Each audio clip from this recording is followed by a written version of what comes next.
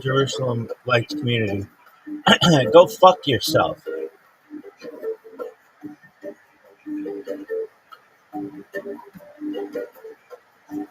All I want is 8-minute dop. And they're like, oh, you want 8-minute dop? Here's some fucking kid climbing on this wall. You like it? Did you like this kid climbing on this fucking wall? Hey, Rabbi. Do you like this kid climbing on this fucking wall? Oh, you want to learn about brachos? Oh, okay, cool.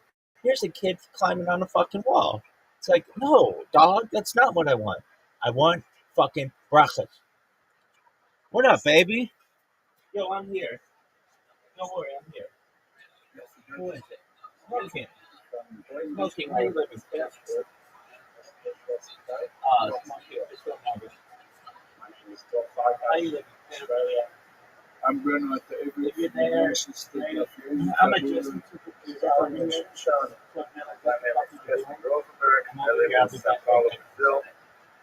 every Sunday, Smoke King.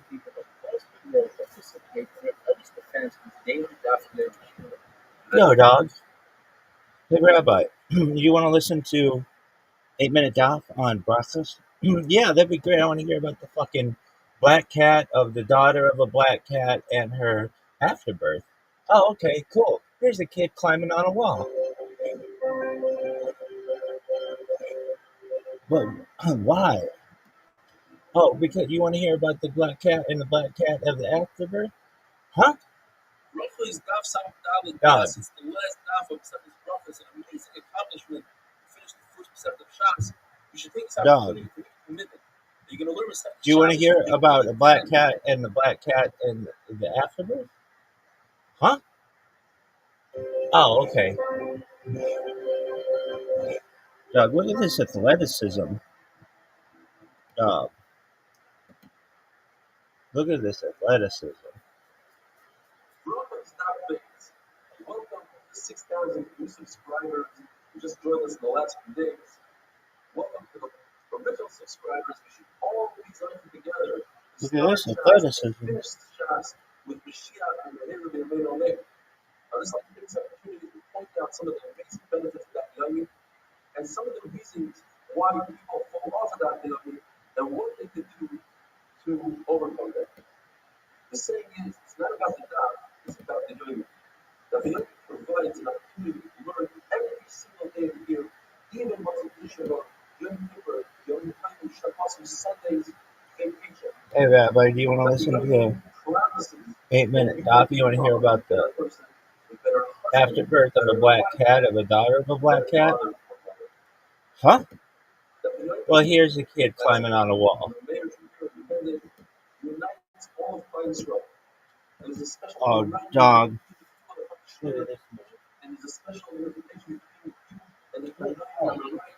Dude, I think I just fucking tore my Achilles. I fucking felt it pop. I'm over here like Austin Eckler. Non-contact injury. Don't worry about the non-contact injury. Why does that matter? No one knows.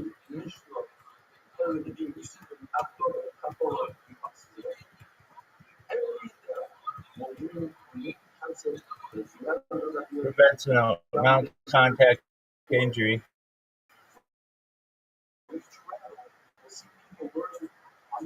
Look at this athleticism. Prevents I'd be like, hey kid, you want to tell me about the daughter of a black cat? Of a black cat is her. Hey cat of the daughter of a black cat. No, it's disgusting.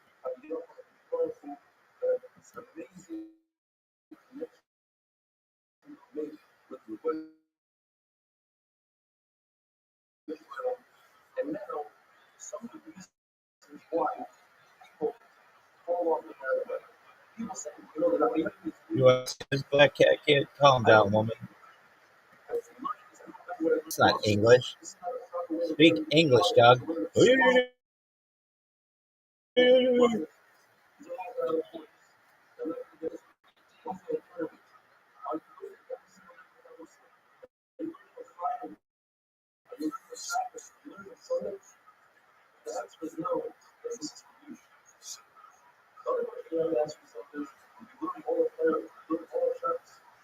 do that? The final result says it's all no possibility. If somebody lives in this world, with different traumatic and different that the world is going to be together, if you walk chance, you can come back to it. If you don't, you can understand what this world is going to be better. But if you don't get it, you're not as smart as the high perspective. You're never going to be shape. And finally, one of the pitfalls that people have is when they go through that, when you need to see that sickness, vacation, or mistake, it's one of these people who says, don't go back up the street, let's make yourself hurt, because I don't want to hold them like you are, and that's a big mistake. Skip what you missed, go back to the street, go back to the place where it's already, write down what you missed, and we'll make sure that every night, but today, you must skip. Don't fall for that. And don't be a perfectionist when it comes to that language. Don't say, well, I didn't think you said that I want to do this. I didn't finish. Because at the end of the day, just finish it. Say that God. Versus you try to say, I'm the light. It's not the end of the world. Let's do that. And let's do it. And now, let's just jump in. You get the chance. The mission discusses creation. So you can yourself and all the kids are right. So you can twice a day. When you go to sleep, when you rise in the morning, what is uncommon? The mission is what we have 6 sheets. The sheet in the mission says 6 for the brother. And the mission is so much of what the half of more common. And then after the 6 problems, they go to the I'm going to go for one.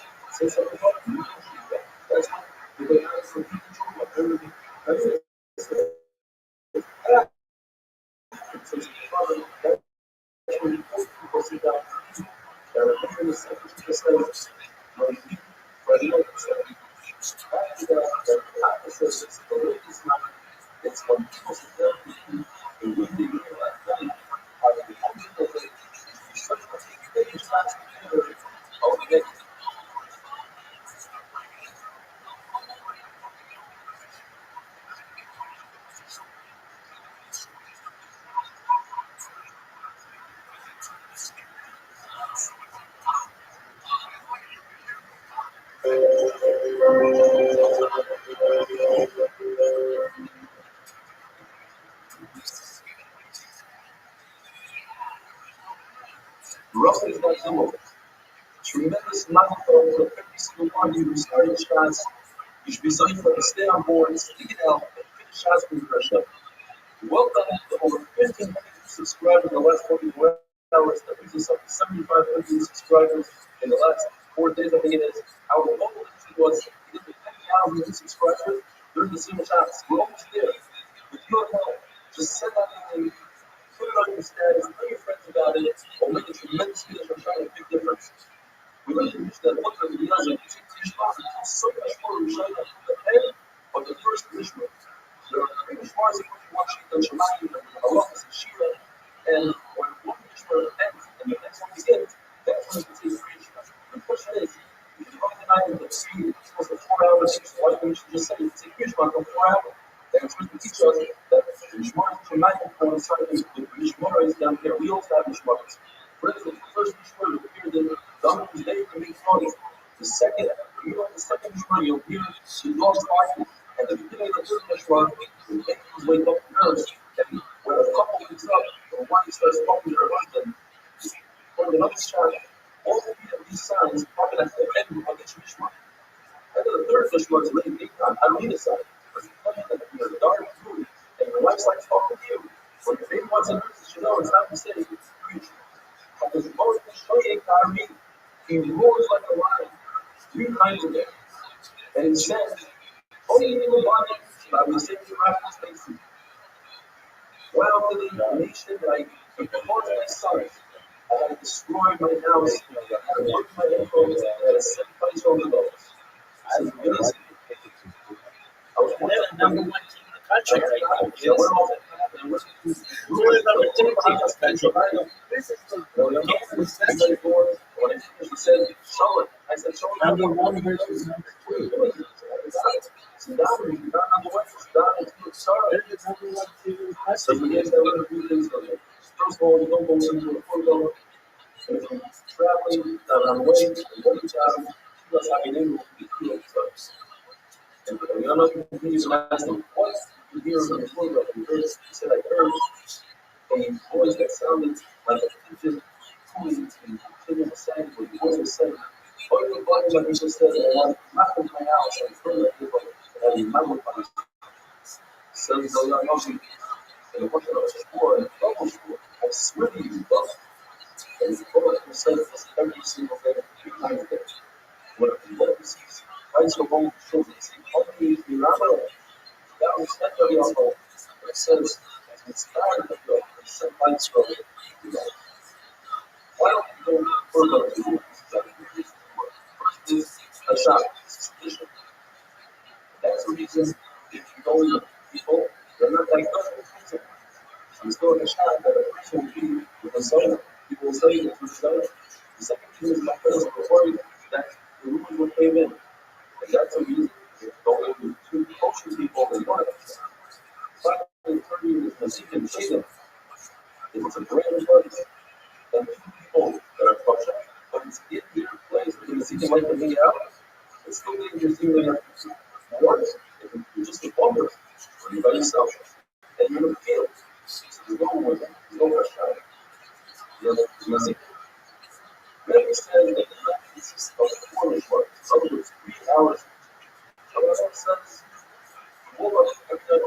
it says, I swear, I woke up 2 mishmars before that. Now, if you hold that there are only 3 mishmars in the night, you won't be able to consider which is in the middle of the night, that means there's only 1.5 mishmars left. How do we bring it up? So tomorrow, let's say we woke up 6 hours. So on the night, plus the 4 hours. It's 4 hours a day. Basically, more 8 hours before we reach anyone else. 8 hours divided by equals 4 hours. In other words, it's 2 mishmars. Yes, it's only 6 hours of night hours. 1 night mishmars. So it's 8 hours before the finish. It was 2 mishmars for 4 hours. The Rashi says, you call 1.5 mishmars, mishmars. 2 mishmars.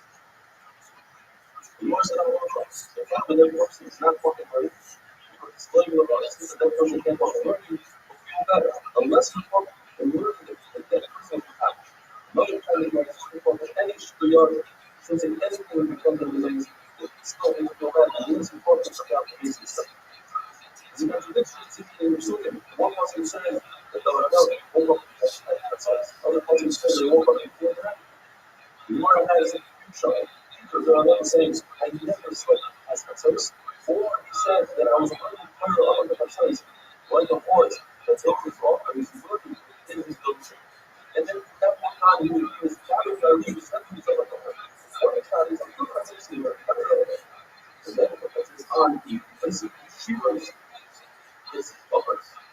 The word extra means when something goes away, when the thing becomes day, or when the day becomes night. But Allah says, Chatzis like a buckle, I wake up at Chatzis. So in other words, Allah knew what Chatzis was, and on the other hand, he said that Moshe Rabbeinu didn't know what Chatzis was, because he says, Chatzis, finally, that was finally Chatzis.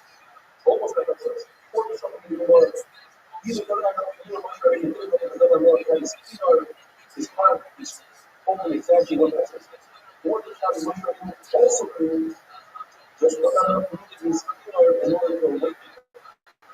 Third side is Moshe Rabbeinu knew what Chatzis was, and just worried that people will say Moshe by saying it's lying with him. That's why they said you don't catch him on his word. Or the track is that Moshe Rabbeinu on the 13th of Israel said, Chatzis, just like now, tomorrow, Chatzis, tomorrow, this world will take place from Adam. Right? Listen, Shocking Lord tells us, Shocking soul in it means 100 years. Everything in front of this chapel, but what did he say? We are not supplying stuff to the amount. Let them please each other. And it's not enough. And simultaneously, it's a God and war. So you have to have war. You have to make it.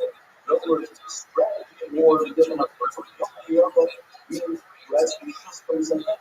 And the also if you ask people to put them, and the other, let the war as a wonderful thing.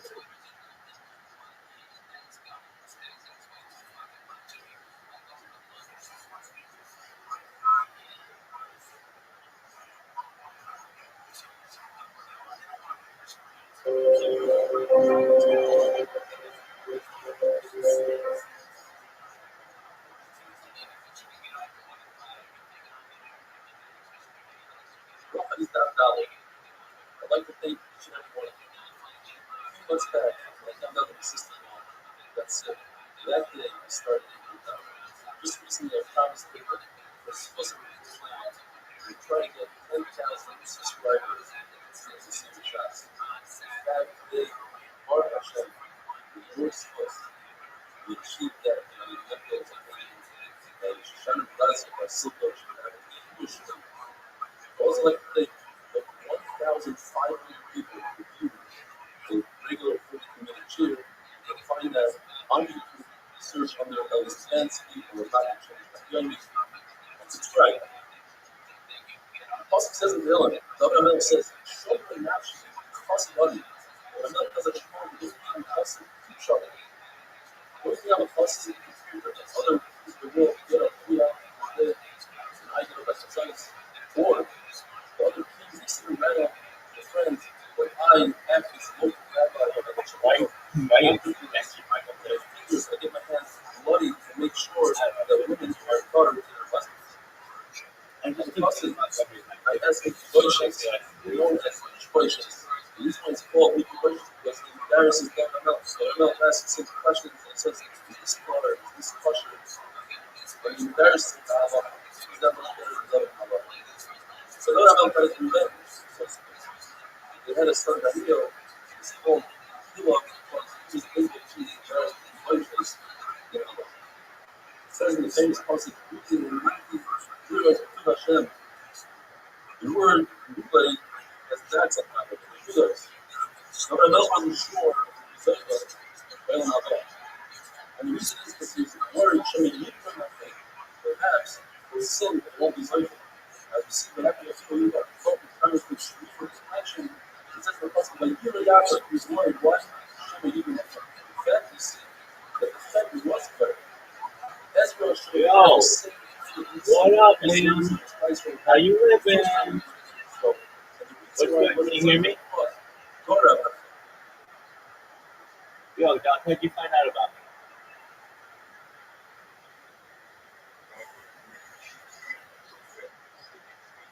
Oh, your friend is amazing. All right, very well. Have we met before? Oh, absolutely. Bring him in. Take your time. Take your time, my friend.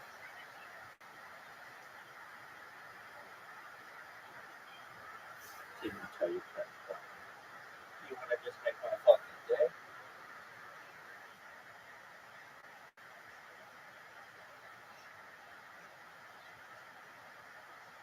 Dog. All right. So quick. What do you think about David Montgomery? I give him that was really good. Still.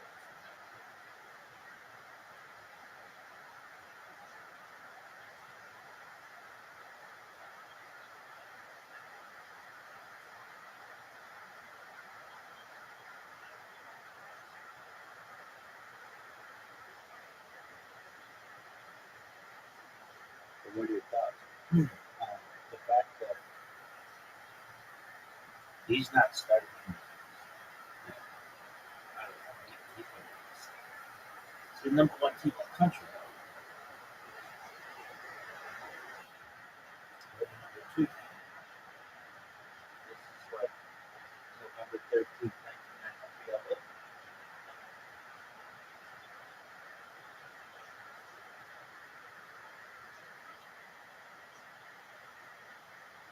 It's a really shot. Do not expect number position number two to go in like this. And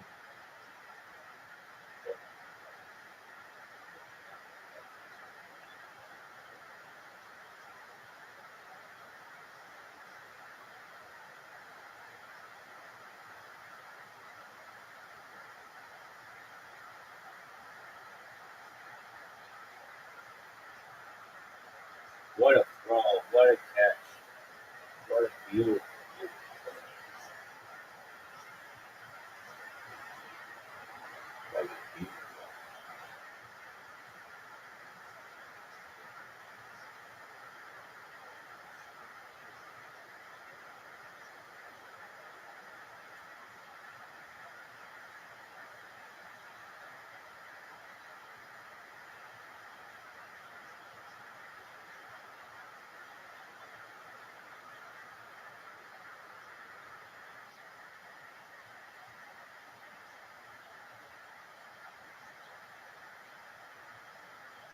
What are your thoughts on Barry?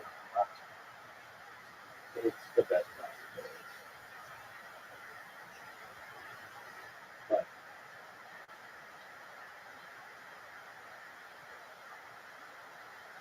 but I still like UFC more.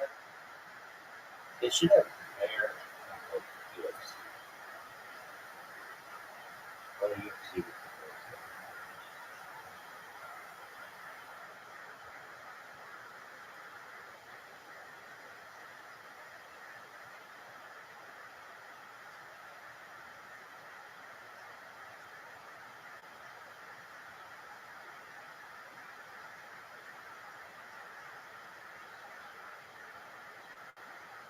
You really got to put my one.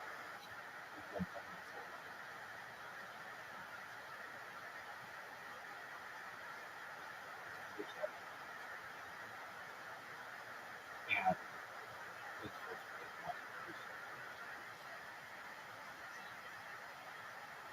Automatically dramatic.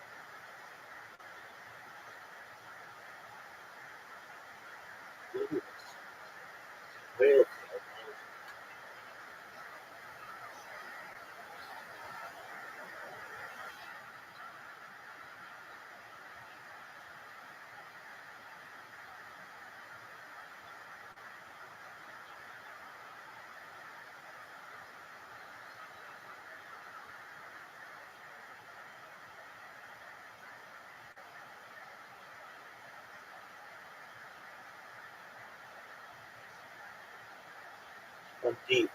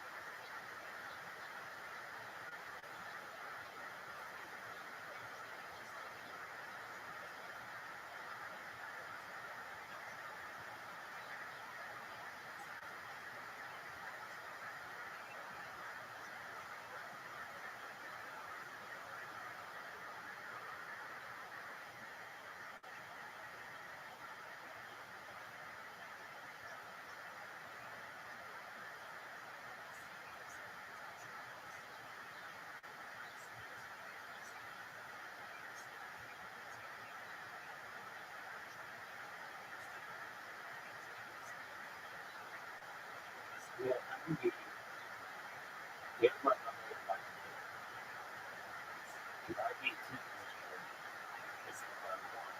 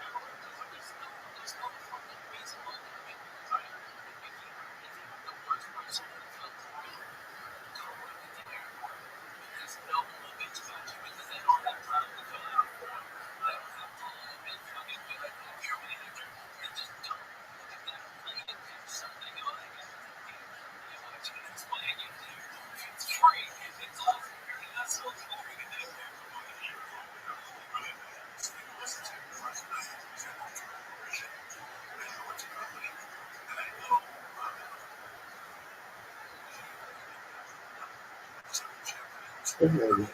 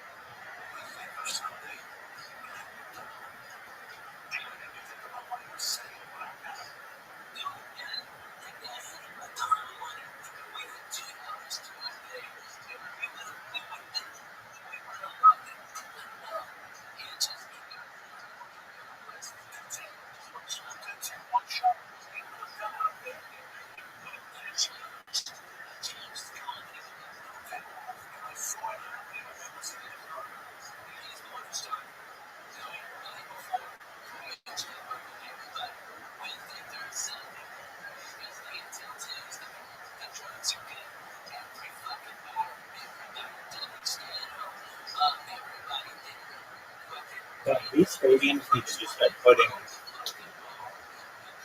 roofs on their shit because these gatorades are awful.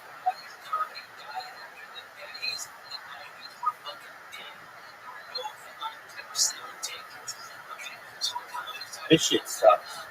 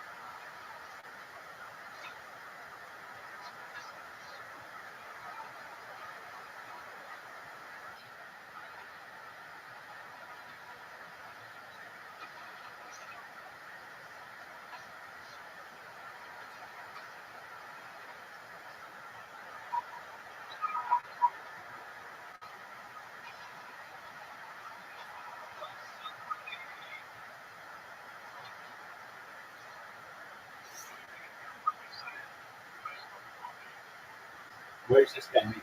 Yeah, they don't. I know I don't have it. Where's this guy making?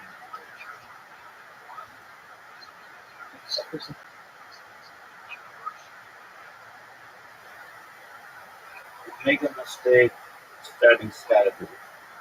Where does fuck even go to school? I don't give a shit, but I do.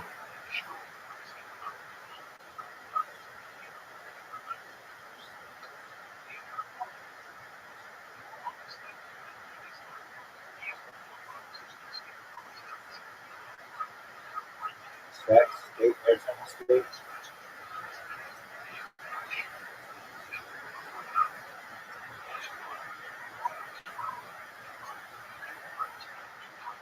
And Dallas is even RB1. No. Dude, have Ashton Cancer game. They have him score 18 points, half a game.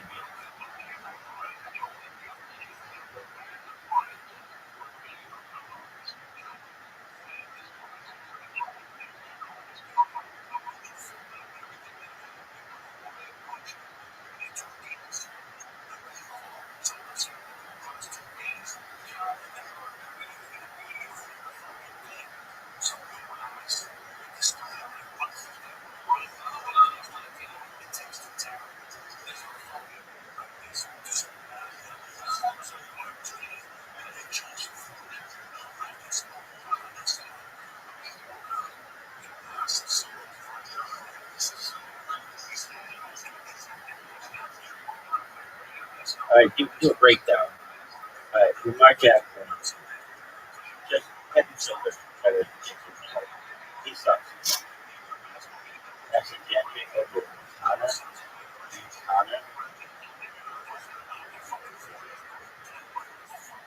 This shouldn't even be close. Connor Howard over Scattergood. That's what we're delivering just asking. What he got to do. That was not good. How did he get? He's already did better than that. Luke McConkey, Bradley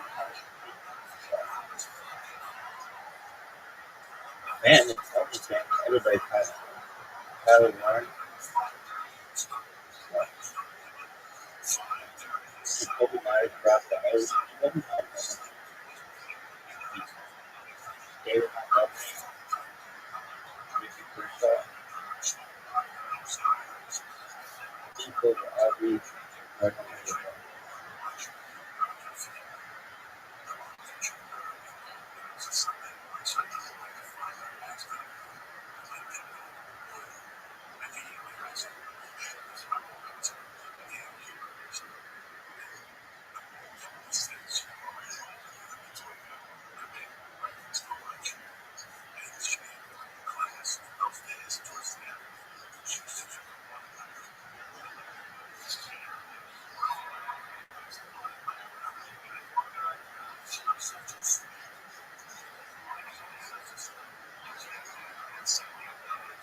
Dude, are you serious? You're not gonna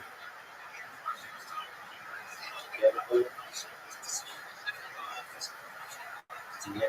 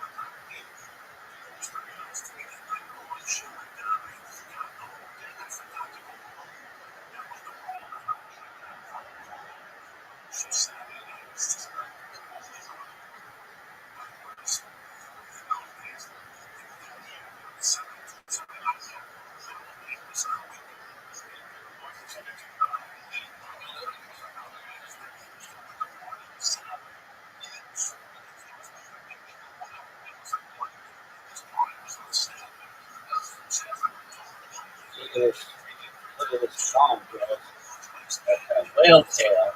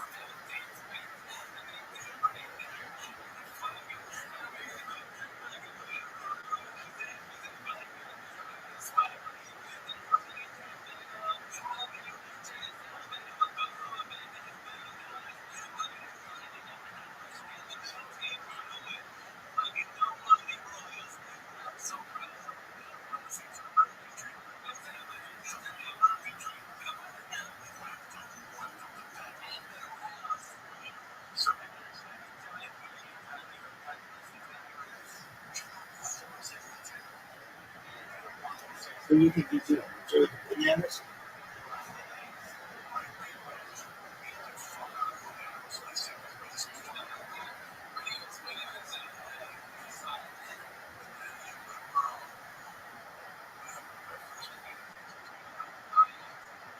You would think when they build these big fucking things, like, come on, let's put a roof on it.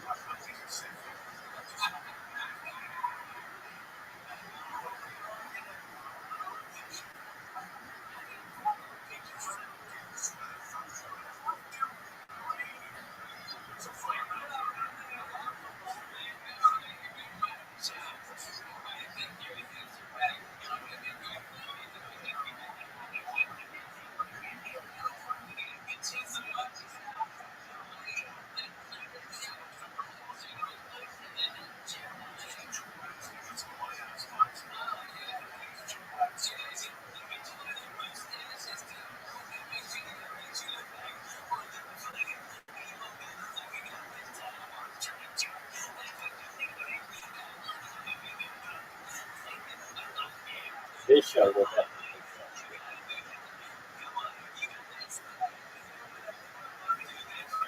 Ron or Toronto. Oh my goodness. What are you gonna do? Amy and Louise? CW. That's the worst idea for a show. Let's do Ron over Toronto. No, that's a terrible idea. Are you going to show it in the United States? Yeah. No. No one's going to watch it.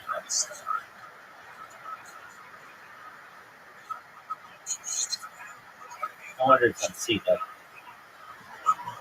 Dude, I don't even know that they had sports. They have a ton of sports. Yo, dog, will you please tell me about the black cat, the daughter of the black cat, and her afterbirth? Yo, dog, can you please tell me about the afterbirth of the black cat and the daughter of the black cat?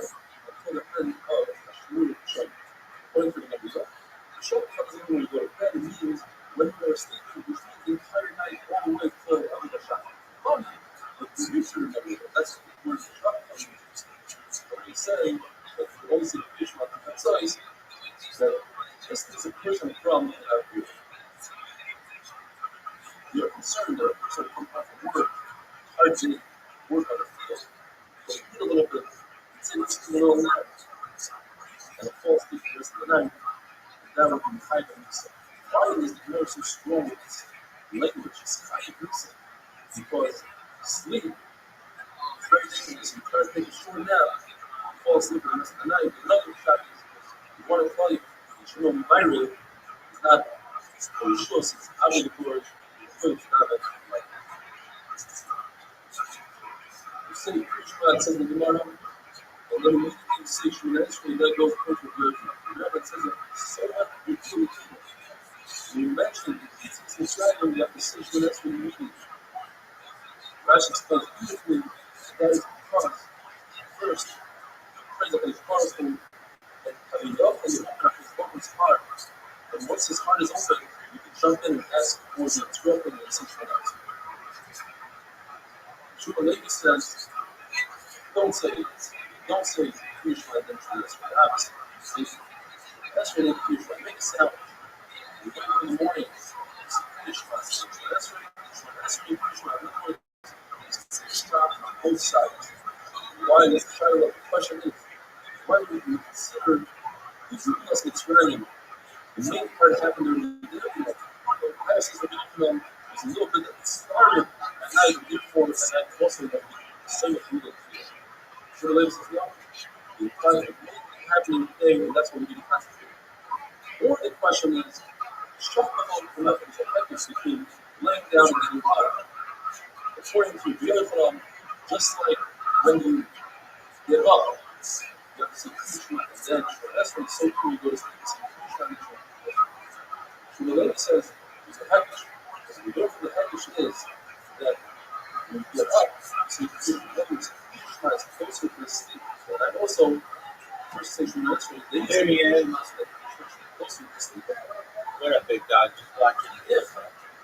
if you have the same creation and the need is necessary, why is it that during Hajj you have There you go, look at that.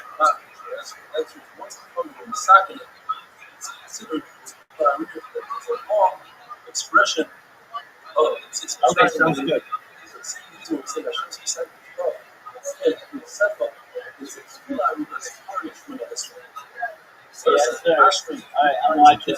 I'm saying We got this definition in the middle of the book. the Torah Trojan is ashray from the and the Boilermaker. the Seder of Alabase, every pasuk starts Aleph, and the second pasuk is Gimel, and the only reason is it's a combination of these two reasons. Oh, it's a weather play. This pasuk of Sarah is this Gimel. Notice actually is missing the pasuk that starts with Shimon, because that pasuk also that of the lines of falls doesn't come. And there's this role they learned that pasuk that lines of for down, get up. As the kind of work of English, we say right away, the following letter, Sama, so that Hashem can lift up, lift up those who fall. What it tells us that not if we fall, when he flies, it's non-stop. But the wheel has a stop over. It makes one stop. So basically, it has two flights. The Rabbi has four flights. In other words, there's two stops. Almost has 8 flights. The almost has 7 stops. We want the person to do and make it part of the among us, or arrive at his destination. If there's some idea for many people are dying, and my mothers as a human. Similarly says that these people that say, because you see the possible, you see about the who's out from the laying down and say, however, from a papa, who it's started as Hazaras, perhaps watches the eagle calf, not really. A problem like that doesn't have to say creation of Anita. Taik says, do not have a problem. So say one person, for instance, you don't have to compute. He says to Hashem, say MS. Wonderful.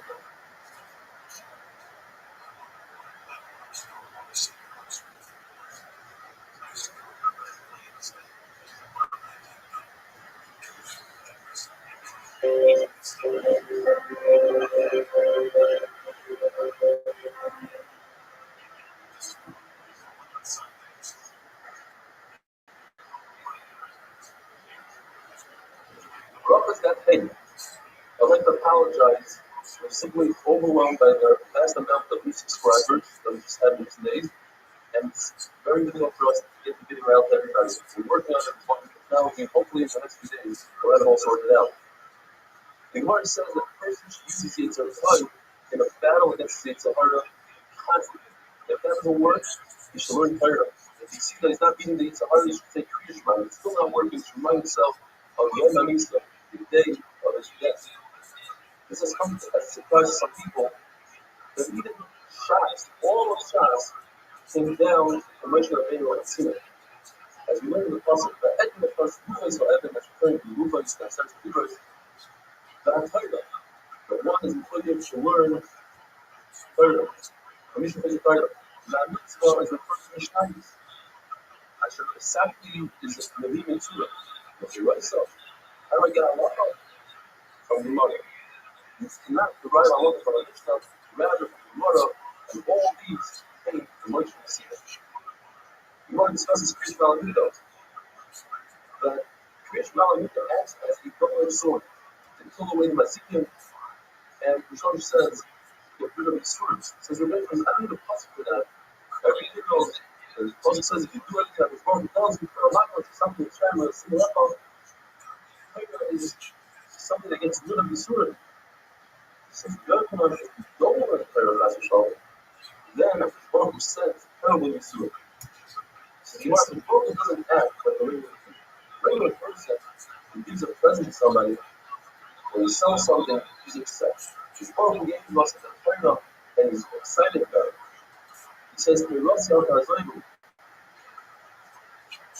person has a surah, and this is a sight of the life. The person should introspect, check to see what might cause the surah. If he doesn't, if he can't figure it out, he should assume it's because he's not learning Torah in the Bible verse.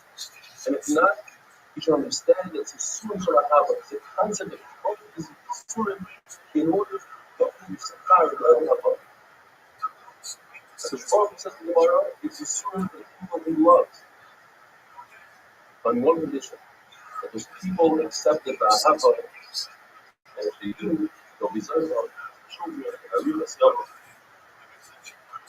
My point is, if the storm shall have is only a situation where it doesn't create for Torah, but one man knows it's only a situation where it doesn't create different tefillah, and according to Rabbi and the tefillah, it's still considered the storm shall have.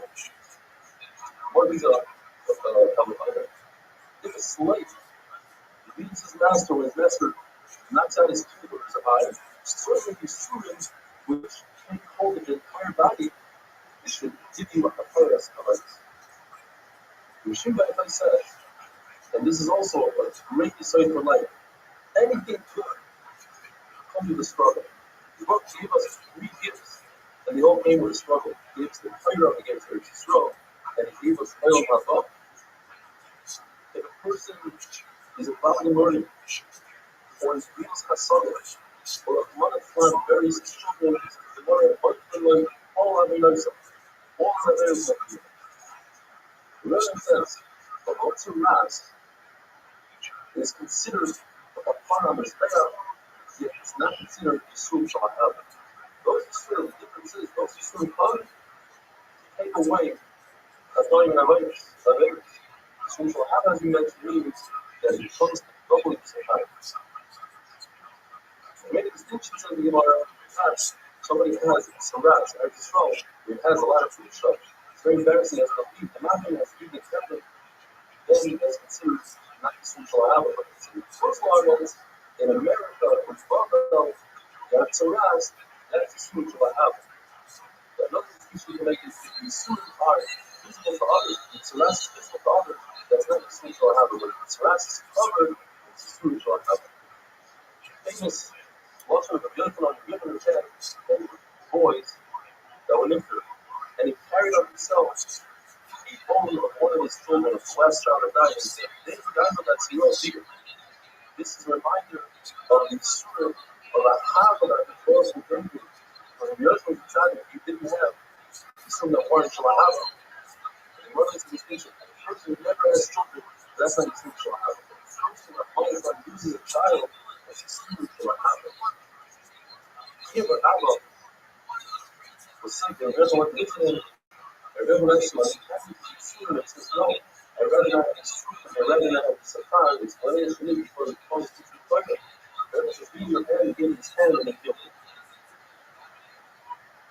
Rabbi himself was sick, but he couldn't heal himself because any flesh matter out in his asur, a person cannot take himself out of jail.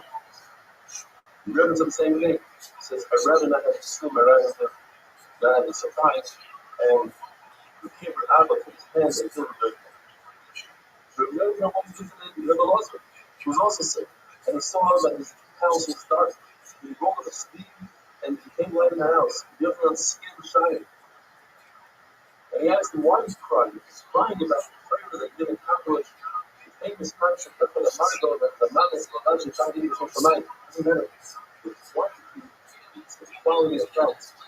And if you're crying because you don't have Banos, and not everybody has two Shoshamayim at the table, you have courage, you have your head. So when the laws are crying by you, your beautiful face, your beauty, that one day is going to be buried. He explained, because the other one, my son explained, the other one was the last of the beautiful people that lasted from pulling the heights. And that's the end of an era. So they both sat in his bride.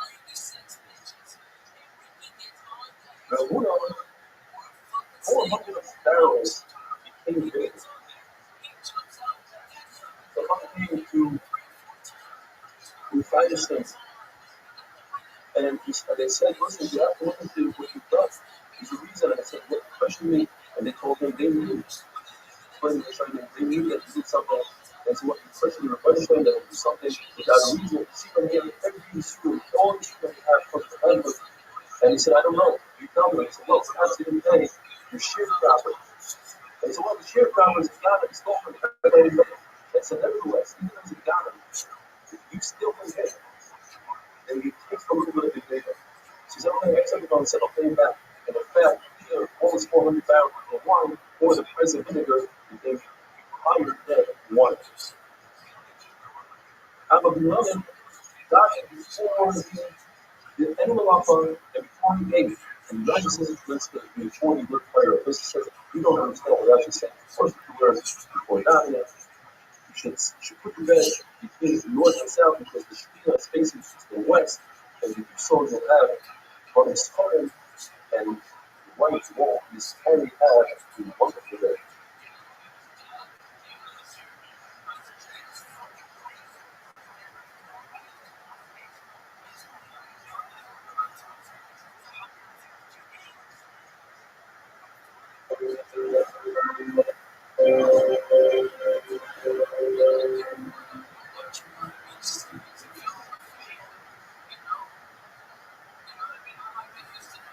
Rabbi is not above.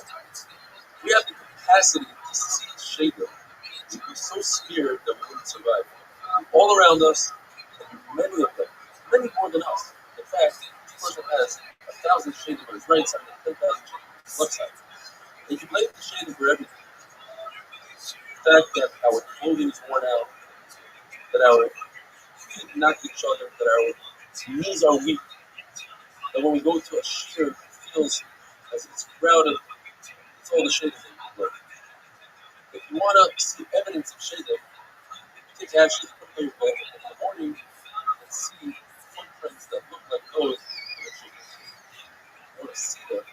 That's how dangerous. You can take a black cat, female black cat, who's the eldest, who's the daughter of another black female eldest cat. Take the afterbirth, burn it, and the ashes of the eyes, and you can see shade. But you can try this trick, and it actually damaged them to other damage for you hear. But the Yom continues to say halachas, and he says that tefillah is heard only in Yisrael. It says shmoya belarina belatfila. The place that tefillah that's sitting there where the Baruch is found in the shul, and he comes immediately actually before the meaning gets there. The Baruch is there when you're doing the entire the Yonas, and comes to the Pharaoh. The Baruch is there when a person is there, the Baruch is there. The person is learned by himself. The difference between a person learning by himself and Chalusa is that Chalusa is exclusively written down in a sefer that's for everybody to see. The individual in his own private sefer, that's how places explain it. It says in the puzzle, the punishment Shloit, it was one he spelled the mitzvah, he had a witness of the mitzvah, it gets scar as if it did. And these 12 years ago, the Torah says, like Israel gave me this one great Shvat. He said, like Israel, Hashem Elokeinu Hashem Echad. I'm going to say, he found for Israel very hard. One of the Torah put in his tefillah, one of the bats of them, to leave Goy Gadol and the parsha for Goy Gadol. In the second bias, he says, Hashem Israel and the parsha for Amcha. The third bias, he says, oh yeah, this one. And the fourth bias, he says, if a person is used to coming to the shul and he doesn't show up, the Torah asks about it. Where is this guy? If he finds out that it's because he went for bar mitzvah, the person will have life. If he finds out that he went for bar shus, you won't have life. It's time reading this Gemara. Time says it's impossible to show because the person wants to be there. This is what a person is going to earn this year on Rosh Hashanah. That's what I'm doing Rosh Hashanah. It's impossible that the person has putting time to go daven and to go learn. When he takes that time instead of learning to go to the person, but also it's impossible that Baruch will take away from the learning that he's supposed to learn. In other words, he should stay and learn, and nothing will happen with the same that day. The version says that the Baruch comes to show meaning is not doing miyad payas. This specific meaning. The person has a permanent connection. So he's not really like a review. And it says in Ezra, and when he dies, they say, who's this honor, who's this person, the child of a when you don't go to the shul, you should run. When you leave the shul, you don't run. This is run away from shul. In fact, at Shabbos, when it's possible to run, you're allowed to run. It's encouraged to run to shul. has a list of things that you might perceive that you get scarred for. It's in fact something else.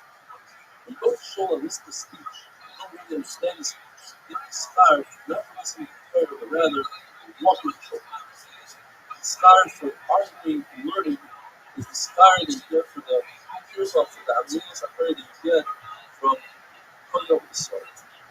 The scar that you have going through the base of it and not from Oval is not the cause, the opposite. So it's quiet is what's when you fast, the fast that you think that the scar is the fasting, in fact, the scar is will be greater when you give money in proportion to break the fast. The scar of you must get somebody saying Hester is not in the speech that you give, but rather in the crying that you give. And the scar that you have in one Pasna is the scar for telling the Pasna three things. If you daven in the shul, outside of the shul, the word that actually means obviously during Kodesh, that wall, and the back is stored during Kodesh, it's in Russian, it's the story that Rabbi, that's something that's davening outside the shul, and the back is stored during Kodesh, it's like shooting around, and I'm going over to got a sword from the person. It says in the passage, the Adam, these are the things that people are used to, such as davening, people disregard the davening, treat it properly with respect. The other one says, is a blushing of a bird. This person is being supported by others because it's a certain that his face turns the color of his bird called growth. Not only that, he is a Judah. He gave him a punishment of patient fire. The Lord says you must be careful about reading feelings. Beautiful, you see that a Rabbi whose hands are doing beautiful. By Myron it says, but the Shabbos says, Hashem Tishma for you. If you benefit from a wedding without reading secret the wedding, you're over on the five privileges that says the possible for such and secret itself. You are the Sameach HaSamakala, benefit from the five privileges that says that the by the privileges of brothers. The continuation of the Sassim, it's a very long passage. It says that the being took the base action. Some say that you go to the wedding, it's a miracle balance as if you brought a Taik. Or it's as if you built one of the ruins in Shalim. That's also the creation of the same passage. It says, the Oshel is Haaretz for the if your friend says hello to you, you should try to say hello before your friend does. As it says in the passage, back to the Shalom on your face, seek out peace. Now, if your friend says hello to you, you just nod him out, you don't say hello back, you can sit with a gazlan. It says in the passage, the Lashon of Seila Sanif, you're a poor person, you don't have anything. All you have is the ability to say hello. Somebody stole that ability from you, that other person is fasting.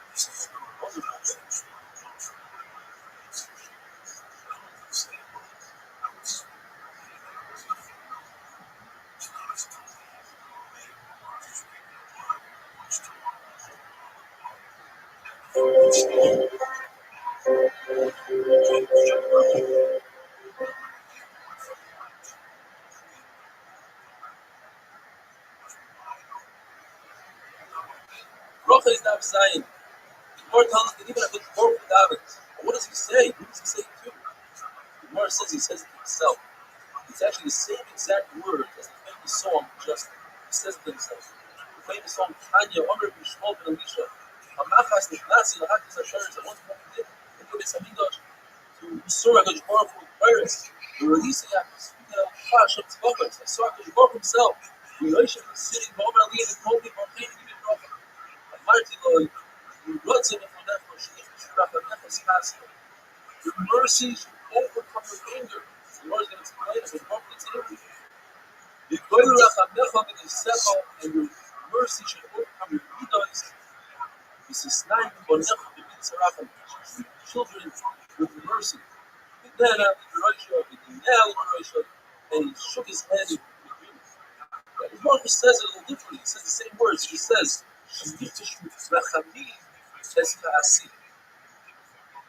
what do we learn from Rabbi Shmuel? We learn that Or we could ask a bracha from a Basar Adam, give him to that any Basar Adam, even a Hedya, I'll kill the biggest Hedya calculator, even a Hedya, a simple person to see his bracha and should enjoy and benefit. We learn from the Baruch that you don't accuse a person when he's still angry. Wait until he calms down. The Baruch said, wait until I'm not angry.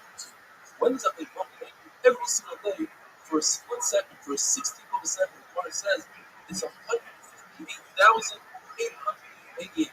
One part of that, which is a 16th of a second. Or the amount of time that says that it takes to say the word Rega. And Bilam knew that second. Bilam wasn't that smart. His own doctor beat him in an argument. And we knew that split second, we could use it to curse somebody in curse words. In fact, the Mishpah knew that Bilam was about to curse by Israel, so he didn't get mad those 3 days. So that those 3 days, there wouldn't be anything left. Once in the story, the Shulman lady was upset at a certain student who was bothering him, so he wanted to kill him. What he did was, he took a chicken and tied it to his head. There's a simile. When the chicken's toast turns from red to white, that's the time that the Lord used to say. And he waited there, and he noticed that he fell asleep. He realized it's a sign of Shemayim, and that's supposed to be true. It says, the Rafa Mamakom Master, the Baruch Hu has recorded even on the bed. The Baruch Hu gets angry when the kids go on and they take off his ground and he bows down to the sun. If a person has self-discipline, it comes from within himself. It's not from outside. It's a lot better than somebody with hit him in 2 mountains. So the Torah is better than 100 mountains. That says the Gemara that Moshe Rabbeinu asked for 3 things, and he got all 3 things according to what God asked. He asked that Klal Yisrael should have Shekhinah. He asked that the Goyim should not have Shekhinah. He also asked to understand why is it that sometimes Tzaddik around or a good guy is sometimes has a bad life, and sometimes Rosh of the Torah, the bad guy has a really good life, supposedly. He was told that one shot is Tzaddik around or we're talking about Tzaddik in front of Tzaddik over. Tzaddik over, he wouldn't have this. What's the shot? Or if he wants to give a person the secret so that the Tzaddik is less double, should be over than anything.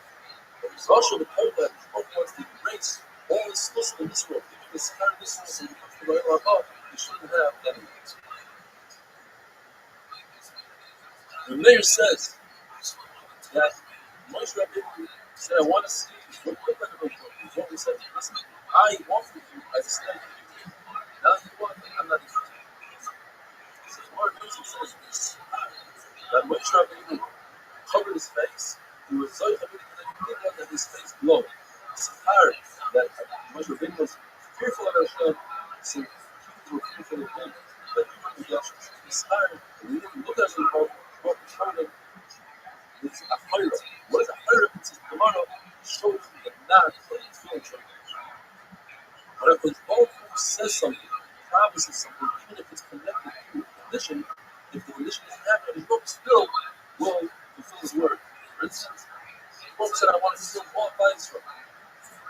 And don't worry about your Rabbeinu. I'll make you a great nation. Then he didn't take Christ from them. He was Rabbeinu, your nation. In fact, with Rabbeinu had, as the prayer tells us, 600,000 disciples. The Rebbe said in the name of Rabbi Yochanan, Rabbi was the first one to call the British master, others. And what Rabbi was saying was in the narrative of Rabbi was calling the British Leah was the first one to invite the type of Torah. To praise the Torah. He realized that when Hashem gave him his born, which is the name of the Rebbe, the Gemara, it's made out of cords. See my son. Leah was saying, look at Esau. Esau used to pray willingly and complain. And he said that you have to put away illegally. My son who being hustled to prepare Yosef, yet he didn't complain. Not only that, he wasn't jealous. He tried to say Yosef that it's living the other. The name Rus must describe David HaMelech that would sing Shivos, the sea of that Shivos. In fact, you see that the name of the person has a tremendous effect on the person. A son, a kid, who's rebellious, who's worse, and the war of great mother of his parents. And the Gemara asks the question, David HaMelech was running away from his own son Absalom, which would be the worst thing in the world. Yet David HaMelech says, Yizmer David. He's saying a praise that was born. Shino David.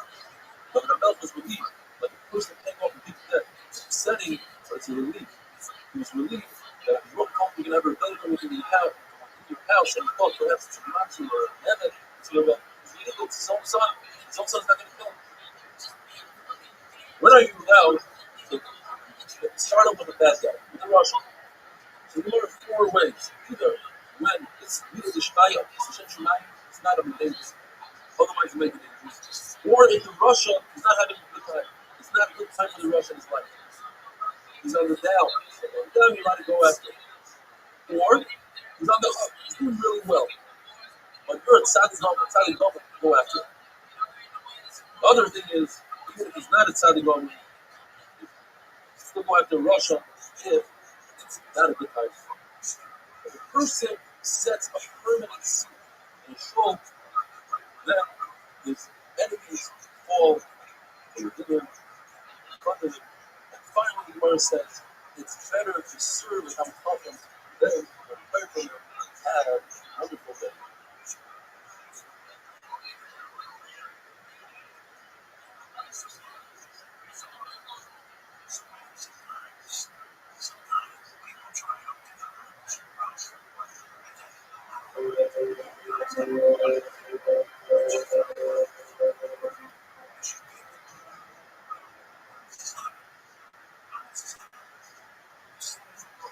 Baruch is that test. Today must be one of the highlights of the Dafyomi career. I was saying over the Gemara Tanya, Amr Yishmael ben Elisha, when suddenly one guy started singing the famous Avraham Street song, and then the entire group, 60, 70 guys together, it was an unbelievable feeling.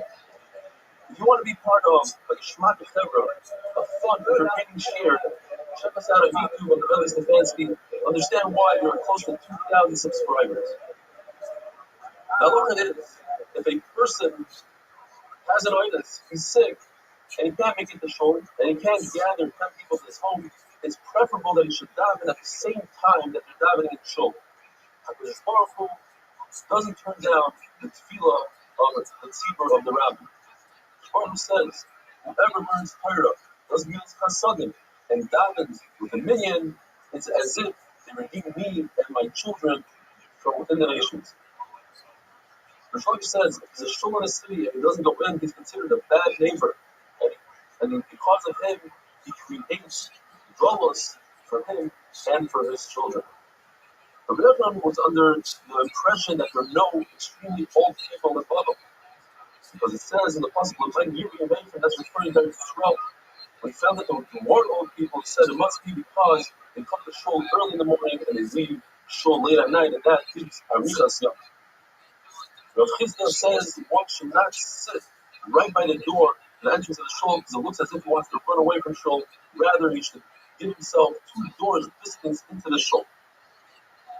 The Gemara brings 4 pshatim from this pasuk. Every chassid, pious person, should daven for this, le'eis, the right before he needs this thing, and he'll get it if he davens for it. What is this thing? The first shot is, Rabbi says, is referring to looking for a wife. As it says in the pasuk, Matzah Isha, Matzah Taik, the Matzah matches Matzah in the pasuk.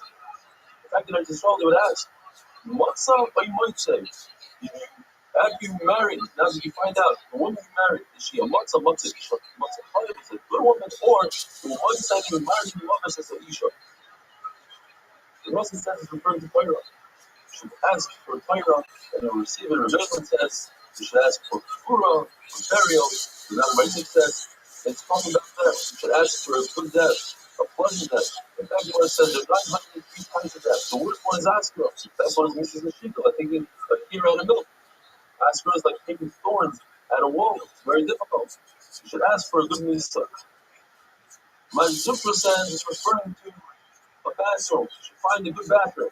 The one says, in fact, my Zutra seems to be the best out of all of it. Says Rav Chisda.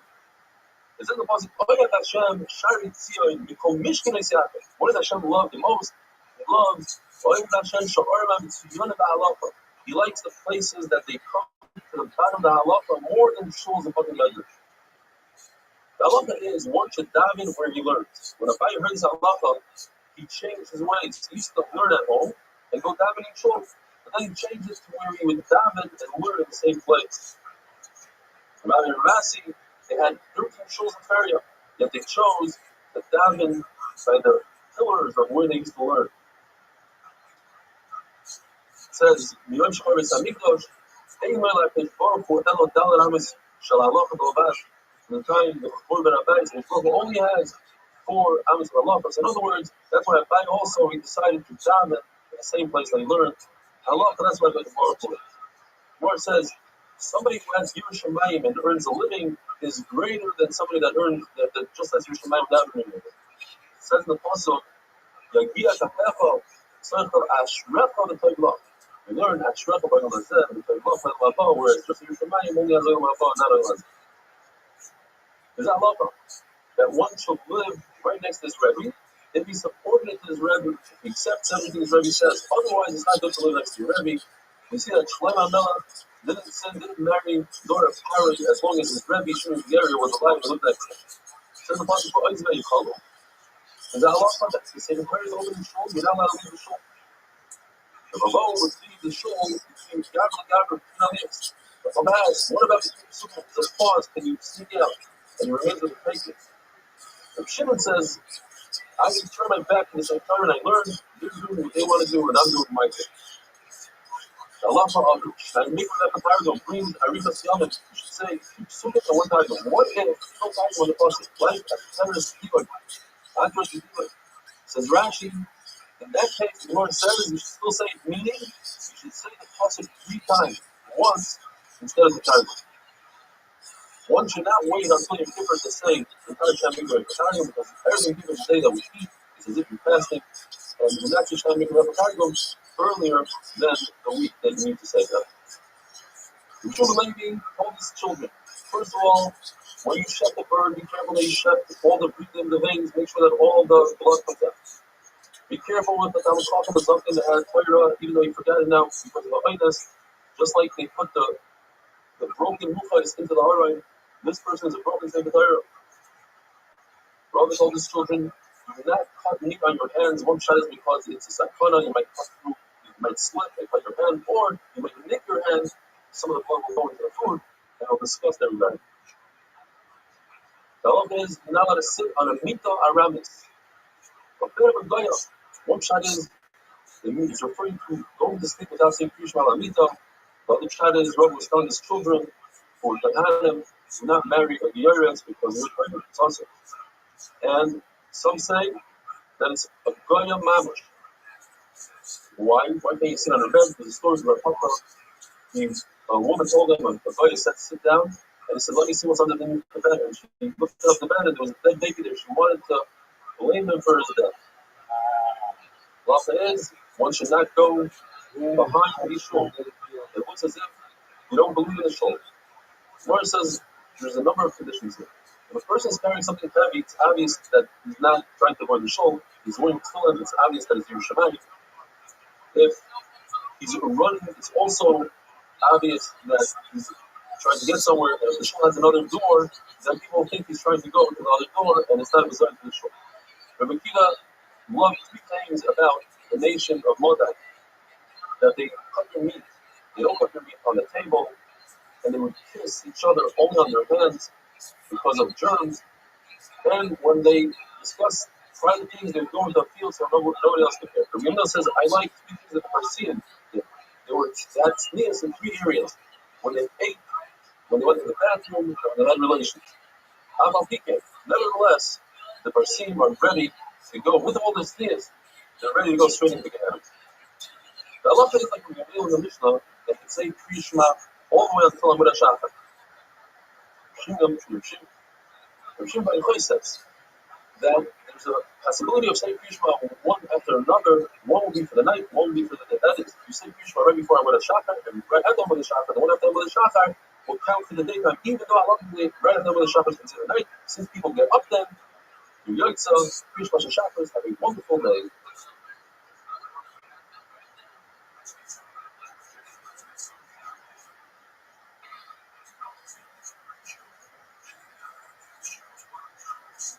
Rocha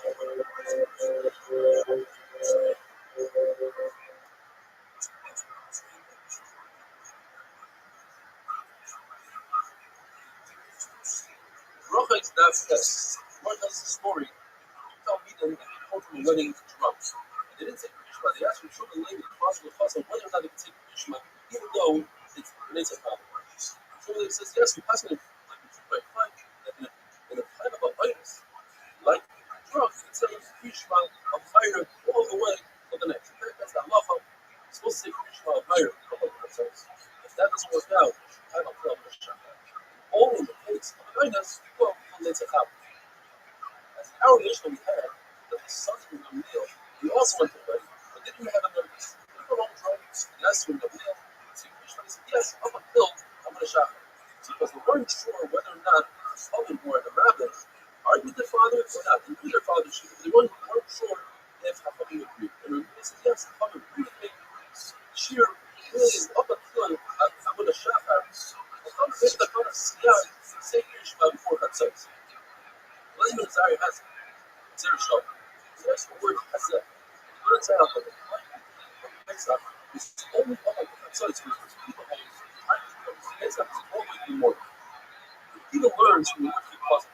Puzzle in Poland is the instance of lights from what they use. In the morning, so therefore you can eat the Pesach until the morning. That's their own that puzzle is referring to. They were in a rush to get place filled out. The Gula started by Chatzos, but Chatzos is the one place filled out. In reality, this place filled only left the following morning. There's a puzzle that seemingly has a contradiction. It says, Shom Tizbach Pesach Pesach. When do you shach Pesach? Which means you have to. It says, Vay Hashem, Vay Hashem is referring to Shkia. It says, Vay Yitzis Kamen Tzrayim. But the place where we can try in the morning. So which one is it? Shkia or the morning? The puzzle is telling us it's Shkita of the Karka Pesach happens in the eating of the Karka Pesach. There's only after Shkia. But at one point in the evening, when you're Yeshua, which is like you can eat all in the morning. Or if you're Lazar, it's a little offensive. Right now goes on to explain the Pesach. When the Kodesh Rabbi, that's why Yeshua, borrow gold and silver from the Pesach. The Pesach is the English, not really enough for us there. What's this no? I beg of you, please. I don't want a different company of kinds. I promise that it's literally a slave rights for and that laughing at these people show them they didn't have these people and I beg of you should do them that they should borrow only some and Christ will say, you don't want about it. You want to leave. You can why should you get up the tomorrow and sleep right now? But Yashiku, with the minute then, says Rabbi means that it had before sleep. What happened before sleep? One shita says that the mitzvah will force the night. Another shita says, if I just want to borrow, felt that it might be too heavy, the mystery might be too chase, you wanted to go lighter. And therefore, they didn't want to borrow some price for it. And that's what Mitzrayim says the Gemara that one price will borrow from the Mitzrayim. Everything is necessary.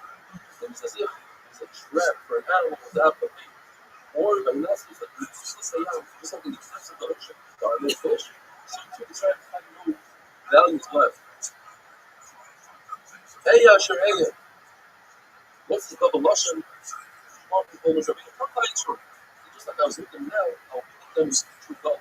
So which one said, right now has enough on your head. Why should I tell them about $2? Says, everybody shall be right. Just tell them to help you with that. What's the double Lashon that we are? I need Hashem and Edi.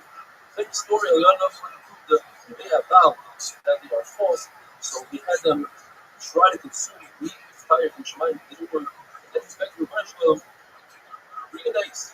Bring down fire from Shemayim and consume the meat. In fact, that's what happened. So I named the second time was why Yisrael should think it's witchcraft. They should understand that it's witchcraft. Says the Mishnah. Yishma in the morning is said when the friendship between faithless and love. This is faithless and love.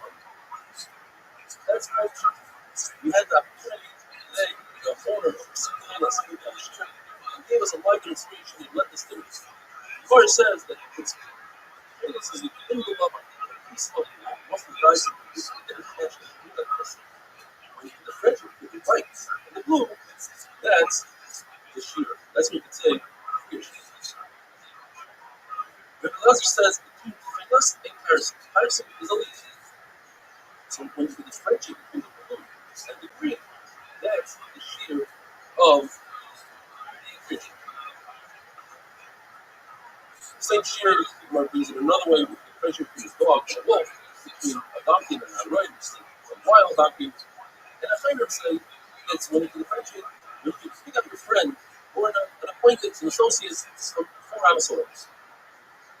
What about again, one time you say, one cheek is a few minutes of time. That's not a kilo. That's the only for Yeshua says until 3 hours, animals, right there.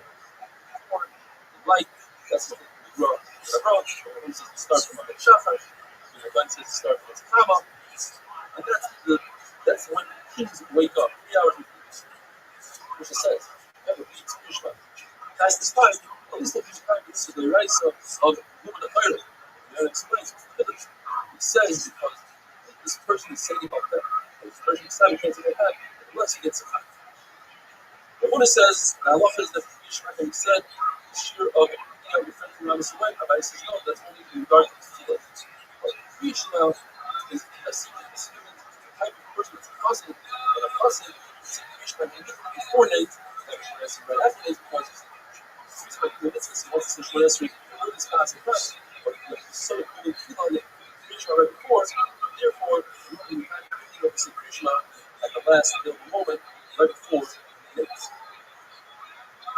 says, how do we know this concept? It says, you should have fear right when the sun comes out. That's Krishna, over the Shabbat. Because the thing is, the Uriah Berger is talking about the Mincha should not be said after Shkia. Yoisi and Yokin said the name of people who's lying, and whoever says, ready for Tefillah, will be damaged that day. Zera said, what's damaged today? This is what it says. Why? Because you had a mind for the law, so that's what you do. You don't pay money to see people. You're supposed to see even $10 kings. You see different between a dog and a get king. Rabbi says, tomorrow, he was so Tefillah, and he was happy the entire day. He had a smile on his face. Hashem supposed to say Tefillah, and he said, tomorrow in one shot says, you also got to be fucked. Otherwise, it's a custom to you. Because it had a really set up. This is a public debate, and it's like part of Shmona Esrei. Shmona Esrei is part of the body source. Shmona Esrei is because of the 8 people that Rabbi had respect to the 8. You Ratzai is the capital test, and that's what we see. Ratzai, not Shmona Esrei, and not before. I think it's wonderful.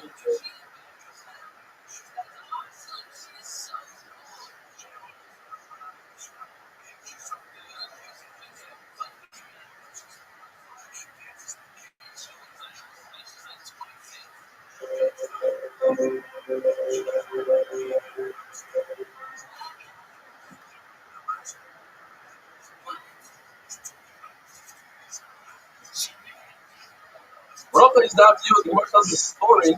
The mayor had really bad neighbors. See, David and Ishadai, Ruria's famous wife, told him that's not the way to do it. You're probably thinking, I'm Chatayim in Aretz. Get rid of all the Chatayim. Yes, get rid of the sins, but don't get rid of the sinners. What you should do is, David, they should do tshuva. In fact, David, and they should do tshuva, and it requires with tshuva. And Min once asked Ruria, how does the person make sense? And Rabbi, Mani Akara Shaloi Yoda. Because she didn't give birth, she came out in a song. And she said, shut up. Look at the end of the passage. Lost the mother by the Geula, there are many more Klais from Yisrael than Edom.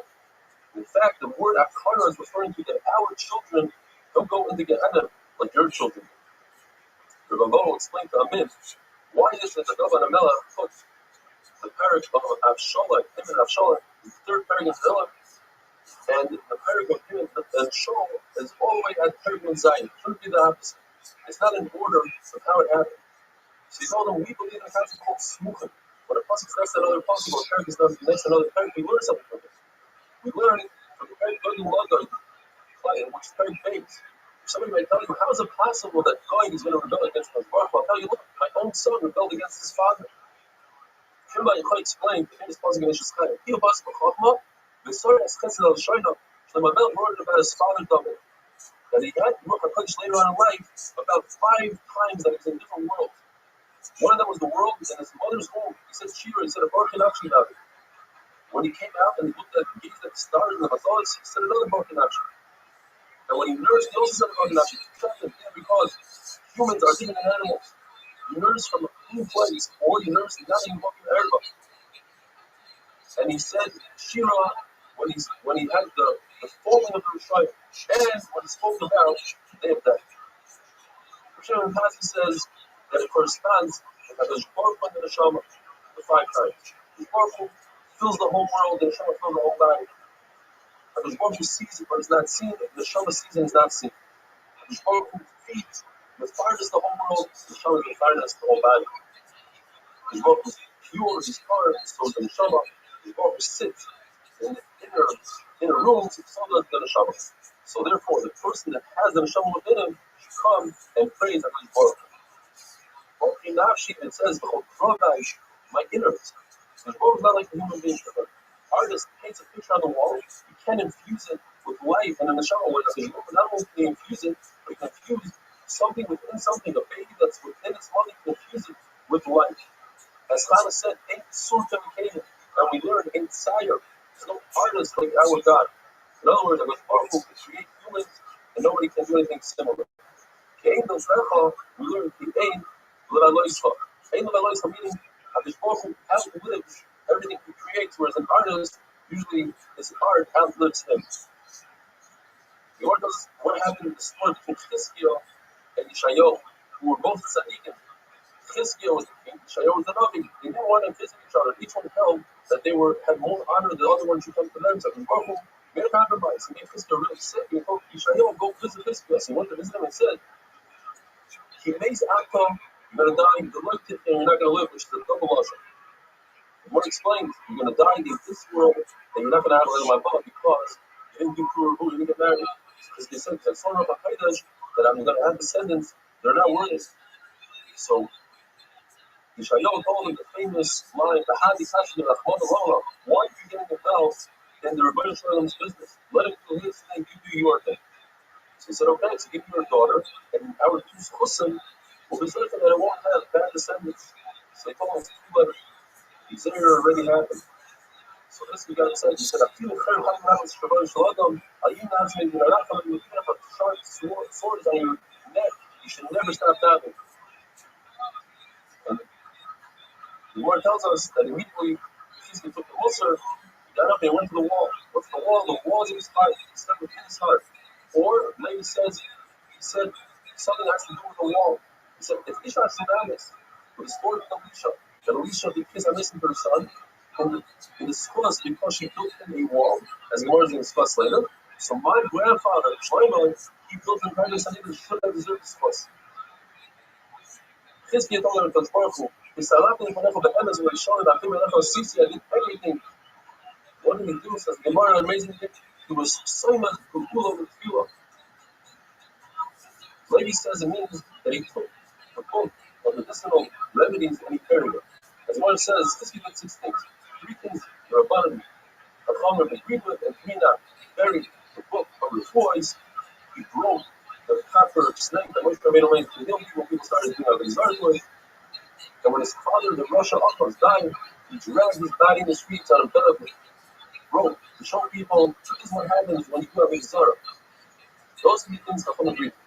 But what they didn't agree to that when he plugged up the water behind in order to create that the soldiers prepared should have water, they didn't agree to that. They said, let us go to the book.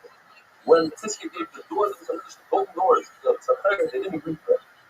And when he did, Hebrew officially made an extra month of the year. On the last day of Adar, he said that's not good because that last day could be Nisan, and because it could be Nisan, you don't do Hebrew Shon on that day.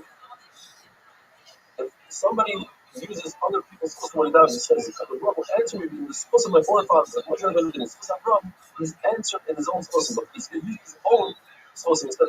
Answer me nicely, etc. So they use the source of God. Now going back to the story of Isha Shunamis and Elisha, she said, "Let's make a wall." So this, where did she put Elisha? She put him in a pulpit of Sandra, and she had to build a wall to divide of Sandra. And then, what does Aliyah mean? Aliyah usually means in the attic. It means she put him in the best of her houses.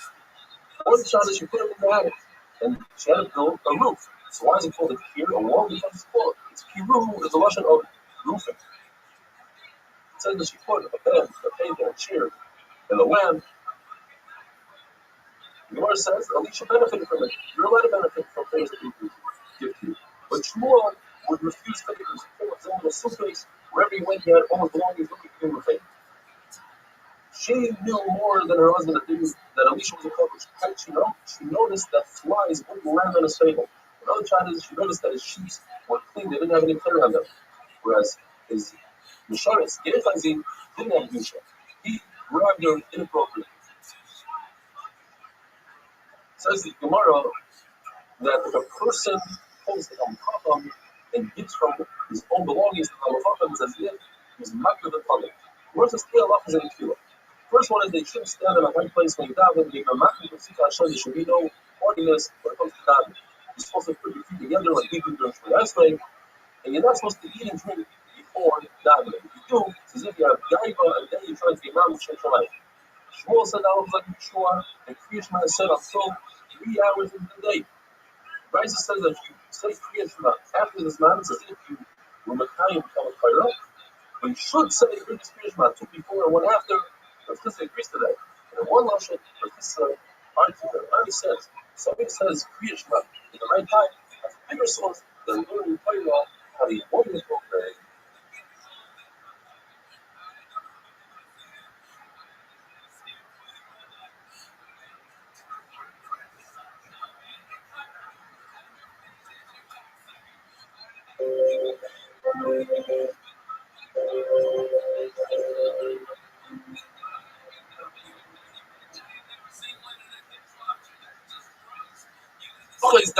As we learned, the Pasuk says, you must say when people go to sleep and when people get up.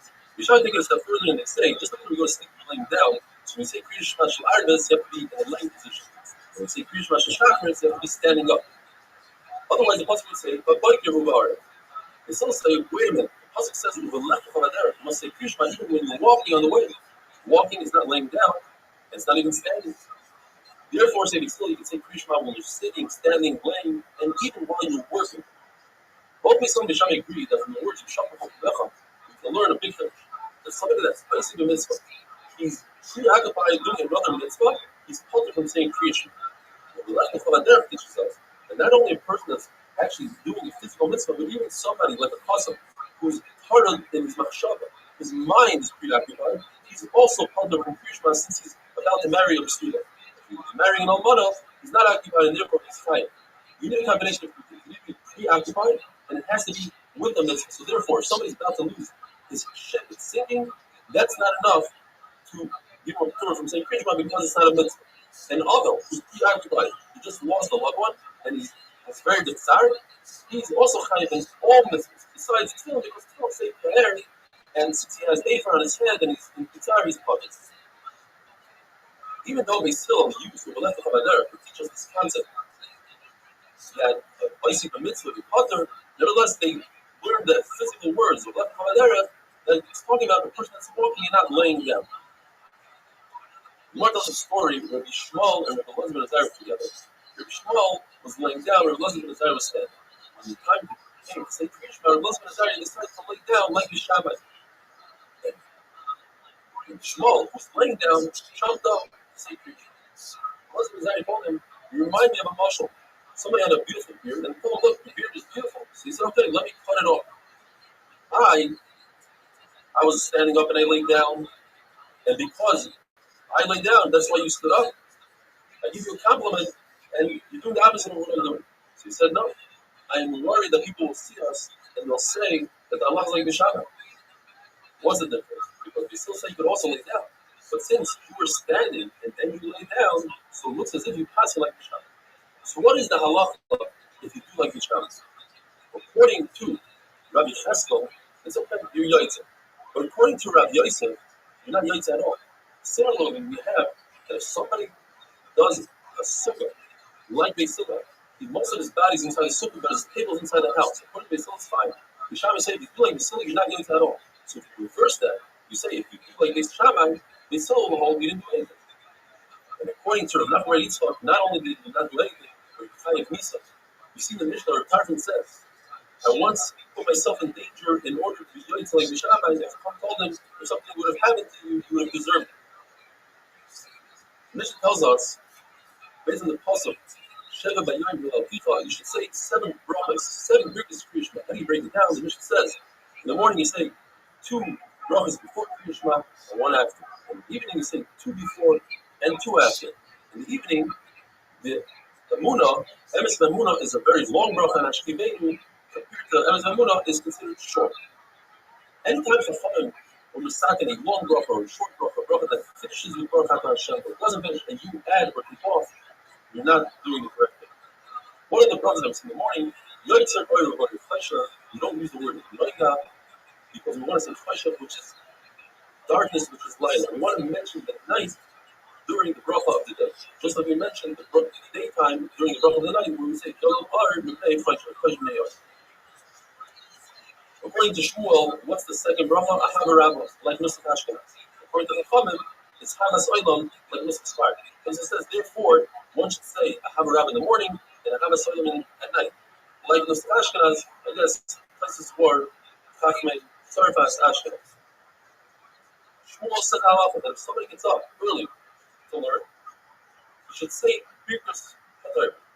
And if he said Kriya Shema with Birkus Kriya Shema, so Ahava Rabba hatters him from saying Birkus HaTorah.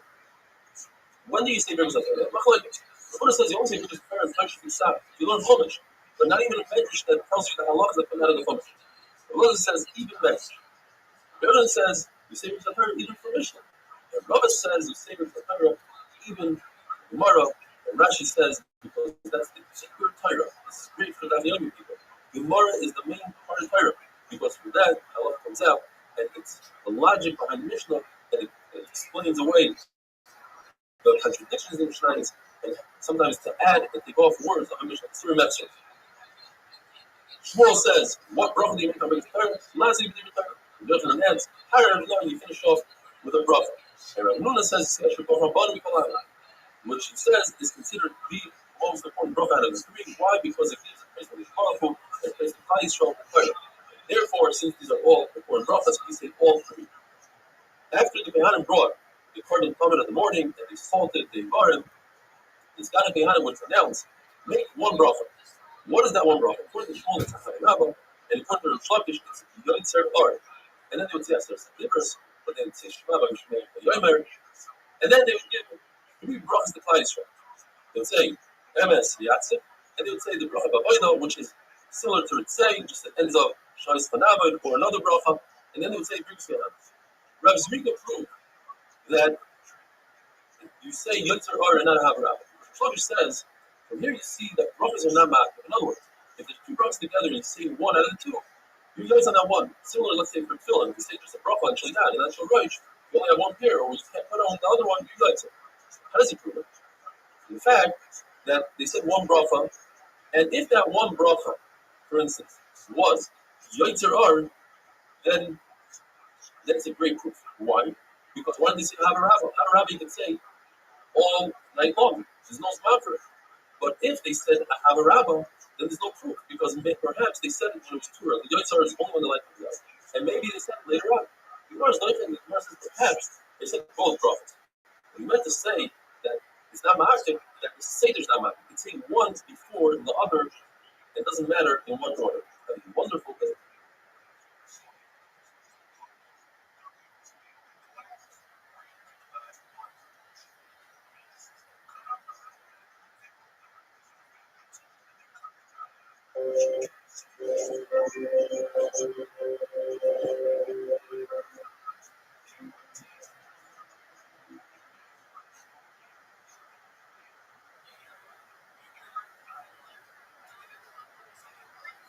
Bracha is not debate. Although the Beis Hamikdash, they would say Aser Sedibros, the former Misakin, that outside of the Beis Hamikdash, we shouldn't say Aser Sedibros because the meaning would say that's the only part of the Torah that we have. Kriya Shema and Aser Sedibros. Today, Aser Sedibros is so important that one should say it in private, but not in public. There were 24 mishmaros of Gehanim. Every week, a different mishmar would take over the Beis Hamikdash. When the incoming mishmar came into the Beis Hamikdash, the outgoing mishmar would say another bracha, and he would say, "Misha shikin eshmoy bebayis hazeh, uyashkin b'neichem ahava v'achva v'shalom b'reit." The Gemara goes through a series of questions regarding brachas. If a person starts in Ma'ariv, he starts off thinking that he's saying shafris. He says Yoitza Or, but he finishes off Ma'ariv Aravim. And the same thing in shafris. He thinks he's saying Ma'ariv Aravim, he finishes off Yoitza Or. In both cases, he's Yoitza because he's finished off correctly. The reverse, if he started off correctly but finished off incorrectly, in shafris he started off Yoitza Or, but he finished off Ma'ariv Aravim, and in Ma'ariv he started off Ma'ariv Aravim and finished Yoitza Or, he's not Yoitza. A person is holding in his hand a cup, and he thinks that it's beer, but in fact it's wine. So he starts saying shahakal, and he finishes off the guffin, he's yotzei. What about bracha achroina? Person thinks that he ate bread, but in fact he ate dates, and he finishes off correctly. He started off brikas hamazon, but he finished off main sholish, the bracha achroina. He's yotzei because even the brikas hamazon that he started off with would work for dates because dates can satiate him. But what happens? And this Gemara remains in a suffix. If he thought that he was holding wine, but in fact it was beer, so he started saying hagafen, but he finished off shahafah. The question is, do we go by the main part of the bracha or the latter part of the bracha? And therefore, you be yotzei. If a person thought that he ate dates, so he started saying a bracha achroina, and then he realized that he ate bread, and he finishes off with a brikas hamazon, the Gemara remains in a suffix. Now, the Lord says you can't prove anything from the halachas that we said by Kriyashmas. Because according to Rav, since when it comes to Kriyash Kriyashma, you finish off with a bracha, Baruch Atah Hashem, Amar V'Aravim, that's enough, that's the bracha in itself. According to Rabbi, Baruch Atah Hashem, Amar V'Aravim, or Yotzei Or, is not considered a bracha because you have to say Baruch Atah Hashem, like King Melech Chaylav, in order for it to be considered a bracha. Nevertheless, you can't prove anything from Kriyash Kriyashma, because Kriyash Kriyashma, when a person starts the bracha, he intends to mention the day and the night in the same bracha. So every bracha really is a bracha for the day and for the night, and therefore he's yotzei. The person does not say the yatzeh in the morning and the emun at night. He's not yotzei the mitzvah of Kriyashma Shula. It says in the pasuk, you have to give shachar l'farach in the morning and the evening. When you say Shemona Esrei, the first two brachas, and by the last brachas, you bend your knees by Baruch. And by Atah, you bend your spine and your head down, all your vertebrae have to bend, and then by the word Hashem, you must start coming up. It's important to remember that by Baruch also, we say Baruch Hu Es, Hashem, you start coming up. Rav Sheshes would bend his knees and bow down quickly, but when he said the word Hashem, he'd be like a snake, he'd pick up his head very slowly to show that it's not a burden on him to do the Kriya. We know we say Hamelch HaKadosh and Hamelch HaMishpat. What if one forgets? It says Hakel HaKadosh or Melech Hoyev Zako Mishpat. So according to Rabbi, and that's the halacha, he's not yotzei, and according to Elazar, he's yotzei. If a person has the ability to daven for his friend and he doesn't daven for his friend, he's considered a sinner. And if he has the ability to daven for the Chacham, he must do so until he feels sick, literally sick. He has to fast and daven until he becomes sick. Person is over an Aveira, and he's embarrassed by the Aveira, an amazing Kiddush. Not only are they Muslim on that Aveira, but they're Muslim on all his Aveiras. And how we know this? We know this from Shol. Shol brought down Shmuel from Shemayim through the Oiv. And Shmuel says, why did you bring me down? So he says, I tried this, I tried that. But never mentions I tried the Urim and Tumim. He's embarrassed by the Aveira that he committed, that he killed the Oiv with the Urim and Tumim. So I don't even know that Shol was forgiven, because Shmuel tells him, tomorrow if you go to battle, and if you go to battle, you'll be killed with your children, so you'll be with me. So the Gemara with me means my mechitza. In other words, Shaul was zoicha to be in Eden with Shmuel Hanavi, which is a tremendous benefit. 4, because the Gevinim, they said they'll forgive Shaul. Shaul gives them 7 of his sons that they killed. Obviously, they hated Shaul. And the pasuk ends off saying that Shaul was a Bechir Hashem. Says the Gemara that it wasn't the Gevinim that said it, it was Hashem that announced it from Shemayim. Bechir Hashem, in other words, he forgave Shaul. The Gemara tells us that they wanted to institute, we should say, Parshas Balak, because Parshas Balak has the pasuk Parah Shafach, the Aryeh Chalavi. It's beautiful pasuk, and it also includes the lashon of b'shachach kumecha. The reason why they didn't institute it because the tzibura is very long.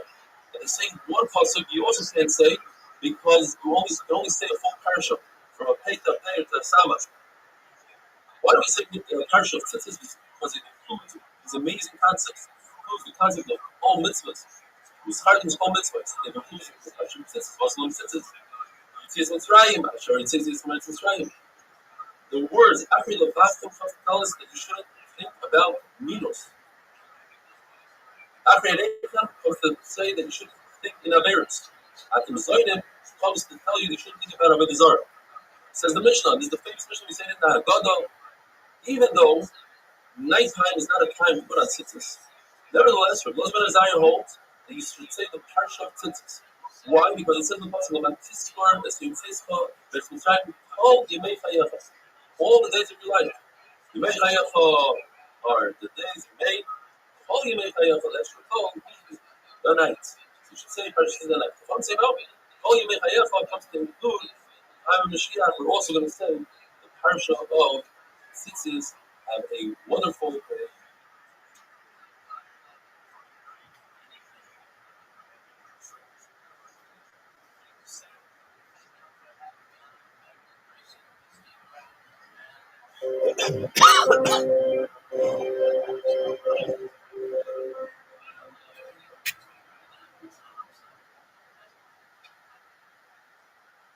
Bracha is that for people. The Gemara tells us that once Mashiach comes, we're not going to be mentioning the Geula from Bavel, Horas, and whatever. But we will be mentioning Mitzrayim, though it's slightly muted compared to how we mentioned it today, because the main focus is going to be on the Geula from Gog and Magog. As the Pasuk says, I'm going to give you a brand new Geula. It's going to be so large that you're going to forget about the other Geulas. And Mashal, a person bumped into a wolf, and he has a great story to tell over to his friends. He bumped into a wolf, and he's saying, later on, he bumps into a lion, so he forgets about his first story and tells him the second story about the lion. And after that, he bumps into a snake, forgets about the other two stories, and all he tells people is how he was saved from a snake, defeated the snake.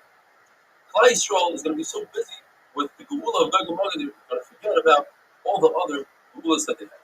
We know because Baruch Hu changed Yaakov and his name to Yisrael. It's a mother to call Yaakov. We see we do that every day. The answer is because Baruch Hu himself called Yaakov after he changed his name. So there's no listen. However, when it comes to Avram Avinu, the Torah tells us, do not call him Avram. Therefore, his name was Avram, which means father of his nation. Avram means the father of all nations. This is the right. So Allah and Asay, he changed his name and called Avram. What about Sarah? Her name was Sarai, princess of her nation, Sarah, the princess of all nations. So the Torah tells us that Baruch called Avram Avinu. This is what you need to call her. But he didn't tell us. So therefore, if we call her Sarai, we're not over. And this term, now we finish the first pairing of Shas. We should be Zoicha to finish all the program of Shas together.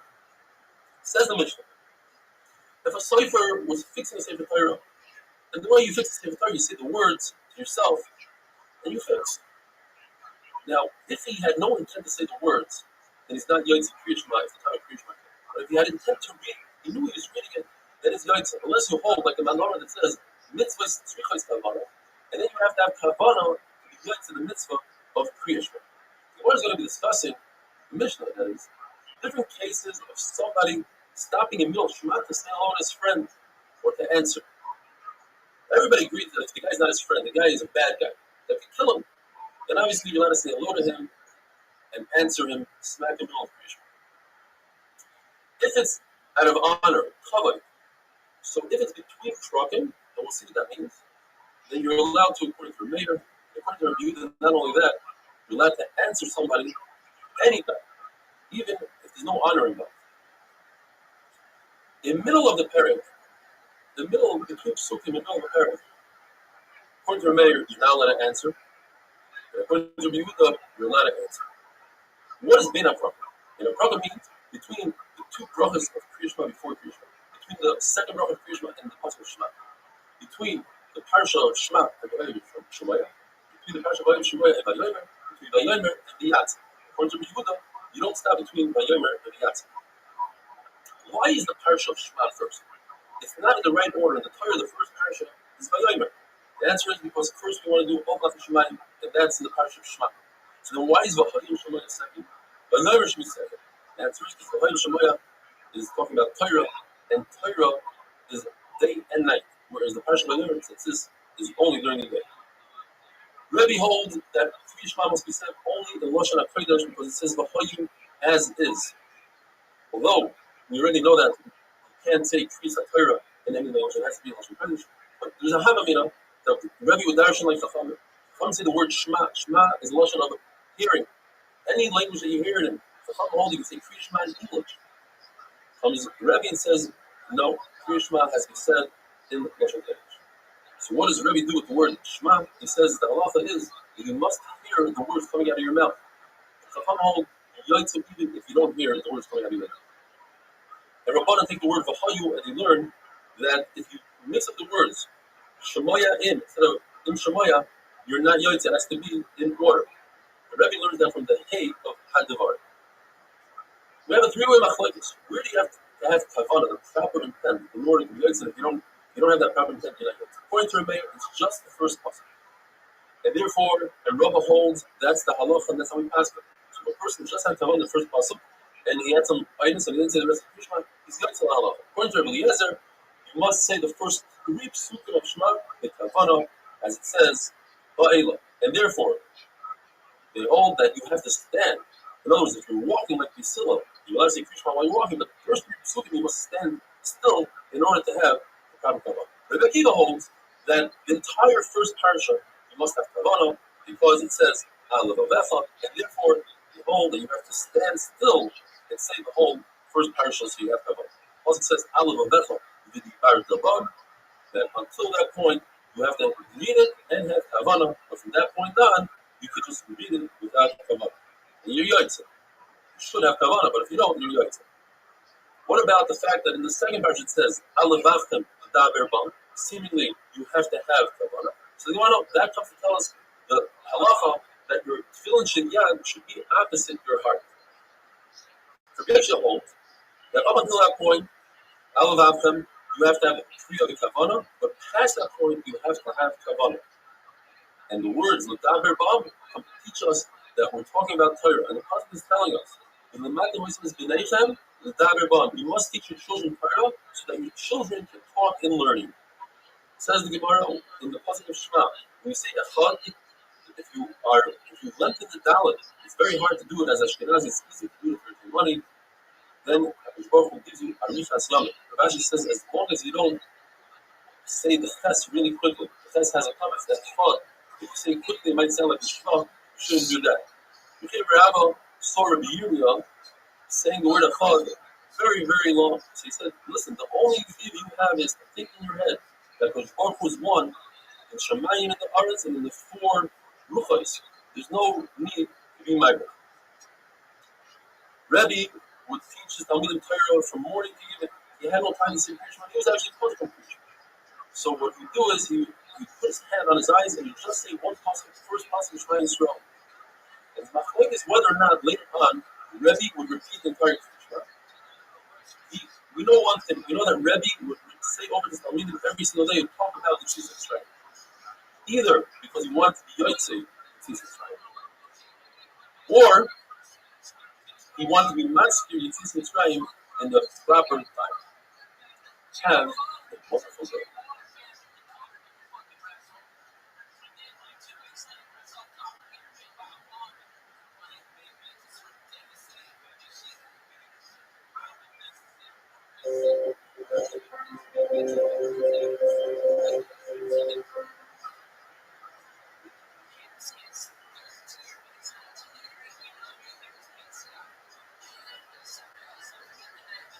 Bracha is Daf Dalet. If you or if you know somebody else that might be interested in a Daf Yomi share that's entertaining, fun, geschmack, with a lot of visual aids, search for our share online on YouTube under Rabbi Daf Yomi or Elvis Kansky, and come see for yourself why, since the beginning of Brachas, over 1,000 views per share. We learned in the Mishnah that there are certain situations where you're allowed to ask or tell somebody hi, say shalom to somebody, and answer him. Says the Gemara, if you could do that in Kriya Shema, then certainly you could do that in Halal, which Halal is only the Rabbanan, and Kriya Shema is the right. So although Halal is a pursuit, so Nevertheless, prepare the creation. Now, the Gemara qualifies that. If you're saying a halal shalom, meaning a yontif where you have to say a full halal on Hanukkah, then you can only say hello to somebody in a program between paragraphs and not in the middle of the paragraph. However, if you're saying a half a halal, then you could say hello to somebody, you can answer them in the middle of the paragraph. The fact that Rabbi didn't answer to Rabbi Shava is because he didn't think he was kosher enough for him. It wasn't an issue of covenant. In fact, it passed him that in our days, since people understand that you're not going to answer them in the middle of Halal, in the middle of Krishma, so we don't have this concept of Shoyl Meshit, they have covenant. Two halachas in regard to tasting food. If you're tasting a food that's less than a revius, and it's on a tightness and place to show them what tightness we're talking about, you're allowed to taste it on a fast day. Since you accepted the fast, that you won't be eating, you didn't accept the fast, that you won't be benefiting and having enough. You also, if you taste food, you don't have to make a bracha. It's also to get up and go to your friend's house to say hello to him before you daven. That will be a key on a Baruch. If you bump into your friend, or you happen to go to your friend for something else, then it's okay to say hello to him. It's also lazis kafotza. You're not allowed to take care of business for your personal things before davening. I venture to say, and this applies to me as well, it's probably also to look at your emails and WhatsApps, etc. before davening. The Gemara says an amazing thing though, that if one has become a Hakadosh Baruch Hu, he says, you know what, I'll take care of my business after davening. Hakadosh Baruch Hu isolates Rachel. Hakadosh Baruch Hu takes care of his business. The Gemara says that if somebody sleeps 7 days without having a dream, he's corrupt, he's considered wicked. From the same possible we learn that if somebody satiates himself with Torah, he's so full of Torah that they won't tell him any Besuras Rois during that day. We had a machlokes in the Mishnah. What's considered ben aprokim is machlokes between the end of Shema, Emes, and V'yatzev. Is that considered between the prokim? Rabbi says that's not. You're not allowed to stop there. That's the law. Why? Because he brings the pasuk Hashem Elokim Emes, so it's one continuation. We have machlokes. Once a person says at the end of Shema Hashem Elokim Emes, does it have to repeat the word Emes at the end? According to Rabbi Yochanan, you must repeat it again. But the Rabbi, you don't repeat it. The Rabbi brings a very interesting logic. Rabbi heard one of his Talmidim say Hashem Elokim Emes, Emes V'yatzev. So he said, called Emes Emes Hafsi Lahaim. This guy is grabbing onto every Emes to do the wrong thing. It's halacha that once you start the third parsha, that is by my ribs, you start, you must finish. According to Rab, what does it mean to start? You say, that barely B'nai Yisrael B'amar Tov Aliyam. That's it. Once you get to B'amar Tov Aliyam, you have to continue the whole parsha. But Baba holds that's not considered a start, and therefore, if you just say that until B'amar Tov Aliyam, you can skip everything and go over with Hashem and Taik Emes. Rabbi says that our minute is you start, you say the beginning of the process, and therefore that creates a key for you to finish, and that's why you finish the entire parsha later. Rabbi says that you say the third parsha, and you believe to say Emes V'Emunah. But if you don't, if this is the Ma'ariv, then you have to say, instead of the third parsha, you have to say, Oidem Alachullah, Hashem, Shoitzisenu Meretz Mitzrayim, you took us out of Mitzrayim, you told us about him, you redeemed us from slavery, but since Allah released with Kuris Alayam, he did tremendous discourse on the water, the Sharaloch, and we sing to you, what did we sing to you? Micha, Moicha, Ba'idam Hashem, and then you continue from that point on, all the way to God Yisrael, and then you say Shemon Shimba Yochai says, not only is the parsha of Shema, all Malchus Shemayim, that's why we say it first, but the parsha Shema has three concepts in it. Lilmoid, Lamed, Lasot. It says in the pasuk, the Barit Abam, that teaches us you have to learn Torah. The Lamed, that can teach others, V'shminatum Levanecha. And Lasot, to take action, Shartam, put on Tefillin, Usatam, you write Mezuzot. And that's why it's before Vadim Shemayim. Vadim Shemayim only has the Lamed, which is Lamatem, is Benechem, Neverba. The Lasot, it's again, Shartam, Usatam. And finally, the final parsha of Vayomer is only to do, take action. But also like tzitzis that make tzitzis. One must put on tefillin and only afterwards say Kriya Shema. The fact that Rav, one time, they saw him saying Kriya Shema before tefillin, you must say it's because the shliach, the person that went to get his tefillin, took a long time and he was worried he's going to miss my Kriya Shema, so therefore say Kriya Shema first. The fact that Rav would get up really early He would wash his hands, make bricks of Torah, and teach Torah, which is an asiyah, says Rashi. And then only afterwards, he would put on tefillin and then Kriya Shema. You can say there's no raya from it. That's because the reason why I did Torah before Kriya Shema is because it wasn't the time of Kriya Shema. So why would we bring the story? We bring the story for different reasons. Say that we had about 4-way machlokes. When do you see bricks of Torah? So here you see that Rabbi said bricks of Torah, even Amishnah. If somebody's digging a grave, he's replacing the mitzvah. He's supposed to all that's putting Kriya Shema and digging the grave with another person so they could switch off. Won't come out of the grave and he'll say, fill in Kriyishma and Tefillah, and then he'll switch with his friend. Rabbi Shimon ben Parcha says that in Kriyishma, when it comes to reading, you say, All Mat Hashemayim, which is Shema, and then you do Asiyah. But he's admits that when it comes to physical Asiyah, Tefillah comes before Kriyishma, which is All Mat. The person says Kriyishma. Without filling on, according to Ula, it's made in the Shechem. He's testifying falsely because the Kriyishma says you should wear tefillin. And according to Yochanan, we're not performing the mitzvah to Kuna. Not doing the mitzvah as it's meant to be. A mashal, as if somebody brought the carbon oil without doing the mitzvah associated with the mitzvah, without the stopping, have a wonderful day.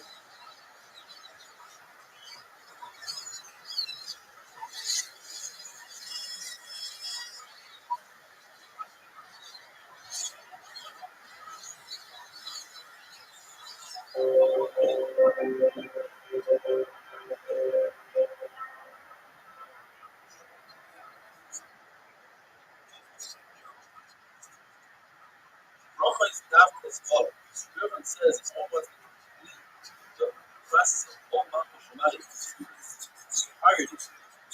First in his body, under the restroom, wash his hands, say Kriya Shema, put on tefillin, and then down Shemaz.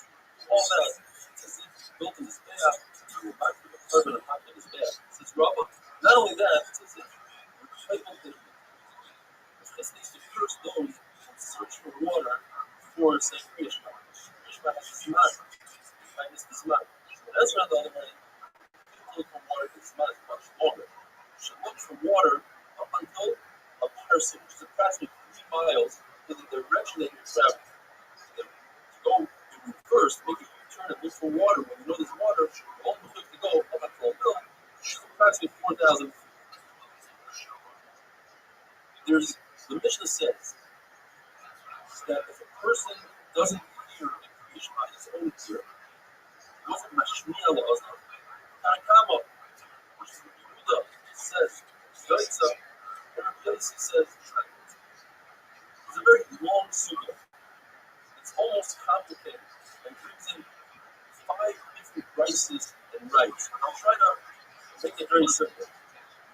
With Masana, we have we have prayer is the most one. He says, don't hear what you say, whether it's Yishma, different prophets, your opponent, your rising, you are Yotza to Chatina. In other words, you start out initially saying you have a period in your ear and your Yotza.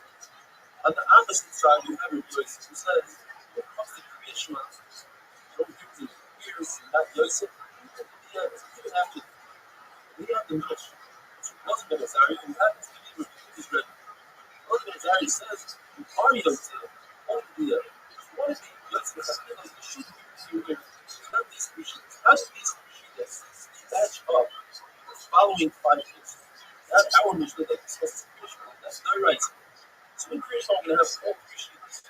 The Rabbi says, you don't have to hear it in your ear. You only have to do the Chavah. Because it says, Avod Avecha, it's in your heart. Rabbi Yosef says that you have to hear it in your ear. Because it says Shema. You must hear it. In the average, most of the desire is the middle finger. You should look at people and hear it in your ear, but if you don't, you're going to. And then we have a rice of being a person who's deaf, but he can speak. And he says a bracha on next. What rice is saying is only going to be the hour. That will be the only point of Las Nazario. Now the big question to see is, how does you do the thing? You sort of try to say that perhaps he says like the mayor, if a killer you write to you out here, what's going to say students like you the hope that it's on Rabbi, Las Nazario, so this Bryce that says that You're Yaitza if you're deaf and speak. You're Yaitza only the evidence when you take too much of a which is the Rabbanon, those are different things. Another rice when it comes to the deaf person who can speak. And that's what Shimon Rashi says that you're Yaitza even if a tefillah. That's going according to Rabbi. And then you have the halacha of B'nai Samos. Because Hamatzah is very rice. He says that you should not bench in your heart. That means that you should do so. Do it and you have your Yaitza. And that will be according to the law of Hamatzah. Finally, we have the case of Megillah. Megillah, piece of Megillah says that Cherish should not serious Megillah, but he did so, Cherish did so according to Yehuda, or Azariah, you are Yosef of Cherish. The same thing would apply to Hakada. But she says the comes like Cherish that Chafila should not do no other people in Megillah. But he did so, Yosef the other. A Shaita, even if you have it, you're not Yosef. Rabbi says there's another shir that is he's a good kid of 8 years old, that he's completely partial to feel to be mighty other people. So that's simple. Then the Gemara says that's possible that you see a whole by creation that you are not yet at all, even if you have it. You agree by the Rabbanans, by let's say Truma or Charish, by Megillah, that you are yet to the heaven. Gemara says that just like the wolf takes the zera, and then after he makes you drink, takes it in, then when you eat this amazing, his body will be alive. Just like the wolf goes in, but it's quiet, and when it comes out, the baby comes out, and there's a lot of emotion, and screaming, celebration. So usually the fighter, the brave, the body goes into a lot of time, the body comes out alive. It's amazing, celebration. This is the source for this amazing thing. It says the Pasuk, when the following time you got to tell the door to a whole water. Just like a river, they take a person out of his home, and if you are, so you know all the fruit that is a leverage. Take a person and take him out of Taik. He has a virus and really is source. We learned in the Mishnah that if a person said creation up and wasn't a doctor, what does that mean? He said all the words, but perhaps two of the words were connected to each other. The Gemara gives examples where the ends of one word ends in the same letter as the next word begins. Like how the Vaveth. We go how ends with the Laban, the Vaveth starts with the Laban, and see quickly it sounds like how the Vaveth. How it's supposed to stop in between. If you see the Siddur, it's stop between all these words. We learned that from the Mother. She knew how. Or there's another example, like Isa Salto, Basic, Matem, Mahera, 2 letters.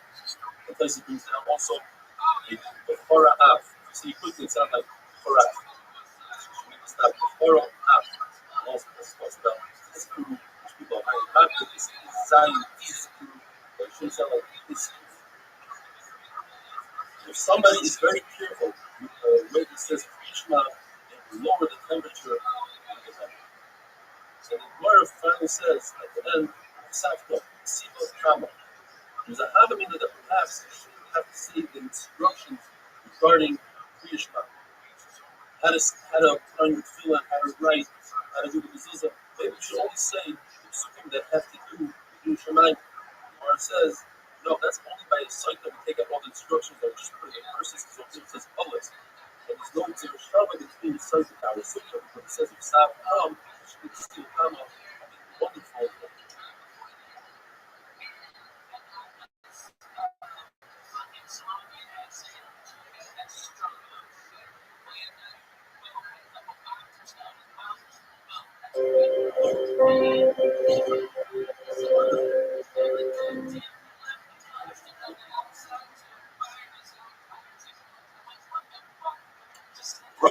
Is not the Zion. The Gemara tells us that Rabbi Ami and Rabbi Asi were building in Chuppah for their friend Rabbi Lazar was getting married that day. Rabbi Lazar said, I'm a chassid, let me go learn Torah now, and I'll come back with what I learned. So he came back with the following. He said, if a person makes a mistake in Milah Krishma, let's say he misses a word, he must go and repeat the entire Shema. Let's say a person says, Uvisharecha, and he's not sure where he's holding. He's holding at the end of the first first parasha that has a Rishon Rebbe, or perhaps he's only at the end of the second parasha. He was not the first parasha. According to Rashi, the following halacha applies to the third parasha. In other words, the third parasha, a person knows better than the other two parashas. Therefore, if he's concerned that perhaps he missed a word or something in the third parasha, don't be concerned. You know it really well, and you probably said every single word. You don't have to repeat it. It says in Mishnah, if you have a worker who's picking fruit from a tree, or even his boss, and they're on top of a tree, and the time of Kriya Shema comes, they're allowed to say Kriya Shema on top of a tree, provided that the first positive Kriya Shema, they stop working and they concentrate on the first paragraph, on the first boss. So according to how they were showing him, they have to concentrate on the entire first paragraph. And when it comes to Shemona Esrei, they must come off the tree and down to Shemona Esrei, where it's sturdy and they're not concerned, and they'll be able to have the proper kavanah. If it's a tree that's really sturdy and has a lot of branches, such as an olive tree or a fig tree, they'll let it stay and remain on top of the tree.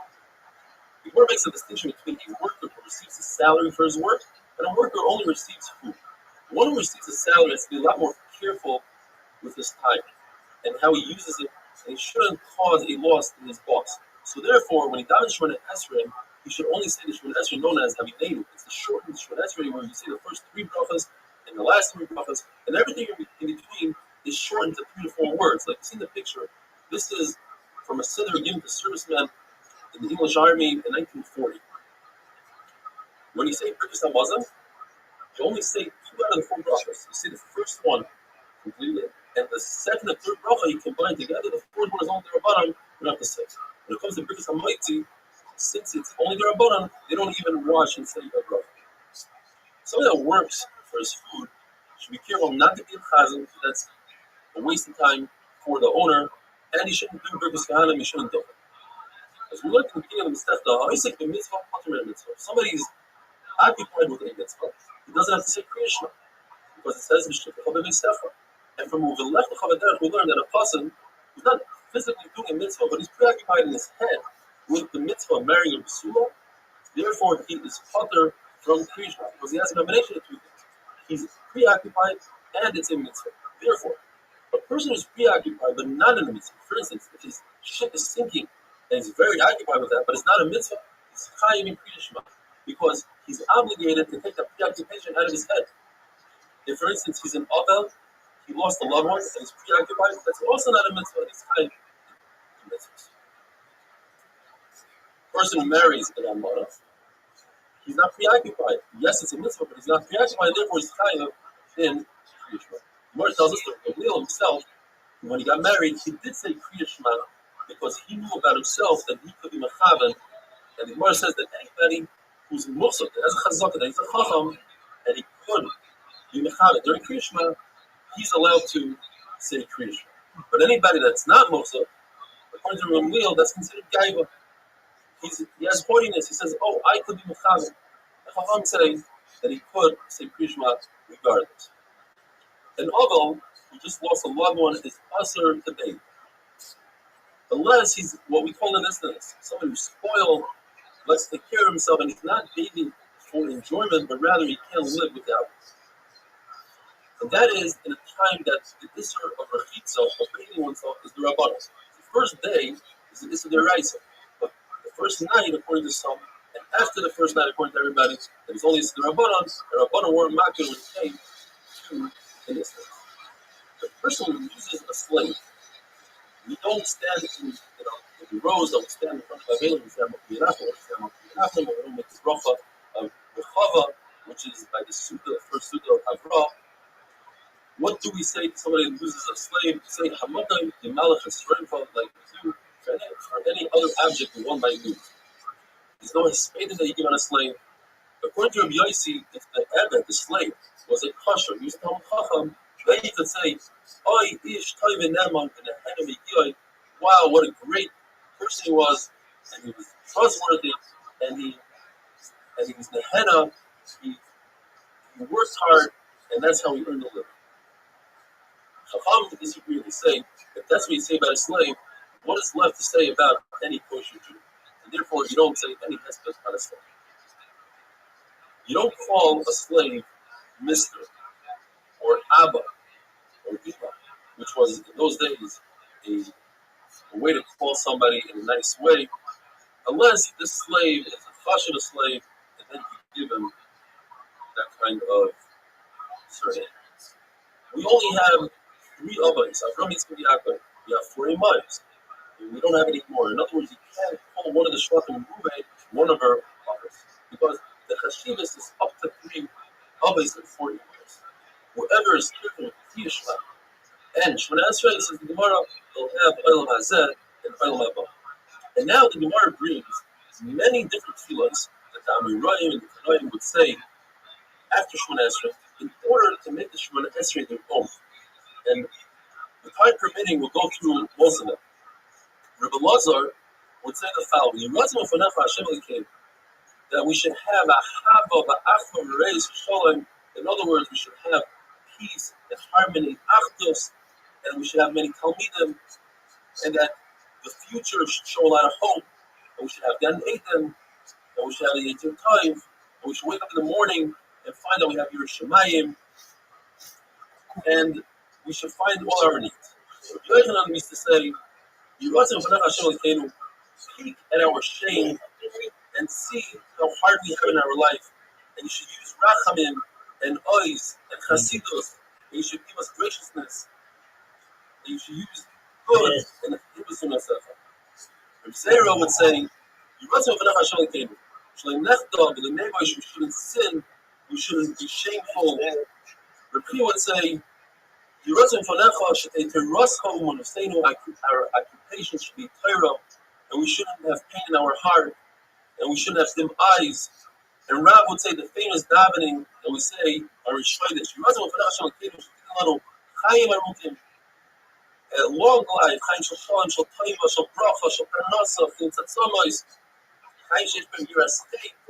should have Pushulchima, we should have wealth, we should have Ahavas Torah in Yerushalayim, and Chaim Shemad Alon is Kojas the Bibel Toiva. Rabbi would say, Yerotim Ufanecha, Shitatzileinu, the Hazi Parim, a lot of people insert that in the davening, Ma'azis Parim, Other Rome, Pegara, people shouldn't say terrible rumors about us, we shouldn't have bad friends and bad neighbors, we saw that Hamashkes, we've been Kashom, without in Kashom, in Shubabriz, people, whether it's a guy or not a guy. Even though Rabbi had guards, he would still say all these tefillos. And tomorrow, Mr. Hashem, will continue with the rest of the tefillos. Have a wonderful day.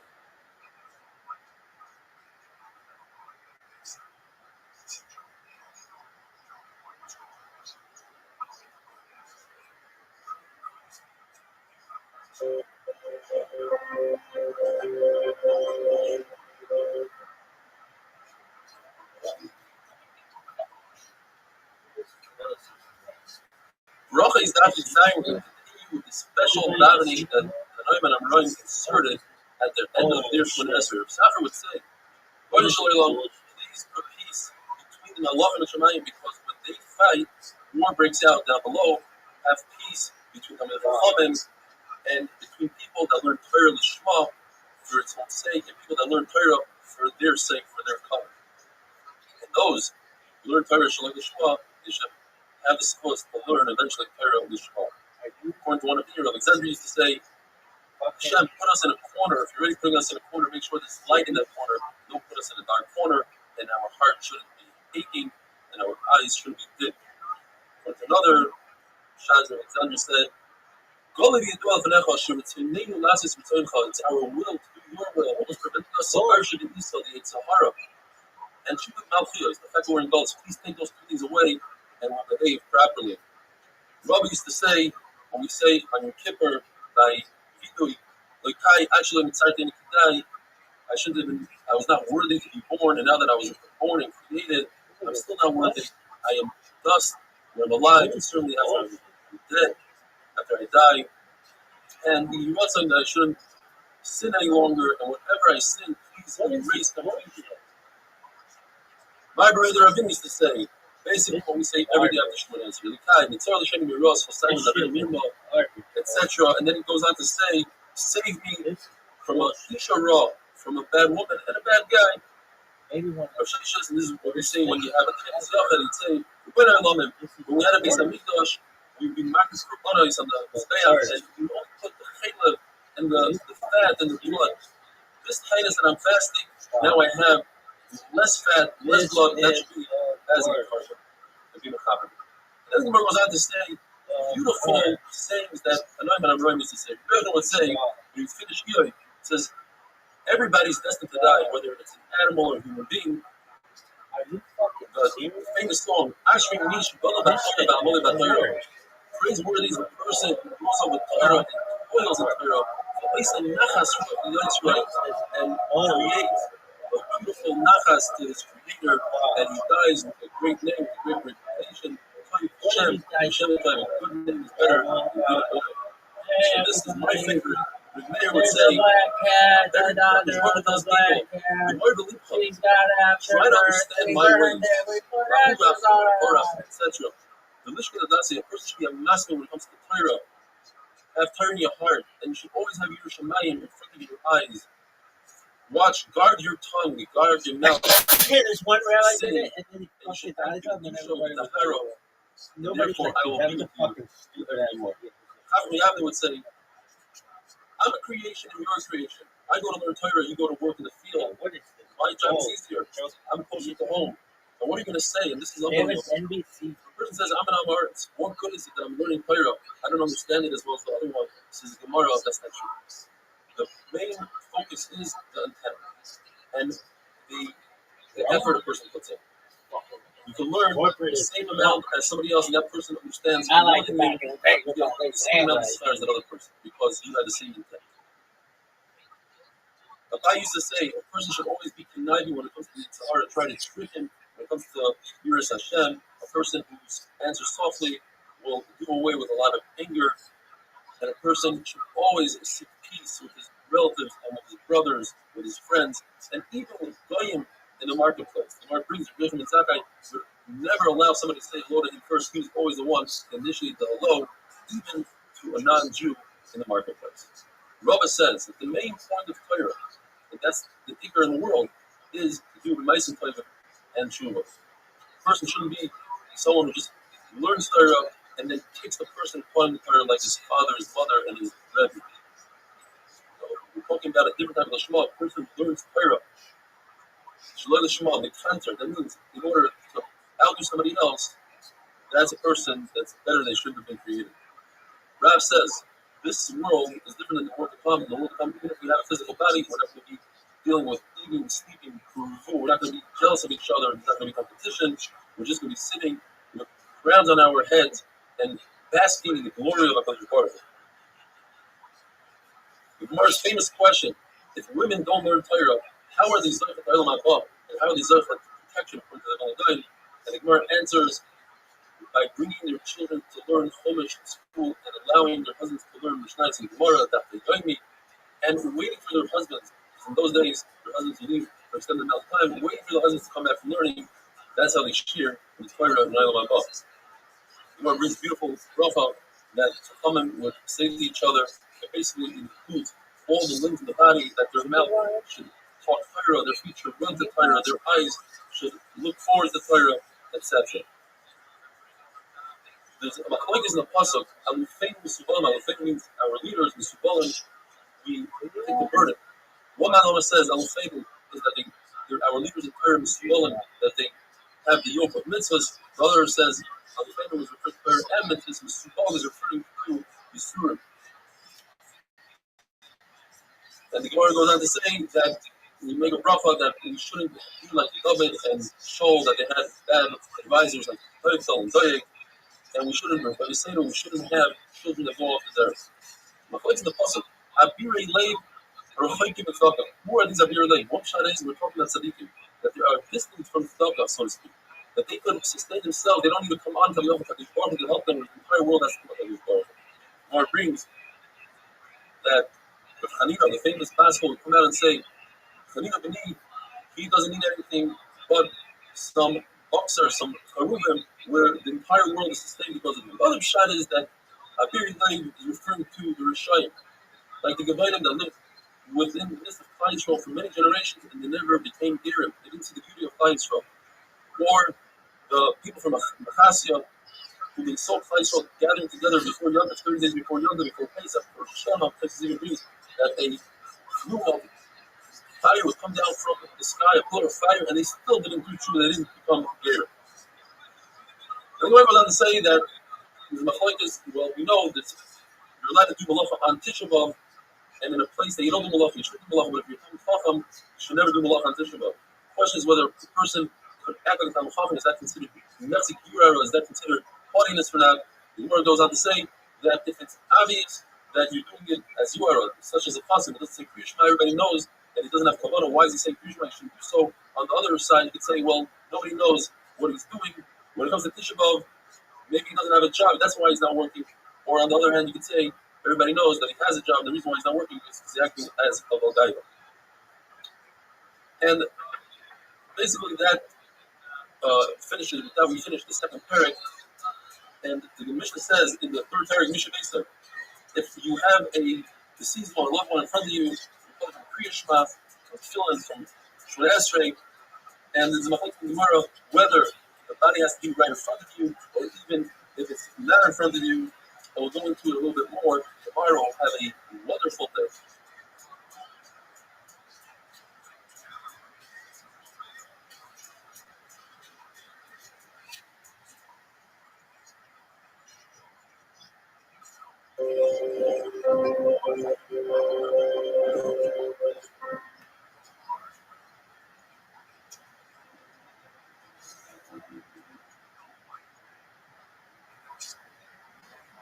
Brachas Daf Yudches.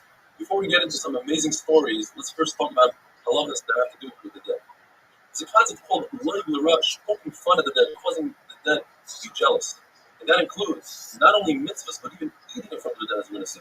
So you're not allowed to walk 4 hours within the dead, or in the cemetery next to Kfarim, and say Kriya Shema, Dam Shmona Esrei, say Kaddish, Tehillah, etc. You're not allowed to hold a sefer in your hand, and the cemetery is Tosis, you're not allowed to see prayer about that.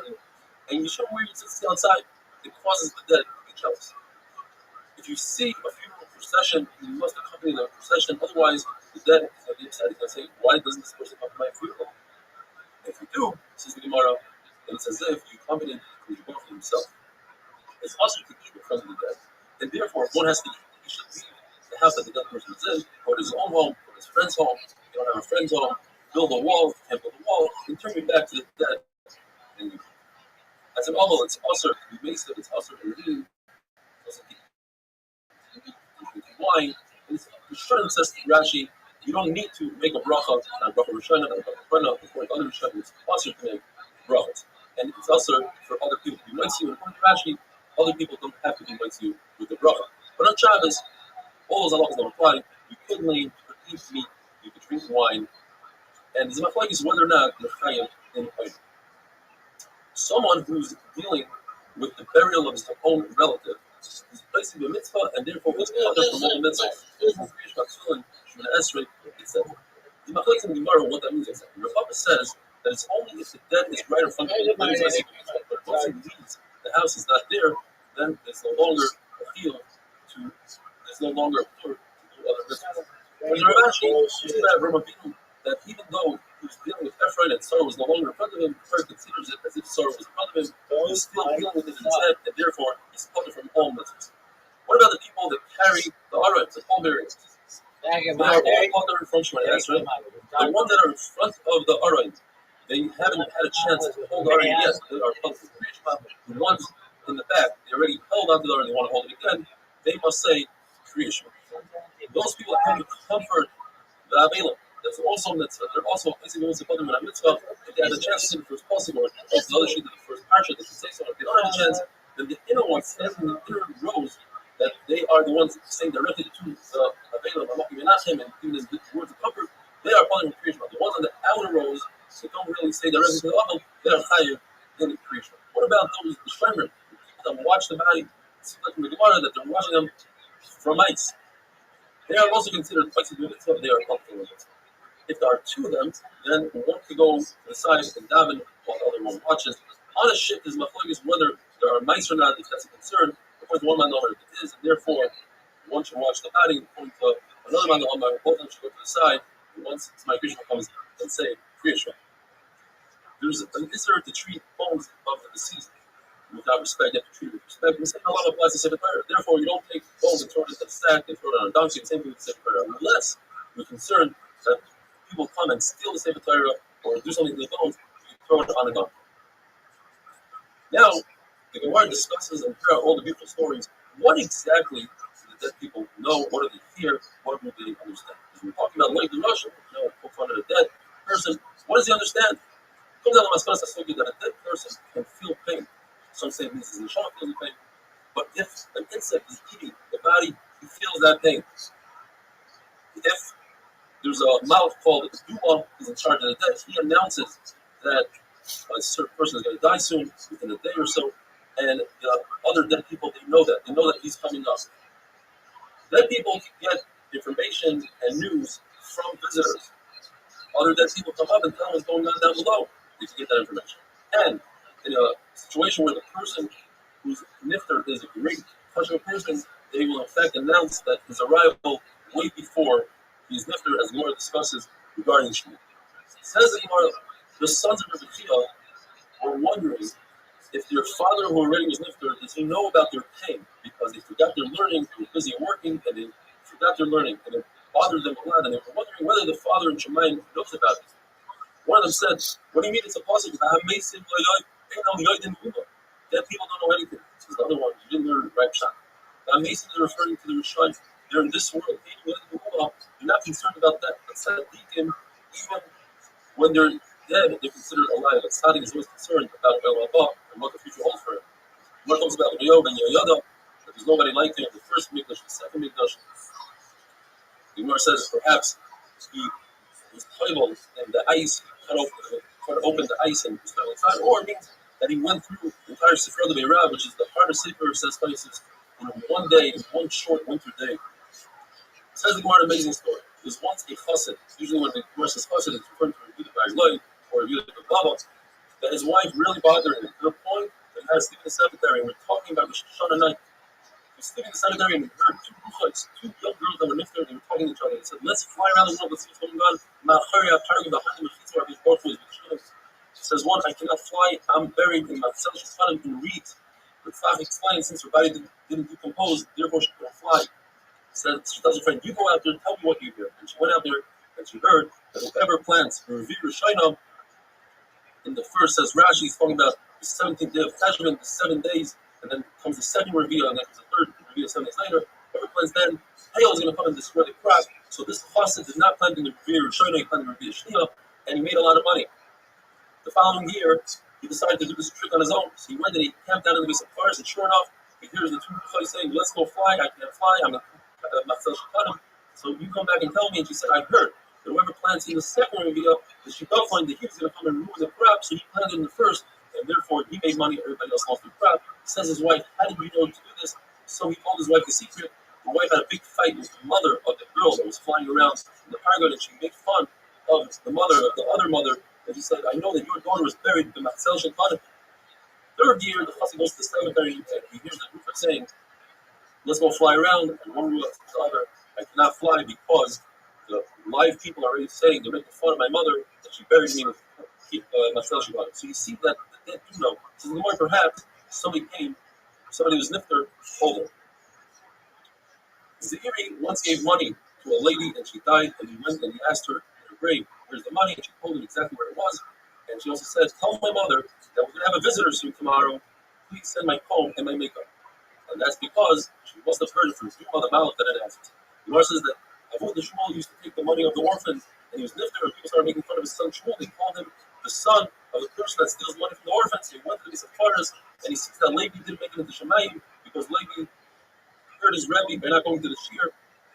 And he sees his father, and his father's crying and laughing. Why you cry? Because you're going to be nifter soon. Why are you laughing? Because they consider you as a huge individual in Shemayim. He said, I'm so big.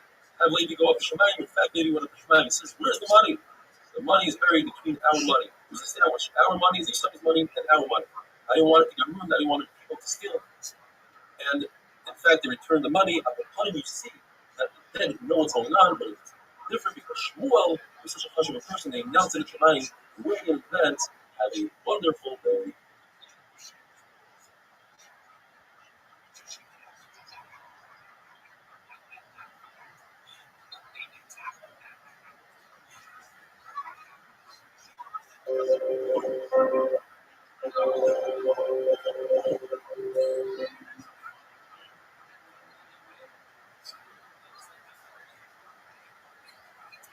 Bracha is Daf Yutes. We had the other day that Rabbi was walking in the cemetery, dragging on the graves, and he's told, Loig L'Rosh, you're poking fun at the dead. It seems like Rabbi himself retracted.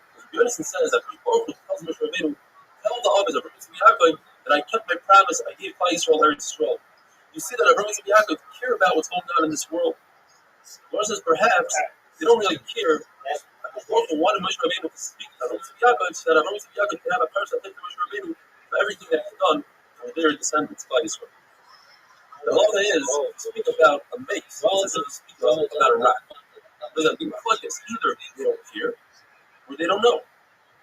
However, if you speak about a other chashush, like somebody spoke about Mashmuel after he died, and he pierced his head, and pierced the membrane around his brain, that's because the Baruch himself hears that he spoke about the chashush person, but not necessarily that the chashush person heard it and knows that he said something about it. The lady says that if you speak about the Chacham, even if the Chacham is in peace, in the Eden, nevertheless, the person that speaks about it will fall into it. Speaking about Rabbi Levi, the Gemara says, Rabbi Levi said, there are 25 instances in all of the Mishnayos where somebody said something about a Baruch Hu or other things and they put them in Yiddish. He put them in entire excommunication. The Gemara says, I only found 3. What are the 3 instances? That Akav ben Mahalo says that the concept of Saita, if somebody has an affair and the husband suspects her of having an affair, they give her to drink Mayim HaMa'arim, you don't do that to a Guyaris and a Shukreris. That's what Akav ben Mahalo holds. The fact that Shmai and Naftali and Horgerim did it, gave Mayim HaMa'arim, they did the Saita for the Guyaris, says Akav ben Mahalo that was fake water. It was a placebo. And for that, says the Gemara, that they put him in Midu. Says Rabbi that that's not true. Akav ben Mahalo was a great man. Because nobody liked him in Chachma, in Tahara, in Yiras Hashem. Therefore, couldn't have been Akav ben Mahalo. There was, in fact, the Lazar ben Chanoich, who made fun of the concept of the Sudaim, and they put him in Judo. In fact, when Lazar ben Chanoich died, they put a stone on his coffin to show that even to the dead, you do skila, you throw stones at the coffin. There's a concept called Nikis Taik Tapamala. It speaks, and probably pours the Rebbeinu Shlach. Life such as Chayim Ma'ago, his name is Chayim Ma'ago because Chayim sat and drew a circle around himself and he said, Hashem, I'm not moving from the circle until it rains. So it rained really lightly. He said, no, I don't want this rain. I want strong rain. So it rained really strong. He said, no, that's too much. Give me the proper rain. Shimon should have said, if you weren't Chayim, I'll give you a favor. That's not how you talk. You're speaking like a son speaks to a father, and it's not correct. Titus, who's from Rome, instituted Zecher LePerm case. Everybody should take it. Go. Put him on a skewer and roast it. And Shimon should have said you deserve Kharim because the other thing now they can punch him outside of his English. That's a brisa. The famous story of Tanur Shalach Noim, Rabbi Lazar held that everybody holds that in order to take a tiferes, earthenware stove, and make it not tummy, if it's tummy, you have to break it in pieces. So let's say you chopped it up in pieces and you want to put it back together with sand. Lazar holds it's tar. I'm saying it's not tar. Lazar tried to go with the tree, with the wall that bent, the water stopped. A basket came out of Shemayim and said, Lazar's right. Nevertheless, they didn't accept his words, and not only that, they claimed that he died in a ferry. So we have 3 places in the Mishnah, but why did Rabbi Levi say 24? Because there are 21 other situations in the Mishnah where it's very similar to these 3 times, where the Talmid Chacham, who's a single person, an individual, went against the Rabbim, the majority, nothing against the Rabbim, and he fought really hard. And that is deserving of Khair. In some instances, it was a person who wasn't as great as the other, and he fought hard against the greater person, that is deserving of it. Says the Gemara, you don't take out the dead when it's supposed to be my Kriyishma, people might miss my Kriyishma, unless it's a other chashuv like Rabbi Yosef, and he took him out right before my Kriyishma. People listening to a hesped or to the mitzvah, it's also like the rush to go out, they should leave one by one. In other words, one person goes out, says Kriyishma, comes back in, and then the next one. If the body isn't in front of them, they can also create together. And the Aval sits there quietly and he says, he takes upon himself the terrible tragedy that happens to him. And he says, I've sinned a lot. And you didn't even give me what I deserve, 1 out of 1,000. Says Abaye, you don't speak like that. Staff tell us something. If they tell us something, you shouldn't talk about because it means that you're saying that it's deserving of a greater Einish. We discussed the other day about people standing in a row and saying, I'm not going to be knocking them to the others. The outer row is not part of it. However, the word qualifies that the outer row can't see and be heard. The other time here, so this part of the these others. The word brings also a chachma, a tuna, a tzon, the negative Hashem. When it comes to Hakadosh Baruch Hu, if somebody doesn't feel Hashem, it's a feel Hashem. There's no such thing as he's a chacham, he's a navai. For instance, if a chashav person is wearing shabbos, even though it's a tremendous embarrassment, he has to remove it in public, he must remove it again. So, one of those different cases, why is shabbos different in those cases? Well, especially when it comes to the Rabbanon are not Geyser or Zera when it comes to human dignity. So, therefore, we have the concept of Beis HaPras. If there's a field that was plowed through and there was a grate there where concerned that perhaps small bones that are soil are spread out throughout the field, the Rabbanon, if you're on the way to be back to Beis HaPras, get on all four, blow your way through the field, and you see that's a concept with the Rabbanon, with the rising. Therefore, if an adult decides he picks his route, there's a fork in the road, and he says, I want to go through the Beis HaPras, a plane would follow him through the Beis HaPras for covet of the offer. Same thing. Pick it up. Where it says that Brother Tzaddik was a Kayan would step over the coffins. Now, there's a halacha that if there's a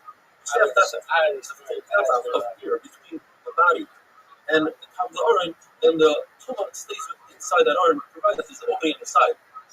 So we're not concerned that perhaps most Arayos have this step out. There's a larger person in the aron or something, and you don't have that. That's a deal. And in order to give honor to kings, we're not chayshish for that aron that doesn't have a teva.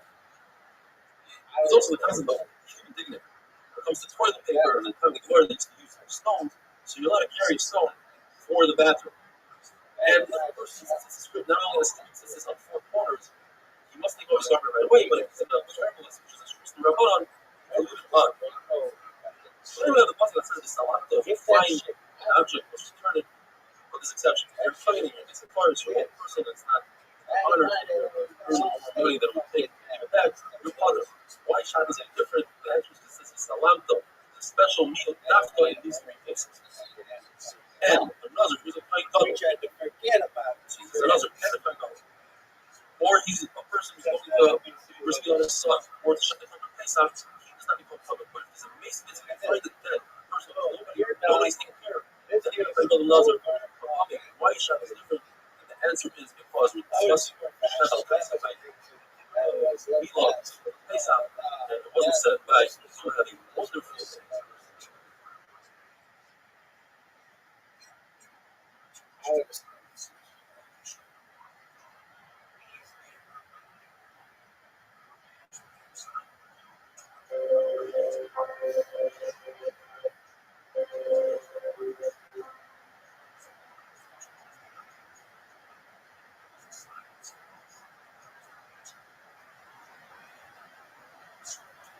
Rabbi is not chaf.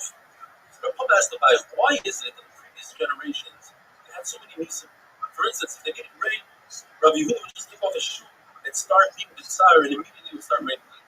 And us, we scream and we cry and we daven and nothing. And don't tell me, says Rabbi, it's because they were greater than us in learning. In fact, we are greater than them in learning, says Rabbi. Rabbi Yehuda only learned the sequence, says Rashi, the Kama, the Mitzvah of Asher. We learn also just Rabbi Yehuda tried to learn what he had great difficulty. He said it's like all the questions that Rabbi Shmuel and Rabbi used to ask. When we learn the books in Yodais, how a branch transmits tumah into the fruit, but if the branch is really wet and soggy, it doesn't. We have 13 pshatim in that. What is the pshat? The pshat is that the previous generations they were moiser nefesh, kiddush Hashem. The Gemara brings a very interesting example of what it means to be moiser nefesh, kiddush Hashem. Rabbi Barahava was walking the street and he noticed a woman wearing a red scarf for Balta that he felt wasn't appropriate for a Jewish woman to wear. So he ran over to her and he ripped it off her head, only to realize that she was in Goya. She could wear whatever she wants. And he was fined 400 zuz.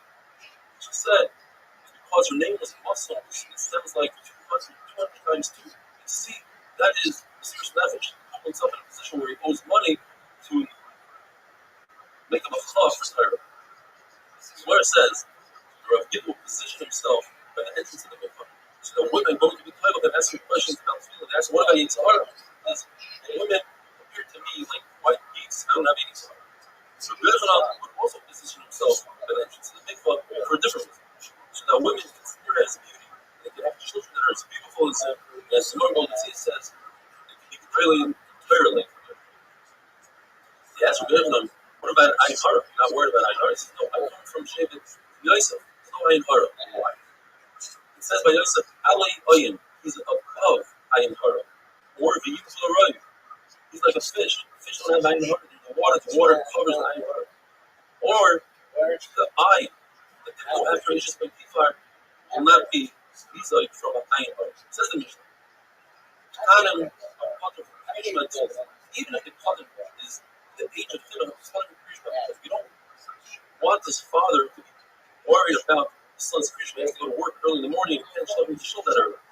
Tefillin, so Kanim, we're concerned, won't have a good, clean body. Women, as we know, are Kadir from all mitzvahs as Seishas might grow.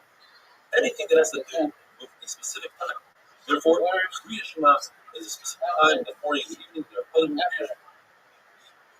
Women are Kadir from Tefillin. And the finish is that I would think that they'd be chayiv until because it's a package of Tefillin and in the mitzvahs that they are chayiv.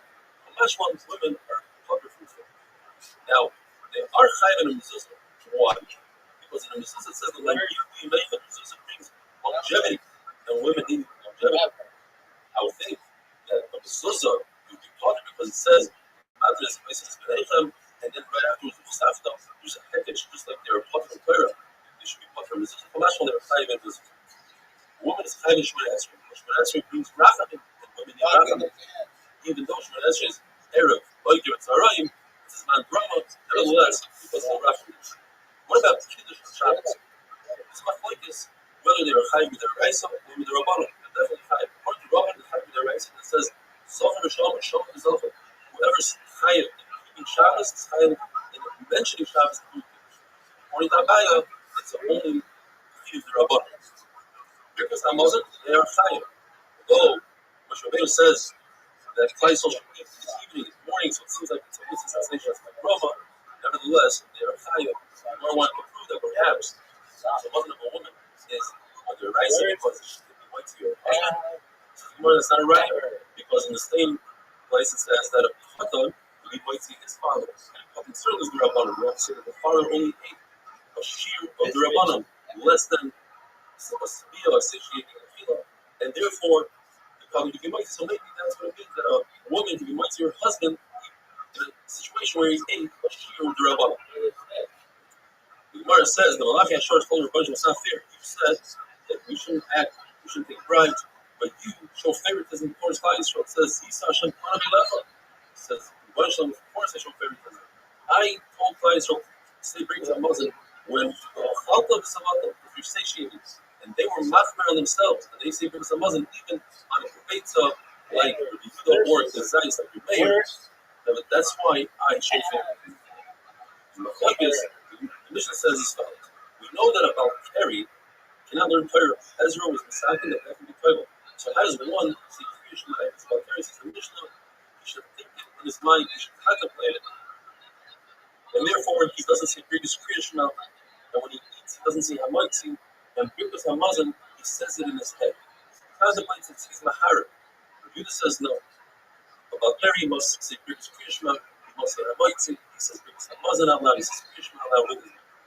Whether hearers is believer.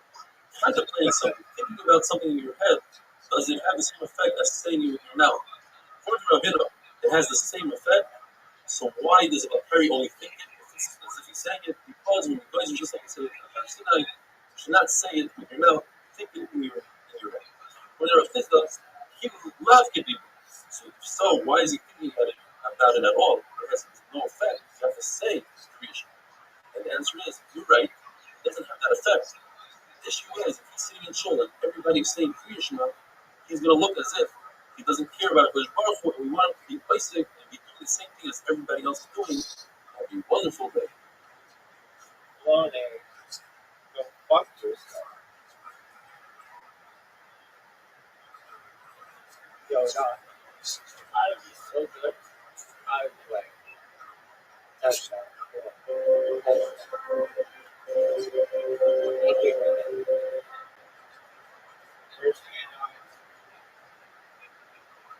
Look at this. Bracha is dafka valve. We learned that he's very must say something in his rice, such as Kriya Shema or Birkas Hamazon. He has to think it in his head. Where Shemona Esrei, which is only the Rabbana, he doesn't think it at all. I don't know that Birkas Hamazon is the rice, so it doesn't get any more clear than this. It says in the pasuk, you eat B'Samata and you're satiated. Rabbi, you say Birkas Hamazon. Birkas HaTorah, it says that Moshe Rabbeinu said, Kishem Hashem, I'm going to announce Hashem's name, and Klai Yisrael is going to say Amen, and there we're going to continue to the Shiro that is brought down in Parshas Hazir. From our Mishnah, it seems like that the Birkas Hamoitzi, the bracha you say before eating food, is only the Rabbanan, because it says that you don't have to contemplate at all, you don't have to think about it. Even though we have a Kavachomer, only two directions, that one should perhaps say Birkas HaTorah after you learn Torah, and one should say Hamoitzi before you eat. If you make Birkas Hamazon after you eat, so certainly you should make a bracha after you learn Torah. If you say Birkas HaTorah before you learn, so certainly you should make Birkas Hamoitzi before you eat. And the answer is that they are not similar at all. Birkas Hamazon comes after you're satiated and you feel good about yourself. So you say Birkas Hamazon. You don't make the bracha prior to eating because you didn't have an ayah. Whereas on the Torah, you're saying the bracha because you're about to go with the Chai Olam. It's to say prior and not after. Rabbi Yehuda holds, unlike what we learned about bullshit, that Kriya Shema is only with the Rabbanan. And therefore, if a person has a suffix whether he said Kriya Shema or not, he doesn't repeat it. It's the Rabbanan. Whereas the brachas of Kriya Shema, the Yatziv, it's the Raisa. And therefore, if a person has a suffix whether he said the Yatziv, he has to repeat it. What does he do with the famous pasuk that we said from the beginning, the first daf in brachas? The Shach B'chol Kumecha teaches us he's supposed to say Kriya Shema when you get up, when you go to sleep. He says no, Shach B'chol Kumecha refers to Talmud Torah. The field of learning Torah is the night and the day, but not for Kriya Shema. From our Mishnah, we see that about Keri doesn't make a bracha after eating. So Chayra, or after Kriya Shema, that is. So you see the Chayra that is only with the Rabbanim. And the answer is no. You don't see anything from our Mishnah because you're talking about the person said Kriya Shema, and in Kriya Shema he already mentions Yitzis Mitzrayim. And Kriya Shema is stronger than V'yatzim because it has Omach Hashemayim and Yitzis Mitzrayim, and that's why it says Kriya Shema. Loza says no. Kriya Shema is very right. So therefore, if a person has a something that say Kriya Shema or not, he has to repeat it. Shmona Esrei, which is the Rabbanan, that he doesn't repeat if he has a something. If a person has a suffix, says Rabbi Yochanan Halavai, he should daven all day long. In other words, he can repeat Shemona Esrei all day. In fact, that's the halach. What about if a person knows that he says Shemona Esrei and catches himself in the middle of Shemona Esrei? Says the Gemara that if a person is davening Shabbos Shemona Esrei, he's on Shabbos and he's davening Shemona Esrei, also he feels a punch on his chest. He realizes, look, I'm saying Slach Olam, I'm saying weekday Shemona Esrei. What does he do? The halacha is that he can finish the bracha. What is the reason? In reality, we should be saying Shemona Esrei of the weekday on Shabbos, and in addition to that, add the brachas of Shabbos. But because of the tircha, the tzibur comes and you don't say Shemona Esrei. Therefore, if he finds himself saying the bracha, regular weekday Shemona Esrei, he finishes it. Whereas a person who realized that he already said Shemona Esrei, and now he's saying it for the seventh time, if he's in the middle of a bracha, he stops right there where he is, and he doesn't finish because he has no fear of this. Where's the nevertheless, if a person comes to the shul, he comes to the shul and he finds the tzibur davening Shemona Esrei, he could say Shemona Esrei again as long as he shows that it's tefillas adava, meaning he adds to each of the middle brachas, he adds something of his own and makes it different. This is the worst. If a person comes to the shul, this is a lot of the shul, and he finds the tzibur davening Shemona Esrei, what should he do? Well, this is machlokes.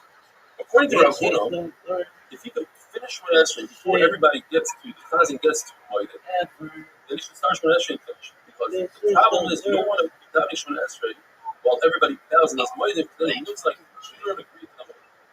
According to Rabbi, though, he has to be able to finish the Shemona Esrei before everybody gets to Kedusha. And the machlokes is whether a person can say Kedusha by himself or not.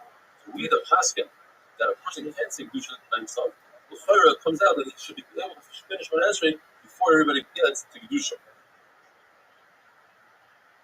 Now, according to everybody, while you're saying Shemona Esrei, you cannot stop for Kedusha and Baruch Hu, etc. The machlokes is whether you can stop in the middle of Shemona Esrei to say Amen Yehi Shemona. According to Rabbi, you could. We don't pass an halacha like that. Place beats down. That today we think about it. That's the question that it comes out that you are saying it. You should look in places and see the halacha. About Perry is also learn Torah. There you go. That's How do we know it? From the concept called smuchim, since there's a pasuk in regard to Perry that's next to the pasuk that says this serve learn Torah, so we make the connection. It's also to learn Torah. Rabbi Yehuda doesn't learn the concept of smuchim in all of the Torah, besides in Chosh Devar. How do we know that? And in the smuchim that the Tanakh learns in this parasha, Rabbi Yehuda learns the same that whoever teaches the son Torah, it's as if he accepted the Torah from Har Sinai. no class.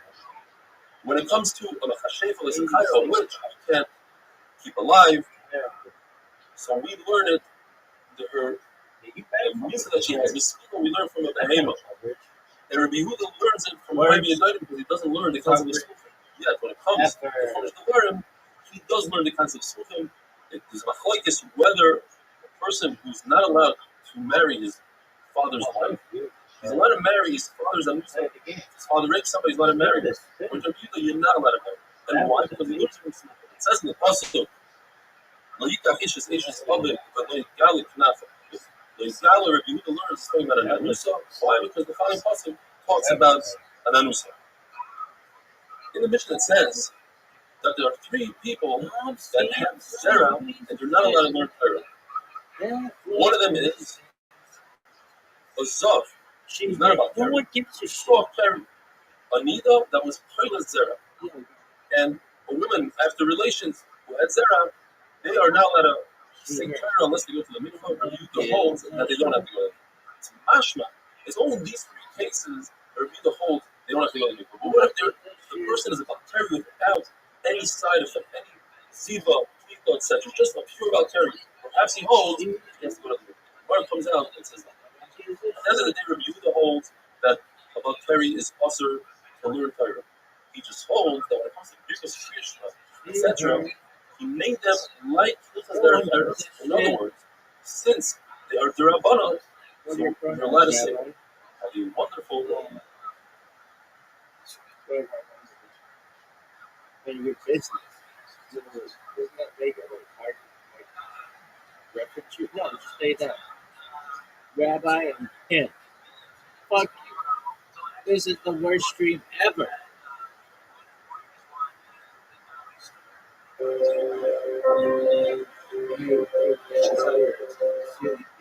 Hey, ladies, shut the fuck up. Bracha is not for days. The Gemara tells us that just like everybody, Torah you was guys needed want to hear to about rest is Messiah, so too when we learn Torah, we should be in fear, trepidation, and trembling. Therefore, if one comes about to become a but it wasn't his fault. The saw black cat. while Anita by mistake. Brothers are black. He can learn Torah. We burn that However, shit. first And because put it on our Torah, which is an issue of kalos branch. There's actually 7 shittas. idea. The Tanakh says And it's a impossible bird. to learn Torah at all. It came from kalos branch, and Torah is only the rest of the. On the polar opposite, we have Rabbi Yehuda that says that Torah cannot become common. Therefore, we can learn Torah in any state, even in the state of tumah of character. Torah is like fire, says Rabbi Yehuda. Fire is not mekabel tumah, Torah is not mekabel. And then we have 5 shittas in between. Rabbi Yossi says you can learn Torah, you can learn Mishnayos, but say them quickly. Don't go too deep into them. And you have Rabbi Yossi that says to go deep into Mishnayos, you can fire Mishnayos, you just don't learn Gemara. They have Nosson ben Avsham says you can learn Gemara, just don't say the name of the Baruch when it brings a pasuk. Kiva says don't learn Medrash. And so say in Rabbi Kiva, you meant to say don't go into a base Medrash. I'll carry his pasuk to go to base Medrash. Rabbi Yehuda says, and this we had yesterday, a person is like Perry can learn Hilchos Derech Eretz. He on himself was machmir when he taught his Talmidim, he was Toivel first, and then he taught them Hilchos Derech Eretz. Nachman Bar Mitzvah says that there's a minute in the world, passing like the 3 stated one halacha like we just said, like Rabbi the Stair, that when it comes to Bakari, you can learn Torah. The other one is like Rabbi Yoshia, who says that in order to be over on Kalayim, he's makeup. You have to plant 3 types of plants. You have to plant pita, wheat, soya, barley, and tartzanim, grapes. Otherwise, you're not over on Kalayim. Whereas the Chacham say only 2 is the Isser. And like Rabbi Loi, who says that the field of gracious, I guess, to shear your sheep and give the first shearings to a Kayin is only in Eretz Yisrael. So either he said that they were mevatel the tefillah of a Bakari, or he said they were mevatel the tefillah Yadayim. Like we learned, Jesus said you shouldn't go looking for water. It's better to wash your hands before davening, but don't do it on the account of not damaging from that strict tefillah. What tells us that Nocham Gamzim whispered to Rabbi Akiva this coming halacha. Rabbi Akiva whispered it to the Nazai either announced it in public or he whispered it this time. Was the halacha that this new concept called Tishu Kavim, when one is toivel for a carry, he doesn't necessarily have to get into the mikvah with 40 saw. He can pour upon himself 9 kavim like a shower. Just pour the water on top of him. As we're going to see later on, another holds that when it comes to Tishu Kavim, it must be poured. You can't go into it like going to the mikvah. The mikvah is definitely going into the mikvah. You can't pour the 40 saw on top of it. So Tishu Kavim is definitely pouring it on top of you and then going into it. Now, why would he announce it in public? On the side that he's announced it, because this tefillah of carry caused a lot of different Torah. It takes a long time to go to the mikvah, if you find the mikvah, or people were baffled and prove who. The person knows he has to go to tomorrow to look for a mikvah. He might have stayed. And if he said it in secret, because he didn't want to meet them to be with the wives like Karnakoyim, like children. The Johnny says when it comes to halacha of tefillah of carry, some are megal, some are machmer. Those who are machmer, they are going to have a refresh stomach. The question is, if you could get away with it, so to speak, 9 cups of water, or why would one go to the mikvah with 40 sauce? Says the Lord, because the Chachamim made it get it. There was a story where somebody was about to be over in Avera, the woman told him, if you're over in Avera, remember, you're going to have to look for a mikvah 40 sauce, and that made him stop. And therefore, Chacham instituted, you have to have our Rabbi Musa. The Buddha holds that about carry can be playable. The common meaning in Mayim Shudim doesn't have to be rainwater. Rosh Hashanah says it has to be just like a regular mikvah, 40 saw rainwater. Rav Nachman had a special vessel that held 9 kavim, so he's forbidden to use it for carriage. So they told him, what do you mean? Rabbi Akiva holds that only somebody that's sick and the carry came against his will, he could use 9 kavim. But you're telling me, yes, the Talmid Chacham is considered like a sick person that are typically weak. But it wasn't like son, it was Margil. He brought the carry upon himself by being of his wife. Therefore, you can't use the klei.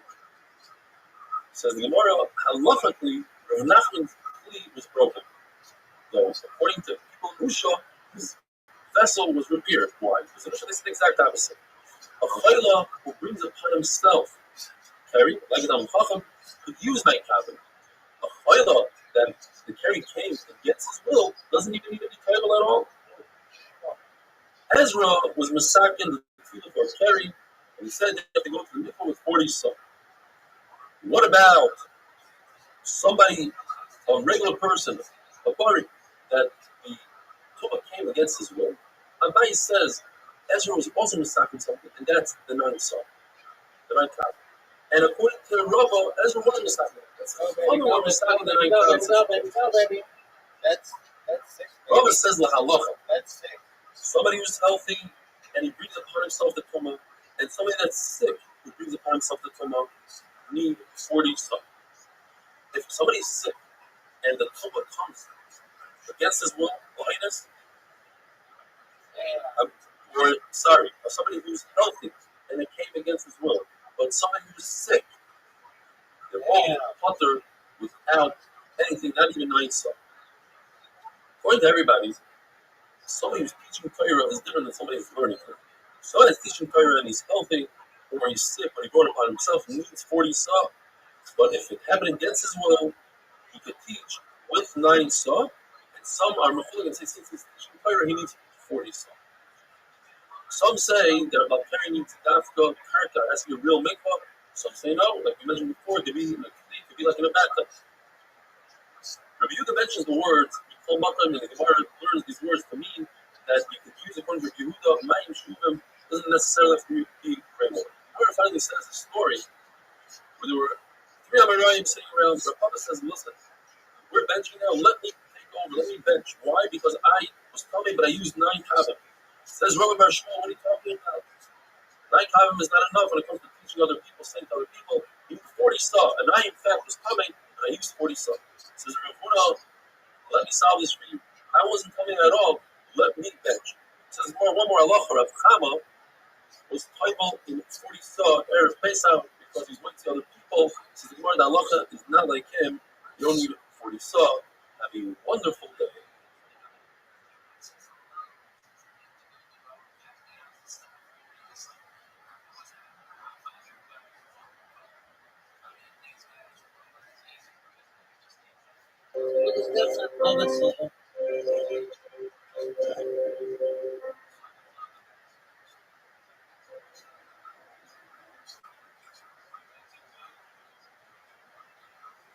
Rachel is not from Gimel. What is that? He realized that he forgot he's about 30.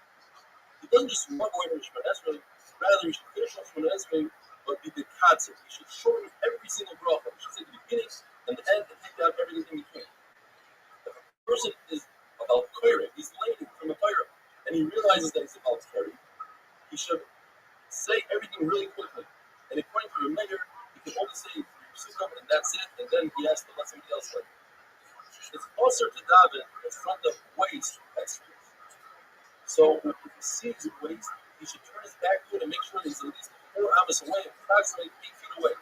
If he doesn't have the ability to turn his back to it, he should at least put it to the side 4 amas. The person is davening and realizes that he's davening while there's waste right next to him. He's considered a choita sinner. According to Rabbi, he does not have to repeat Shemon Esrei again. According to Rabbi, he must repeat his Shemon Esrei. If a person has a medical condition, he has an uncontrollable bladder. So he must wait until he stops leaking, and only then he continues with the Shemon Esrei. Now, if he stopped for the total amount of time that it takes him to say the entire Shemon Esrei, he's repeat those Shemon Esrei. Like any other tefillah, he stops regardless for what reason. He must repeat the whole Shema with Shemon Esrei. But let's say he didn't stop long enough to say the whole Shemon Esrei. According to Rabbi, he's a davener datu. In other words, he shouldn't have started davening anyways. If he came to the situation where he's at, that means when he started davening, he also had to go to the restroom, and since he didn't, his whole tefillah is going good, and he has to repeat. He doesn't have to repeat his davening. And now, this brings us to Gimel Aleph. If a person is to himself, has to go to the restroom, and he cannot wait for 72 minutes, he can't hold it in, which is the time it takes to go up 1 parcel, then his tefillah is a be'eva, he must repeat his entire davening. But if he could hold it in, according to Rashi, he could start his davening lechatchila. The pasuk says, "Shmor raglecha kasher chilach beitzo lekim." So one shot is you should watch your body. It should be clean. When you go davening beitzo lekim, you go to shul, make sure you have a clean fast. And Rashi, the other Manama says, be careful not to sin. Don't be fighter, because then you'll have to bring the korban to beitzo lekim. Refers to this situation of the pasuk is in case of tzibum zeva. Don't bring a korban like a fool. Meaning a fool doesn't know why he's bringing a korban. Perhaps he has to bring a fatas, and he brings an oil instead, and he won't have the proper kapara. He won't have the right tshuva. The person is wearing tefillin shemorich. He has tefillin on his head. According to Rabbi, he can go relieve himself tannis, and according to Rabbi, it's also why, because he might come to go for the if this bathroom is a place that he's meaning it's a permanent place, and it's not a waste everywhere in those days, I'm talking about that there's no hole in the ground, so you have to remove your tefillin before you even approach this place. You say 4 hours before you get there. Now, what do you do once you get there? That will say the place person will say, you hold your tefillin in your hands, put your teva, you wrap it up in your clothing, and you hold your clothes. If it's a base, actually, say, all right, it's never used, so you don't have to remove it 4 hours before you get there. But once you relieve yourself, now you just create a place like this. Now you cannot put the form on until you move away 4 amas from that place. According to the shaman, utilities, there's a wall separating the base of the from the Rosh Hashanah, where everybody's walking. It's a busy place. So you put your tefillin on the shelf facing everybody else in the Rosh Hashanah. The issue with that is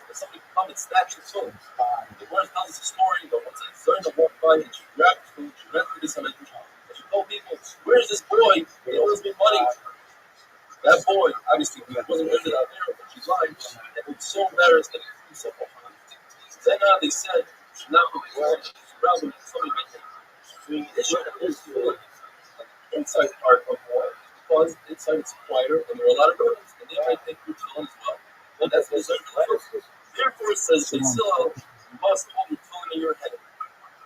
So what do? You take the tefillin with your right hand and you put it against your heart. You roll them up. You have to make sure that the mitzuas don't come out of your hand at one time. But the mitzuas have usually the tefillin shel yad has a yud. The tefillin shel roish has a dalet. Together with the shin on the tefillin shel roish that spells shakai. The name of the Lord has special future. This is all if you're going to wear your tefillin after it's still daytime. But if it's night, this is the last time you're taking your tefillin. You're not allowed to hold the tefillin in your hands. You must put it in the bag. If it's a tefillin bag, then you must make sure that the tefillin bag has one type of air in it. That creates a new domain. The tefillin bag is its own entity, and then you can put the tefillin bag on the ground. But if it's a brand new bag, you never used this before for tefillin, and even if it has less than a tefillin, you can put the tefillin on the ground, just like if you take the jar and you put it in, and bring it into a room with this. But that body, it's not the common food as long as a slight amount of air in there, says Christ, because you don't need a full cup in that situation. And this brings us to other things. The Lord tells us two different stories, and we both see the same thing that Rabbi Erev Nachman, when they approached the restroom, they would give their safer of a gathered up to the Talmidim. But they didn't give their children to the Talmidim. They preferred to hold his phone themselves inside the restroom. They said, since there's a hezron, they still there's a hezron to bring phone into the restroom, what they prefer to bring the phone into the restroom because that gives them a shmear of protection from us. During davening, the Gemara tells us you're not allowed to hold your tefillin in your hand, you're not allowed to hold a knife, or money in your hand. The Taz says this refers to everything. You're not allowed to hold anything in your hands because this will reduce your concentration during Shemona Esrei. You're not allowed to sleep with tefillin, even a temporary sleep, just a few moments of sleep, because you won't be able to control your body and the bring of resigning to tefillin. There's a concept of tznius, where one goes to the bathroom, people, nobody's in the room with them. If it's a man, he's allowed to expose himself to 12 times in the front and 1 time in the back. A woman, only 1 time in the back and nothing in the front. If a big sakisa, you have a bathroom, a restroom, which is a permanent bathroom. So there's a lot of stuff going on the ground. The ground is softer. So we're not concerned that there will be a splash of condom on the leg. So you don't have to wash it off. And therefore, you may hold the tefillin in your hand. Whereas if it's a big sakisa, all right, it's more chomer than a piece of cloth because since the ground is very hard, we're concerned that maybe there'll be something will splash on the leg and you're afraid to wipe it down. And you might use your tefillin, and therefore you're not allowed to tefillin in your hand. The person doesn't want to be embarrassed when it goes into a very long meal. That's what this never. Doesn't want to get up and fill the meal, go to the restroom. That's guesses and he's embarrassed. What should he do? He should walk 10 hours, approximately 20 feet. And every time try to go to the bathroom, do this 4 times. Or 10 times, 4 hours. The point is whether you remove your tool before you get to the table or you pick up your tool by the table, put them on the table, that's the time for the table. Everybody agrees though, so for Birkas HaMazon, you should wear your tefillin. Those days they used to wear the tefillin all day, especially during something like if a person designated a couch for tefillin, it's a tefillin bag. And he also puts tefillin in there. So there's 2 things. It's possible to put money inside their bag. According to Rabbi, even if you never put tefillin in, as long as he put that scores tefillin, it's possible to put money inside their bag. Have a wonderful day.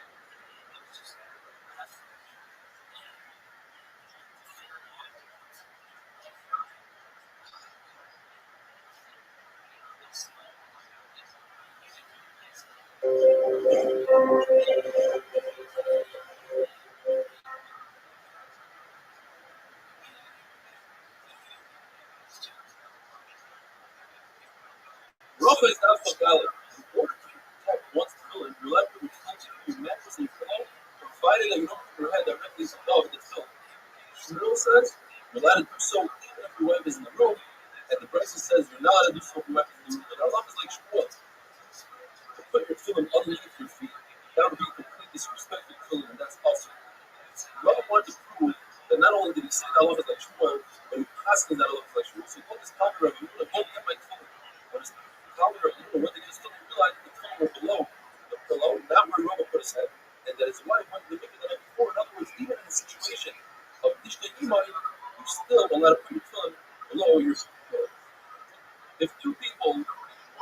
undressed and were below, beneath the blanket.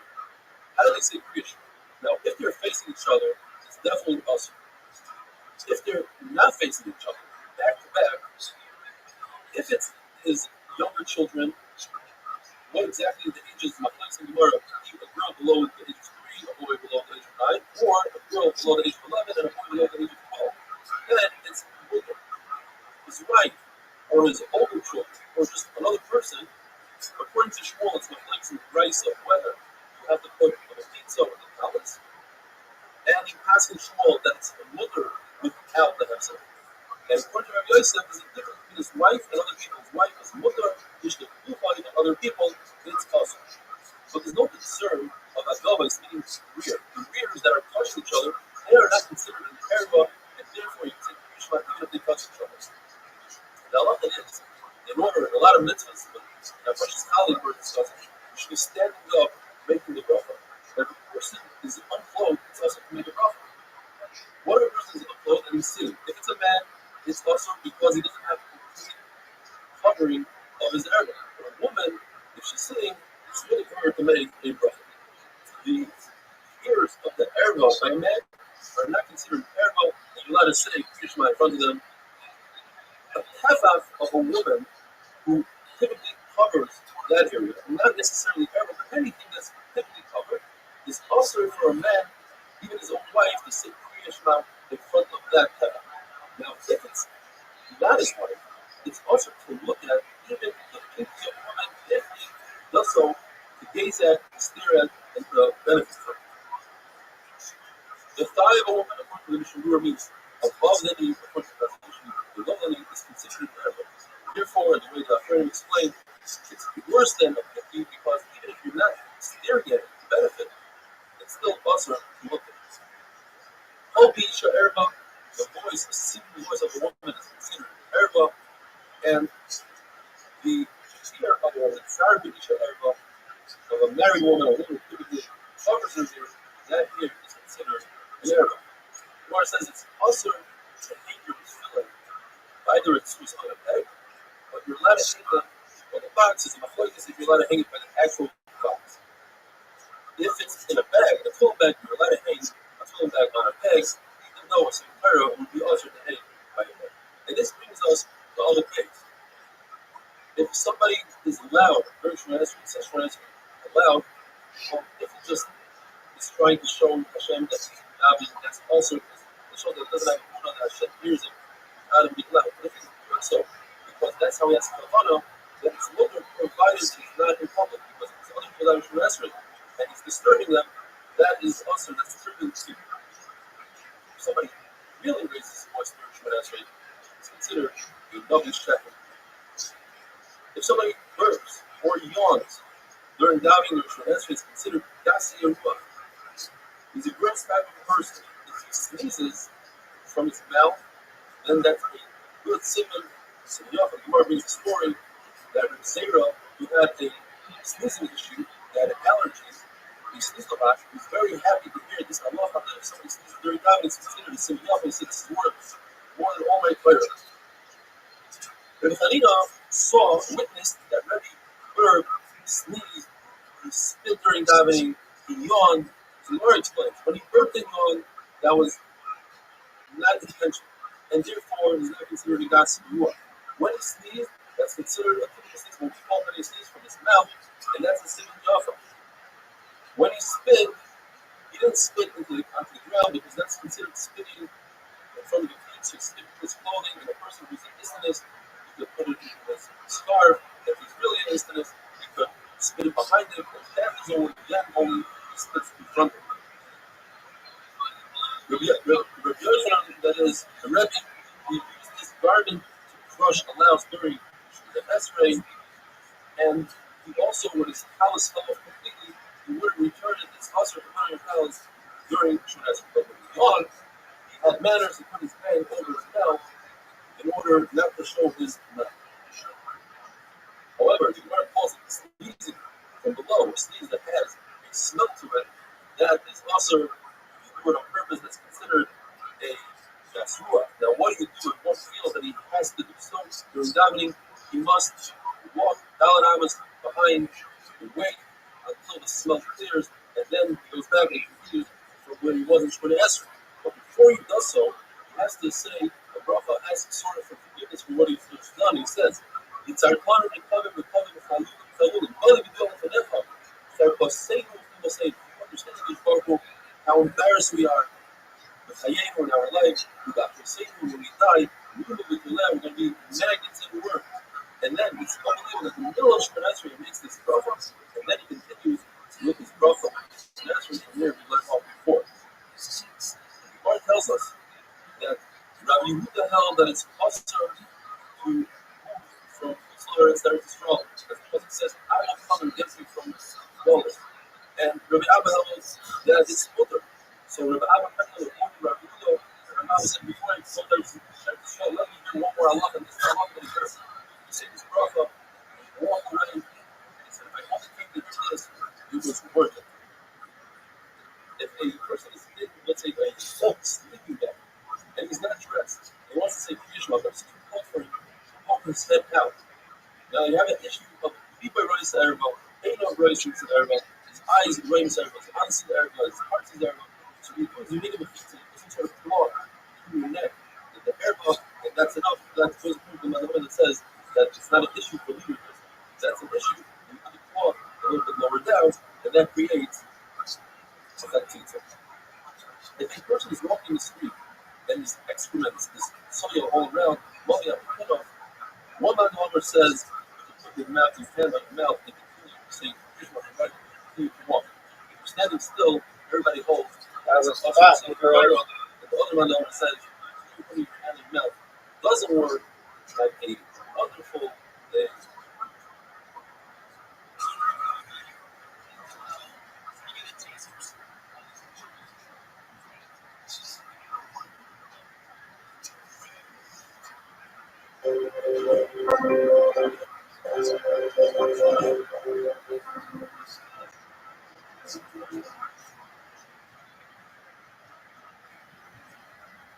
Roughly is not confined. If a man is not wearing anything on the waist up, you may say Kriyishma, but it's possible to say Shemona Esrei like that because that is very key. You have to dress properly. If a person is in the restroom and he realizes that he's wearing his tefillin, he should just jump up and run out. That could be dangerous because the first discharge must come out. But if his hand on his tefillin, what if a person has soya waste on his hand? According to Rabbi, that's not a problem because it says the parts of the body that say the Prince of his book, those have to be clean. In other words, the mouth and the nose. According to Rabbi, this says the positive. All my bones, all my limbs are saying praise. Therefore, every single part, including the hands, has to be clean. If the source of the smell is there, according to Rabbi, you have to distance yourself 4 amas from the source. Not so much the smell. According to Rabbi, it doesn't matter where the source is, it matters where the smell ends. At that point on, you have to distance yourself 4 amas. In the Brisa, one Brisa says, what kind of poison and dog and chicken waste.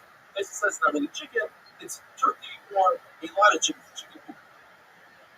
According to Rabbi, the only time dog and pig waste are also the same when they are used and hides, and therefore it's a very foul smell.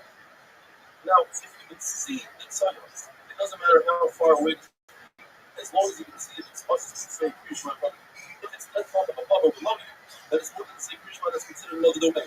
If it's inside a glass jar, it's looking to say Krishma at the end of it. Or when it comes to erba, if a glass separates from the erba, that doesn't give you a head there, because over there it's still an erba. If you have a very small amount of soya kosher, I want you to do cover. What is this bullshit? If soya is in a hole in the ground, you just put your shoe on top of the hole, and that's okay. What if the soya is stuck to the bottom of your shoe? That's a Taik whether or not you're allowed to say Kriyishma. Now the halacha is that the soya whose tummy is under the tree is like a cat, is like whatever. So anybody that's tar that walks underneath the tree becomes tummy. But if somebody that's tar is underneath the tree, and the matzah walks by the tree, the person that's tar remains tar because it's not his domain. He says Abaye, if so, the same thing applies to soya. In other words, if soya is moving by, then you are allowed to say Kriyishma. Only if it's stationary, it's also. Moses says no. When it comes to soya, it says you are need to be buying you, then that moment of repentance does for you to say, issues. A rayah, a smell that doesn't have a source. So here is an example that the sheep buffer, they would sleep on these machatzales, but their friends would learn next to them. Now, when a person sleeps, doesn't really have full bodily function control, and it's possible that there's some sort of rayah smell that comes from the buffer. Nevertheless, you're allowed to learn Torah. However, you're not allowed to say Kriyas. The person himself is the one that created that smell. He's not allowed to learn Torah. He was distancing himself from that smell. What about if we don't know whether what you're looking at is Meraglayim or, let's say, apple juice? It's a suffix. So, even if it's in a heap of trash, typically there's a lot of soya and Meraglayim, it's good because the circular rights of St. Krishna in front of Meraglayim is in front of a stream coming out of a portion. But once it hits the ground, it's not also the rights. However, when it comes to soya, you don't know. How'd you find out about me, my friend? Do I remember you? Maybe. I don't know. Tell me about yourself. When you're out.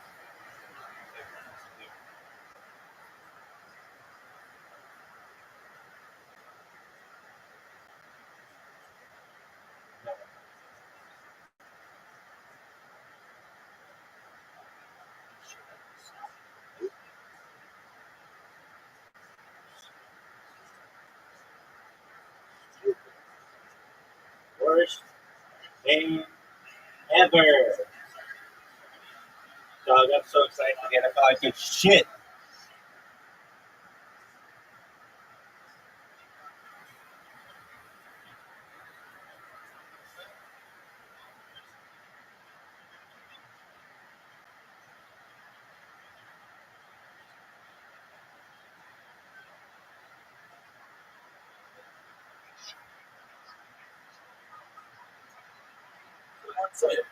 So in that case, if it's in a pile of trash, it's also why? Because in trash usually you find soil. If it's in the house, it's not like this because one of them says you typically don't find soil in your house.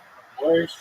What is the shear? How much of your life is it that it makes it also secure? One of them says it's there on a non-sweat. Yeah, in other words, it's so moist that fresh air you can make something else like it. The other one says it's just only needs to fail. It's only needs to fail. Says that you just see that outline of the ground, even though it's not moist at all, it's still possible. What's the shear in soil? You have a number of shear. One shear is that it becomes hotter on the outside. It's a longer soil. Another shear says it's up to the point where it's fractured. Another shear says it's as hard as earthenware, and if it breaks, the halacha is, Rabbi says that it has to be as hard as earthenware in order for it not to be soil, in order for you to be able to say, and this brings us from the base. It says in the Mishnah we learned that if a person is a son of Mishnah and he realizes he has to say Krishna, and he doesn't have enough time to get out and get dressed, he should say Krishna in the water. Now, number one, we're talking about the secret. So probably there's a point where Krishna that says that all there will be first make all the secret, though, there might be a secret. That's a comment. But other people can say, where do you have? The other point of the ordinance is, you put the water on the sure, water is dirty water or it's not see-through, so therefore it creates a barrier between your eyes and your heart and your other part that's in your no, we're talking about clear water, but nevertheless, there's no issue. Worst. There's no issue. Ain't no right in the Look at this. If you're fucking hamster. Look at this move. Look at this move. Look at this move. Look at this move. Look at this move. Look at this move. Look at this excrements. Look at this move. Now it's completely clean. Nevertheless, it's also the same creation of swords. It's discussing most sleep. According to the Tanakh, the entire house, even with the Tanakh, long as Allah of Tanakh, because Allah of Tzayah, according to Chicken Deal, if you have Tzayah front of the bed, that doesn't create a pizza, therefore, this is a food atmosphere. Tzayah, if there's a bed in the Tzayah, that creates a some pizza. Worst What if the sun is coverage well, ever. if the bed is only 2 feet from above the ground, there might be concept of cold blow. And it says if the bed is on the I ground, only set that off, if the bed is and I not would run it then all the way. it's us as a fish. Like, I was sick. They wouldn't have penalized. Remains in the sun. If the mirror glider I would have looked like Dragon Kennedy on September 12th, 1953. Everybody would have known it. Everybody. Or the mirror glider becomes the water. Then the mirror glider becomes buckled, drop by drop. As it hits the water, they become buckled. However, if the mirror glider What is this bullshit? Water, oh, that's Worst coverage ever. Just says that. It's exactly. If you in water before the mirror glider, then there's about like whether you need a push or a refuse. Mirror glider first, certainly metering, and finally for today. There's an Isra Kashish in a house that has a pyro and film. You either remove the silver and film from the house, or you build a piece of your pen. That's the price for. Put some fresh film in a double wrapping of a wonderful day.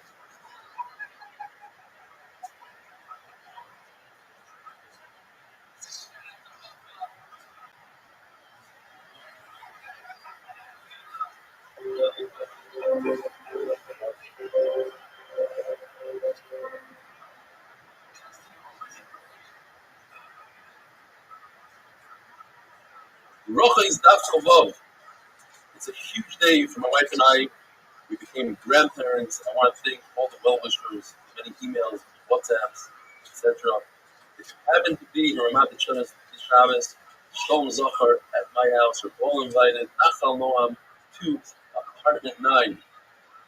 The Gemara says that it's usher to daven Shemona Esrei facing a bathroom, even if there's no tzoy in the bathroom. If somebody designates a brand new bathroom, there's a suffix whether you're allowed to daven Shemona Esrei inside the bathroom, but outside facing the new bathroom that was never used, it's mutter. There's a type of bathroom called Hasim, similar to what we have today. It's where the tzoya falls out. It has some sort of pipe that removes everything. So that is considered salsum, it's considered sealed, and it's mutter to daven facing. Says the Mishnah. The Mishnah brings 3 cases where there's an additional tumah to the carry. Ezra was masakin, they have to go to the mikvah in order to say to the Torah if the person is up. So what happens if a person is a zav? And we had this earlier. A person is a zav gomer. We saw 2 rinios even one day. Now he has to wait shiva nakiyim 17 days. During that time, it became about carry. Now, of course, the mikvah doesn't really help much because it's already coming. Same thing.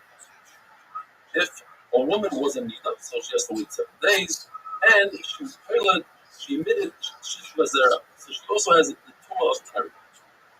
Then the case that's interesting is where she was mishamish. So she became Tamei, and then afterwards she became Anida.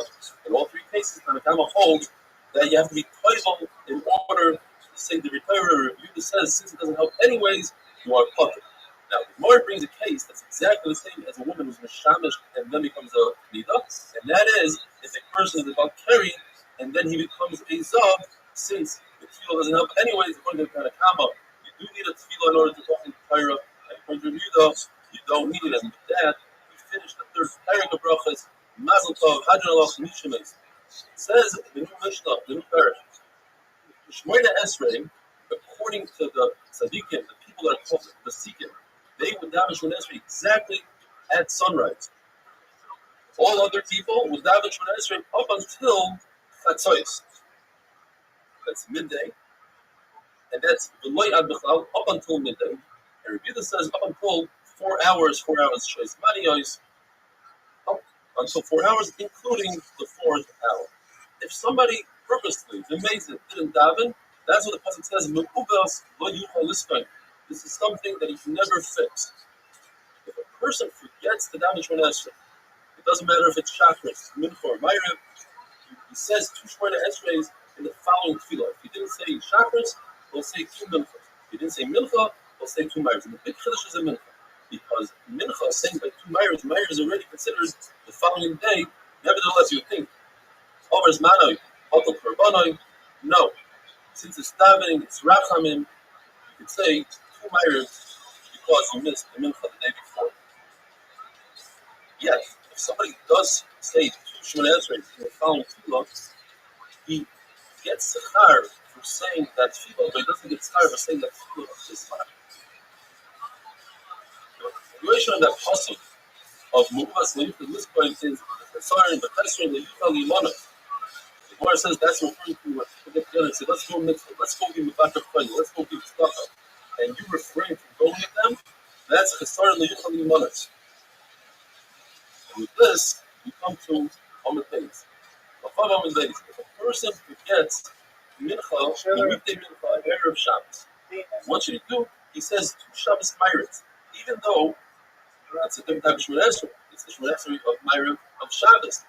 The issue, the Indian is, why is it okay? Because, in fact, as we said the other day, Shabbos Shemona Esrei should be a Shemona Esrei. It should have 18 brachas. It's just Chachamim said not to be matrinos, not to be triachas.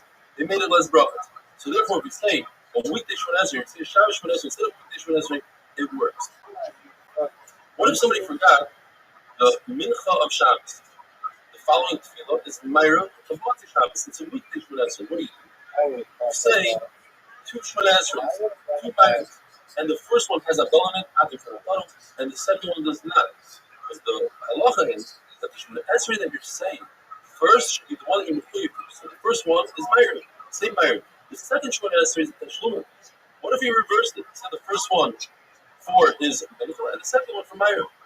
The halacha is he has to say a third one because it's not Yaitz. The kasha is that the word brings down, we say that if a person says he forgets to say Havdalah, he doesn't have to repeat Shemona Esrei at all. The Gemara says it's kasha, but the halacha is you have to say a third Shemona Esrei. In that brayso we learn that if somebody forgets to say Masha Baruch Moed Hadash, or if saying Halamata, he must repeat the Shemona Esrei. Now going into the davening, why do we have Shachris Mincha Ma'ariv? The first sheet that Rabbi see, it's based on our Avos Hadash. Avram Avinu, he instituted Shachris as it says Vayashkim. He got up in the morning. Yitzchak was Mincha because it says Lifnei Sorah. And Yaakov Avinu was Ma'ariv Vayol and Shach.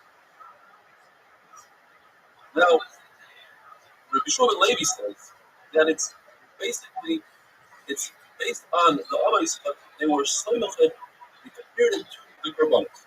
Shachris is up until Chatzais, like the Korban coming that you bring in the morning, and Rabbi says up until 4 hours. Mincha is from the time of Mitzvah Doila, meaning 6.5 hours in the day until the Erev. Rashi says at Chashecha. You learn in Rashi it means until Tzis B'chavim. Other Rishonim say until Shkia. In fact, the Mishnah Berurah says that Mincha should be said and finished with the Chazon Shas and everything before Shkia. B'di'evet, you have up until 15 minutes before Tzis B'chavim. But the Mishnah Berurah points out that it's better to daven the Yechidas before Shkia than to daven with a minion after Shkia. Mincha is like the Tamen of the evening, which goes until evening, which Yehuda says until Tlaga Mincha, halfway through Mincha, meaning 10 3/4 of an hour into the day. Ma'ariv is because of the Varim of the Oila that you migrate on the calf all through the night. What's Musaf? Musaf is actually Knesset HaDoila, they were Misakina, and that's why it's like a carbon of Musaf that goes all day long, where Yehuda says it goes until 7 hours in the day. You should hear only Psuras Taivais. Have a wonderful day.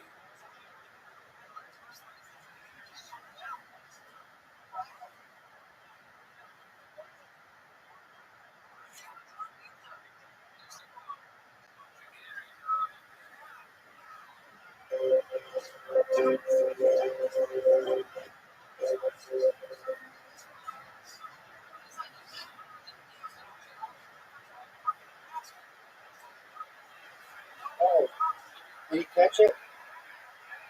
Yeah, you did. That was sick. I would have done it a little faster, man. That was great. Rocha is not Kobzai. According to That Yehuda, was all amazing. these manim of tefillah are Hadbad Lachal. It includes the entire hour. So, the Shemona Esrei of Shachris, when you says goes up until the 4th hour. That means including all of the 4th hour. It doesn't mean until the end of the 3rd, but rather it goes into the 4th mincha, the first part of flag mincha, which means as follows. Let's talk about this mani mincha for a second. We have mincha daima. Take the daylight hours of the day and divide them into 12 parts. That's called shais mani. It's not necessarily the hours that we have today. Chatzos is exactly in the middle of 6 hours. Flag mincha or mincha daima is a half an hour after chatzos. So it's 6.5 hours.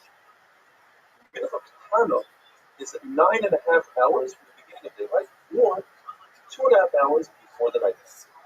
You take those 2.5 hours before the night and you divide that in half. Why? Half. That's flag mincha. According to Rabbi, you can say mincha, not mincha, until the first portion, the first part of that flag. In other words, 1.25 hours before nightfall is when you have to stop saying mincha, because the first part of flag and the entire part of that part. Most of the group goes all the way to the end of the 7th hour, Adhan B'Chlal. Therefore, there's a situation where if a person has tefillas in front of him, he has a mincha because he said that mincha doyle starts at 6.5 hours of the day, and he has another half hour left to finish off Musaf. Which one comes first? It says daven Musaf first because Musaf is about to expire. You can't daven it past the end of the 7th hour. You only have a half hour left. Rabbi Yehuda ben Bava testified 5 things in the second Seder. And we pass like the second Seder. One of them is that we teach a child whose mother married her off, and that's only the Rabbanon, in order that she shouldn't be after. In certain situations, we teach her to be meals. That is, to say that she wants to negate the marriage, and therefore there's no marriage. In a situation with 2 sisters, including this kind of marriage, the brother and her older sister is married to another brother. That older sister's husband died, therefore she falls to evil. She cannot fall to evil in this current state because will be 2 sisters married to the other. Therefore, we teach the younger one the meal, and she'll be a proper Yavama older. We taught a testimony that you can marry a woman based on an Eidechad, one witness testifying that her husband died. We also testified that they did steal from a chicken who killed a person. And that for the suffering on this bath, it's enough to be considered old wine, it's enough to be 40 days old. And finally, for our sugya, the tamin was necker out 4 hours, in other words, the entire 4 hours into the day. And that's why we constantly review that daven chakras 4 hours a day, not a purpose. Rab, except Shabbos, he did an early Shabbos, what we call today, after the flag, because he holds up to Yehuda that flag is the end of the day, and after flag is already nighttime. Chachamim say you can only do the Chal Shabbos after Shkir. It's Chachamim that they was trained because they hold that mincha goes all the way to the evening. And whoever does, David and Myra, that you can do any way you choose something about it. If the entire congregation daven Shemona Esrei, they thought it's nighttime, they daven Myra for most of Shabbos, but it's still Shabbos, they didn't see that it's only cloudy day. Their tefillah works because of Tzibura, but if the individual made a mistake, he has to repeat the daven. Rabbi sat in the Beis HaMerkatz in a sauna before the Gzeira against doing Zayal, and he was Mekabel after it was Mekabel Shabbos. First he was Mekabel Shabbos, went to the sauna, and then he taught Torah. Rabbi Bar Arba, who was a Talmud Chaver of Rab, he davened mincha of Friday behind Rab, who's davening Fire of Shabbos. And you see from here that Rab didn't take his 3 steps back and influence the Shalom because Rabbi was still davening for Nesra. Learn out halacha that if somebody's davening behind you, you're not allowed to take steps back. You're disturbing him, or the Mishnah brings that the Shekhinah is there. However, if it's out of the 4 amas of the person, you're allowed. And the only reason why Rabbi was allowed to daven behind Rab is because he was also a misprice. He's trying to cover. But a regular person, a regular Talmud, is also to daven behind his Rebbe. If he does, he causes the Shekhinah to leave Klal Yisrael. Just like if a Rebbe says Shalom to a Talmud, and you answer back like you answer to a regular person, Shalom, instead of saying Shalom Lechamayri, it also causes the Shekhinah. And if the Talmud opens up the yeshiva without asking permission to yeshiva, that's Misal the Shekhinah. A person couldn't make it from Shabbos and make it before nightfall. as long as it repeats previous Shabbos. Shmuel says that a person can daven once a Shabbos, not the Finatanu, on Shabbos itself, and make Havdalah on a cup before Shabbos is over. It's a very interesting story. The Gemara says that in the name of Rabbi said that Rabbi Shmuel ben Yossi stood at this particular pillar and he davened the tefillah of Shabbos, Meir of Shabbos, on Erev Shabbos. Says, well, that's not what happened. It happens to be it wasn't a pillar, it was a palm tree. And it wasn't Rabbi Shmuel ben Yossi, it was a Rabbi Lazar ben Yossi. And it wasn't Erev Shabbos. On Shabbos, rather, it was Shabbos on what's a Shabbos.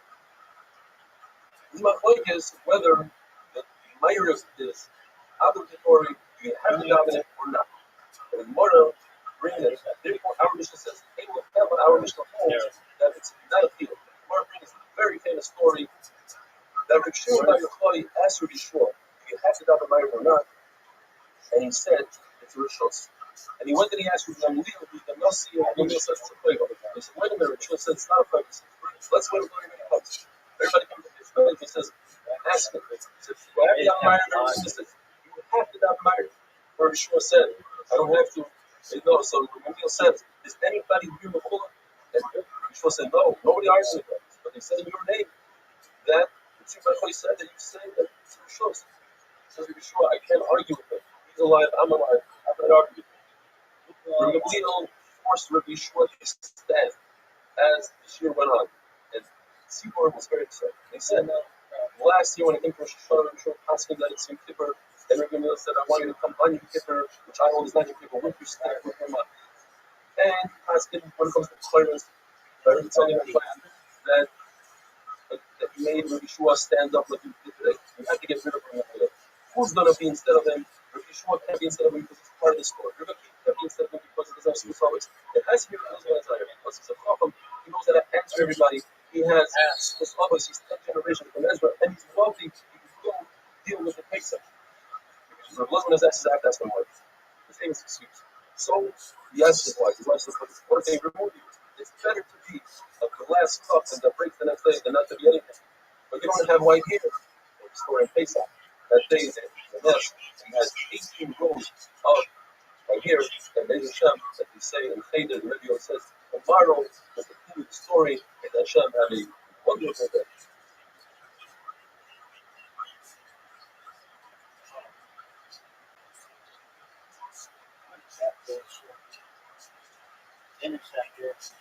What in the fuck, dog?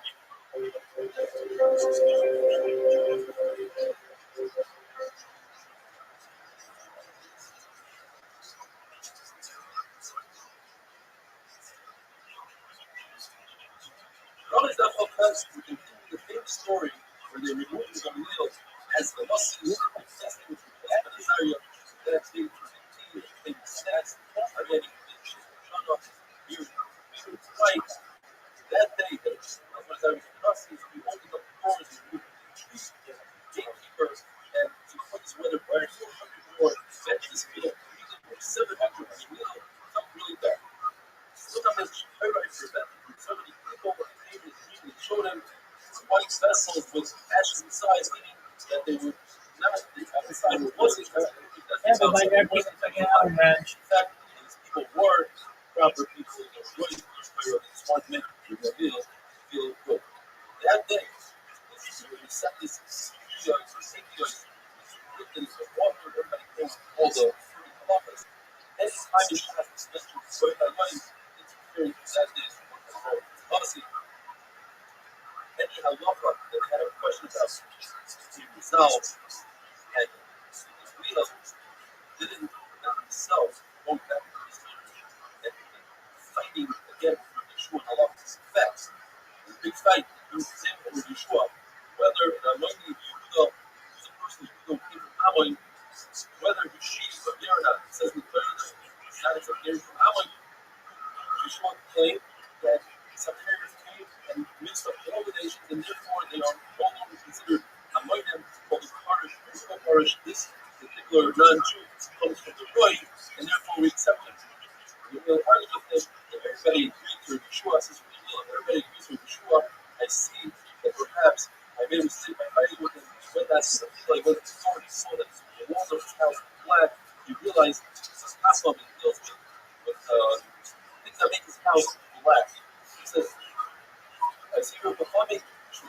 fact, I see you don't understand the means of life of the comment on his harness. He says, I accept. I ask him if he don't show didn't shake the Mechila. Says the Gemara an amazing thing. He says, well, at least when the Mechila showed he went to me in the honor of my forefather. As you see, his great great grandfather was Hillel. And look at all style of all the see him taking from Hillel, walk around on showing a deal. And in fact, she was mindful of it. So the Gemara said, if so, once she was mindful of Gamliel, we could read its name. Gamliel, what he do, he sent the launderer, and the launderer said in the Rebbe, the words of Rabbi Shua, he said, let the person that wears the clothing that's cloaked continue wearing the clothing. From Gamliel, and one who doesn't, from the desire, he shouldn't say, give me your clothes, let me wear it. Rabbi Gamliel didn't accept it. He says, with the Kiva, let's close the doors, let's not allow the servants, the slaves of the will come and persuade us. Sure, so the said a person, a Kohen, who's the son of a Kohen, who doesn't have son and supposed to have for Aduma, is so to the son of Nasi of the Nasi, and therefore you should be the Nasi. The question is, so he accepted. The question is, when you do the Zayah, if you raise a Nasi, you don't go along with the show. So he said it, but we also say, such a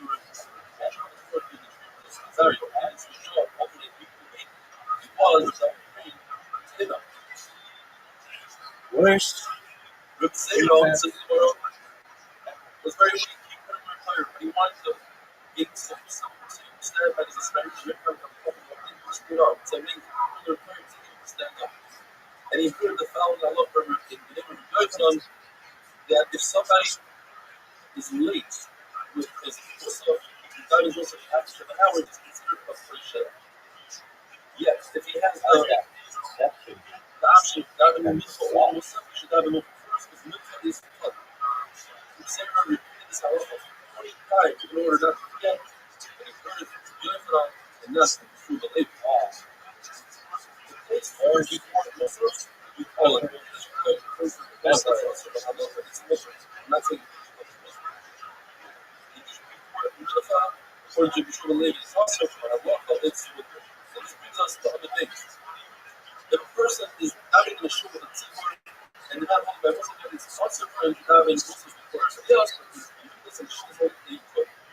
Says the Mishnah, the Fully Man Khanov had a special tefillah that can say, it's very good for learning, that the Gemara says the goes as follows, he wants him to know the Yards of the Fullah, the question is about Allah, and should I just say Allah, but this is amazing. It's great to be happy that I made a mistake. Allah, another can make fun of me. You should be proud. So, because of that, you make fun of me. And I shouldn't say, coming hard or coming, and my friendship with Israel and Allah, and I should make fun of them. That is what you say. Oh, yeah, then I'm not going to catch it. Sometimes we usually make some like this. I'm not sure everybody knows this from the same such a I'm not sure.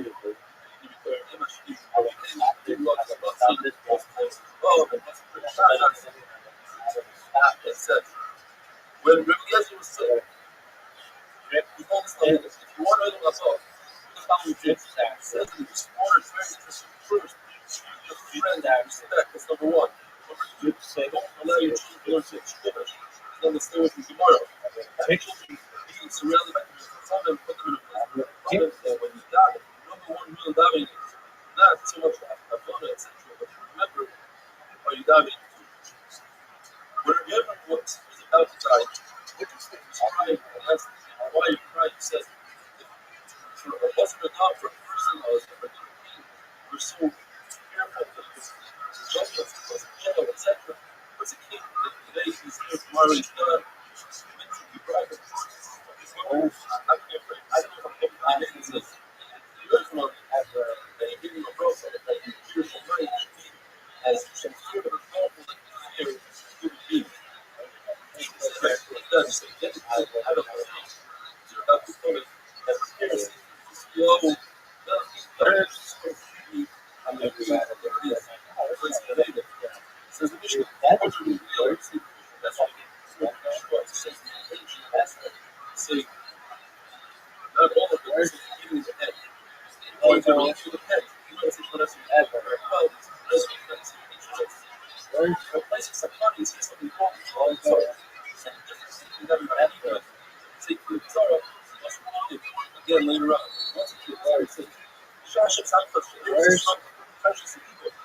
Defense. Forever. Person is right on the top of the earth. You must give up the down. That's what you're trying. And his heart. On a boat. Notions. Why do we see women for 18 brothers? Hold on, it represents the 18 shepherds of Hashem. And they think of all the Hashem. Or the 18 shepherds. Or the 18 vertebrae having a spine.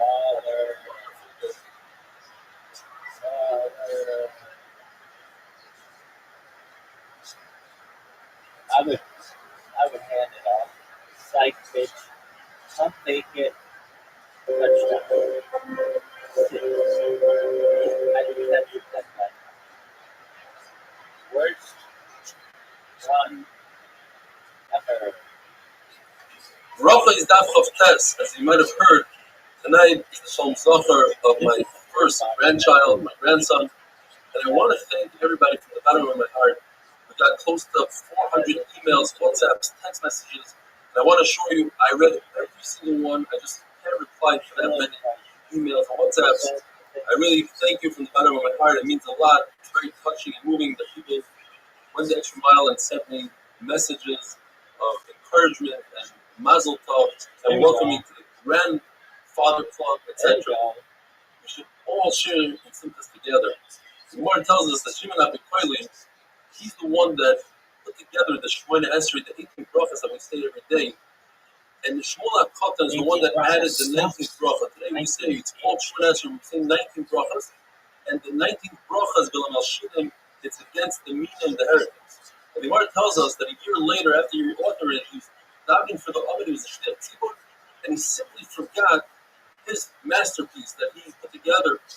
The halacha is that when a chazan forgets a bracha, we don't remove him. But if he forgets Bilam Al-Shinim, we must be concerned perhaps he himself is a min, and that's why he's not saying it. Maybe Shmuel HaKatan became a min. Just because he's a tzaddik, and just because he authored it, doesn't mean anything. Says the Gemara, the reason why they didn't remove him is because he started the bracha. And that proves he's not a min. A min wouldn't even start the bracha. Now, if a person is a Rasha, and then he did tshuva, it's very possible that he ends his life as a Rasha. According to Rabbi and Abaya, if a person starts out as a tzaddik, will he become a Rasha later on in life? And this is also dependent on the machlokes whether or not Yochanan Kohen Gadol is the same person as Yana Hamelech. Yochanan Kohen Gadol, we know, served as a Kohen Gadol for 80 years, yet he died as a Rasha. Fucking word. The 7 brachas of Shemona Esrei. On Shabbos, it's funny, we call it Shemona Esrei, the 18 brachas. It's really 7. Worst. They correspond with the 7 prelois that David said in Kol Hashem Alamayim. The 9 brachas we say, Rosh Hashanah, are correspond with the Askara is the Chanasa, which was on Rosh Hashanah itself. On Rosh Hashanah, Sarah, Rachel, and Chana were nifgad because both decided that they should have children on Rosh Hashanah. On a Tainus, in addition to the 18 brachas, we say 6 additional brachas for a total of 24. And we only say these 24 on a day of Rachamim, like a Tainus. Why? These are corresponding to 24 the Nonois, the Shirais, the song that Shamamelech said as they brought the Aron into contract to the lot.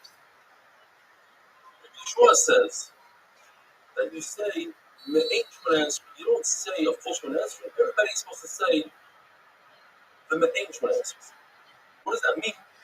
For everybody, at least the 3 first brachas and the 3 last brachas are the regular brachas. The question is what you put in between.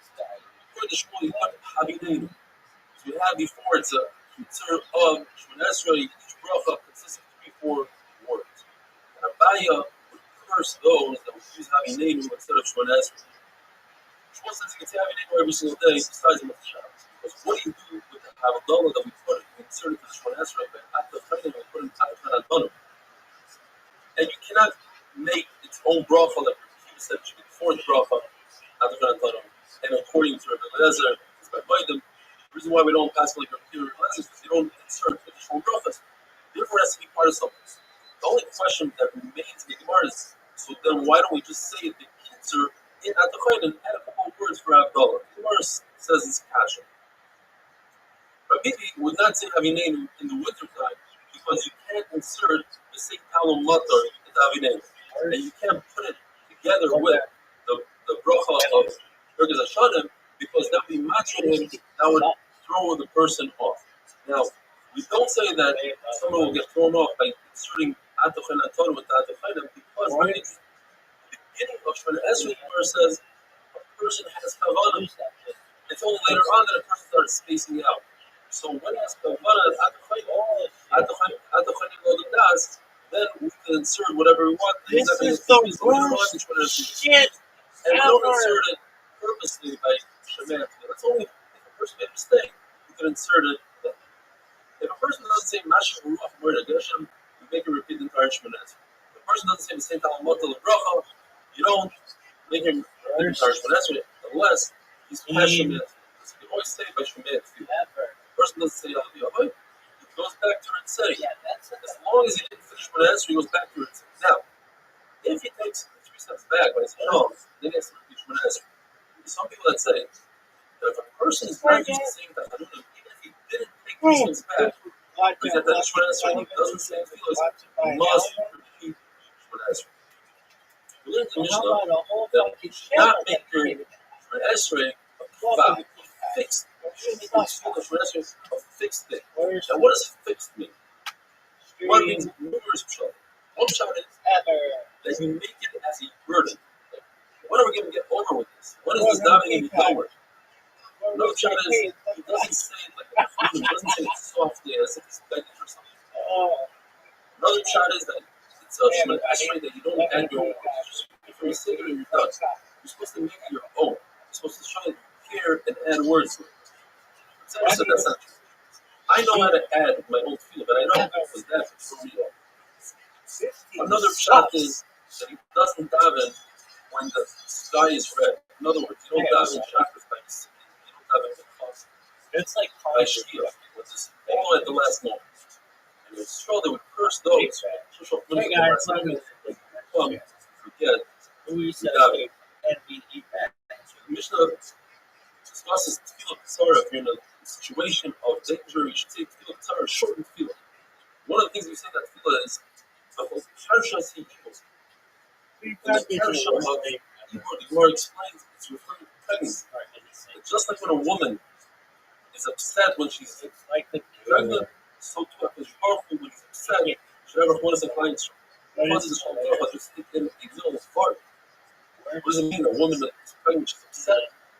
Pshat is that every good thing comes with pain and aggravation. This is The the Gemara says worst that fight in order to come ever. to a beautiful, healthy child, you have to go through very vigorous labor and delivery and everything else that's involved. So just like a woman who's upset, in other words, she went through pain, but at the end she had a beautiful thing. So too applies from a person upset that beautiful things more than the beginning of upset. Or That no one to upset, like those days were Philip the first Israel that led people to go off the desert. It's not because they didn't have fear, but because they were That's a good look. actually good for us. It's good things. And some people say that this field of Shas Hebrew means when Israel are not doing the right thing, but still think about Israel. If a person is walking in a safari with dangerous animals or bandits, should say field Torah. What is this field Torah? Lezer says, I say return from Shemon Yimel between Nafas Ruach the Yiriyach Mitachas. That Toy Benefas say Baruch Hashem Shemon. Lezer Taik says, Shema Tzakas Achri Yisrael. I say Meir B'Hashosam. Baruch Hashem Shemon. There's another one in there. And finally, Acher say, I think this is a song. But I think it's Torah. He wrote it. She's going to Echad Echad Kedei Parasasai. Echad Bio Bio Dei Machstoira. She did everybody what they need. That Tefillah and the halach is this is what field Torah. So the other we said, don't get upset because if you get upset, that brings to the Aveira. What is Aveira? You should always say because that we know what it is. He wrote so. Etc. Have a wonderful day. Have a great Shabbos. Have Mazel Tov. And by everybody.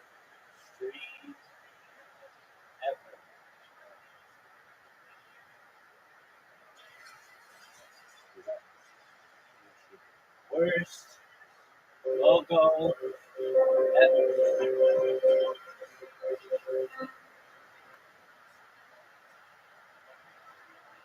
Worst. Just let me support it. I'd like to Brothers not flopping.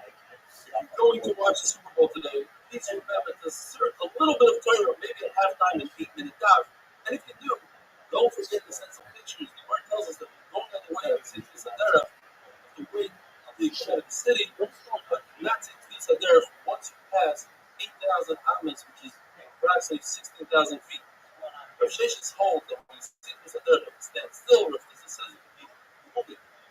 Yet when they went together, Rav Sheshes respected Rav Tzitzi and stood. We didn't want to do that in a place of good. And in fact, Allah says it's preferable to be in a standing position where you say, Tzadar. Riding on a donkey, it's not like whether you get off the donkey and you give the donkey to somebody else. Rabbi says you don't because that's going to take away your concentration. You're going to continue riding the donkey. If a person who's blind or doesn't have a compass, he should think about Kodesh HaKadoshim in his heart. The point is, you always have to be facing the corners of the Kodesh HaKadoshim. So if you're in your face, it's slow, which is not actually the daily Kodesh HaKadoshim. If you're in a slow, you're flying, some English, it's Kodesh HaKadoshim. You're in the Kodesh HaKadoshim, you're facing the pirates. Behind the pirates, you turn around and face everybody else, the pirates. You're north, you face south. Always facing the pirates. What do you do if you have an emergency situation and you won't be able to dive into this? The father should dive into this extremely early. According to Rashi, even before Shabbat, places says that doesn't make sense because there's no such shear that's in the middle of the night. That's decided you have to have Shabbat. Rav Shimon Elazar is Mechalik. He says first you say Kriya Shema, then you say Shemona Esrei. It's better to say Shemona Esrei sitting down, but it's right after Shema that you say Shemona Esrei standing up. With Shmuel, it's better to say Shemona Esrei standing with Kavar. The regular person, before they say a shear, you have to grab him, and even though it's really early, their opinion and dive. And once they gave the shear and the sun came up, was Netzachama, then the Talmud would speak out one by one, dive in Shemona Esrei. But actually, very interesting. He would give his material on his announcer, he'd give him a lot of material to say over, and when he was saying over the material, he, in a sitting position, would say Shema and Shemona Esrei. Why didn't he get up and go out and say Shemona Esrei? This is Rashi, an amazing thing. He didn't want to be that person who caused the whole basement of the Yeshiva to stand up in his honor. That would be too much of a thing for everybody. He didn't want to die really early like Shmuel's father, because he never saw his Rabbi do it. He didn't want to be a minute because he thought that was a tear club using the show at the start time of the year. He says the Mishnah. So Cholim say that the God of Muslim, even if he is not a secret. The husband of Zayir says no. Muslim is only a secret. Buddha says in the name of the husband of Zayir that Muslim, if you have a tzibur, and the Shnei tzibur is white tzibur, you don't have a tzibur that even if you often is including Rabbi Muslim, and that in fact is how Rabbi Shmuel Paskin, and the Amin Rabbi Paskin was the common they say Muslim in the beginning, so not even the beginning of the Sefton, but they used to dive in the exact same place by the pillars where they learned Torah. In other words, dive in the Yechidus, Shachos, and Muslim. Rabbi Yochanan testified that he saw Rabbi Yanai davening back to Shemona Esrei. Nor says the same task to say that he didn't have Kavanah, that's why he repeated Shemona Esrei, because he testified to Rabbi Yochanan, who knows what he's saying. He told us the story in order to bring out a point that David Musa even repeated it. Nor does a similar story. Rabbi Bar was davening Shemona Esrei, and repeated it can't be because he didn't have Kavanah. Lezer says that before you daven Shemona Esrei, you have to assess your situation, evaluate whether you could at least have Kavanah more profit according to this. And therefore, it's impossible that the King Rabbi didn't have Kavanah. Therefore, it must be that he repeated Shemona Esrei because he was Shkodesh, and God to say Yal V'Yava. One forgets to say Yal V'Yava in chakras, or Muslim, he forgets complete Muslim, instead of Muslim. He says, I prefer to repeat Shemona Esrei. If he's in a tzibur, he doesn't repeat Shemona Esrei because he gets from Shnei tzibur, and he himself is going to repeat Yal V'Yava later on in Mitzvah. But he does short repeat Shemona Esrei. If a person forgets Yal V'Yava in Myriv, the Rashi says, never repeat Myriv. Why? Because Rosh Chodesh is Mekudesh in the daytime, not at night.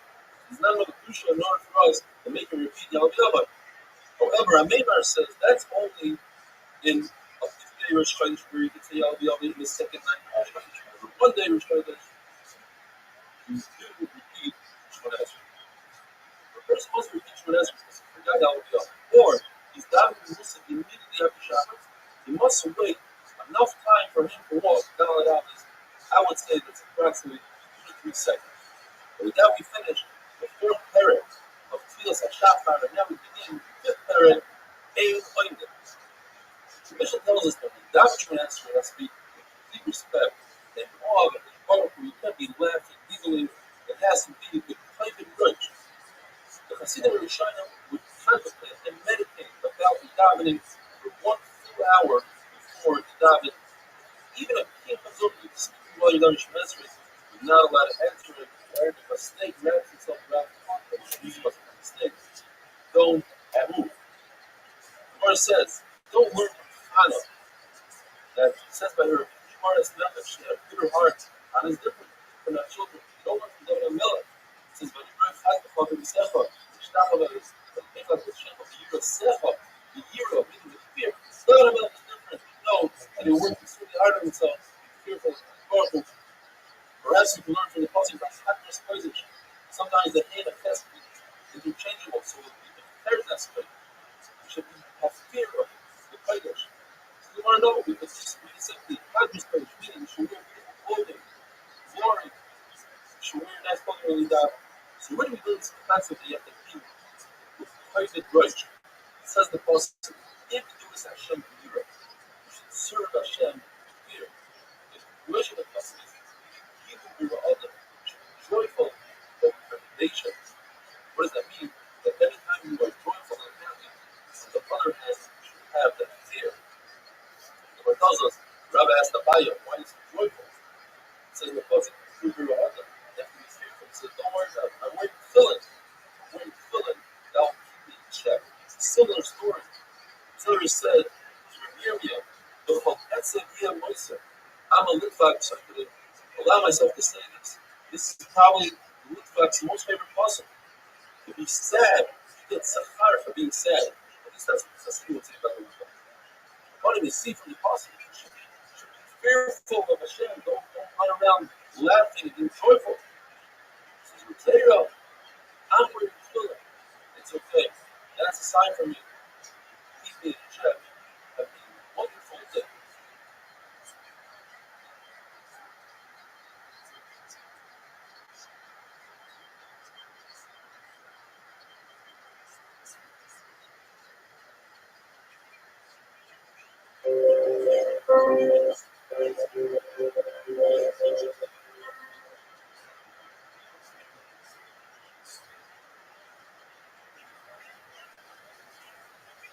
Rabbi Zaf Lamed Aleph, the Gemara tells us that you have to balance between being joyful and being feared of the Lord. The Gemara tells us 2 stories that are identical.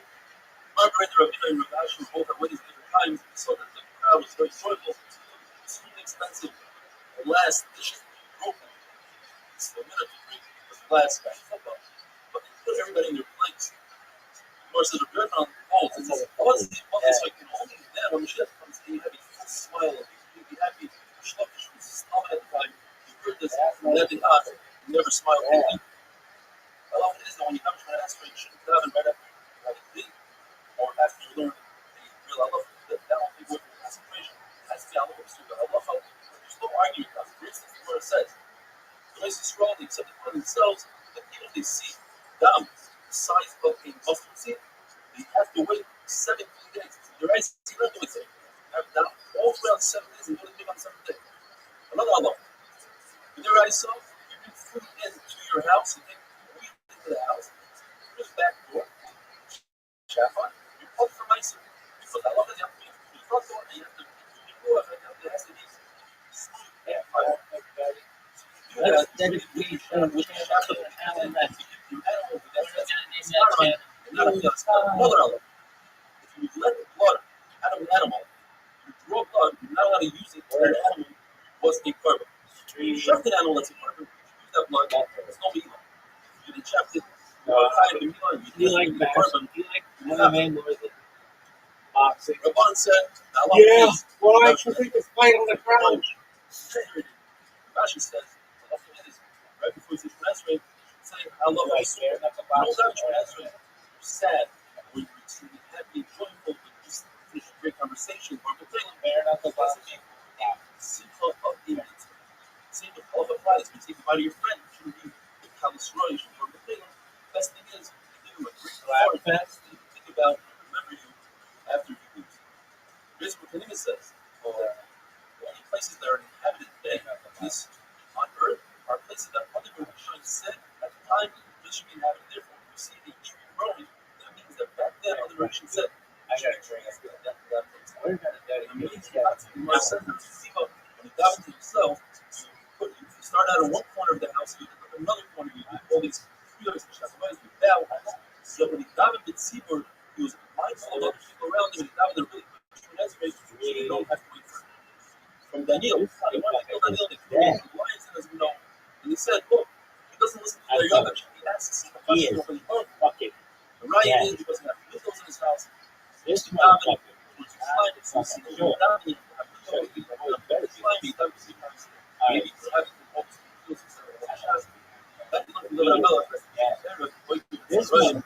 is dead.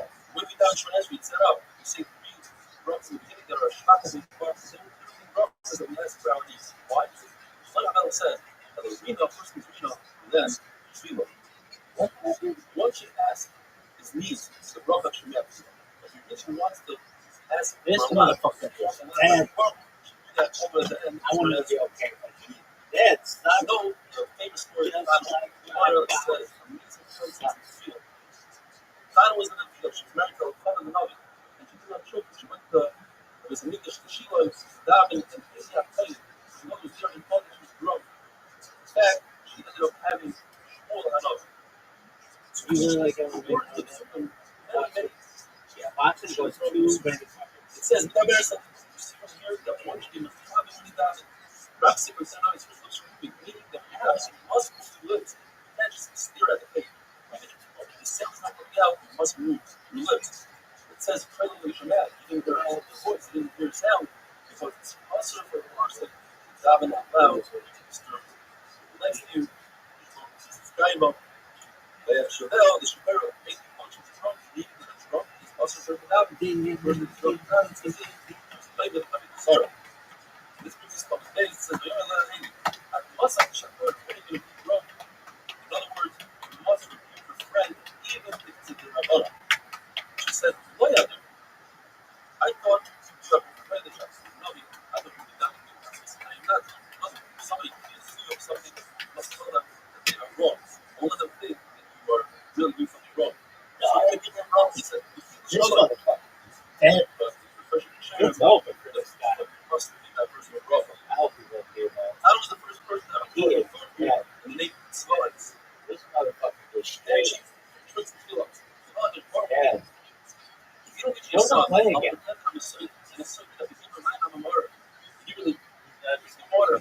That's the possible. So, Israel Zera, what is it? What our meaning? If she's proven not guilty, she won't have a child. Of course, I was born before a child. I know not be a Cesar. If she's proven not guilty, then she'll have a birth. Yeah. Already. Pointed out Madomar, Roy Ritza, Roy Tira is not a drush. Because it says I'm a self, I'm a certain 3 times the word why. Because you're the word I'm a self, I'm a Misa. Why don't you check in 3 different ways that you check other women and give them Misa? If they weren't happy with Misa, Chala, and Abba Tzadar, I am happy. Why do I deserve what you're giving me? She says that there's one Zera Anosh, give me Zera Anosh. What does that mean? A man that's above other men. It's just a person. I'd be like, yeah, this shit. Give me the ball. I'm sick. West Side. Hey, everybody. Let's see if no one has replied to me. Oh, chat. What up, babies? Restream always there for me. Psych. Oh, this motherfucker's like blah, blah, blah. Nobody. In other words, learn from your Allah. If somebody's having shmonetz for next $50, Lord knows us. If he told his people, we have to shut this bowl, go get a pipe. Shmuel said you don't need a pipe for shkita. You only need to pay for the other three avodas. Kabbalah Aloha and Shmita. In fact, he said you were right. You shouldn't have said that. Now you're murder Allah from your rabbi, you are saying you want to kill him. Dude, let's get his ass off the field. Next man Let me in. still not because it's time to be something. I don't have another kid. I bet that motherfucker's still there. That's it. That's child spirit. That's not funny. He got very simple. I'll just give you some tomorrow. She told her to go over a decent time. She said, everything you created in it is for a purpose. The eyes, the ears, the nose, the mouth. Why did you need to put on nurse? I don't have a trouble. Finally, the Gemara said, another element that's not going to be a person makes a kindness on Shabbos. Rashi explains everybody's eating so much food and we restrain themselves that will break it for 70 years. The problem is that that's not counting. That's Homer for that. So therefore, you should fast 2 days in a row. You should fast on Sunday. Fast on Sunday, you should fast on a different day. I think it's wonderful. Shit.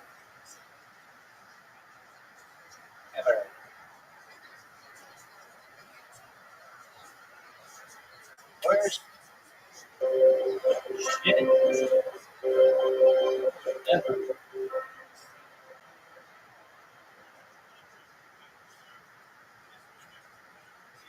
Bracha is now one extend the heart of Mazel Tov to my daughter and son-in-law, Benjamin and Jacob, the rest of their son, Nephtali Moshe.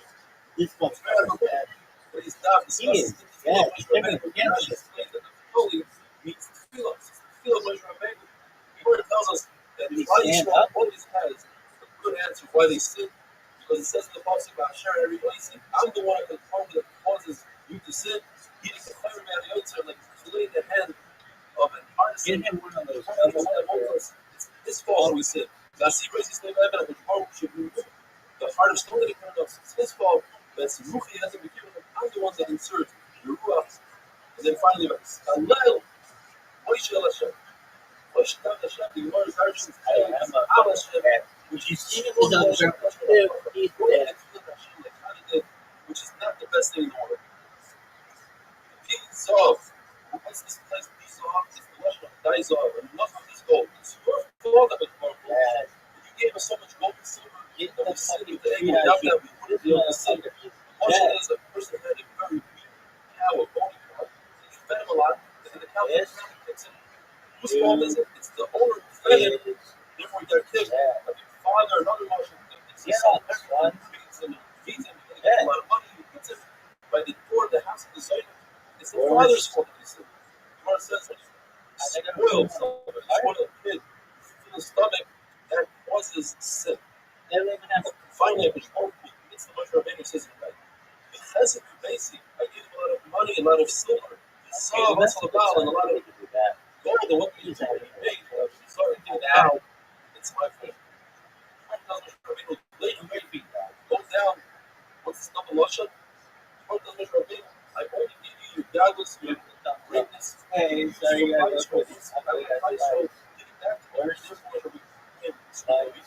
Until Moshe Rabbeinu realized that since then, Pope said, every day, leave me alone, so I can go destroy them. Meaning, if you don't leave me alone, I can't destroy them. So Moshe Rabbeinu was it's like a muscle where the king is beating up his son, and the king's best friend is watching him after that, and he's going to say something. And when the king presses his son, he'll get up in front of his other words, I'm going to kill you. Before he realizes that he has power, he steps in, and he brings up the fight. Dude, this quarterback. If the player wouldn't have said it before, it should be us who said it. The Torah says that Moshe Rabbeinu Quarterback held on to his bar ever. and wouldn't let it go until he you say the biggest something on their face, like you follow Moshe. What does it mean? Moshe should say, Moshe David by Stalin Moshe.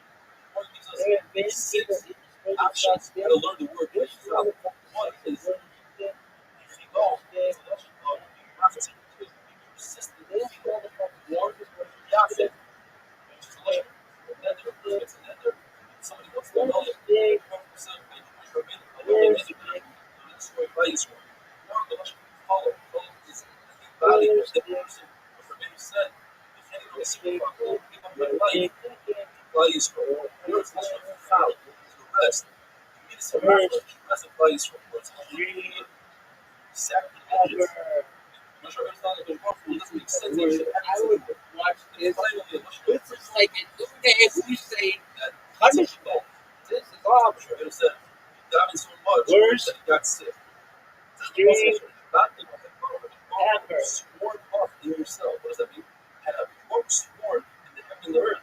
Just like heaven and earth, you can destroy that true. Those are depressing. Himself was never going to last forever. So to be sure, the body is strong. What is this bullshit? Last forever. But the bare limit, Worst which were a dream he also switches on the also. It says that the bare limit are better than the country. What is this bullshit? bullshit? So you need to learn that the possible blue was Rabbeinu was better for me. Rabbeinu said, I already know the fine soul. You told me to say that you're going to give me the land, so you have to keep your word. It says in the possible blue defense Hashem. It's a lashon that came up since the Gemara that Moshe Rabbeinu said the nations are going to say that you keep weak like a woman. We're the fine soul. You can't. It's one nation. That's what you said. At the end of the day, you're right. That's what the Most High going to say. So I'm not thinking forever. I'm not thinking that's what you're going to say. Why was the Talmud who is ready? Give a shvach after the book, and then ask for me. Tefillah is more powerful in good deeds. It's the most great good deeds. Ultimately, the original is people see it as well because of his tefillah. Kindness is more powerful than stuff. Kindness is more bad. Stuff is money. And the tefillah, although it's not as has more power than the work. I'm telling you, kill some of the situation that's possible. Then you come to you, trying to kill another individual no longer has been 65 person's life. Once there's proven values, the gates of tefillah will not be open, but it's difficult. Where we put the feet of Arisa, of iron wall between us and himself. However, in 86 years are never allowed. Rashi points out that Hashem will be 16 years. He doesn't feel 16 years. You just have to be able to travel his years.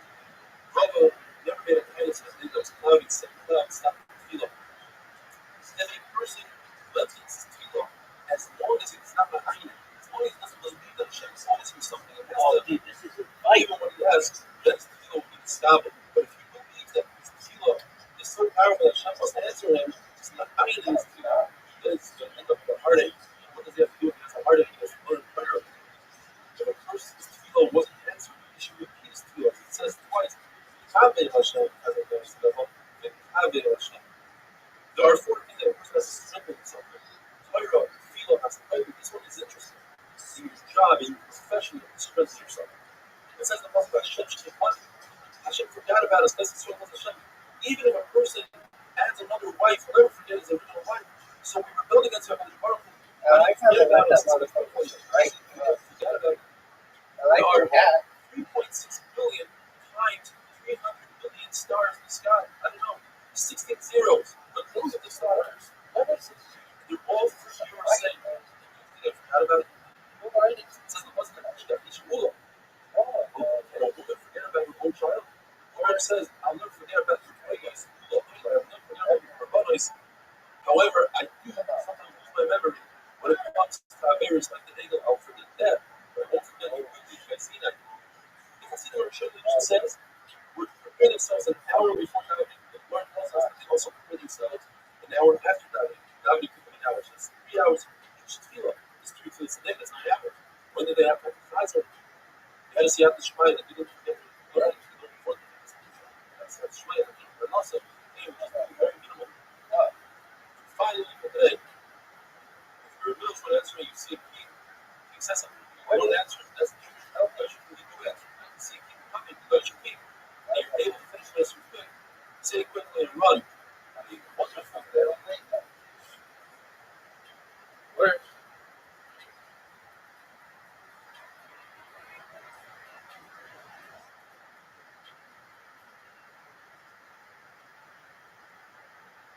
Brachas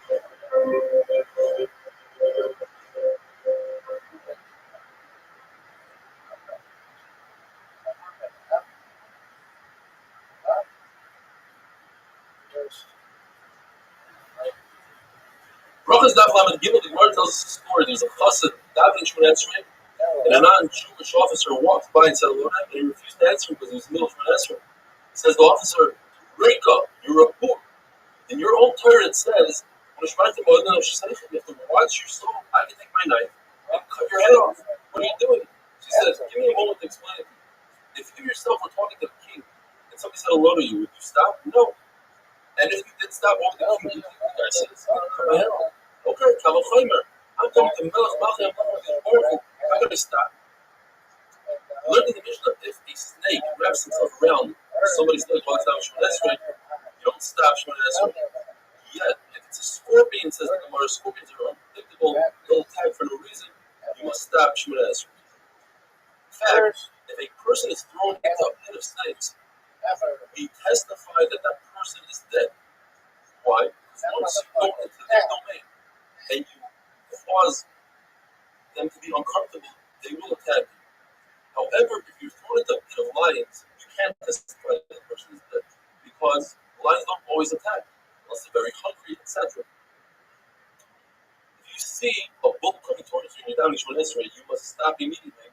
If it's a bull that never attacked humans, doesn't have 3 attacks against humans, then if it's within 100 feet, 50 amma, you run.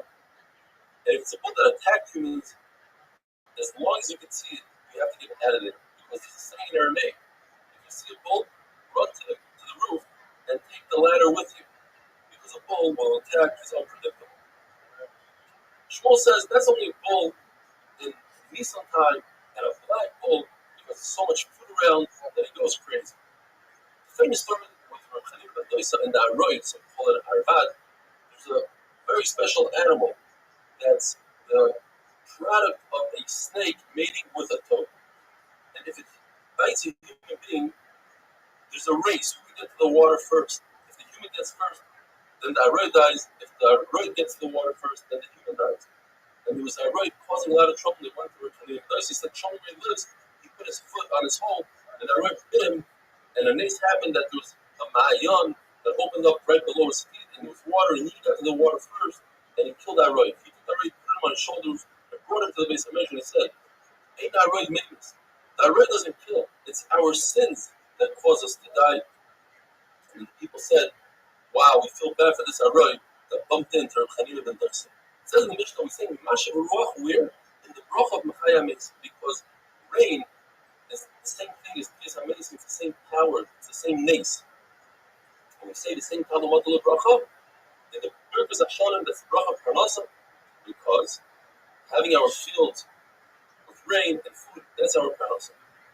Havdalah comes in the Bracha of Choyin Adas. You need Das, you need Seichel to the friendship between Chodesh and Chol, Chomin and Tar. The Chacham say it's because it's the first Bracha they say in the weekdays. Every Shemon Esrei say 3 brachas in the beginning, then the first bracha of weekday is at the Choyin. It says in the Gemara there are 3 things, 3 words that are surrounded by the name of Hashem. One of them is Deah, Seichel. So it's a great thing to have Seichel, to use Seichel. In fact, if you don't, a person that doesn't use Seichel, we don't have Rachmanas on it. The Beis Hamikdash is wrapped around with Hashem's name, also great. A person that uses Seichel, it's as if he built the Beis Hamikdash. Milchama, revenge, we need to explain, because revenge seems like a bad thing. We must know, in fact, revenge can be a good thing, depends how it's used. If it's used against our enemies, then it's a really good thing. Rabbi Kiva and Rabbi Eliezer say that the bracha of Havdalah is not inserted at Choyin. Rabbi Kiva says it's its own bracha by itself, it's the 4th bracha of Shemon Esrei. Rabbi Eliezer says you insert it in the The question is, where does this machlokes come from? If Klal Yisrael had a tradition to make Havdalah every single month of Shabbos, then where can you have machlokes? You just look at what Anshe Knesset said to do, and that's it. The answer is because there were 3 takanas from Anshe Knesset, Doila, and Chachamim, and therefore there was a lot of confusion. The first takana was to say Havdalah and Shul and Shemon Esrei, because Klal Yisrael didn't have money then to buy wine and say over wine.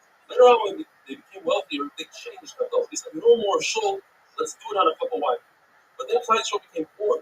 So they had to change it. They said, let's, instead of changing it every other generation, let's just make one upon it. We'll say it in shul, and we'll say it on wine. Whoever can afford it will be yaitza with shul.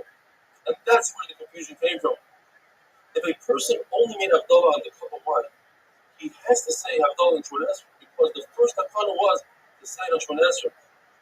But what if the reverse? The person said Havdalah in Shemona Esrei. Does he repeat it at home? And we know the answer. We repeat it at home. But there's a price that says you don't repeat it because it's shame Hashem.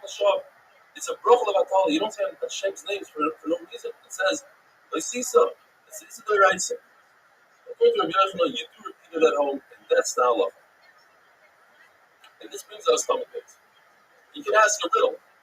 How is it if a person eats one kazayis of bread, will be mechayev him in 24 brachos? And the answer is, if a person forgets to say Havdalah in Shemona Esrei, and he goes home and makes Havdalah on a cup of wine. But what if he ate a kazayis of bread before he made Havdalah on the cup of wine? Then we penalize him and we make him say Shemona Esrei again with Havdalah, and that's Shemona Esrei, plus he has to make bricks of Muslim, that's 24 brachos. What's a Shabbos that falls out on Yom? There's no Atachayim, so where do we insert the Havdalah? According to Rabbi, it's not a problem. According to Rabbi, it's not a problem. They insert it in their own brachos or in Maidim. The answer is that Rabbi Yochanan says, and there's three Lashonos in Rabbi Yochanan, either the Lashon of Maidim, which means that everybody agrees to Rabbi Eliezer, or the Lashon of Matim, that we lean towards Rabbi Eliezer. We don't tell people in public that looks like Rabbi Eliezer, that you insert the Havdalah in Maidim. And the final lesson is mirror. We can see Rabbi Eliezer's words. In other words, we don't tell, not in public, we don't pass it like that to an individual, but if an individual said Havdalah by himself, in Maidim, we don't make him repeat Shemona Esrei. According to Rabbi Yosef, we say, and that's how we pass it today, we say, Atayim. You know, after the Bakar we stop, we say Atayim, which describes Yom Tovim, and we are grateful that you are for giving us all the food, and differentiating between Shabbos and Yom Tov, because the Kedusha of Shabbos is greater than Yom Tov.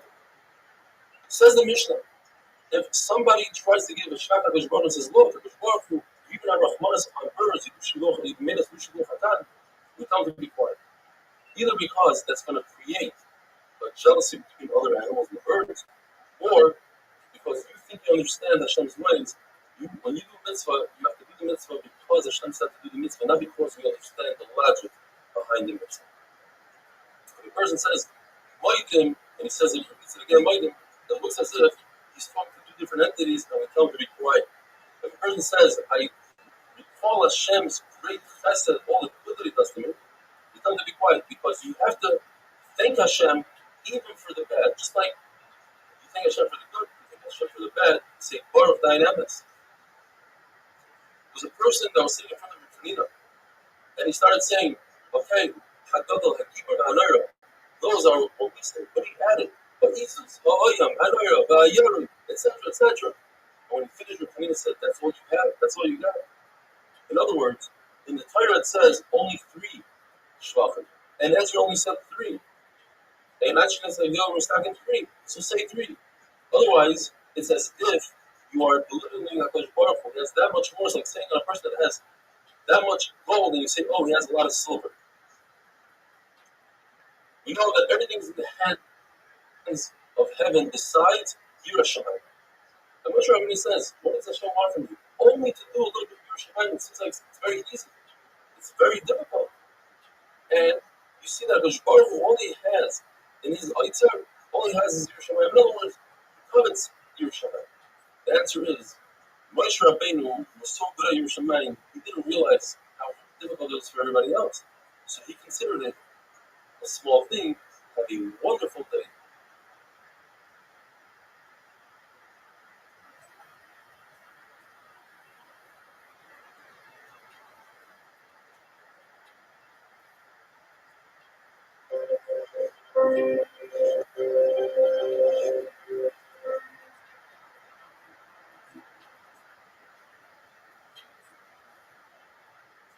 Bracha is not limit down. If a person repeats words in Shema. It says Shema Shema. V'ahavta v'ahavta. It's really nice. It's good. The person repeats the entire pasuk twice. Then we tell him to be quiet. That seems like he's davening two different entities. We teach a person to have kavanah, and if he doesn't, says the Gemara, we take a metal hammer and give him a nice whack. Says the Mishnah, if a shliach tzibur, a chazan, makes a mistake, he can't continue further. The Mishnah answering, we need to replace him immediately with another chazan. But typically, when somebody asks to be a chazan, you increase the process. The first time you're asked, you refuse. The second time you start getting geared up, and the third time you go. However, in this emergency, there's no time for refusing, not refusing. When they ask you to get up to leave the replacement, you jump and you go. A person who doesn't refuse to be chazan, it's not an emergency. It's similar to the person who eats meat without salt. You can fix it. If the person refuses too much, that's if he's eating food too much salt, and that's not fixing it. The replacement chazan, where does he begin? He begins from the place that the original chazan is extended. The typical chazan will get to Rivas Kohanim, it doesn't answer Amen. However, nowadays, when you have Sukkot, the chazan should say Amen by the Sukkot of the Berachava, but not by the Bracha of Rivas Kohanim. A chazan who's a Taik should typically not eat Rivas Kohanim without the person, unless he sure himself he won't be confused. That's what they do nowadays. The Gemara says that there are three things that too much of it is no good: salt, yeast, and refusing down for the Amen too much, declining sarvanas. On the whole, the person makes a mistake with the first three brachas of Shemona. It starts from the beginning of Shemona. The last brachas of Shemona, it starts from the beginning of the last three brachas of Shemona. It's a the person makes a mistake in the 13 middle brachas. It begins from the beginning of the middle brachas. At the time of all the 13 brachas are considered the basketball. The middle brachas is what we have in one. It's three directions. It can say anyone in any order. One to make mistakes to go. It's important places that you go back to the place that he made the mistake in its original place. Gemara describes the way Shemona works. The first three brachas is like a servant setting up praise for his master. Once he praises him, it goes in 13 middle brachas and asks for things, and finally the last brachas are thanks to his master. I'm going to pick your residence that this chazan is no good. For once the diamond, it doesn't call it. What's the big deal? Rabbi diamond before we did instead about another chazan. The chazan is way too good. So what's the big deal? Rabbi was also very good. Love, on a love, the diamond from Miriam is very short. In this passage, we learned that the person who davens for a friend, it's not necessary to mention the name. But Rabbi didn't mention Miriam's name. We know when we daven for an down forward. We do this 3 times in actually 4 times in Shemona. 2 in the first bracha, right when we start Shemona, the moment I promise the end of the first bracha. And then we do it once by moment, and the other one is which is actually called kind of like this. One has to add extra kilos to that person. It looks like Oh shit. this. It's like, if you're a football, bells that put pieces of brother and then your kings fell at every single brother at the beginning of the brother and the second brother. But you make it to the fell once the finish was from the making that highest that's hard to do. These 3 times of fell is what we call the you head forwards until it reaches the ground. Do that by the feels of how you're tapping. Not an hour. Real is where you get on your knees, then you move forward, off. Legs flat out on the ground, hands and feet. The high and lava would only do you feel sometimes not from the side of the ground, but the other side, not to have your face towards the stone.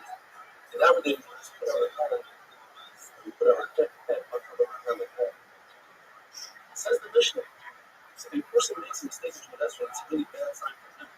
And if he's a chazan who makes a mistake, that's a bad sign for the congregation. The chazan should be actually the Muslim. Rabbi saw that Rav Nachman and Rav Shishis bowed twice by Moedim, one at the beginning of Moedim, the end of Moedim. Rice that says you should not bow by Moedim proves Moedim can fix the Muslim. They don't bow there, you don't bow during Hallel.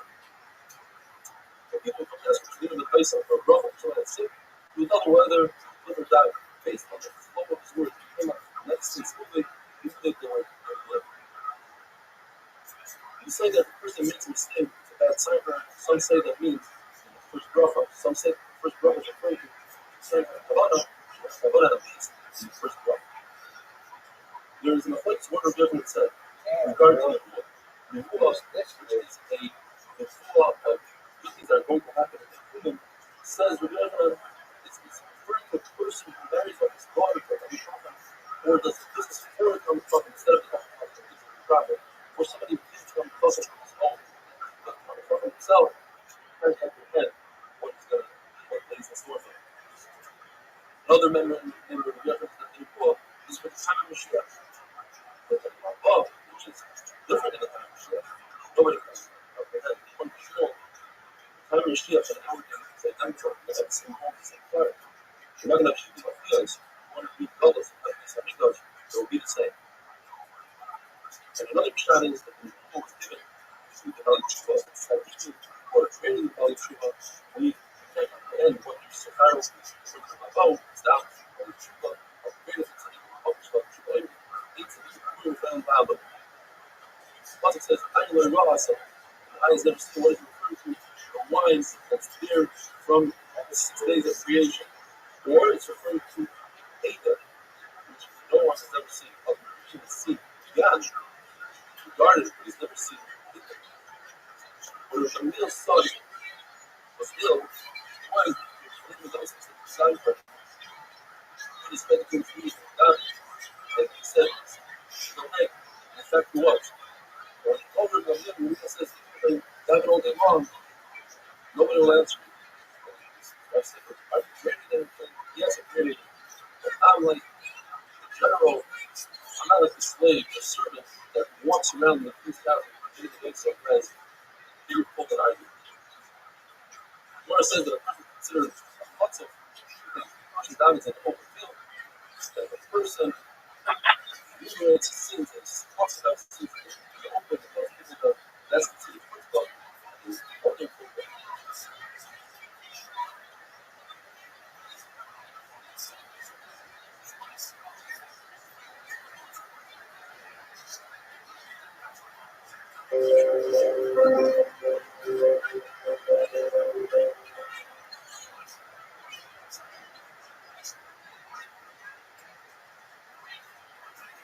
Rabbi is down by the head, bread with herring, things that department discusses the promise of giving up food. We all know that the fruit of the big bird creates decides on what it is to realize the fruit of the ground, vegetables, big bird, and a double decides on bread, which you need always look in order. Even the sense that in our case, the rabbis like cabbage, lettuce, they make very big. Where do you know that's right? That it's sort of it's what's the benefit of this world without making a profit. You might think that now for the same concept there was a kilo. You know what is the concept or the first 3 years of food and now benefit on the 4th year it's called net food value. It's exactly the price of shit that is. Why do you don't want to bring it up in sin, but how is it the money?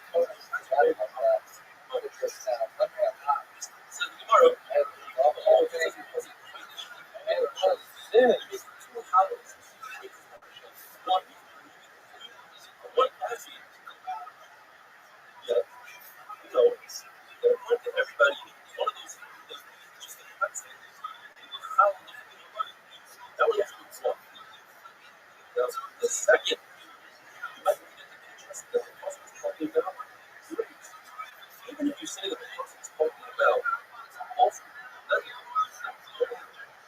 or even if you have another book to show it. So that was just one brother. I would use that for Buddhist also. Buddhist Muslim varieties. First, the elements of the Kurdish how do I know you have to make a brother? Well, it's not okay. If I make a brother, I appreciate it. Certainly, so travel minutes, everybody's learning prophets with all other things. And then I say, this is great, it's something special. Yes, I'm good.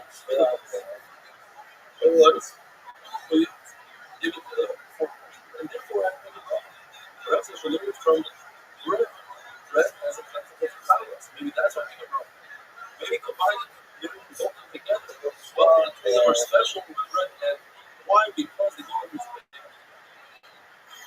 from the Shemimino, you have to make a bracha. So Shemimino have two. And besides, the Malhar that says, Never, how does he know that the ground is just meat, eggs, and fish? Therefore, we have to come up with a lot. Story tells me that it's also a benefit. I would throw it. Nothing bad. You really like that. Look, Stuff really the company, the whole problem above, which is the symbol of Christians. But the master growing is a sin, growing above is a pain. Well, it's plays with the sin well. And therefore, one should go to a chacham before he eats, and he should learn the brachas. It says in the Pasuk, Hashem calling from the entire land belongs to Hashem. On the other hand, it says, Hashem gave us the lands before they but before you make a bracha, Hashem wants to make a bracha. Buy it off Hashem, you have permission to use it. And this gives us from a place. It says in the Pasuk of Saf, and then it says the Rakach of the blood. Where's One hand is not for our praying, the other is Hashem. Which one is it? What is Hashem's will? Is it our praying? obviously? I like the heart. Famous Mahalik. Look at One this. person spends his days very clear of Look at this. Look at virgin religion. When it says the Pasuk on Sabbath, you should go out and what is it? gather your drink. In other words, you're on fire. On the other hand, it says that you have to learn, but you should learn faith. Which one is it? It says we have to combine it with learn Torah. Finally, there are levels with early living. As it also says, let's be sensitive to life. And not only And every work in the field, what is this bush? therefore, if you question Hashem's will, then it's for us will be done correctly. Hashem's will, not only will you have to earn a living, Look at this. but earn a living for other people as well. It says, I am many people. Then what Paul said, by earning a living, and many people try to find ways where it's not. You have to decide from the that they're big on just as part of the first generation, others have ways. They make their Torah, they make part of the day, and they're earning the livelihood. How's it real? Small process. So they can try to come up with tricks to outdo the Torah and the mitzvahs. They're bring right through the front door, right through the closed gate. You have mice. And they force the Gemara, the Torah, stayed and their livelihood. They made a living. Their generation, they made their livelihood. They made part of the day. Their goal was to part of the day. When they came to work and having having to get mice by bringing it through the skyline. They didn't learn Torah. They didn't learn. On olive oil, you don't make the broth of every tree 8 sides because you don't become satiated from olive oil. Why? It's It also makes you happy to make every tree on top of you don't make food for money because no one really assumes on why you do it. But the Taik is different because you are not that's how you don't make a broth on oil because that's value. Oil, in the restaurants, the oil becomes up to the bread, and making the bread, you don't want to run away. If you put shemesh oil in a garlic, which is a certain mixture with you to put oil, olive oil, into there, put oil into the proper, you don't make the proper oil. However, if you're a thrower, so you're feeding the olive oil, you need garlic because you want the olive oil to be speed up. Then you make a proper, where for days on the olive oil conditions that you look really medicine, you still have to make a proper and wonderful.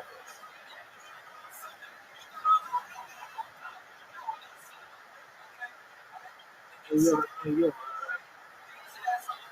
A city so nice they named it.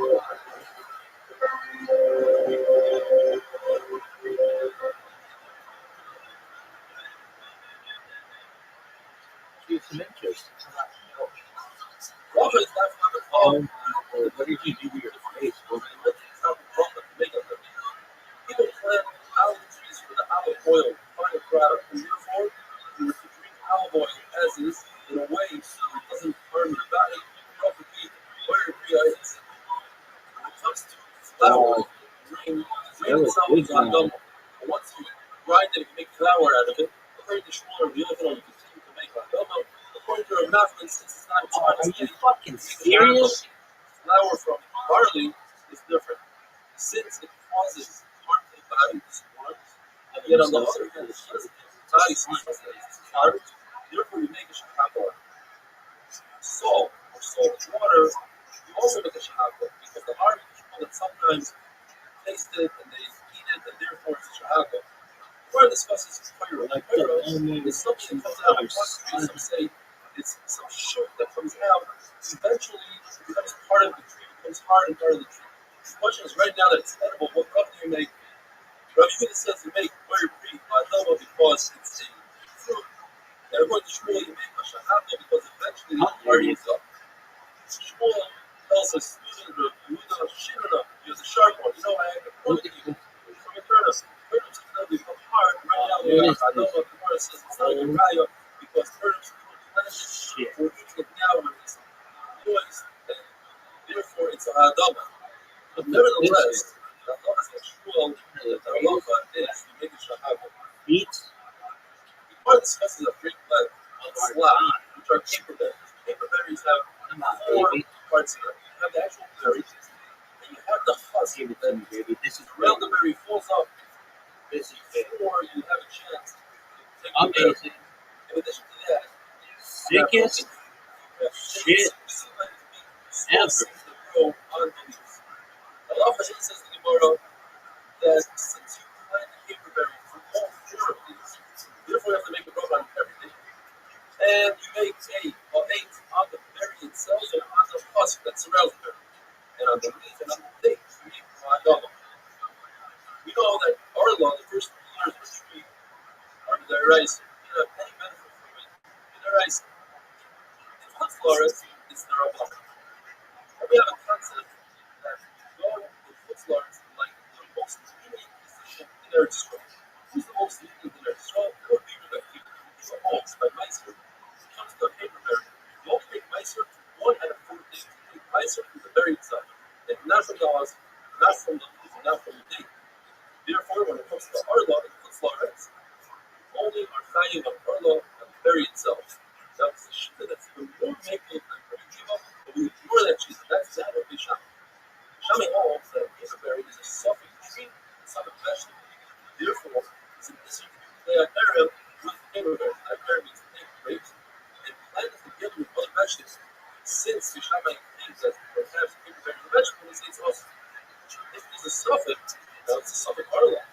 Suffix arla, you can look for someone, not market an arla, and buy paper berries from them as long as you don't look. Maybe he's taking from a paper berry tree that's 5 years old, you can already just don't look. So that's an important thing to remember. The reason why we don't do it Shami is because Shami arguably still exists, they don't exist. We ignore the tree. Now, the question is, why isn't the husk of the paper berry a shiner or protector to the berry?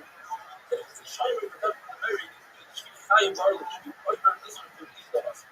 And the answer is, as I said, Florida, that a protector is only considered something that actually protects the tree. If you remove the protector, the peel, and the remains to exist and it doesn't spoil, it's not a protector. Paper berry, if you remove this husk, it remains a paper berry. It doesn't go to waste, and therefore the husk is not a protector in a high amount of water. When it comes to the pomegranate, it has a crown, and inside the crown you have something that's called a mace, point one. It's a small flower that grow out of it. Underneath that is a petal. Inside, right there is a petal. The only one that is considered a shiner. It's a protector of the fruit, and it's also included in the shield of Tumah. In order for fruit to become a you have to have a base. You don't have the base. It's considered Tumah. In dates, it's not its stars like fruit for Tumah because it's a sugar. It's a second way. Yeah, when it comes to Arlo, the mate is also Oscar Arlo, and the reason is because it's still considered a shamer, it's a protector, even though it falls off really hard and it's broken. So this are, if I look at this, if they have, if the east country doesn't have destroy them, off the shear, the Carlos, Shabbat, it's growing from the sun, it's carrot, it's like cheese, so definitely it's a grow for the last 8 months, it's the same shear as full level, as type of beauty. Olive is more dates, flowers, and all the other trees really sell once they start. What about a light pepper? Peppercorn. The halacha is that you are chayiv or the word says it's mouthful that you can have a six. The negative of it is however,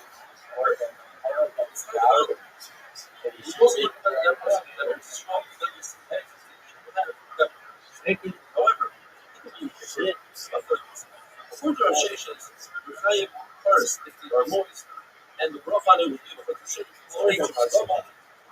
but if it's dry, then we have a dry black pepper. According to Rabbi, if it's moist, chayiv first. If it's dry, not chayiv first. You don't want to have ginger, which is dry, this is Rabbi, and it's super perfectly eaten.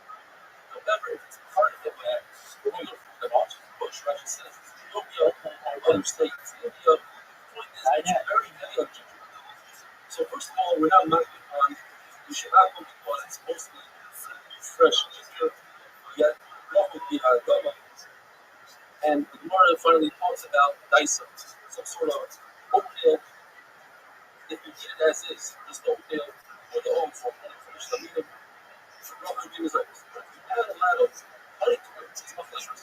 According to Rabbi, though, the main part is the honey delivery of the Shahaka, and according to Rabbi Hana, since it has one of the 5 medium, one of the 5 grains, Rabbi points out, even if you have the 5 grains, the 5 grains are in there. To find the item, such as, let's say, licorice, say that They keep the flour just put together, in essence, glue, then roughly this a wonderful.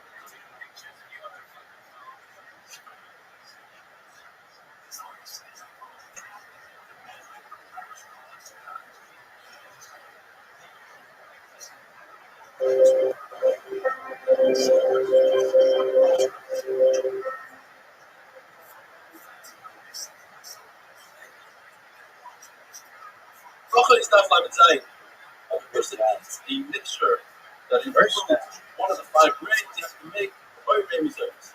Unless, like we said the other day, this brings down that the 5 grains acts as a binder, but it's a chakra. Now we're going to be discussing something about kas, virus, and kas bread of virus and virus. What is virus? Rashi says virus is millet, and millet is panic rice. But many other Rishonim are full of Rashi. What the halacha that virus we call today rice. And in Israel, virus is rice. So what bracha do you make if you eat rice bread, or what bracha bread do you make? So 4 way machlokes. Rabbi and Shmuel hold that you make a shachaka, and afterwards you make a burn of fashion. And this will come as a very big surprise to a lot of people. Rabbi and Nuri hold on the other hand. You make a havaitzi and a birchas hamazon on rice bread. The bottom in this how we pass today is a zaynos both in the oceans. Little holes in the zaynos and alabim. But to mention bird of fashions. Rabbi explains what the word bird of fashions. I would throw this says anybody wants bird of fashions Rabbi for strength. What is the strength? It's what's essential to life. Bread and water. So take a shake of bread and water. All my sugar, also like nothing is going to let you find. It's just they mean to all the luxuries that are not essential to life. Imagine if the world gave us just bread and water. All we eat all day long is bread and water. How boring. But it should give us steaks and chocolate and candy and pizza. All the great stuff. But hachid is going to never. What about oatmeal? You make an According to Rabbanan, we make from the sunrise. That's what we do today. And we make the Mikveh. Yes. But according to Rabbanan, this is an extra that you make a purpose of muzzle when you're done eating oatmeal. If somebody chooses green, make a burger. Good job. Round it and make it depends. If it remains as a bread, it looks like a bread, you make bites. It doesn't look like bread, make it as items. According to Yehuda, who says you have to be more specific when it comes to where you're hadama. So initially it says that if you're eating cabbage or lettuce, you have to make it where you're eating the shape. Over here, he holds that shoe, grain, if you make it where you're eating the right. What if you chew rice? You make also where you're and if you ground it, face it, you cook it, and the rice looking like rice bread, you make results. According to the meal, all Shivas Hamina, pomegranates, dates, you have to make a custom muzzle with done eating. It's unbelievable. So Mark tells the story that Ramil and Rikiva, they're eating dates. Ramil told Rikiva, you said you broke off right. You could jump ahead and made a halamitya. This is how it says. I'm the Rabbi, I hold that it's big as a muzzle. You hear yourself asking that you should go by the right. Right home, make dates, which is something that you make. The Lord brings different types of food. One of them is a chavitza, which is almost like a challah cookie, let's say. It's a tafshil that has bread in it. It says the Lord, if the size of the bread is a kazayis, then you have to make a the size of the kazayis is a kazayis. So we learned this from when Yisroel drinks his milcha, and he has it brought one of the very long commentaries that actually makes a shafiyot. If somebody eats from the milcha, he makes apples. Provided there are desires to see that you eat the desires in order to make apples. The rice that says that if somebody gathered crumbs from the milcha and he eats the crumbs in a chatzi pras, the shir of a chatzi pras, meaning before he makes it in midnight. So he eats the matzah. Matzah is left in my meat, and this is really more rest. But he's also chayav on fuckers. It's cousins. You must say that it's talking about a situation where these crumbs come from a larger bread that's still existing. And therefore, these crumbs have chashivas. La'alacha. Chavitzim, that has crumbs that are less than kazayas, make a person, if you could see that these crumbs come from bread, they are bread. As it's sort of the ham. Now, if the crumbs are larger than kazayas, even if you can't tell that they are bread, you still make hamlet. Twice as long as these are asking that's what we got. Cook chavitza. It's actually just bound together in some other, like eggs or something. And only in that situation do you need a desires. But the halacha, if you have crumbs of bread, then even without binding them together, it's definitely not right. There's something called cooking, which is also known as ubadara. It's a very liquidy dough, maybe perhaps something like pancake dough. Then you put it in the oven. Says the Gemara that according to Rabbi, it's chayv challah, and according to Rabbi, it's pumpkin challah. Teresa, what is Teresa? There are two explanations. One is that it's a very, very thin batter. Maybe something like a cleansed batter. Another shot is it's Indian bread. It's dough that's on a spit and turned around and put some oil on it and eggs. Or it's what's known as bread that's made from the sun. All these things, whatever the shot is, are covered in challah. Now we know that is chayv of challah. So we must say that that a person decided to make it as bread. If you see one thing after he made a nice design and a shape, so that's chayv of challah. I'm back at mine and we had nothing. No sound, silent, like fucking shoot. That would be challah having wonderful day. They never played any songs. At the end of the third quarter, some point guard would come out and make a punt. That was it. You know. Oh, what? Are you seeing this bullshit? What up? How are you? Yo. How are you? Can you hear me? Oh, wow, you're amazing. Thank you so much.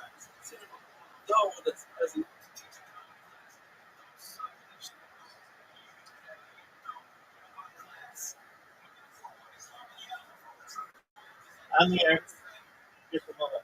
How's your day going? How's your... What are you doing? Okay. Do you have Discord? Okay, will you join my Discord? That's where you can see a bunch of people who are watching football and movies and stuff. It's discord.me/rabbi.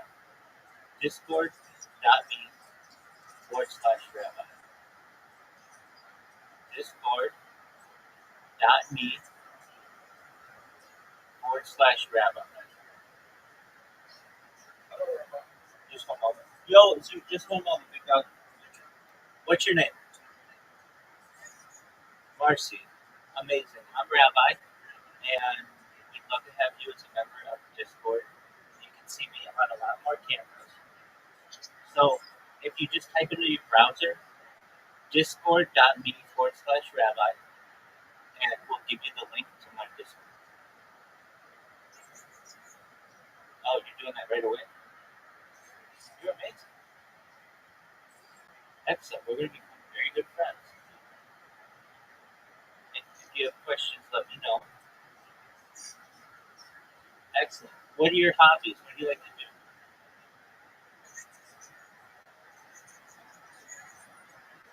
Excellent. What was the first thing you said? You, you like to stroll around? You said you like to stroll? That's amazing. I hear people say I like to walk or run, but never stroll. That's beautiful. It's totally beautiful. When did you learn to say I like to stroll?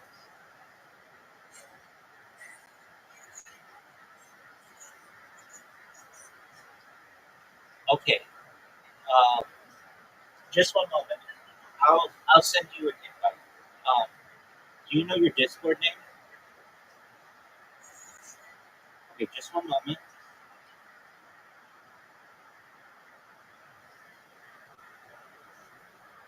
Okay, what's your Discord name?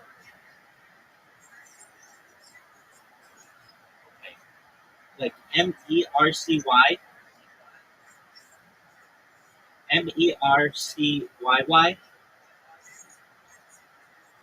0105. Okay, I just submitted a friend request to you.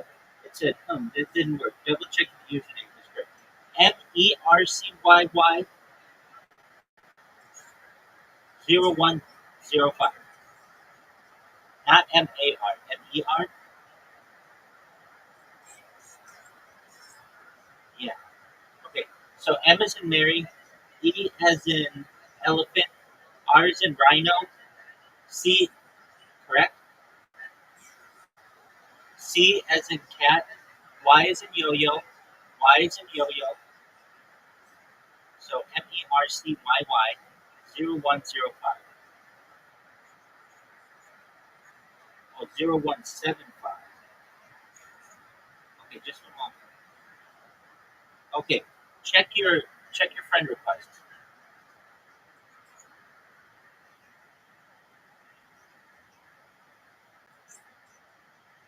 Amazing.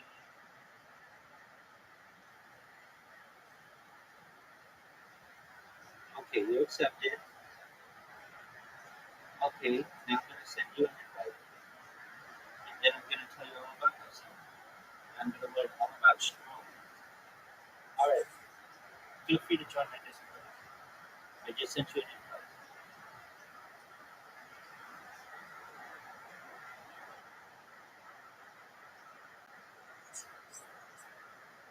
accepted. Okay, and then join the BC, and I will talk to you.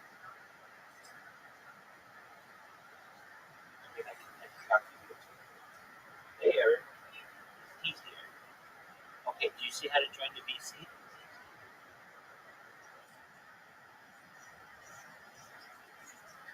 Are you at least 18 years old? You're 17. Oh, get out of here. I wish you were 18. Okay, well, Mercy, when you turn 18, come to my server. Until then, blessings to you. Professor, you're welcome. Shout out to Mercy.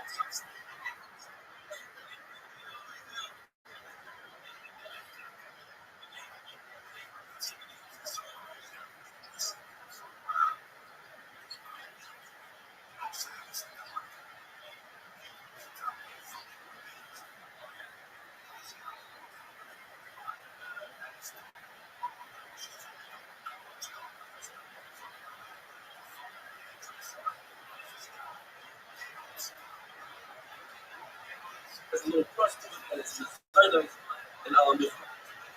My sutra says that this is considered regular bread, and with this, you take a whole meal out of it, cereal, you get ability, and here's the mother. Ravash, on the other hand, says that this is considered a poor man's bread, and you make lots out of it. Rather than about juices that come out of fruit, is it only grapes and olives and squeeze them and take out juice? That the juice has the same halacha as the fruit itself, you make special rohan? What about apple vinegar? What about honey that comes out of a dick? What wrong do you make on that?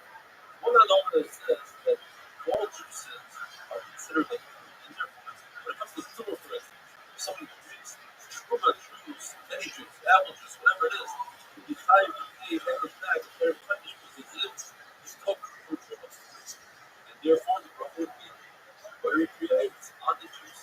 For the other hand, though, you cook human juice, but instead you don't make that juice. It's not considered a drink, and therefore you make a shahako on the juice.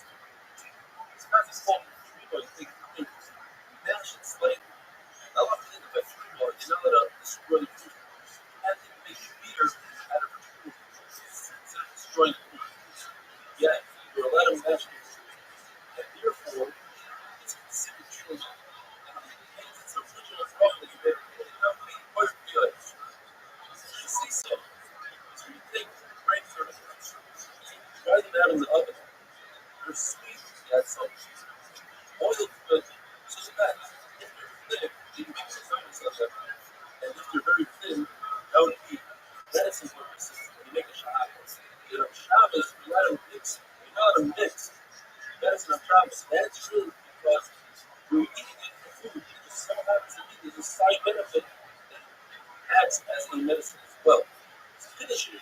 And even if you have a lot of shit as a specific You don't go for it here.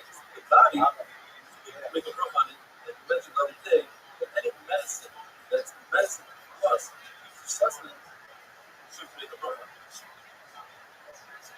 Rough that might see, you have to make a rough on without the gas. The chlorophyll will not go from the ground. So what should we make? Might see? Is that being passed or how might see? Well, we know a lot of we say how might see passed. We want to do a whole discussion whether it might see the pursuit being passed. So one that says that means in the Oh, future. fuck. What tells us that Barab Smith is known as a great person who is talking that Allah is a prophet and telling Zerah how great he was. He said, bring him over, I want to test him. He came over and he gave him bread. And Barab Smith said, I'm mighty. And Rabbi Zerah was upset. Why is he mighty and make us out of our respect us, expect us to shine the possible? But like we said, the halacha is what it says today, how mighty, which means in the past. More than the whole discussion about vegetables. What's that law? I'm trying to say that Adulto or Shabbos. But this says that there are vegetables that are great when they're raw, great when they're cooked. Just carrots and stuff. There are vegetables that start out not that good, like cabbage, pumpkins, beets. They're raw, they're raw, they're a shahaka. All the attributes of them. And they become flavorful. Then they are very good. On the other hand, you have vegetables like garlic and meat that as it is they have flavor. And once you cook them, they lose their flavor. It's says, you know that you keep garlic, it tastes great. As it says, it only tastes great because it absorbs salt and sugar and different things from whatever food you put it in. If you just take garlic and put it in the water, you destroy its flavor. And therefore, it starts out as a very good level. Once you put it in the water, you cook it, it turns into shahak. Mark says, you're not going to hear this with the things you have by matzah. Everybody agrees that there's yaitza and a matzah that was soaked in water. In fact, when it comes to the white, it's not like whether you cook yaitza matzah. Mark says, here's my flavor. Whether the flavor of the matzah or the base of the matzah, that's not what it could be that our system. Vegetables, everybody might agree. They don't agree, God don't. Mark brings up when Yonah Bar Yefes said in the name of Yonah, you eat vegetables in Shabbat. On the other hand, you want to do Kibbur Abba. He says the religion says that vegetables are Abba. Once she's no comparison between Yonah Bar Yefes and Kibbur Abba. Rabbi Yefes wasn't exactly Kibbur Abba is very exact. You have a fact where it says, say over every day, you're going to observe in the past 3 days, every 30 days. Another third writing reference that is Turmos. That was a beach that we cooked 7 times. We're going to put a dog on it. You see that even after we cook it, the original bracha remains. These are a flavor out of sort. We're going to say a bracha on a salted olive. The salted olive has a lot of salt in it. That are from before, that don't have no rice in the north. We made a shahaka before, where it was luscious. Finally, Maror, you light some of the smoke of the maror, or if you cook the maror, or if you pickle the maror, you're not lighting the maror. Why? Because the maror loses its maror flavor. Wonderful.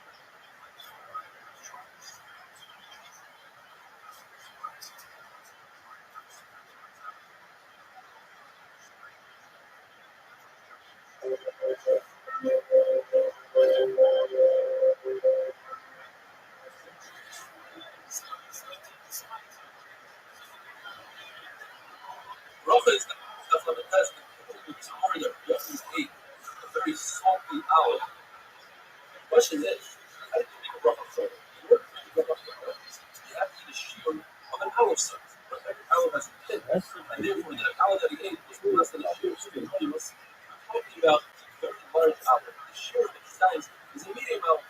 So even without the pit, it still had a shiur of medium olive. Then you have 2 foods in front of you. One is the adama, and one is the shahaka. Make the bracha of the adama first. Let's say the bracha of adama first. So like one in the morning, the other, you must put the bracha of the other. Says the Gemara story, that was sitting in front of our Gemara in the meal, and he brought out a couple of them, but he have it. And now we have the whole discussion yesterday. We're going to tell the bracha of the shahaka of the adama. Or one of them, which is heartbreak for the medium of. And also, we must give which is As far as homeboys are with it, go ahead and be motivated to the rough. Went ahead, jumped ahead, and added some questions and made the rough underneath. His friend left him. But the father was very careful. So, I'll tell you for laughing at your friends did it because he likes me more than anything else. I said you for making the rough underneath. You should have asked me. I'm older than you. Versus the fact that he's annoying. Different reaction. Marcel Scope from the story. That's the longest book I love that is regard the chapter professionals. It's possible to say that everybody will have a chapter. There's another question. Was annoying was when you have a situation you have two things about you. One, Absolutely. you always say habit and the meat. You're amazing. But one you like more, you like the meat more. And one is more filling, the cabbage is more filling. Which one do you just run out? One to make the rough on. The meat, you help me make a rough. What more? The other helps make a rough. What? That you swap more. One comes like there, 3 days, lift those. These are turtle heads that are uncooked. What it says it makes the difference in how deep is cut. They're very large pieces. It remains the original form. They make it lined up. They cut it very thinly. When the loosest form makes it a hassle. The pieces are not true. When you cut it very thin, you throw it because you want it. And with the sweetness, you want to make it sweeter and better. And therefore, both pieces, it's a high double. Rafana says if you have a dish made out of beets, and it doesn't have that much flour in it, you make high double. What about a turnip dish? You put a lot of flour. It says the more you don't make a mistake on it, because the flour is there, only to bind the ingredients together. Or it tells us that dish is really good for your heart, for your eyesight, and it's good for your intestines. It says if I provided that we put it on the stove now, you can please hear the sound of tuk tuk. You want to sound really smart if you're asking your family a trick question. You know it's a trick question. What bracha do you make on vegetables, just the liquid that comes out of vegetables? No chicken, no other ingredients, just vegetables. And the halacha is that it's adama. It's exactly like the vegetable that it comes from. Not only that, the Gemara says even dill. Don't think that dill is there to remove foul odor. It's there to impart flavor as the Gemara brings. But if you want to know dill, give the liquid, and it expresses its flavor, the longer flavor on the truma, the food, and the longer how truma used to the dill itself as it's food, because it already imparted its flavor. So you see that it has flavor in every part. The Gemara brings a three-way mathematics. When do you cut bread? At what point do you throw it?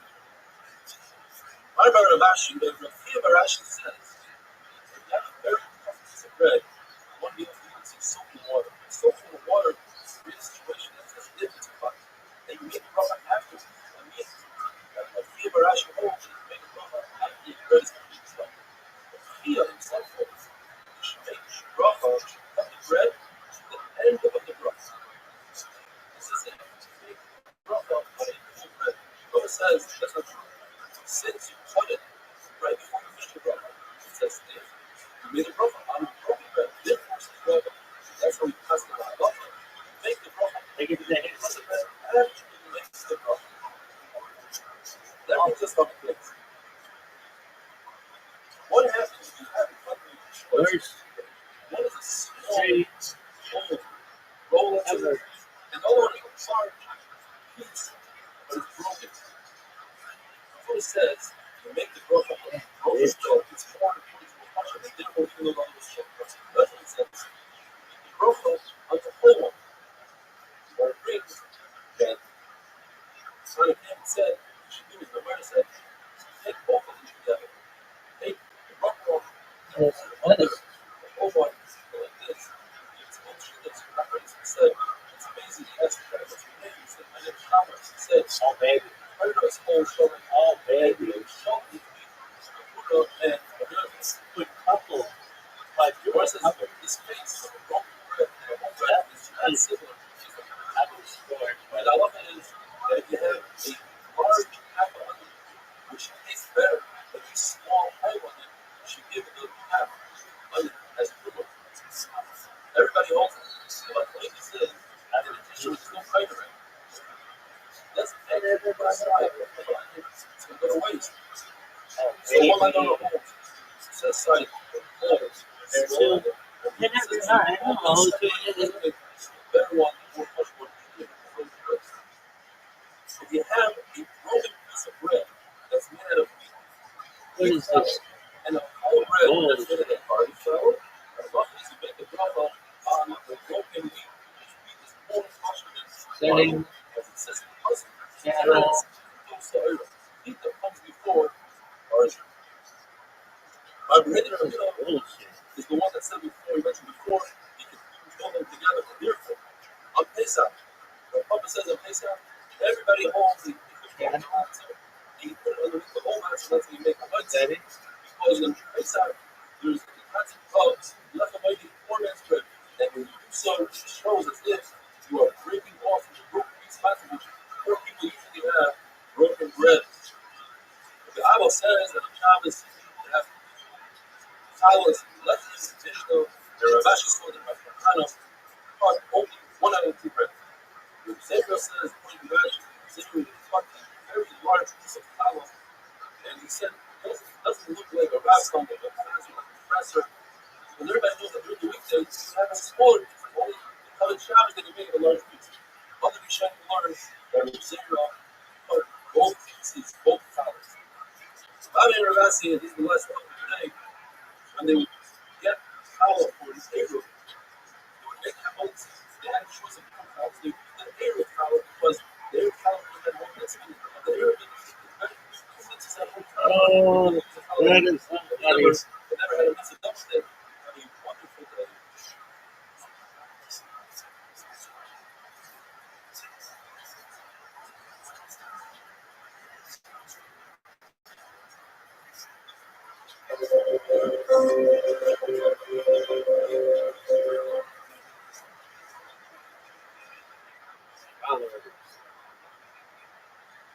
Oh, it's not again. If a person talks whenever he says fights or eats bread, he must repeat the bracha. Unless, say, like Rabbi, like he does someone in his family, here take a piece of challah from the bracha. What if he says, pass me the salt? That's not like this. Rabbi says, that's not right. That says, if you say, you must make it. That's also not right. Because it's part of the bracha. It's also equal before you feed your own animal. Prepare yourself before you make chametzi. In other words, make sure that everybody has their salt or whatever they smear on your bread. Otherwise, if you have unless you're really chametzi, a very good piece of bread that doesn't need salt, doesn't need anything to smear. After every meal, 99 hours, after you have a little bit of water that prevents that bread. As paralyzed, aspirin, which this is the term that you are Oh, wow. water, a whole flask of water for every bread. In other words, you flip to your stomach, so to speak. That prevents lentils once every 30 days. That's really good. But if you eat it every day, it prevents bad breath. If you eat mustard once every 30 days, that prevents diseases in general. It's not very good. It weakens the heart. Eat small fish like sardines. That prevents diseases of the intestines and causes desirable cancers, heals if one piece of ketchup or one shot of Russian fennel, look at this, this shot more that's this wax. You eat a lot of that, it prevents heartache. However, the smell is really bad. It's one of the 60 Simon Muppets, one of the next to it. Look at this one. Cause death. Or does the union's mother make bread with that's up that you avoid because of the bad odor? Mishnah says, we learned that previously. You know how that when it comes to vegetables, you have to narrow it down a little bit more. So you have to say, what do you mean this really short? Where do you get this concept? Because the Bible says, Baruch Hashem Yom Yom. You don't have to bless Hashem at night. The answer is that every day, depending on the day, you have to follow the Baruch. So Shabbos, you the Shabbos, especially the other. So now, different people are different brothers within the same category. Let them narrow it down. Vegetables is 3 categories. There's Maladama, the shoyim for meat and zeroim for seeds. Gemara says that before this happened, humans, when they're desperate for food, they can't fill it up anymore. So the Gemara gave us a problem that if we learn Torah, the more we learn, the more we retain. It says the passage by Yoiber in Shemoya Tishma. So another shot is, if Chazer, as Chazer of learning, he will be able to retain more. It says the Mishnah, if you say Adama, what is Adama? Fruit. I would throw it. You are united. You say opposite. You say what you can't take. I can't think. Wouldn't even check. Anarchy. Where's he? Aloharis and Sakali on the ground, on the landing. What happens if you had a disaster in life? Your tree just shot down, your stream disappeared. You still say, he says, yes, it's the same. The main part is the actual land. That's what you tree. The whole, it's the land that we can go on, not the tree. So the place of what exactly, what tree the other should be looking at, the other you sin. According to the mayor, What did they do? great. If you guys fuck all sin, sin because of one. Oh, he missed The it. thing he says, it's the thing. Because the thing is what he dressed himself. Oh, he got it. Others How did he get that? the thing that try to Let me see it again. compensate on that mayor that he did. Finally, remove the whole. It's tree. In other words, wheat is a tree. He gave him the eight hadas. He gave him seichel. Yeah, that's Child of it. all his mother, father, after he has meat. In other words, that's how he had the end of things that you say of meat, of wheat. The answer is, wheat will go already doesn't grow. That's it. So you don't say, oh, it's not. Rabbi says, you say shahakal, or you have everything besides wine and bread. Rabbi says shahakal, but even wine and bread. It's about like Jesus says, it's change the words of the prophets of Chachamim and Anshekesa, or the second, united. Rabbi says, first he uses his own language. He says, how beautiful is this thing? Baruch HaMokam, blessed is the Lord, says later these Yotze. It's possible that the person who mentions this thing, it's better than saying Shahakol. Shahakol is the general number. On the other hand, it could be that Shahakol is better than saying your own language because Shahakol is a bracha that Chachamim was sacred. One tells us that there's a shepherd, his name was Biyam. And by mentioning, instead of mentioning, he said, Baruch HaMokam Lorei, the high Rifka. Blessed is Hashem, the master of his bread. I've said this Yotze, the first part of representing the first broker for some others. But we know that some others want to find things that you can say in Italy. Hardship, something that you have Meiser, Rishma, this was some other say in Italy. Now, you can say in Italy, but when you translate word for word, in this case, he said his own words, much more than two things. Number one, it's a different language, and number two, even with the language that the public instituted, nevertheless, it's good. Rav says the most important thing of the bracha is to mention Hashem's name. The difference is you must mention the name, but you must mention the fact that it's a name. Mishnah says anything that doesn't grow from ground, bracha is shahaka. Yudah says it's something that is first when you describe what it is. Don't mention it all. It's an egg bracha. He also says in Yudah that if there's different food, one of them is Shisamim, must make the bracha Shisamim first, and according to something doesn't matter. So here's a list. You have meat, fish, chicken, eggs, cheese, and foods that are ruined, like bread that's moldy, wine that's no good anymore, or any capsule that's no good, salt, it's water, and legumes. What is legumes?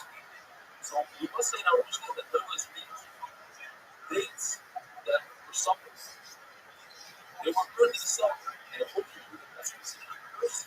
It's a curse, and they please don't come by law. There's a second topic that regulates the water, and that is something that looks at mice. You have an award for them to go whether that mice or not. You don't have to wrap it in mice or not. It's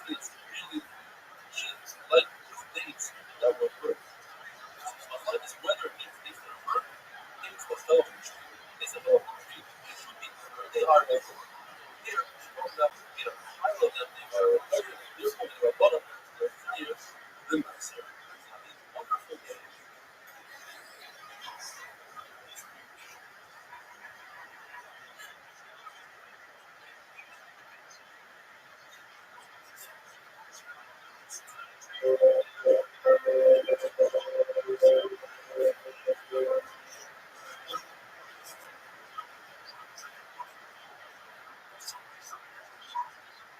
is Dafman Aleph. You have to mention the plates in different order. You have to question which one do you make a bracha first?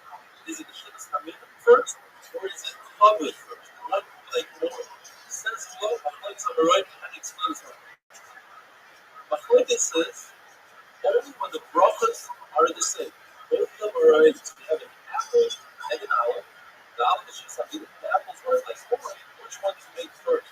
The fruits are different. You have adoba and blades. You have a carrot and an olive. You make a bracha on the carrot if you like the same way. Now there is a brisa that says a pleated turnip, and if you eat an olive, turnip, the adoba on the turnip is white to the olive that's white. And it must explain the shot is the turnip's very sharp. And the only reason you're eating the olive is to use the very sharp bit. In other words, the olive truffles the turnip.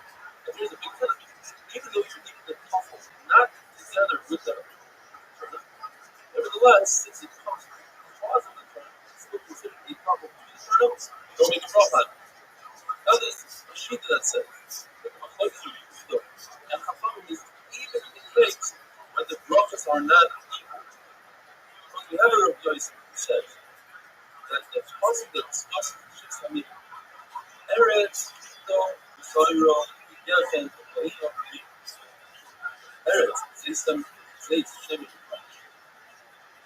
goes in a very specific order. Chito, the bracha comes before Sa'ir of Barley. And just go down the pasuk. Whatever is first in the pasuk, bracha comes before that and therefore. That would tell us that anything that says pasuk comes before other vegetables as well.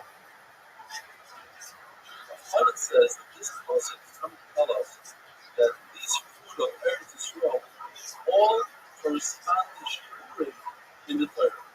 So, for instance, we start with the beginning, chita, wheat.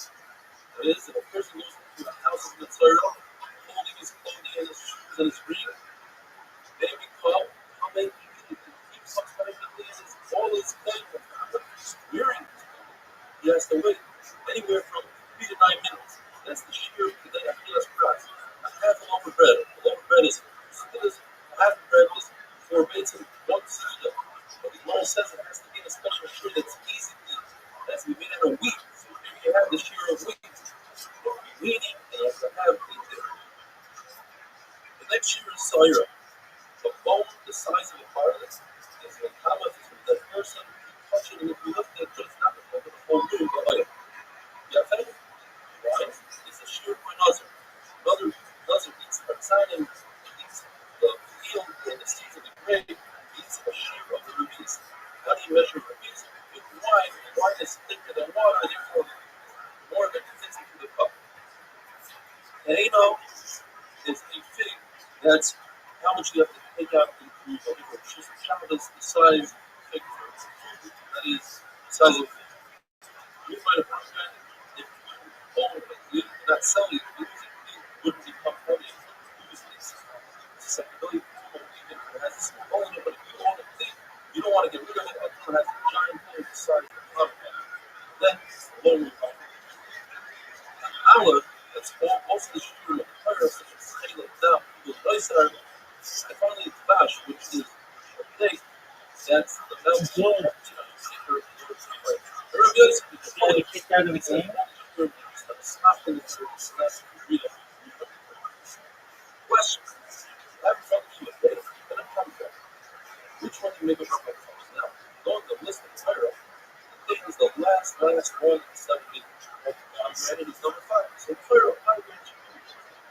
Says the Gemara, Rabbi said no. The thing comes before the Torah. Because the pasuk is divided into pieces. The first eretz, the second eretz. The date is the second one for the second eretz. The second one comes before the 5th one of the first eretz. And if this is the earliest use, the exact said, well, I should have metal feet that have certain forever. The first man I went to, they brought him dates, figs, and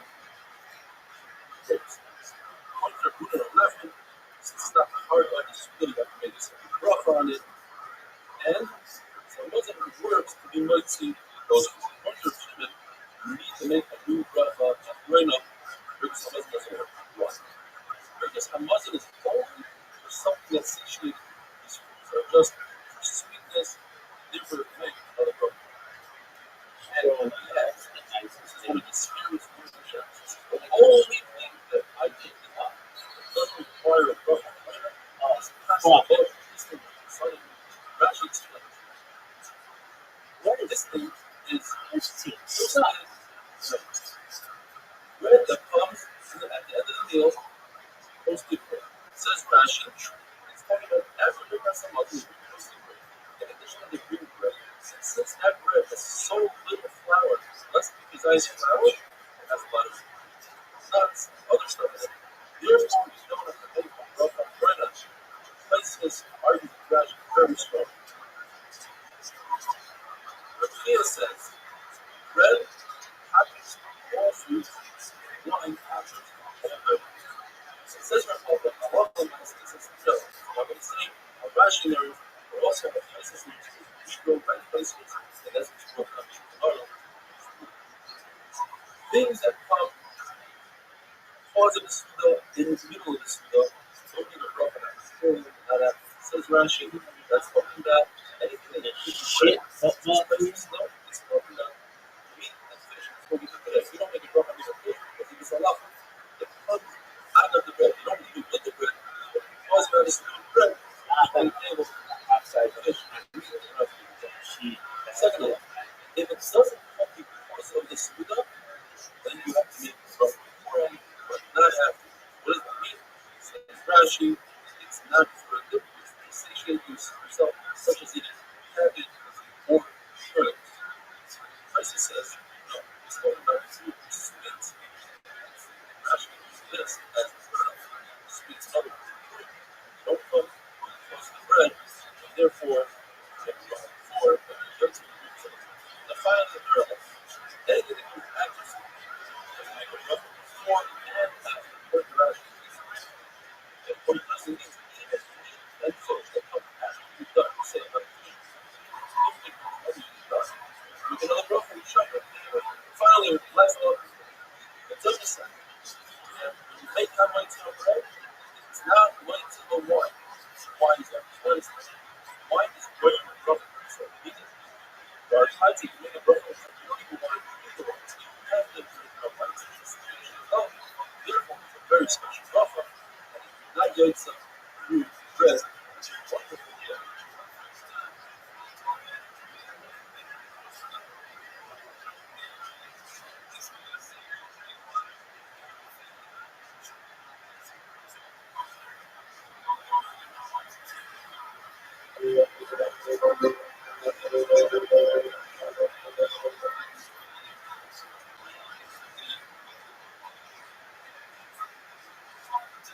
Bracha is not the base continuing with the sugya of kasam of existence. Bread that comes together with existence, which is mostly grain. In other words, this type of bread, Rashi describes it as heavy on sweet, on nuts, very long flour. That's what it's manora that says you don't even make a bread with samazah. What bracha Rishayim do you make on it? According to Shmuel, you make spicy. According to Shmuel, depends. One is to get a suda on it. In other words, seeds. Or the base of it, and it would have to make a white. In fact, nowadays, any cake or whatever that or the base of it, you also have to make a white on that cake. After they see this in Shmuel, then it's just in the Zionist. But you know, it's not a chasana that is her son, and they brought out Kistin. And he said, what's this seed noise that I hear? In other words, he heard him say, Hamoyed seed. And he wasn't happy with that. Shmuel said you could use Lachmaniyot, which are Yisanim, for a neighbor and the question is why? It's not real bread. And the answer is this, not it. It's real bread. No one brought him bread anything with it. Or do not make a business of Muslim. So what do you make according to Rashi? It's a very cautious and the places to sell it. When there are not other people establish meal on it, they make a birkas hamazon. The concept of Pesach Hadas, when one decides it's no longer the meal, even if he didn't make birkas hamazon, and they bring more food out, he has to make a new bracha. What's Pesach Hadas? There are four opinions. One opinion is once he decides the meal is over. The other says no. You have to remove all the food from the table or actually move the meal out of the way. Rabbi responds that the rich fellows, even though the meal is over, in his mind, he understood that the rich fellows won't be that much food, and therefore there's no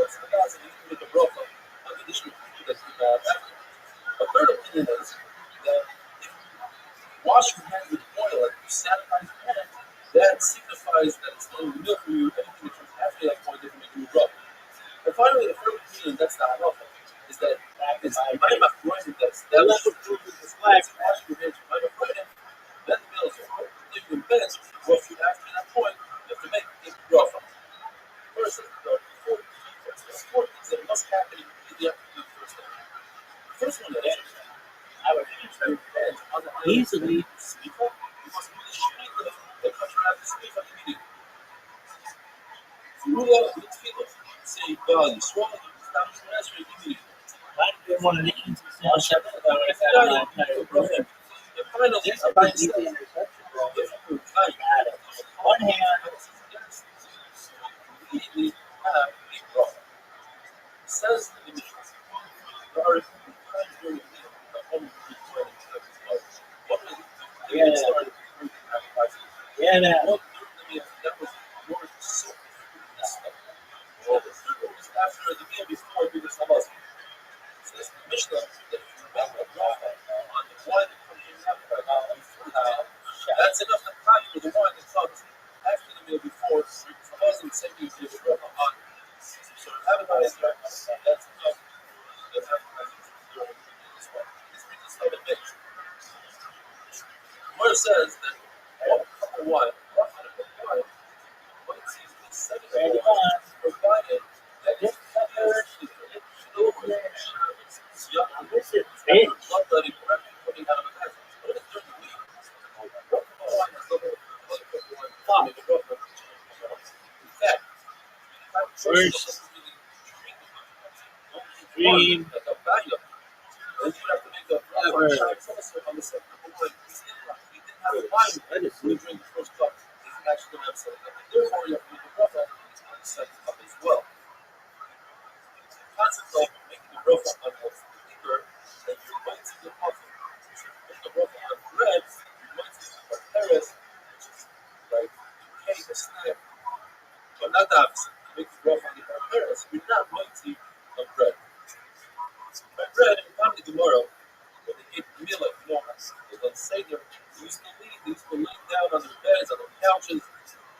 If they were in a lead position, then one person could make everybody else. But not being one stuff, then one person could not be people and nowadays. Yes. People sit as during the Suda, you drink wine, soap, food that has less of a cheapness than drinking wine for enjoyment.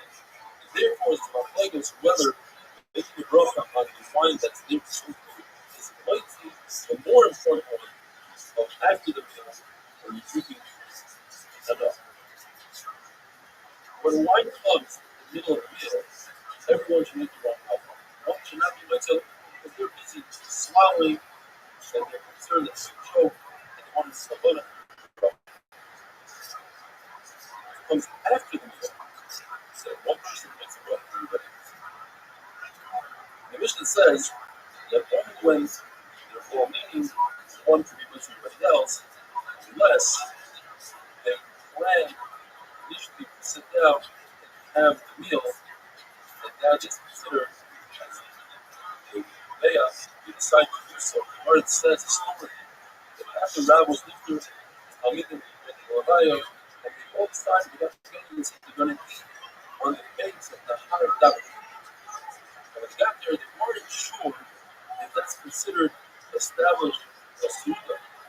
And they were very sad because they had nobody to ask. It felt like their Rebbe wasn't there anymore. Adam or Ahava got up and he turned his shirt around. The shirt that already had Kriya on it, he flipped it around so he could perform another Kriya. He was so sad that he had nobody to ask. So he tells us that the Yom Another came and said, no, because it was usually present, we had an answer to say. The difference is, when people get together and they come up with that pizza practice, and you decide to sit down, establish a meal, that's enough. But still, one to be with everybody else. It's wonderful thing.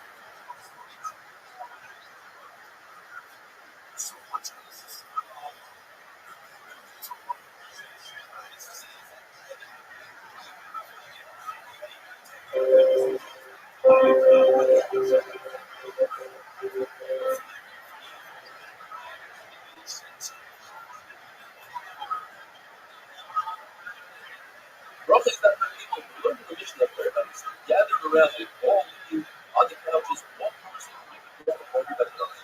So that's not enough there. But when it comes to wine, there's an interest. And there's two things what Rabbi said. The first one says, Rabbi said, when it comes to wine, if everybody's eating, then one person was there. The second one, it doesn't matter. Everybody could be eating. Won't help. Everybody must make some home broth. Your will is all, as long as everybody's eating. One person is how do we explain this right? There's a wealthy person that has many people as guests. And the guests are coming in and sitting down in the front room. And they're waiting for the rest of the guests to come in. As the waiter serves them wine, he tells them, wash one hand. The other says, he says, he's coming in the front room. And each one makes his breath on the wine. The question is, what did you believe about? Why not one person make the breath for everybody? The answer is, because they're all transitioning to the second room. And therefore, this room did not consider two other together, and each one should make the breath. So now, all the guests show up, and they transition to the second room, where they have that, everybody lays down, you save up, and we all wash both of their hands. You see your breath. Now, one person makes the bracha on the one and the question is, what is the second? How can one person make a bracha? Where is that? That's it. Since one person makes the bracha on bread, so Nico is speaking for bread. You might see other people going for it. It says in the Mishnah that the person who's offered the seer is the same person who's going to make the bracha on the summit once everybody gets. And it seems like there's another greater person than him in the room. Why is that he's doing all these brachas? Why does he wash his hands first? Remind my brother? So he gets the Zimmer. Once he gets the Zimmer, he says, finish the mitzvah, makes the bracha on the some mitzvah. One tells the story that Rabbi was eating by Rabbi's house, together with his sister, and Rabbi looked at Rabbi and said, go wash your hands. Rabbi started shaking, or maybe did something wrong. And Rabbi said, no. Rabbi wants to go wash your hands first. But Rabbi Friday, like he said before, the one that washes first is the one that's honored by Rabbi. Why do we keep a bracha on smell? It's not a physical thing. It's just more than simple as a color, Shabbat, Shabbat. What is it that a Neshama benefits from? The rest of the body doesn't. The only thing is, the smell, and the Prophet says, you make a bracha. Rabbi Bar Yirmiyah says, just like when you eat food, eat bread, you say, I like to eat any fish with it. Before you eat that a broody food. So just when it comes to smell, you make the bracha before you actually smell. As long as it's going up in smoke, you can make that bracha. He says, Rabbi, which is, it says that you put on coals and creates a nice fragrance of the smoke. Bracha is seeing some besides bush, which in English is moss, which comes from animals. Bracha will be put in the consumption. Bryson says, different. Bryson says, the only thing they say after top is Paraspoint, Rabbi, and Tadas. Now, what bracha do you make on a Paraspoint? The oil of a Paraspoint. Don't be derived from Rabbi. The law difference is strong, therefore, inserted in the bracha, or be Shemin, or saying in my relay. Bracha is like a Rebbe says, or Shemin, or in less than even say, or Hatzim Sop, Shakta, which is Hastis, also known as Punch, one of the Samaman of the Quarters. Sipot is Jasmine, the Kufa is Spider, also one of the Quarters, which is Spoilers. And our Quarter, which is Garden Roses, called Hatzim Sop. What do you say? Big something more an example of Sipot, which is Spider. We have a food that's edible, but also has very good smell, such as citrus. And you make a special bracha. Shemasan Kiyam got famous. Nissan, what we start doing is saying, tomorrow somebody's on the milk. Nothing is missing. You don't need to do this. It's an apple.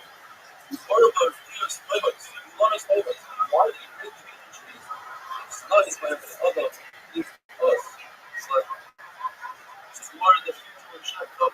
I think you scroll young men have the smell of butter. What is this amazing thing that we have the world of wine?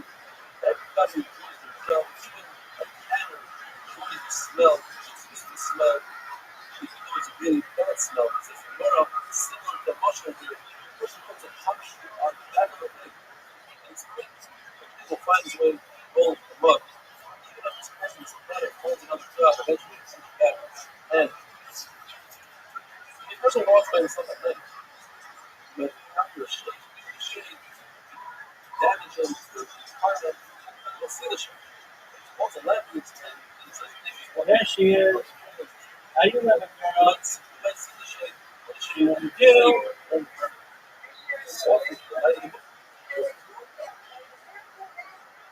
Excellent. What'd you do?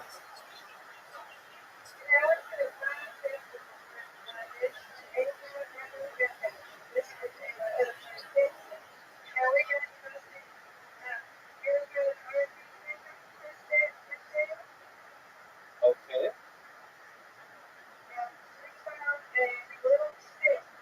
Yeah, I've heard of that.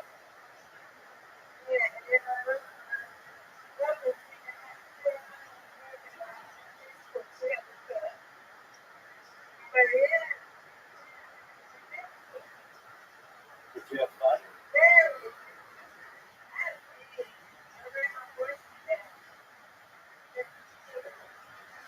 Okay, excellent. Would you do it again? Yeah.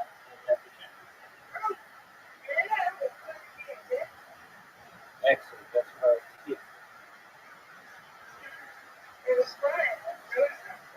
Excellent.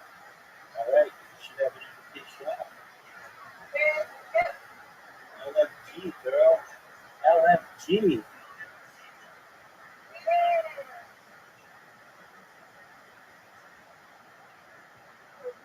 Look at you. Give it to me. I wanted that. I deserve that.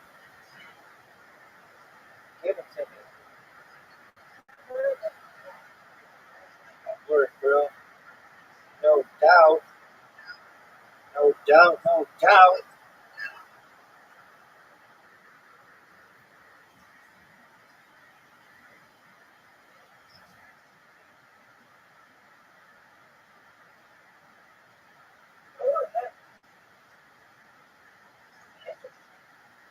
Look at you.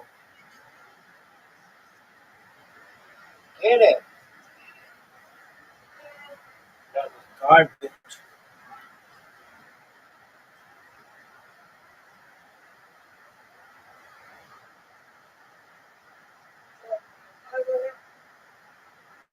Get it.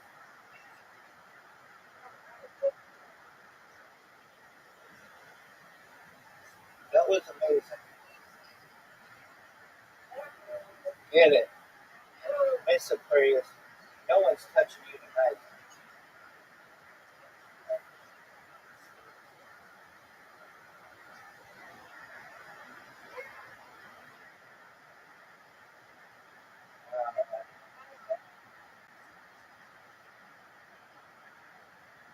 Wow. Miss Aquarius, get it.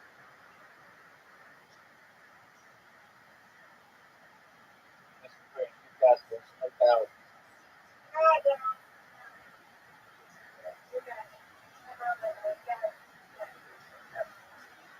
Get it.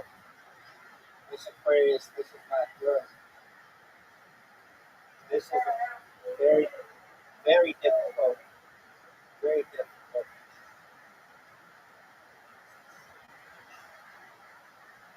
All right, Miss Aquarius.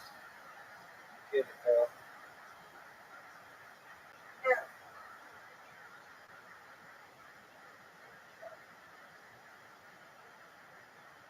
What?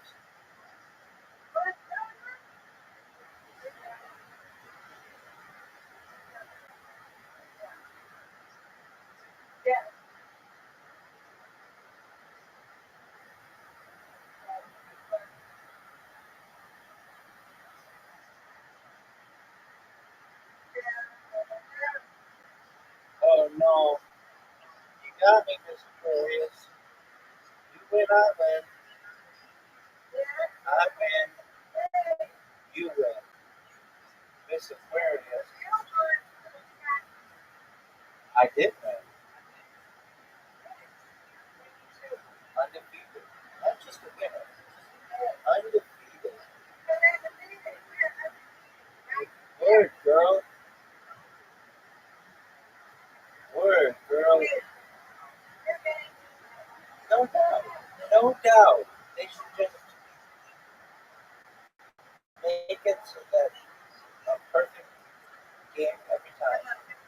That's what I'm going to get. I'm going to get it. 300. First one. Come on. Big. Zoo! Zoo, how you living, Pimp? Zoo! How are you, big dog?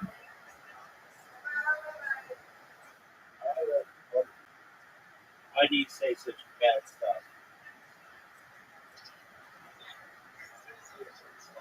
Calm down, Juice.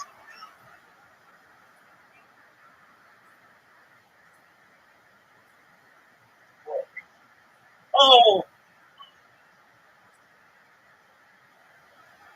Nice spin, Mr. Aquarius.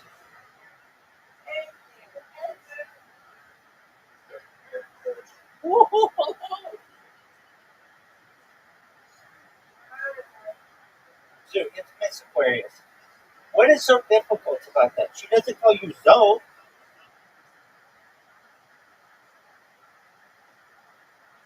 Oh, come on.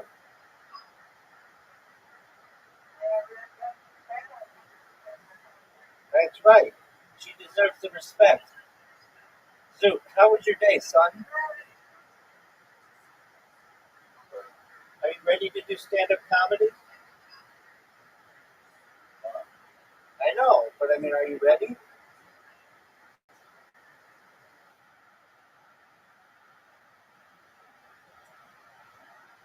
Are you ready? What are you going to say? What are you going to say?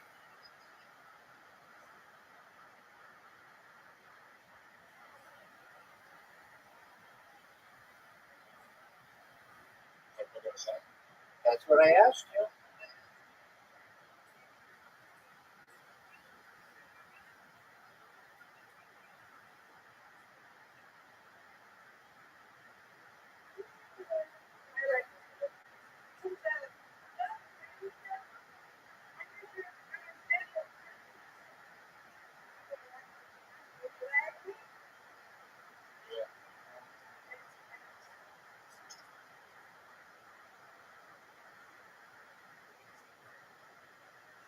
Duke's going to be on TV in January if he plays his cards right.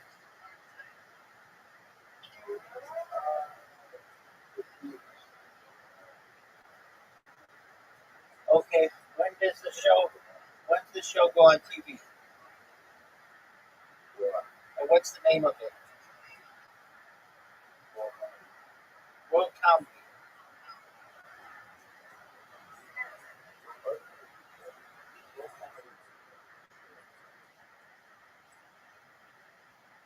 It's called World Comedy Will Open this year.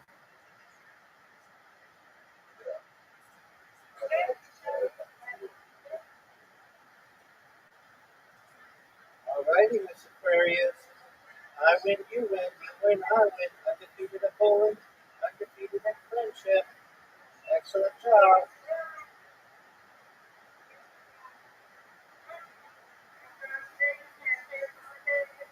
Good night. Sue, are you ready for me?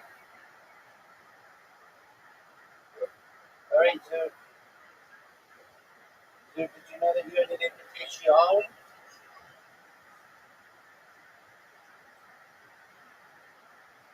Sue, did you know that you had an invitation?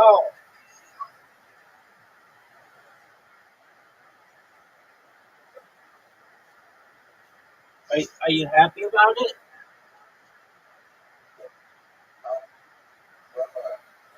What up, Tim? It's never happened. I don't know what that's like. But I imagine if it did happen, not necessarily, like me personally, no, it's never happened. I'm so funny that everybody finds me attractive.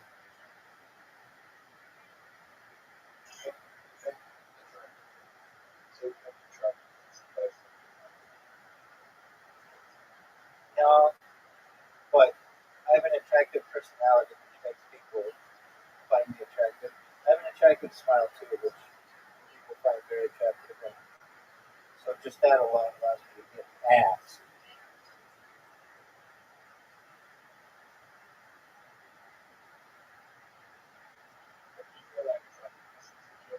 Of course course it is.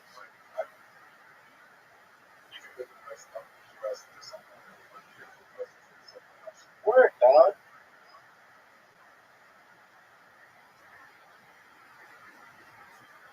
Dog. What do you want me to do, sir?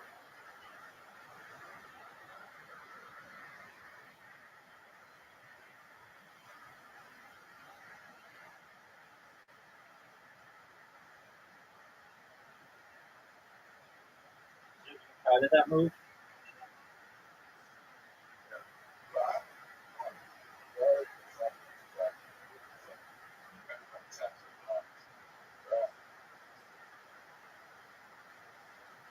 Congratulations.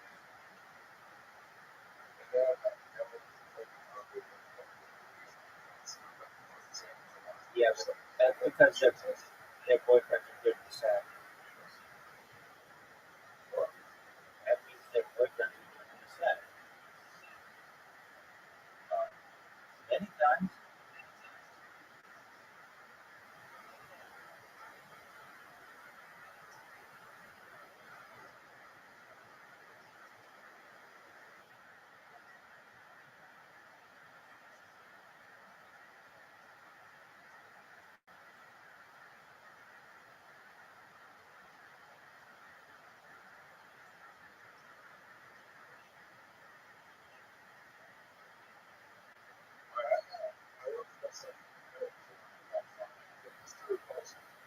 okay, well, then it's your personality.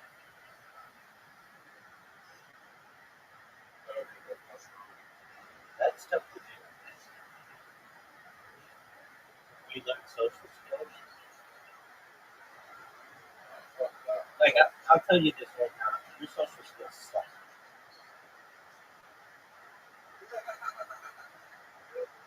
Your social skills are unattractive. You may be attracted to yourself, but your social skills are unattractive. You are rude to people. You don't recognize that you're rude to people, but you are. And it just shows that you're clueless when it comes to some social interactions. Like, I have a new person. Hold on, let me explain. You don't always listen to people when they talk to you. You're already thinking about what you're going to say. In fact, that's both times, which shows that you are self-centered and you are someone who, I mean, you're a nice person, but you don't always recognize like when you have, you still recognize your faults sometimes. That can cause issues. Um, you're someone who thinks that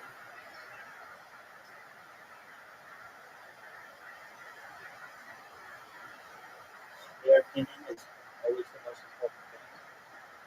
And, you know, maybe it is, but you gotta give people an opportunity. Like, here's a good example. I've told you like 5 times now, her name is Miss Aquarius. It's not Aquarius. The fact that you shorten it like that shows that you don't have that much respect for her. And that's disgusting.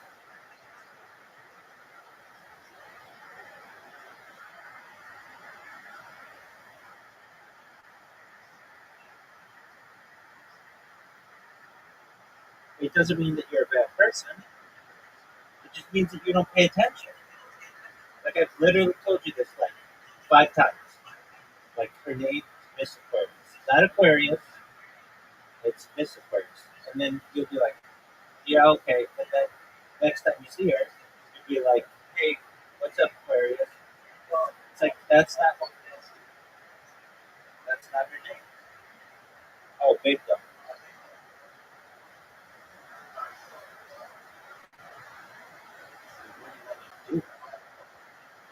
Maybe you did.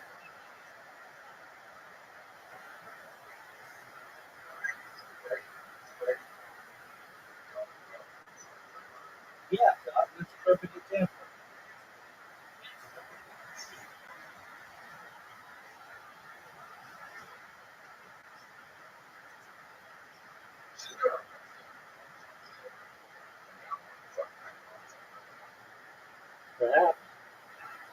Perhaps she'll probably get kicked out really well.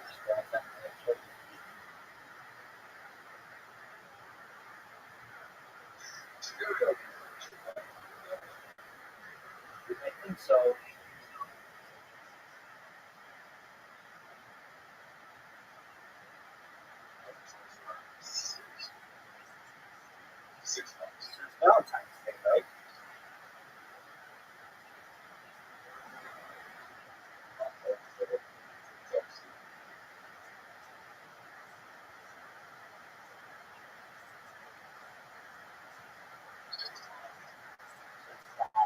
Okay. Wow, you are really obsessed with this shit.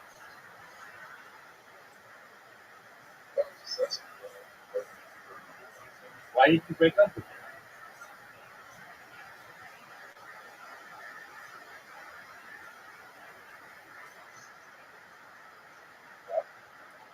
That's what I asked you.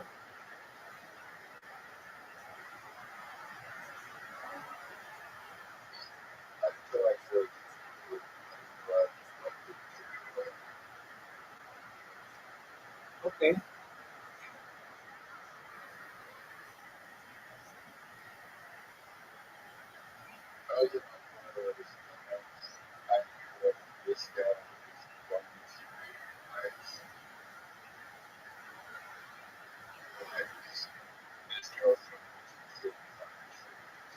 Oh yeah, that's that girl.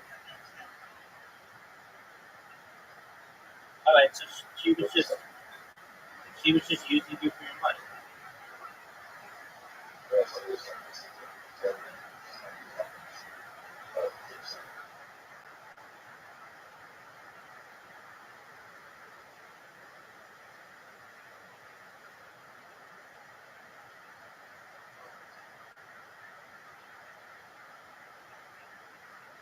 Are you proud of that movie?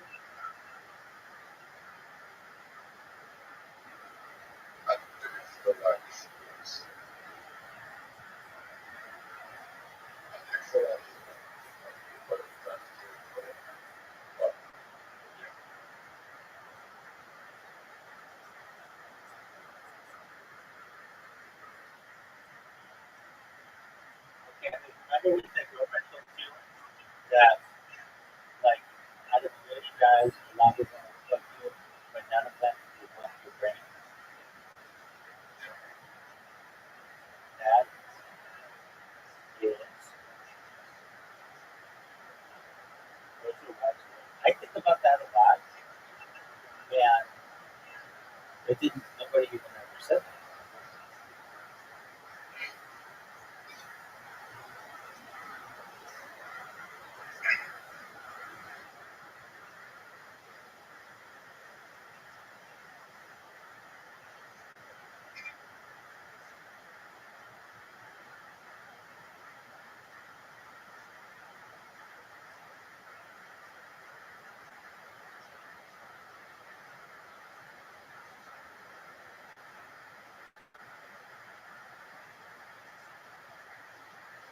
I see a big move for you. Do you see it? This is one of the biggest moves that you could have. The tide is turning, son.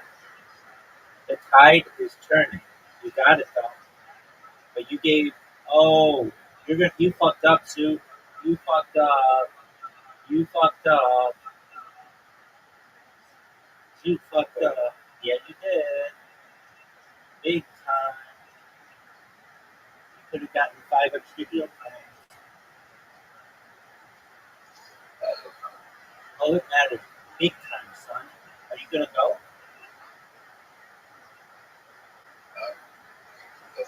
Okay. Dude, that was brilliant. That was absolute brilliant. I mean, like normally I'm recording for how you play this game. You just played amazing, amazing, amazing, amazing, amazing, amazing, amazing. Oh yeah, I'm sexy as fuck. No doubt, son. No doubt, son. Oh, look at you. Look at you.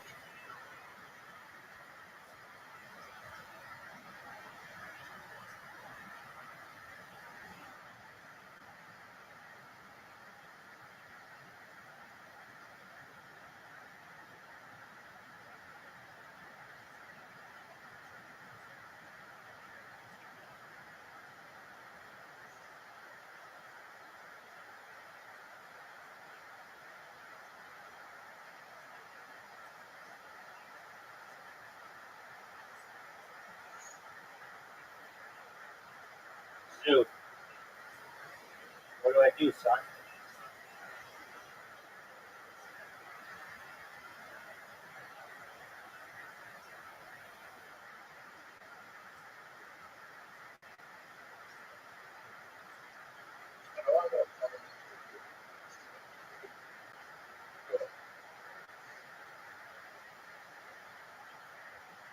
What are your thoughts, man?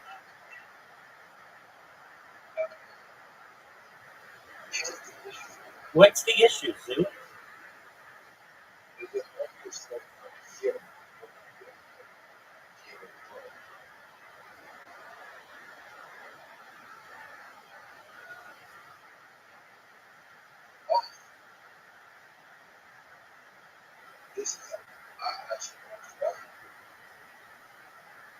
Do you really think you're gonna come back?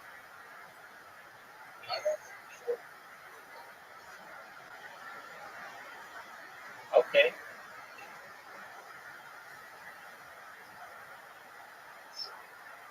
You're drunk right now?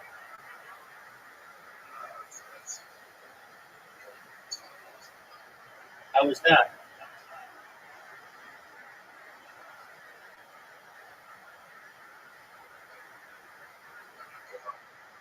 You never get hot. Sue, you are dominating.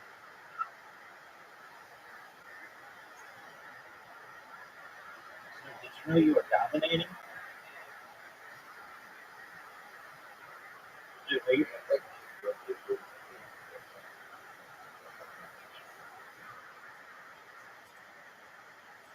Sue, you could beat me right here.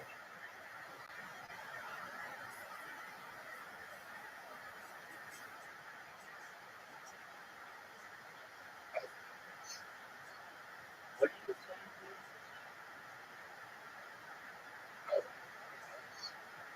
Yeah. All right.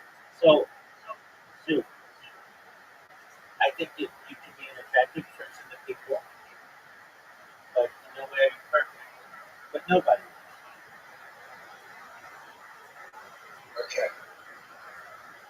But overall, I think you're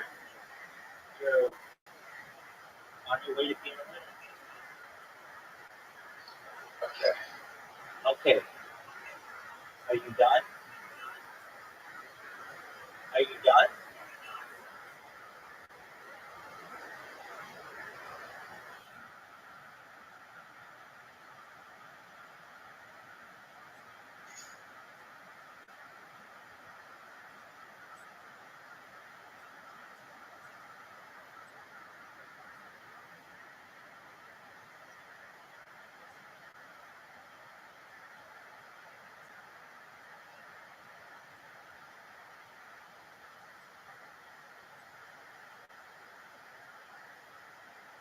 Sue, dude, I just lost. Oh, that was a good time.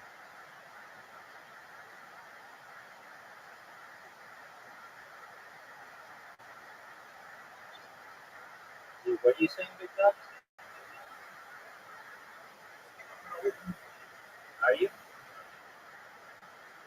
You leave.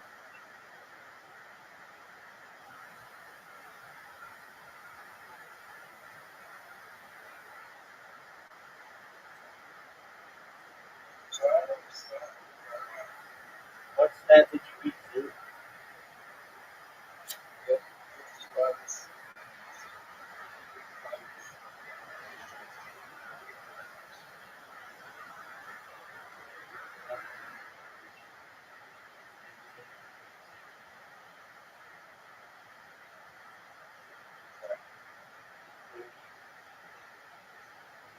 Okay, good. Oh, I fucked up, Sue. I just gave you the win.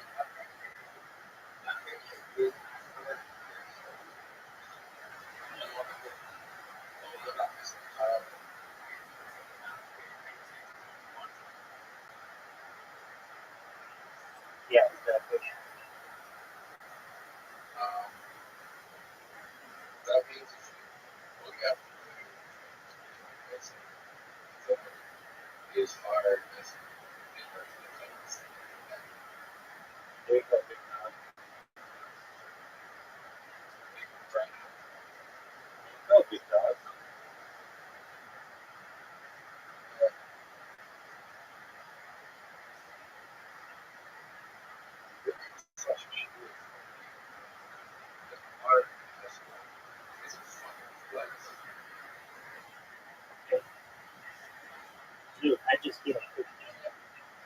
just healed 15.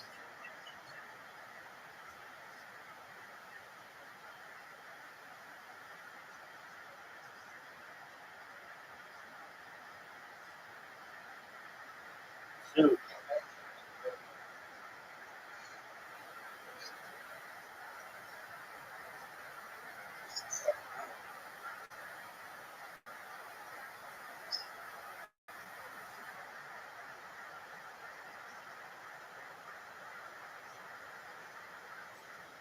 Shoot. He's still me.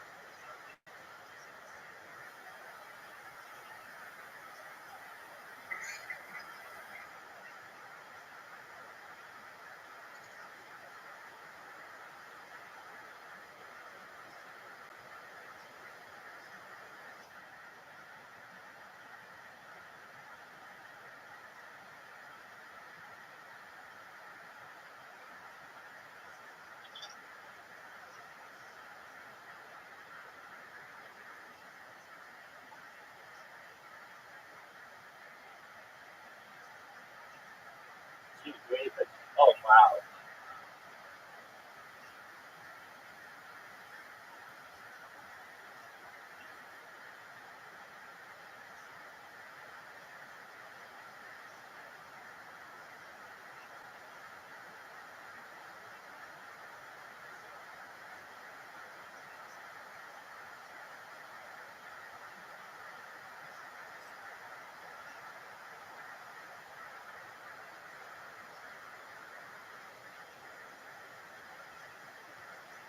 Shoot, you got me.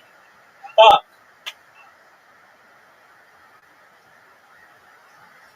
Shoot.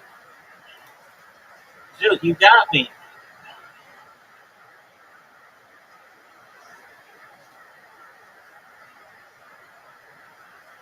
Shoot, are you proud? I want to interview you. How do you feel?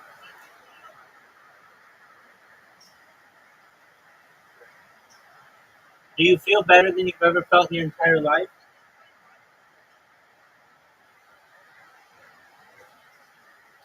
Are you ready to play again?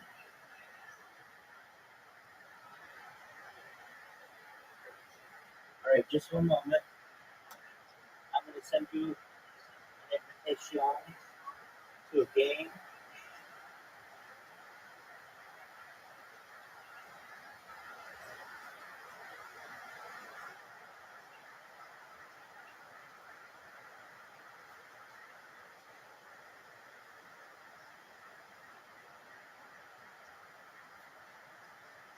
We're going to play a different kind of table soccer. Zoot, do you know what the dragon attack is?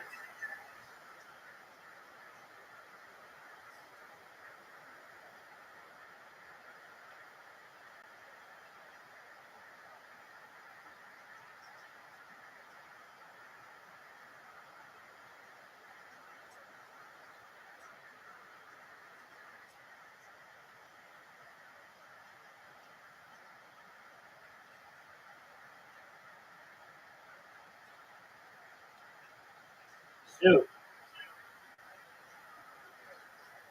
you have an invitation.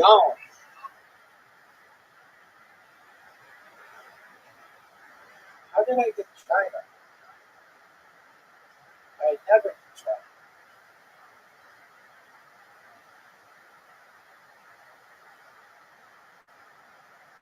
Give me that ball.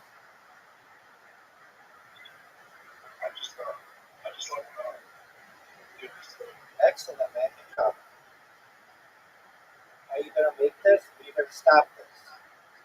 Zoot, are you going to stop this? Look how good the shot is. Zoot, it's your turn. You've got to pick two moves. Dude, I just scored.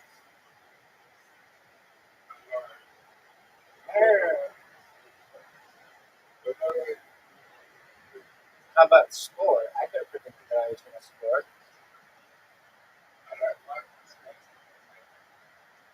Okay, why?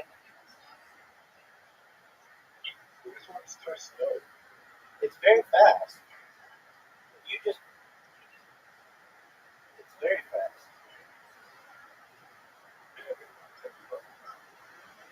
Why wouldn't I? Why wouldn't I?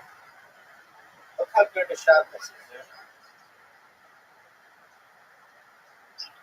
Dude, you're up. You're up, baby. Oh, no way.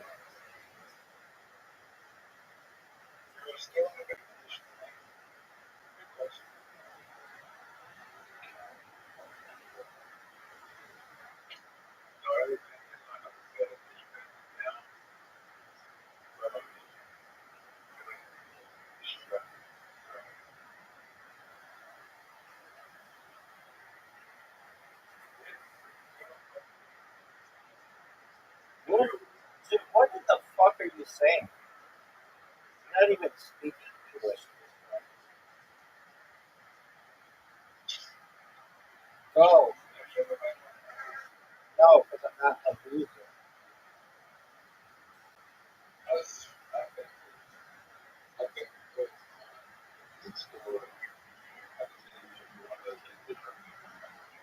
No. Yeah. I mean, we made our own sign language, I guess. Like back in the day. Yeah. Yeah, that doesn't count.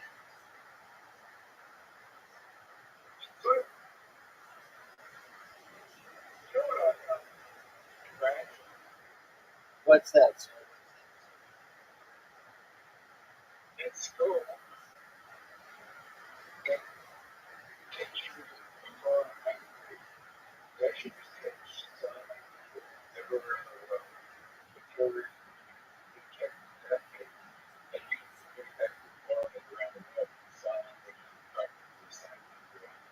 Not really.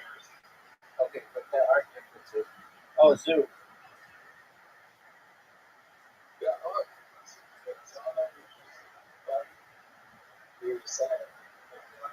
Okay, let's see new sport. That's all. Oh, what the fuck, Zoo? Zoo, what are you gonna do here?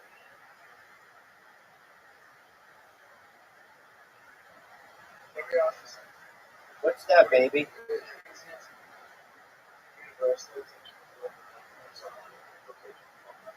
Esperanto. It was a language that was invented in like the 1890s. That's really easy to learn.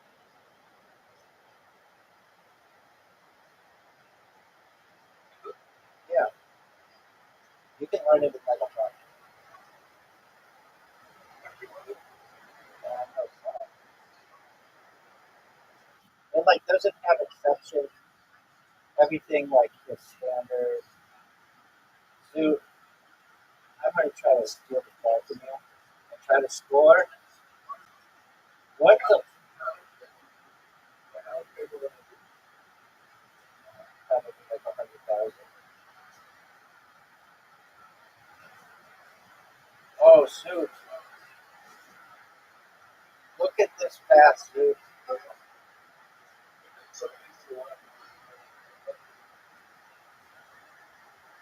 It's not embraced globally.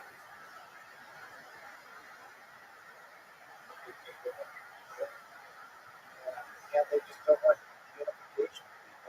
Oh, shoot. Shoot. This is terrible. Oh, shoot. How the fuck did you fuck that up? Look at this, dude. Dude, look at this play.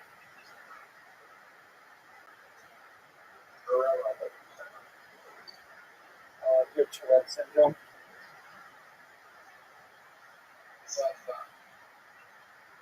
Um, your self-centeredness. Yeah.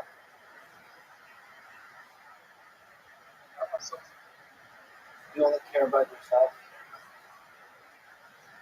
Like, I'll even say to you, please, dude, stay.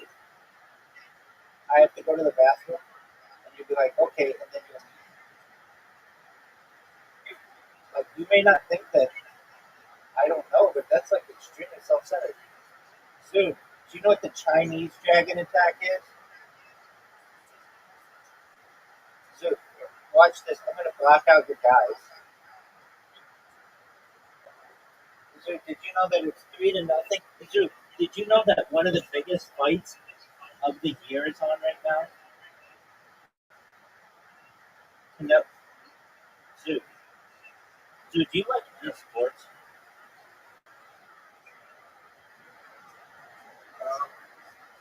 Yeah. No, you don't. It's just it's What's your problem with sports?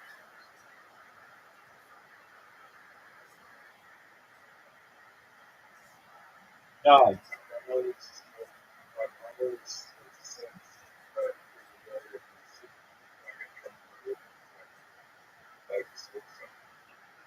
It was very abusive.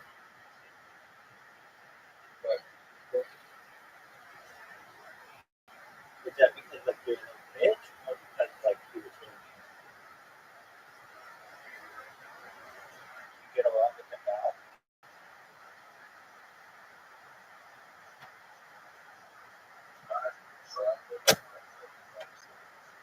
No way, he like really hurt you. yeah. Like, what did he do?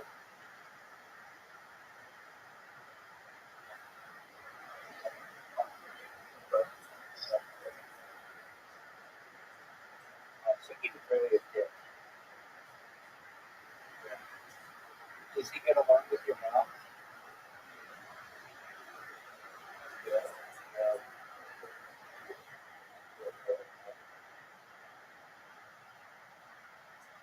Didn't she like try to protect you?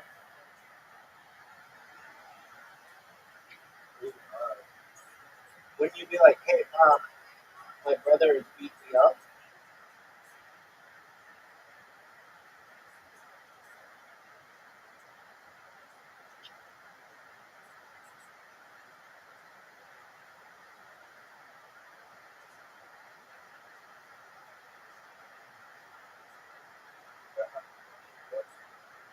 It happened. It happened when?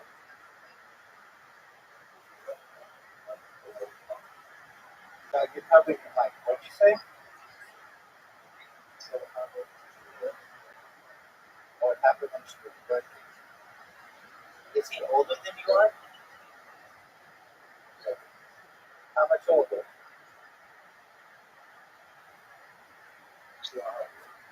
Okay. So he really likes sports, which made you not like sports, right?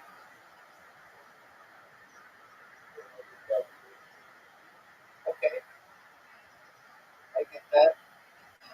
That sounds like you're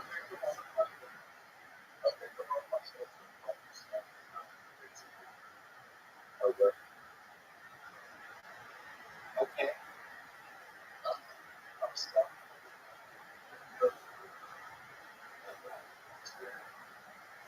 You never had the sports experience?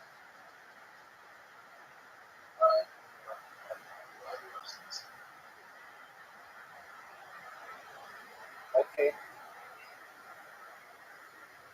Is it possible that like your mother could have like caused you trauma mentally? Like, yeah.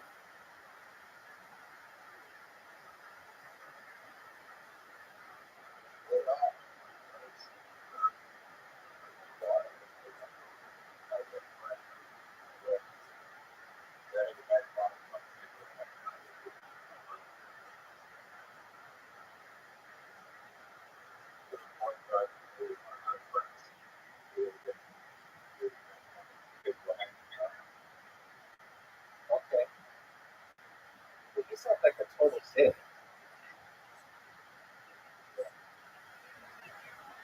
Did you know that you're done for nothing?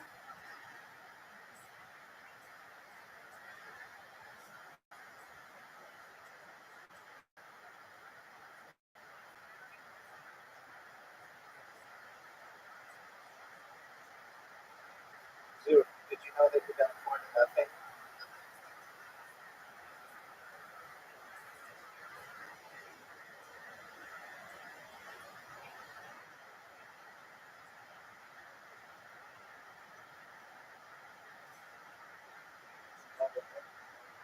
to see it. It'd be the greatest comeback in the history of the spin.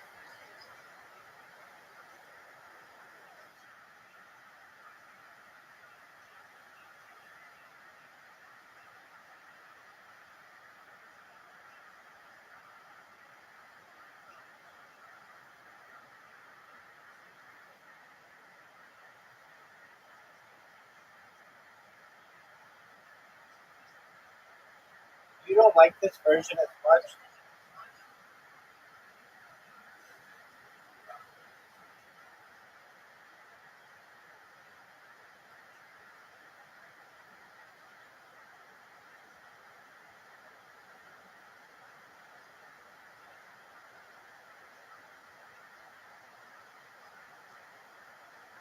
So what are your thoughts? Do you think I could score and make this?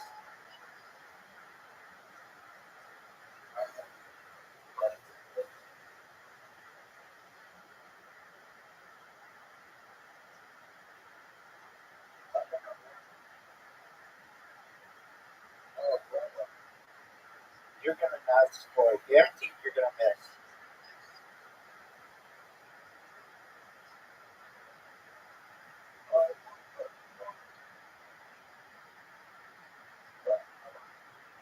What up, Cam? Yes, sir.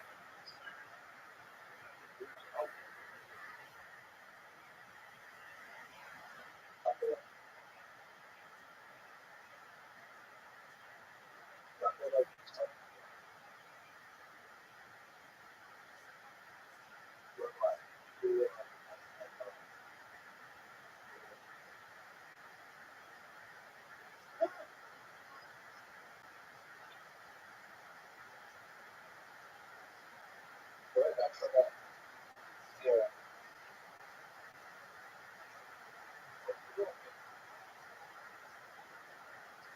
Zero. Look at this. Look at this.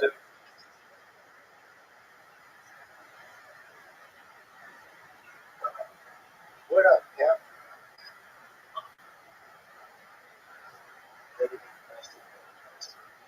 I'm ready.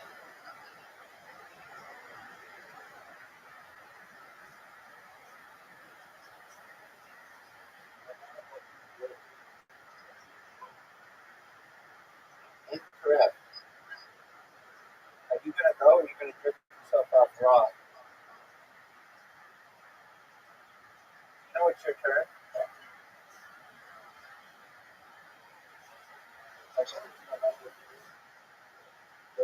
You didn't get the ball.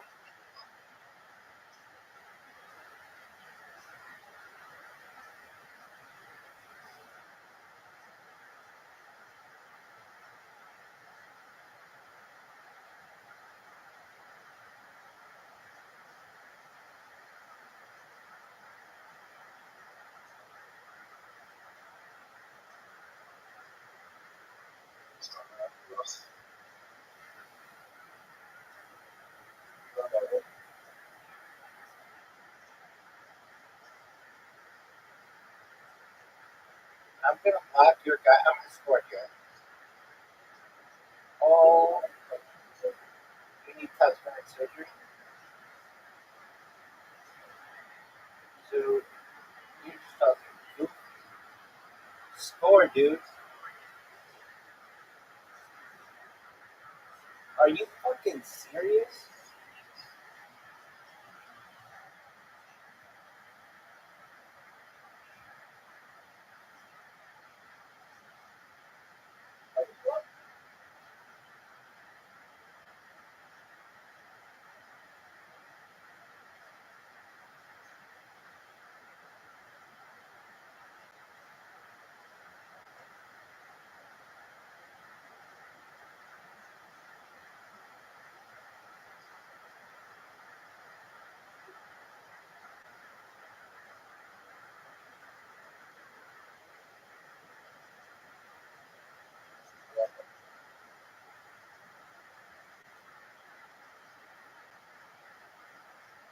This would be the greatest comeback in the history of this game.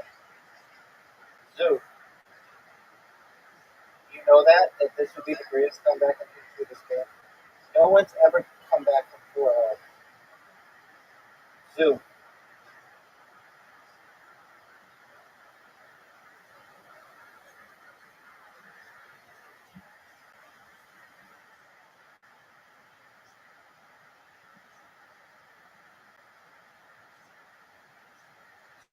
Zoo.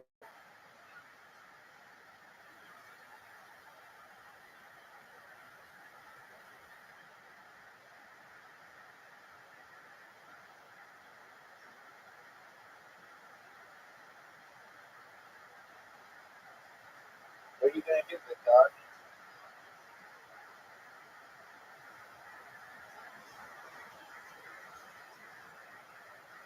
Are you fucking serious? Zoo. Fuck this game. Zoo. Fuck this game. Zoo. Are you gonna do a win? Shut the fuck up. Oh, what a block. Maybe the greatest block in the history of this game. Dude, did you see that?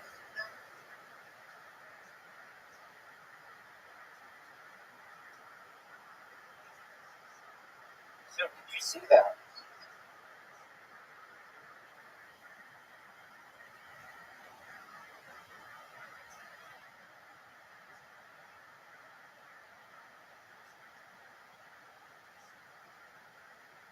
Dude.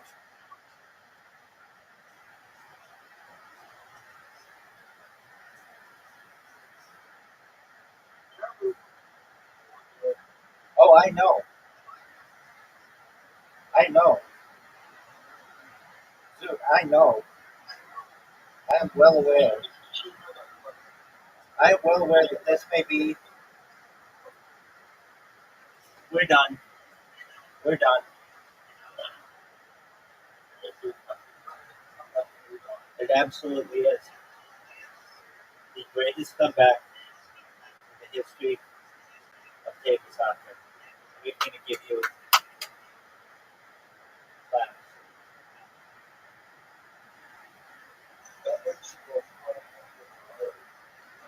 No.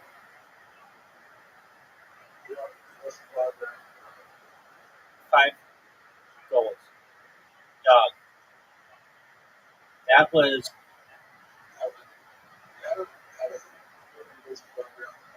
It sucks.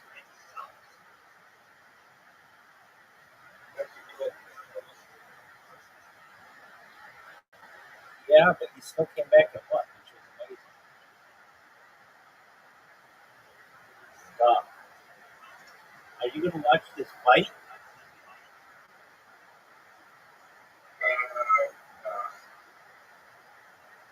Okay. Why don't you go do that?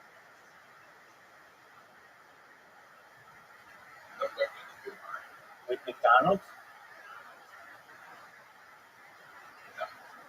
With who?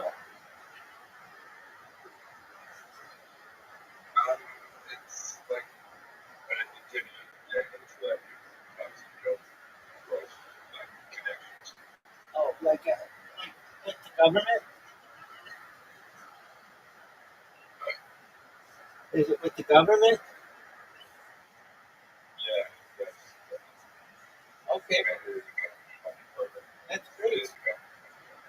That's great, dude. Are you excited for it? But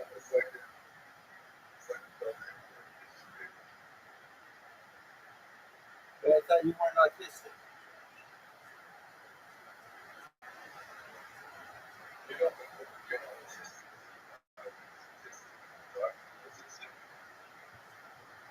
Okay, I disagree with that. Welcome. Look who it is. How you living, Pat? Dude, calm down. Hardy, how you living? Can I say your names? How'd you find out about me, my friend?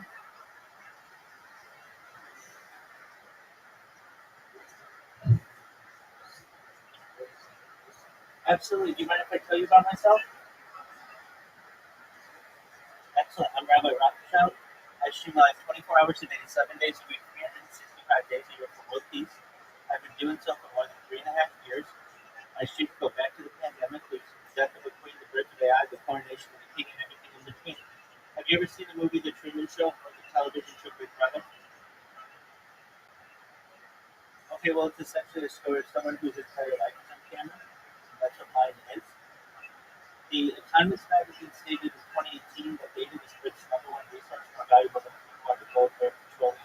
And I have more data archived than any person ever, which may make me an influential person someday. But if that happens, I'm going to you, your friends, your family, all independently wealthy if you're not already. I'm going to make sure that you all have the ability to have generational wealth.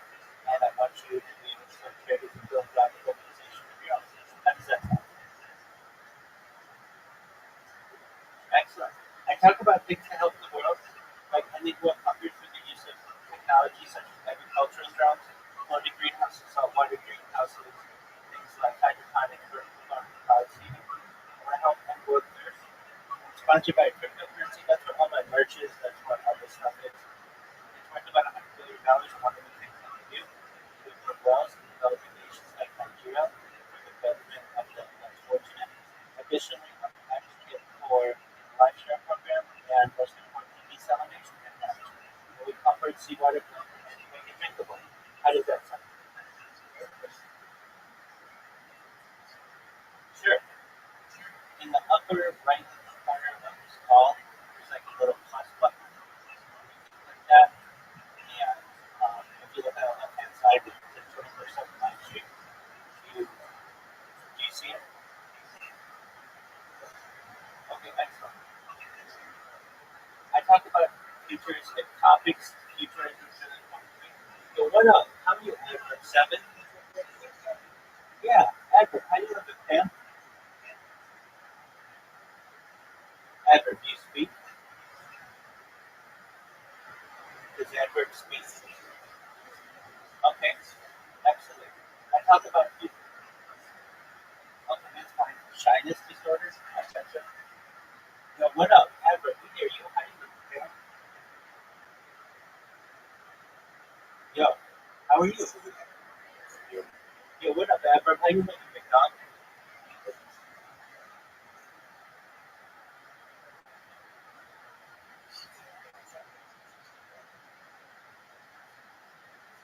Don't worry, I can do it all.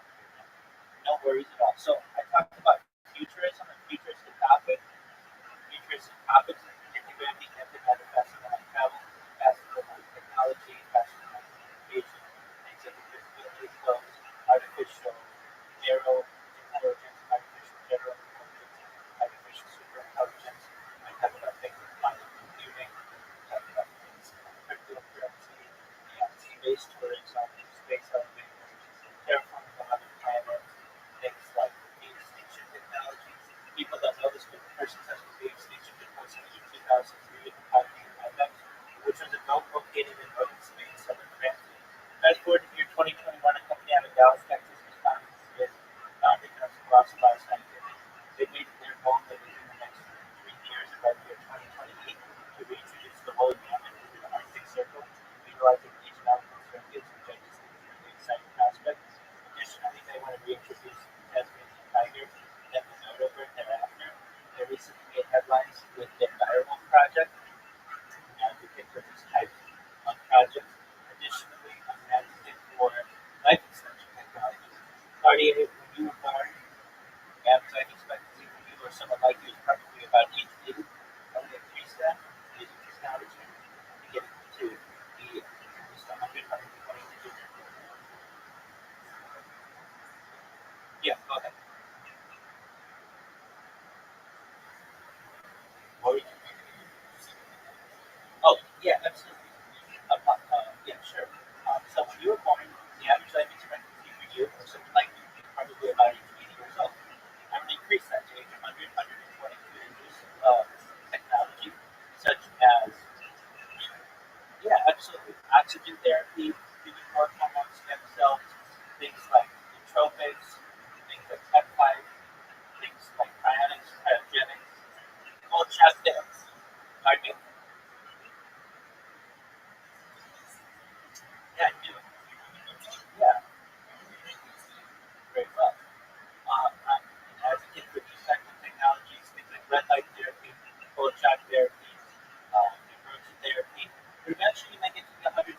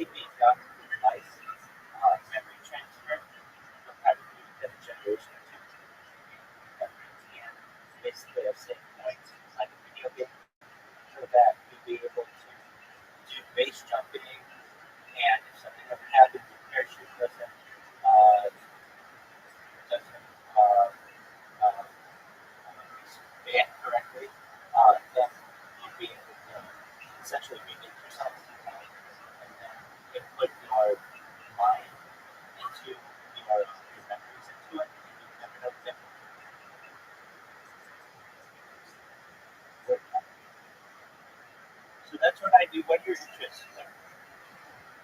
How do I come up with anything after that? I don't think I'm going to have.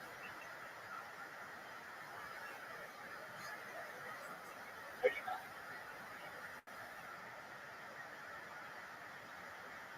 I'm a certified project management professional. I'm launching out some bachelor of global play. This year I have major contract with Fortune 100 companies.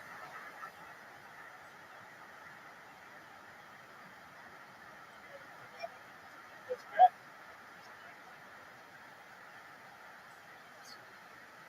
100%.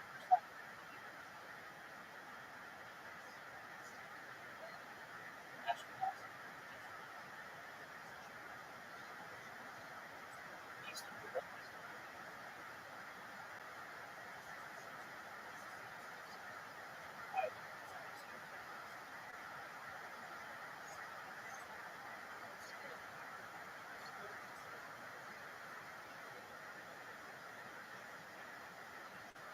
I love world peace.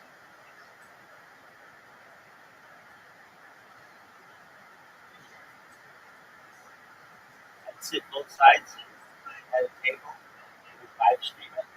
I take out a map, get inside a grant, take it off the borders.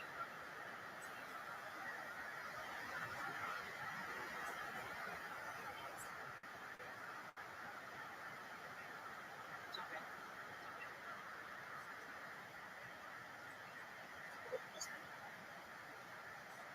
It's not my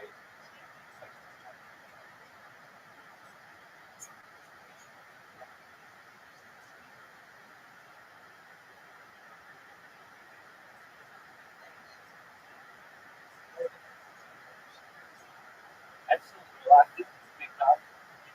You just stay in this Discord, you don't have to stay in the call, but stay in the Discord as it grows. And I'll go viral. When you be on you're on the list. Excellent. You know Canelo is fighting Crawford tonight. All right, well enjoy it, my friend. Excellent. Hey, tell them to join as well. It's a pleasure meeting you. Are you? Peace, big dog.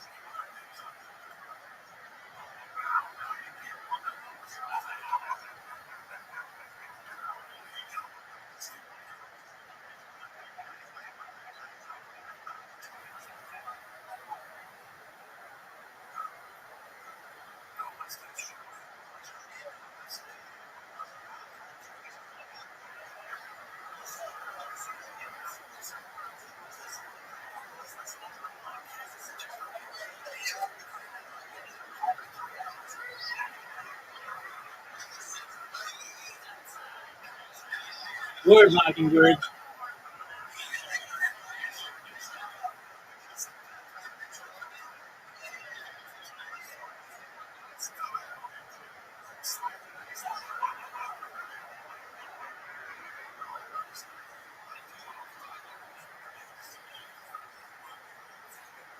Yo, baby, I'll stream it too.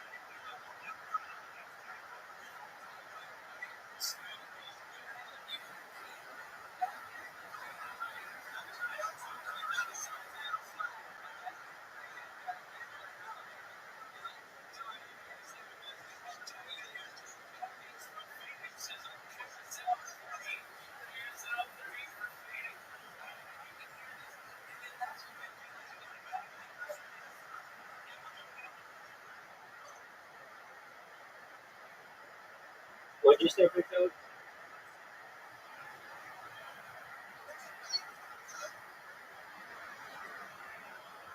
I'm streaming quick.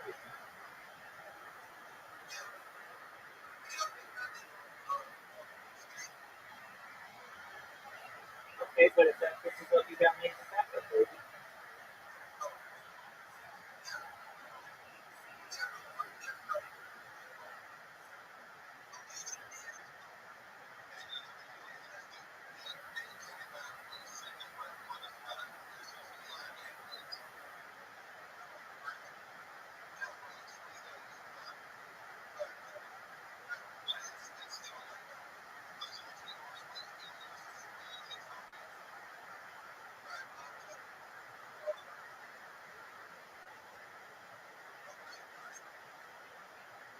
Hey, what's going on, big man?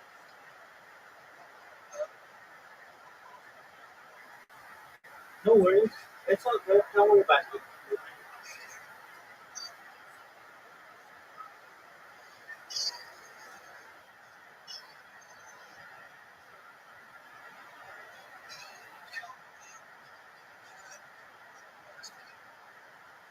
Hit me with the big dog.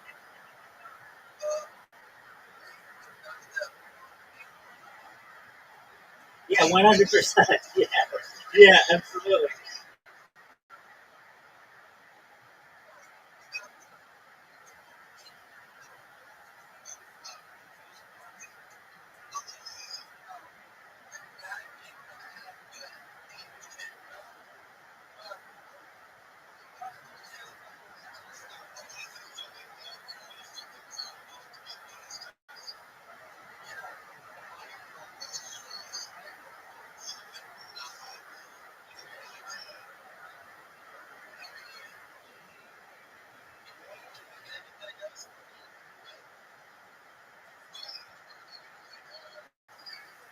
Dude, it's streameast.sk and just go to boxing.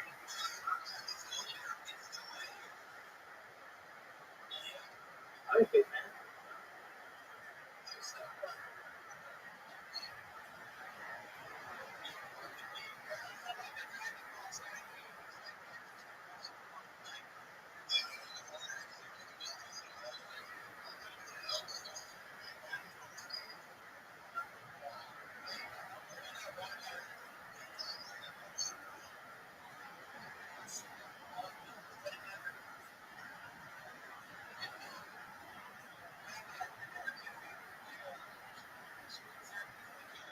You got it, big dog.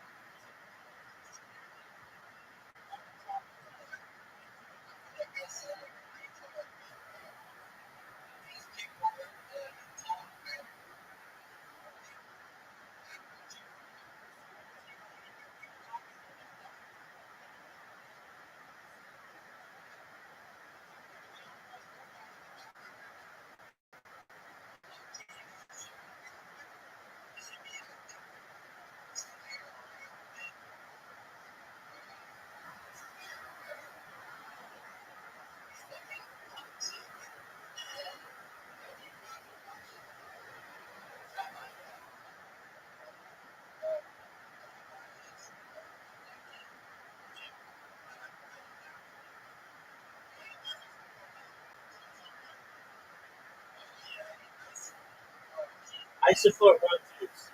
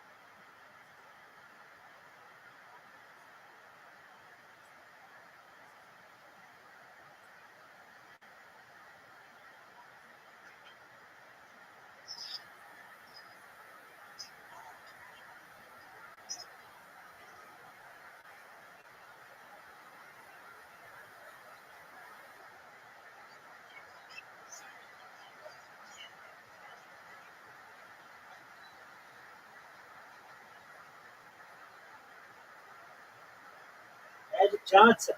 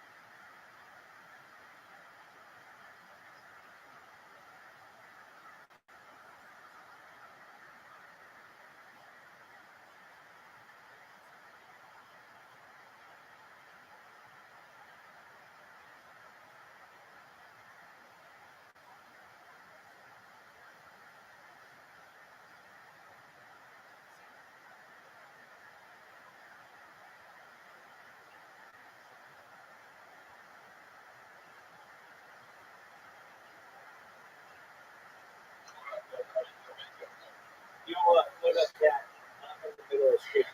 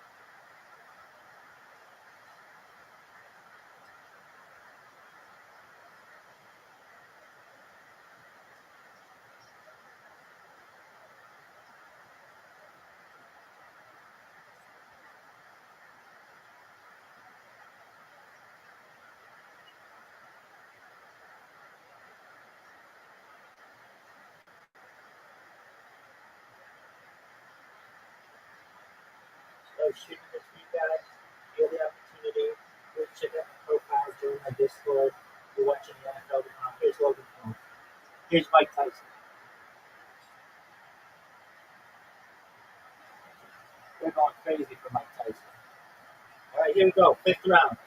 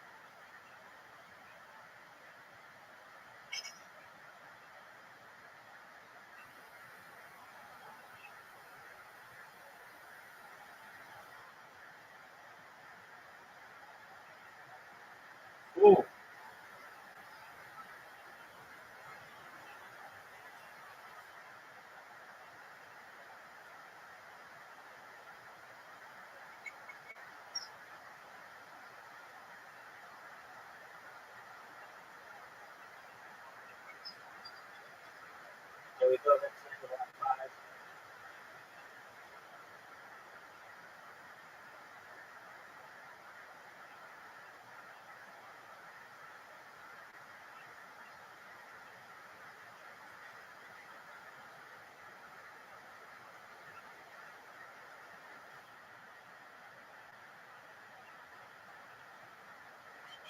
Yes, sir.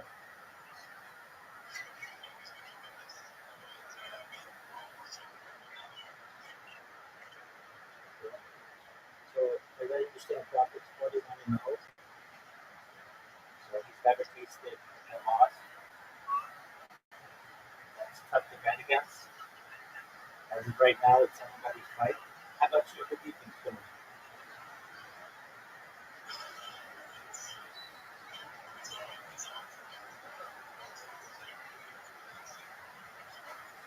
right?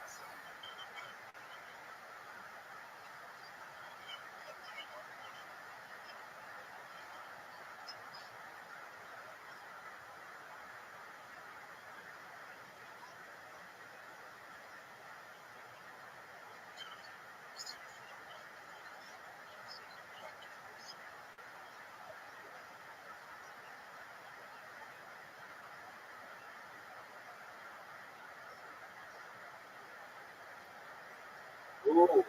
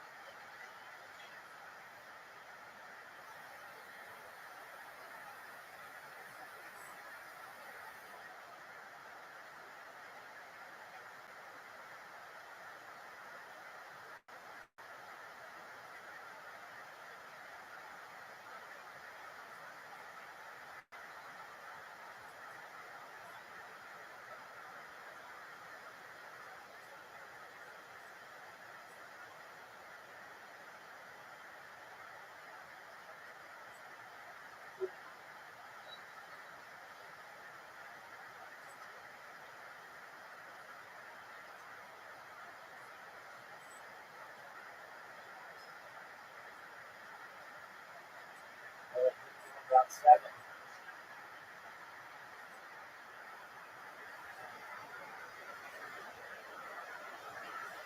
Unofficial scorecard has Crawford 59, Keller 55.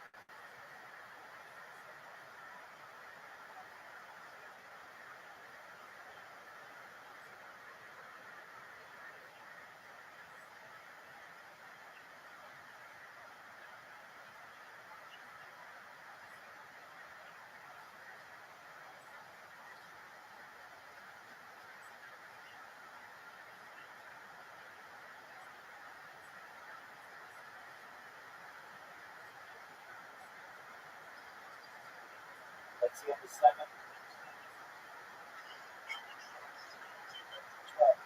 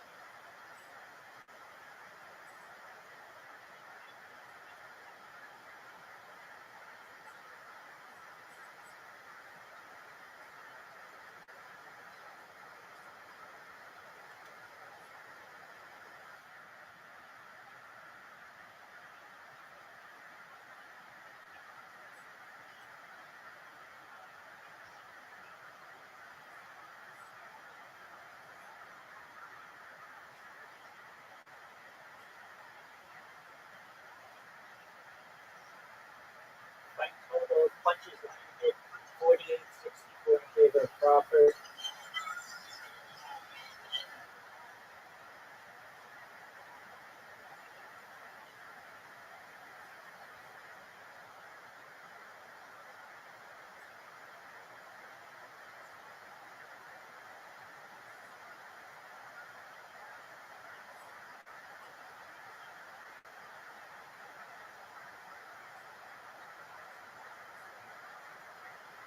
And I think that was good. As this fight goes on, he keeps backing Crawford up. Even though Crawford has the lead, that was still really wrong.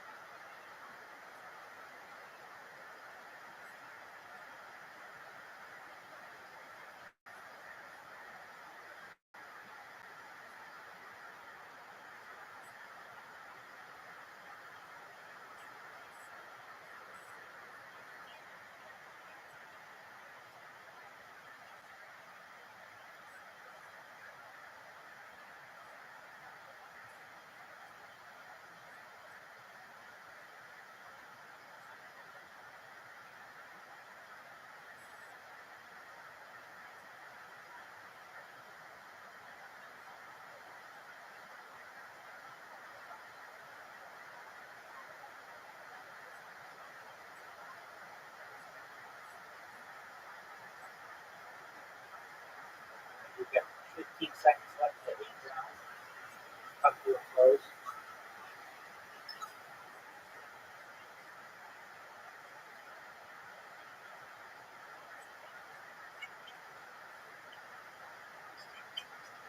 All right, that's the end of the 8th round. So, pretty good look. If everything I ever fixed, it's pretty good.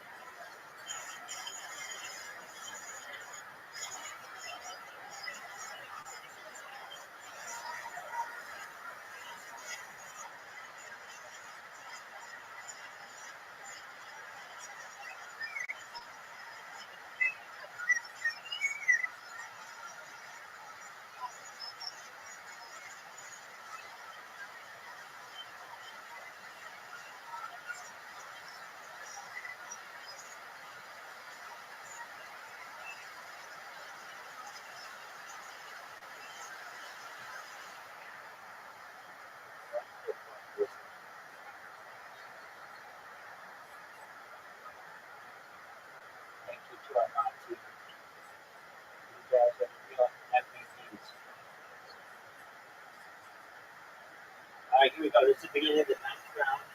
It's scored right now. Crawford 78, Canelo 74. Unofficial.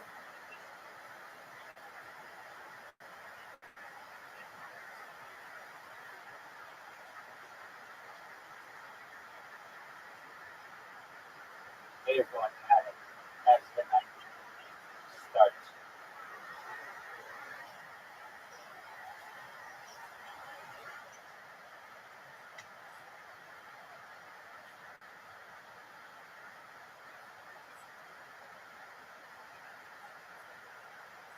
Time.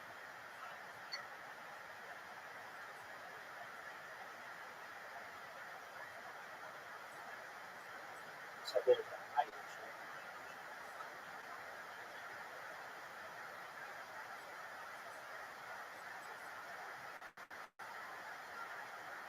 Accidental head bust.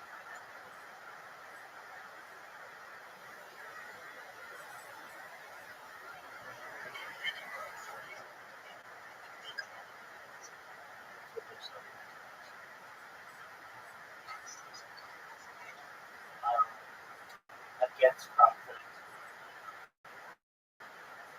So no good Crawford. He seems to be okay with music time.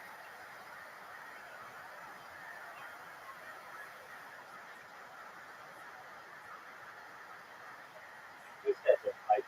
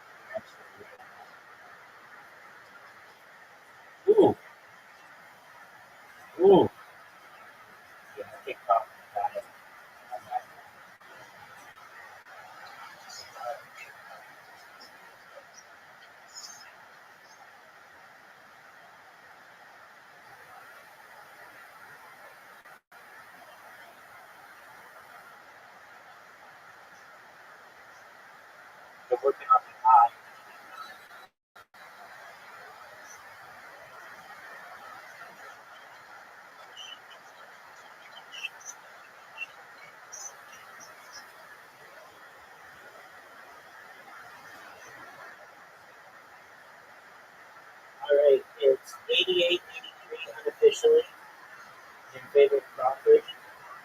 We've got 3 rounds left. This is the beginning of 10. 10, 11, 12. We've got Hello in black and gold and Crawford in the black and gold.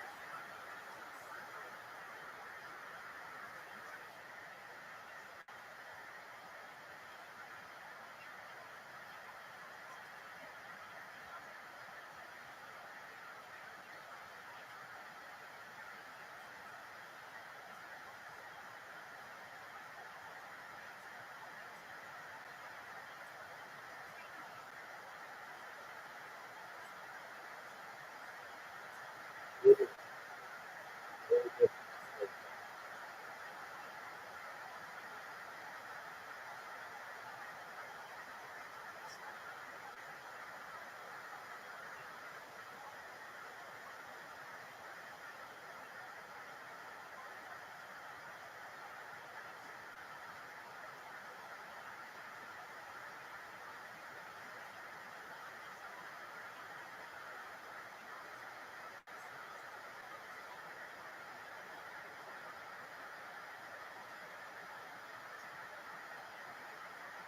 Tyler's running out of time. He's got to make something happen.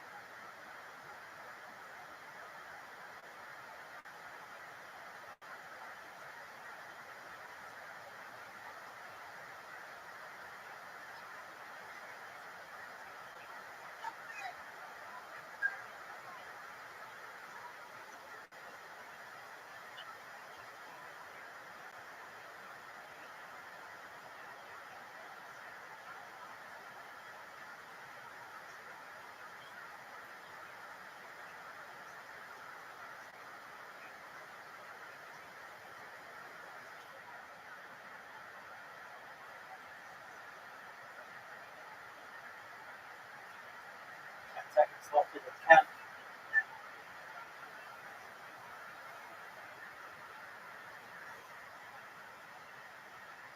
2 more rounds remaining.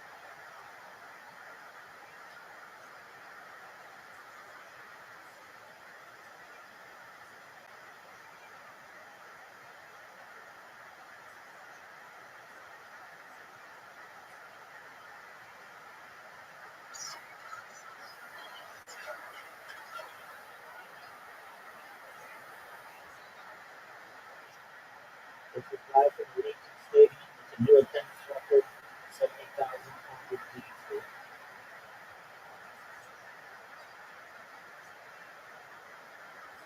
All right, 11th round. 6 minutes remaining in this fight.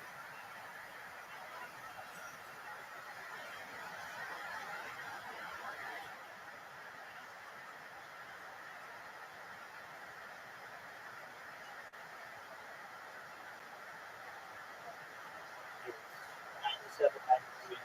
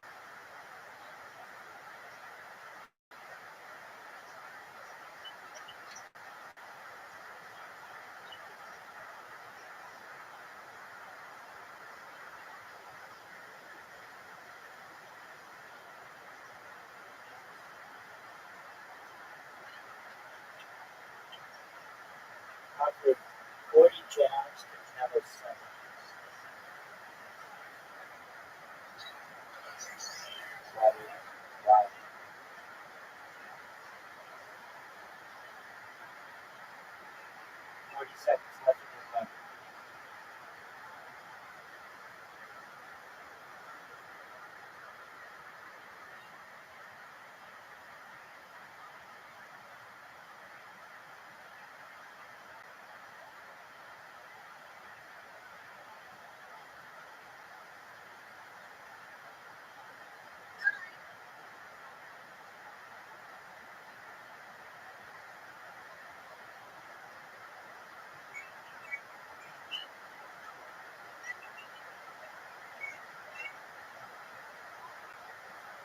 That's the end of the 11th. One more round. No, nothing. Just my love for the fight.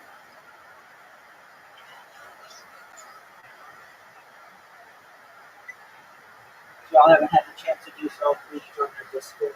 It's in my bio. If you went the link, it's discord.me/Rabbi.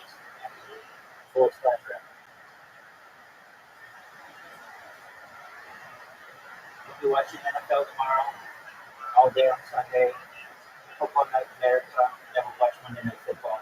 Do the same thing. I'll be Thursday Night Football, Sunday, etc.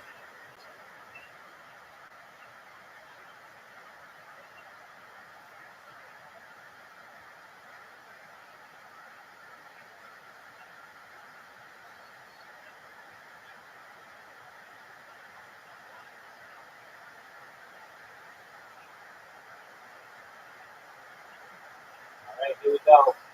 3 minutes left. It is scored 97-93 for Crawford. So Canelo essentially needs a knockout.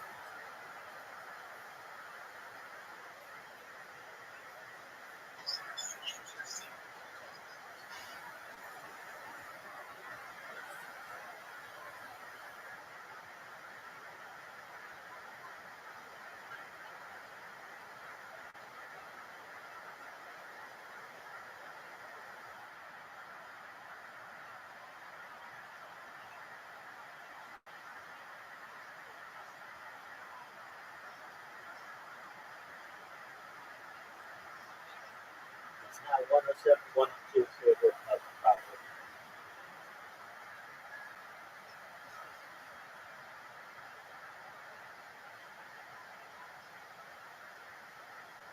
Canelo's got to give it well. 2 minutes left.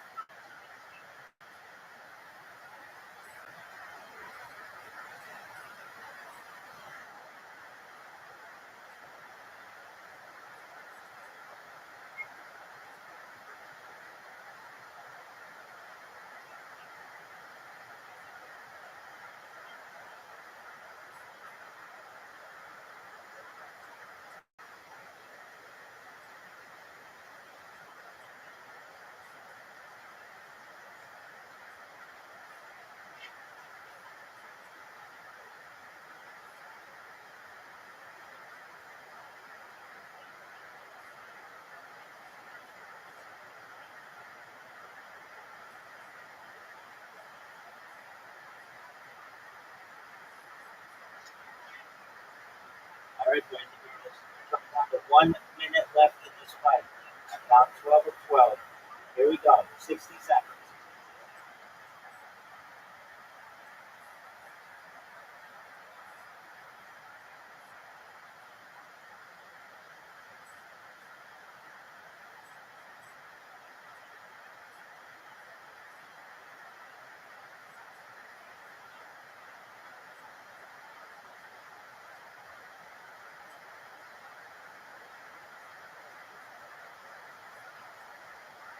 Thirty seconds.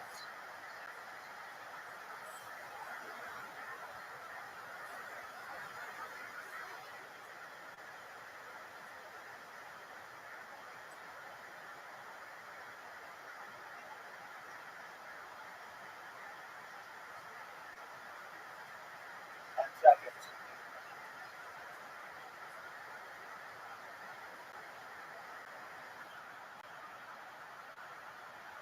That's it. Crawford looks like he's going to go 42-0.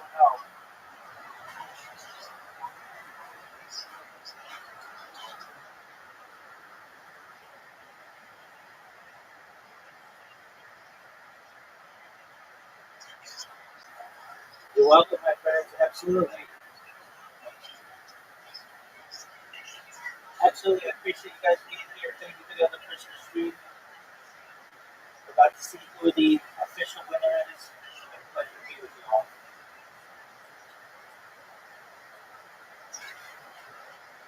Peace. You as well. Absolutely.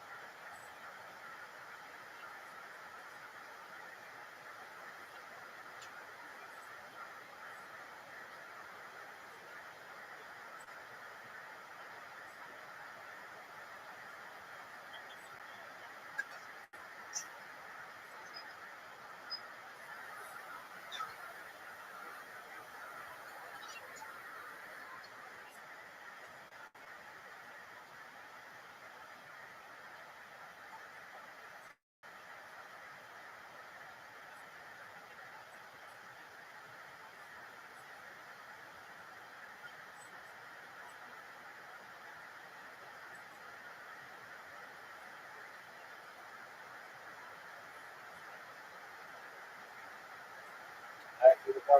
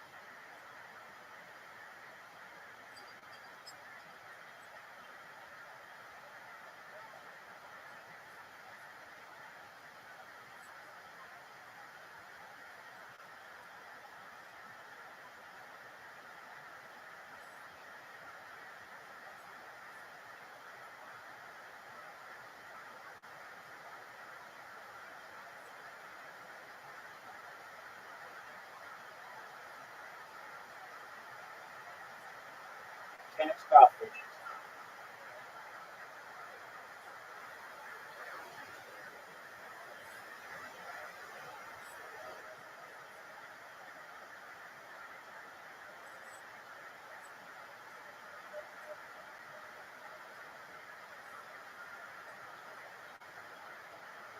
Mr. Beast, Dave Chappelle, Al Gregor, everybody. All right, here we go, friends. Thank you so much. Feel free to join my Discord if you have anything to appreciate it.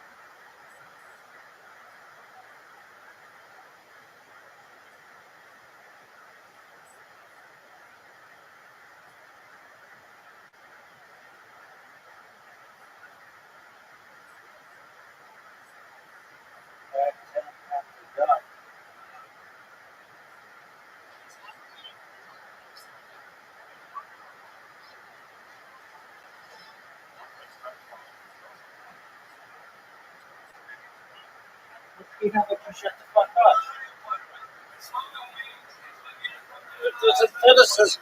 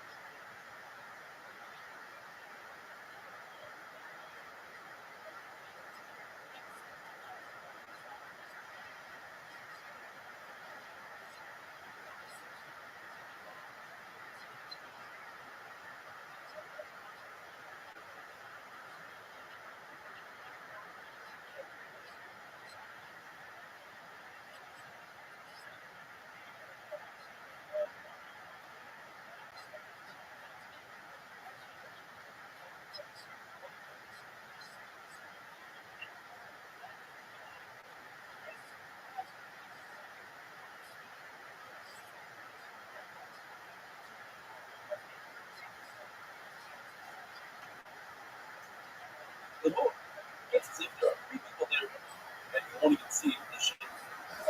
The Rebbe says it's better for a person to throw himself into a fire than to embarrass something in public than to cover Buddha. The person is holding his hand. Oil smells good in Hadas. According to this hill, you make the broken Hadas, Shaman with the broken Shaman. It says, when you make the Shaman is right. Because Shaman accomplishes the things. It's mirrored on your skin, and it also smells good. Jill says, Rabbi Shaman is right. But what happened was, the Lord says, the Papa has like the silk. So, Jill said that the Lord from the Shaman. So, the Papa, yeah, but I heard that from Rabbi, the Lord's like the silk. So, the Gemara, very interesting thing. But Papa was embarrassed. So, he made up a story that Rabbi passed away was. The person has two things. Oil and wine. Which means you make the bracha first. Mishnah says you hold the oil in your hand, you make the bracha of oil. And he says you don't hold the wine in your right hand, and it's the bracha of the wine. What do you do with the oil? Your nostrils, your surface. Surface on the top, you don't see good smelling properly. Oh, the bubble should go when they go out. Good smelling should work. So this is the first of all, the bubble should not go out into the marketplace. Smelling good, especially in a place with shadow which result. And the Gemara says he should put on his clothing, put on his body to act as a deodorant, whereas his child of Taik would have to put on his ear. Both are putting on his body. But the Chacham should not go out by himself, right? Because people will make rumors about him. Unless he has a celebrity, people know that he's going there, and that's why he's not by himself. The Chacham should not touch shoes that have attached from him. It's not nice. And only if it's in a place that's succeeds, and only if it's in summer days, there's mud outside, only outside. The Chacham should not be talking to the woman in the marketplace who doesn't have to speak Swedish, daughter, sister, know that they are living. And the Chacham should not be in the company of an abhorrent that abhorrence might bring him down. And he should never be the last one in his negligence, because people say that he's negligent, and he shouldn't walk very wide steps because he says wide steps, it's 1,500 degrees from dry side, and if he does do so, he should be finished down in the stores. That's finally. A prophet should not walk upright. That's the guy who was horrible. I mean, wonderful thing.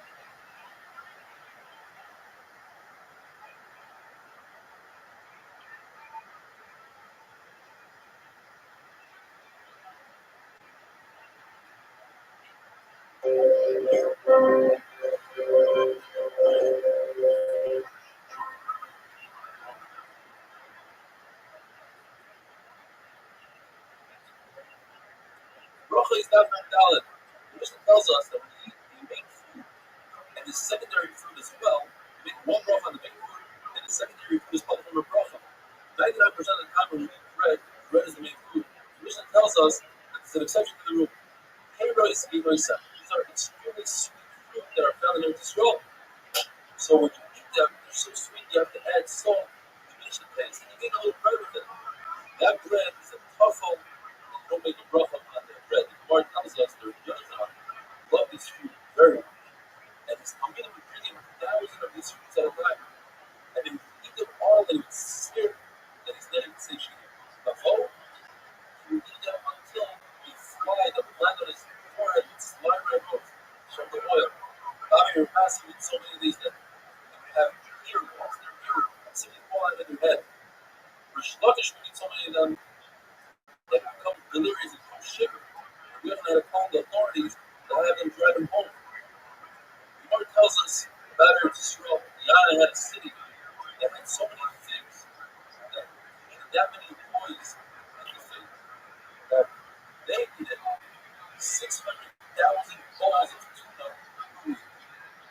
Yana had a tree that had so many birds in it that could take 3 times a month 40 saw of chickens out of the tree. It was a city called Rufus that had 80 years of Kohanim that married 80 twin Kohanim girls. The Gemara says it's so rare that it only happened once. That Mephista's twin daughters, and he was a Kohen, married 2 brothers who were Israelim, which were Rabbi Bar-Chama and Rabbi Bar-Chama. A meal without salt is not considered a meal. A meal without soup is not considered a meal. He says the Mishnah, the meal holds that you eat Shivas Hamina Yachamiya. He said, what's the bed? Why? Because the custom of Shivas Hamina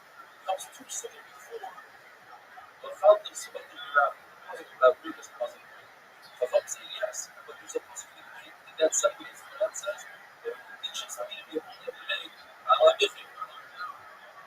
listen, tells them shoot, wait, you don't like if you drink water because you're thirsty, Rabbi says you make a very cautious listen so it's not like this. Whether you make a breath at all, breath right up on water. Allah Mishnah of fruit is very similar to how we do today. There are a few variations, very minor variations. Allah is upgrades. Allah says there's some clever trouble. We say sure it's somewhere. Or does it? Shulchan Rabbi said, "No, but it's very good. Rafa Hashem, he's strong on milk.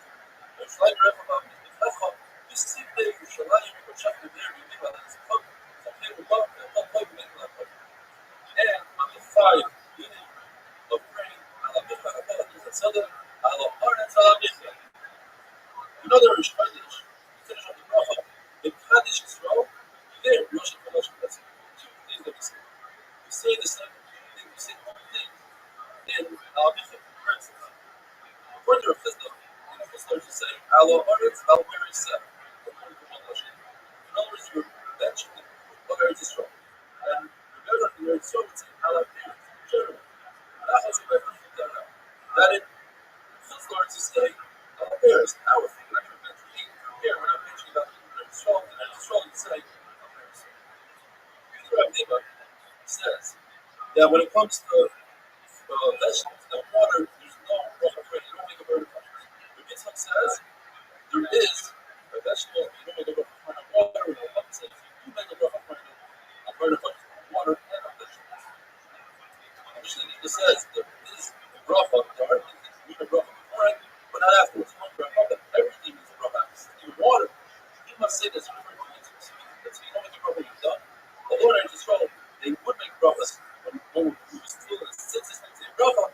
So you must say that the Manuel and the Omar is referring to smell. When you smell something, you make a bracha before it, you don't make a bracha afterwards. The Lord tells us that an egg is healthier than any other food. If it's lightly roasted, it's better than 3 dozen egg worth of flour. And if it's completely cooked, it's the best food in the world. Besides, it's the same size, but eggs would have the same nutrient value.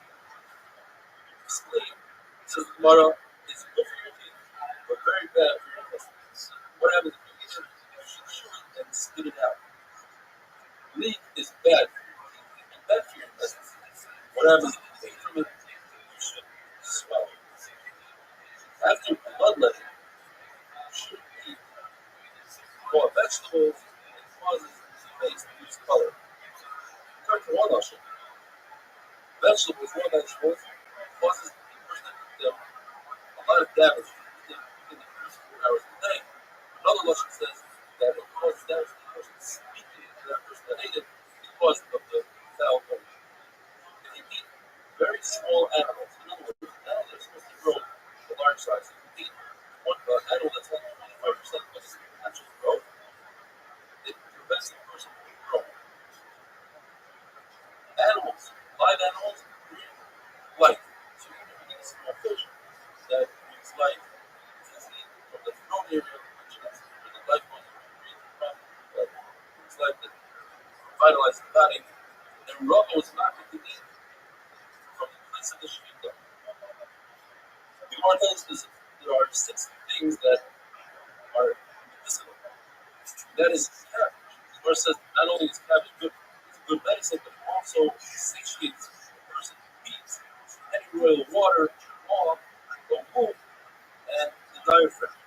Burn it is really bad for your health unless you eat it together with meat, or another shechita, unless you hates it, and another shechita, which is Rabbi, if you eat it together with wine, then it's actually good for you. And that's why Rabbi would tell his servant, when you see turnips, don't ever ask me, just buy it, I like to eat it. Have money for it.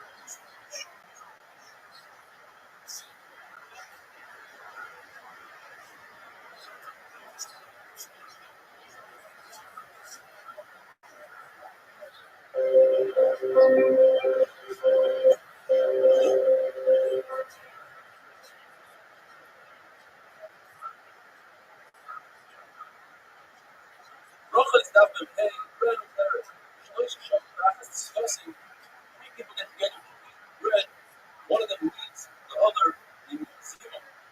How do you know this from the Pasuk? The person says, God will Hashem, you two, my friends, should bless Hashem, eat together with me. That's the plural of three. Or, Hashem, Hashem, I will call out Hashem. You guys, all complaining with people. The other way, Krishna says that there are some people that cannot be part of the zoo. These are people that are eating food that some mice weren't taken or more important than mice change. Or the waiter, he doesn't design or done, but if you see his style. Women, No. Cold status. Cold status. Go fuck yourself. Everyone want to speak to Taik, douche.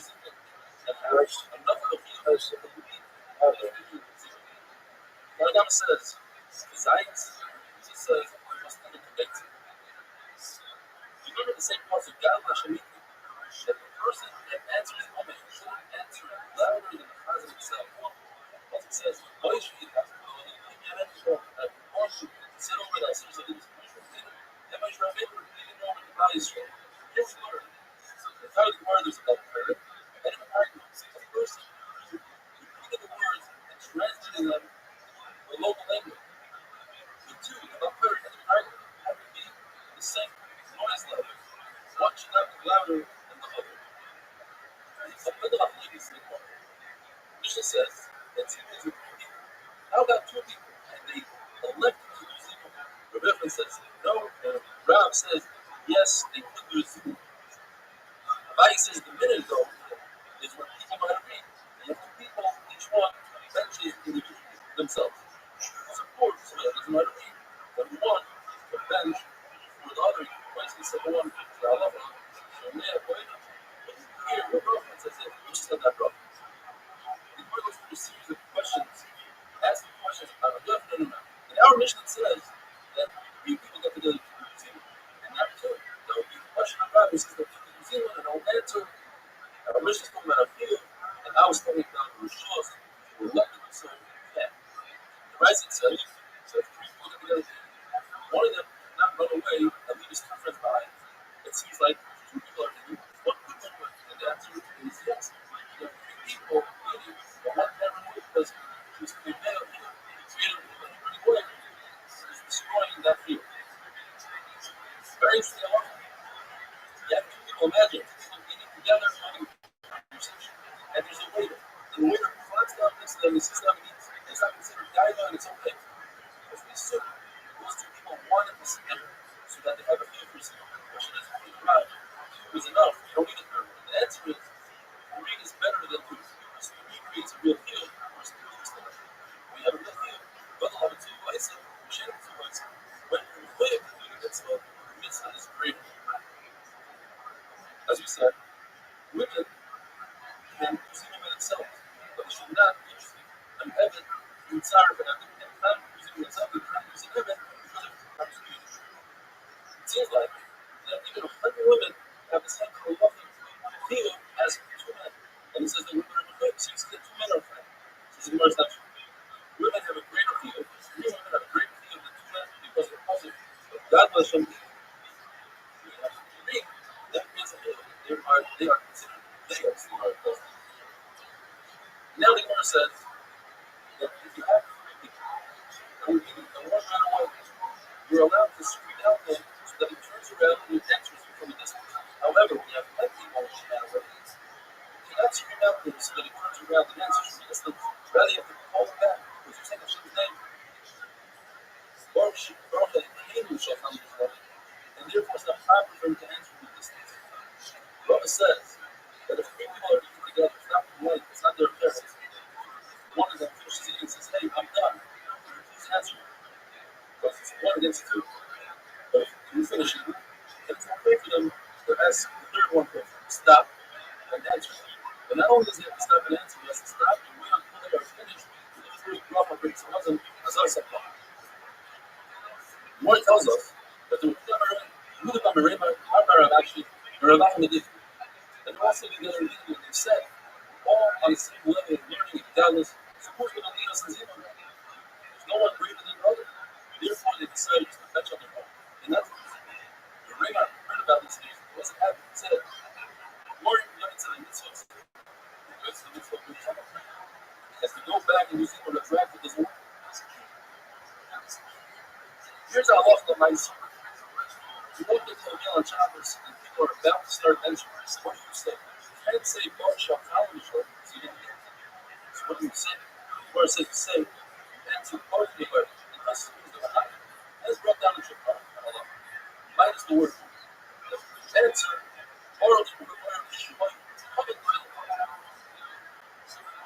and people walk into the Shabbat office and people about to start saying, oral to the angry to the oral Shimon, come in the why did you walk in when they already had the things? So there you just say the word Amen. The Gemara says that only the prophet going to Yerushalayim say only on all right. Going in the Rafa of Yerushalayim on May or going to Zayim say going to Yerushalayim makes sense. The other prophets can say that. Rashi points out that's how the Bible is. There's a series of prophets. The last prophet answer only to yourself. So the last prophet, how well do you say Amen? Or Yerushalayim say Amen? This is hard. Like this other butterfly we say in about so quiet. Bio might see this boys, for example, butterfly can scream away to indicate to them that their time is up and they must go back to work and they shouldn't finish the fourth record, which is only the Rabbi. But actually on the other hand, that before the Rabbi say it aloud, people won't treat you respectfully and therefore we said okay. Quietly, wonderful days.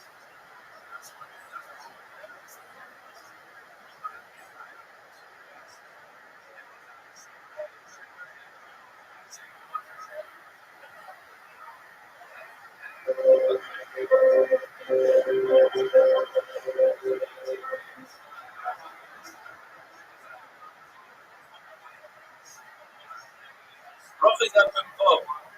Who is Moitzi? Everybody was Moitzi.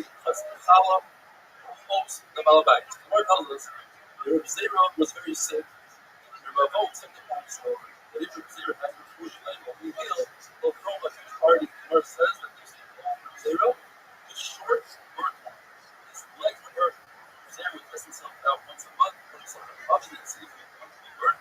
Like he'd be burnt together. 1 month is a Shakara. In fact, to see that burn.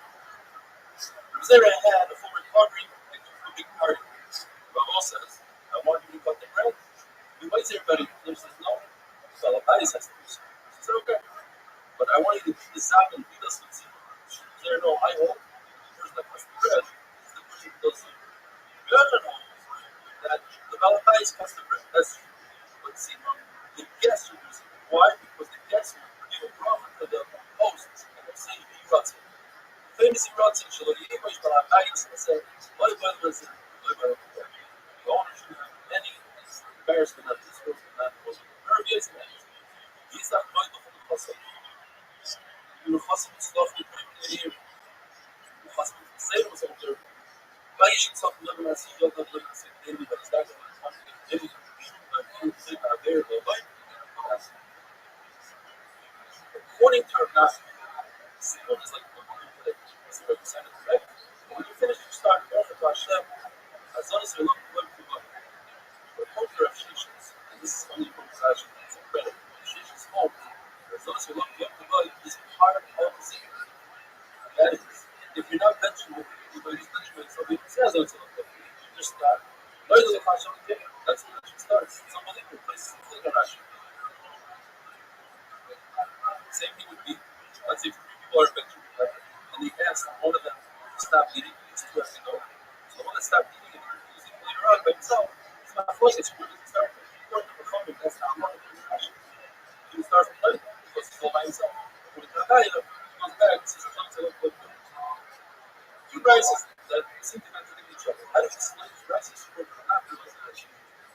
One rice says that someone's mention is only 2 brothers. The second rice says sometimes mentions 3 brothers, sometimes it's 6.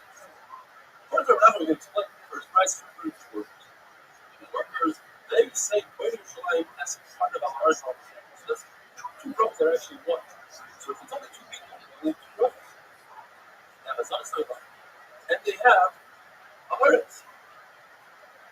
should add one more because the zero is considered a person. The second price we're not going to say it's only about regular people. And regular people say what you're trying to go. So either you have 3 brachas when you're benching your space, or 4 brachas if you add zero. Further of Sheshes, Simon goes all the way to Razan all the way to 9. Therefore, the Machloek is between the prices whether or not the final bracha of the Rabbi is the Rabban of the rice. We can grab it on this one that's the Rabban. So the Rabban that says the rice, and therefore the first price holds that's the Rabban. So if 2 people are benching, you have only 2 brachas. Because you only start with later. And if it's 3 people benching, you add to that the same. That's the third one. And if you all the second price, that is the rice, so now you add everything for the bracha of the or from street food, I really don't need is there a one fact that workers skip a little bit. They have to skip a little bit. Another proof that little bit starts with one action, it doesn't end with it. If it was part of that chain, it's part of the rice, so it's called the bracha. It's a bracha that's next to its friend. And it should not start with part. Look at this. All the prophets that start with part are short prophets like there's food or prophets on medicines. Few exceptions to the rule. Creation of instance, Emes V'Yatzel starts without a bar or ends with a bar.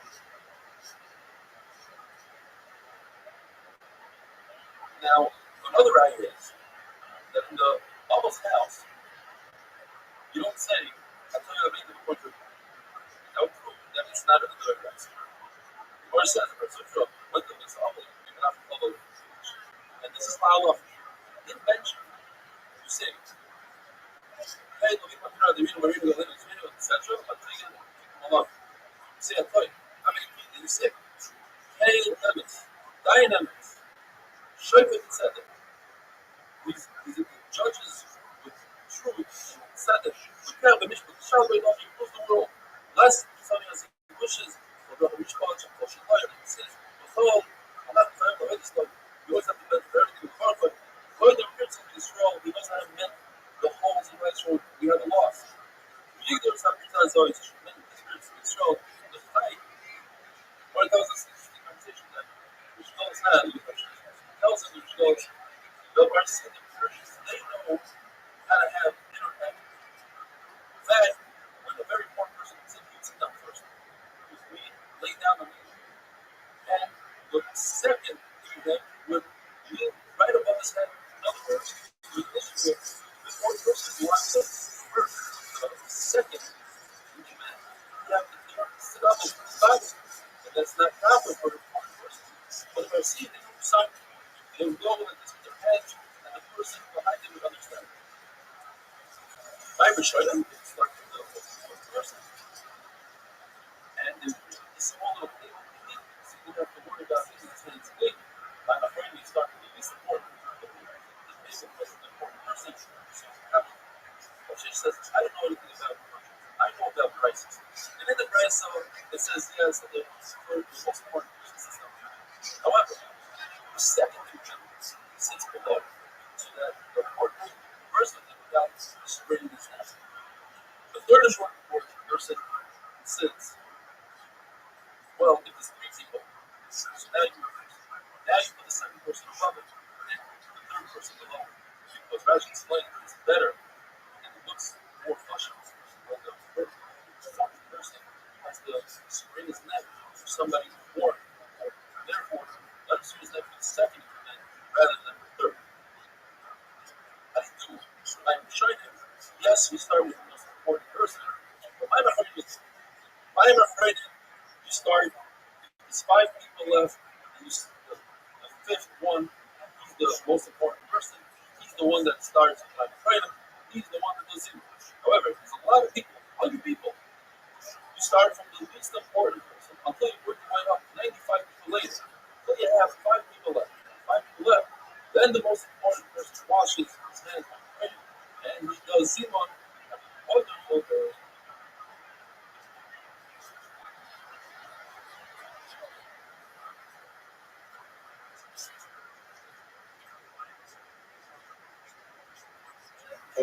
Rabbi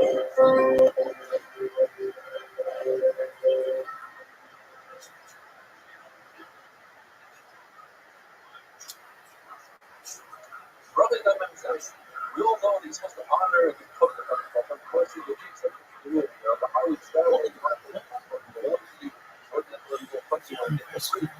or you're right, like a friend, Look at this one. I'll be there for you. Where am I there for you? well, it's done. The guy's done it in a way. Nice to me. So, look at this. What's your soul? He's right back in his room. Yo, What's doesn't give you cover? Yo, when the spam. soul comes somebody here, Hey, poo doo doo. Like nobody knows what you're talking about with that ching chang tong. Big Angus. Jerome, you're number one. You'll wake up. Thanks, baby. That's what I think too. Glad we have that in common. What's that? Shit. Son? Look at this lettuce. That's really impressive, isn't it? Look at this. People are sitting around playing a kid and one of them gets a good treat. The second person will wait patiently until the first person gets back. That treat one gets a good treat. You don't have to wait. Everyone, the person that comes from bread, he should start the meal. He should give it to things first, unless he wants to honor somebody that's greater than him. Allah Maisa, call on shots, and that's not funny until everybody says Amen. And you don't have to wait for somebody who's saying sexually wrong on me. It's not practical to say sexually wrong. Amen. What is that? Amen is saying, Amen is and Amen is saying where somebody says Amen without even hearing the bracha. So it says Amen because the people around them are saying Amen. Hagibah is they don't say a comment from the hour, you say a strong. Amen you say in it. Hagibah is the only pronounced in the at the end of the word, you say Amen.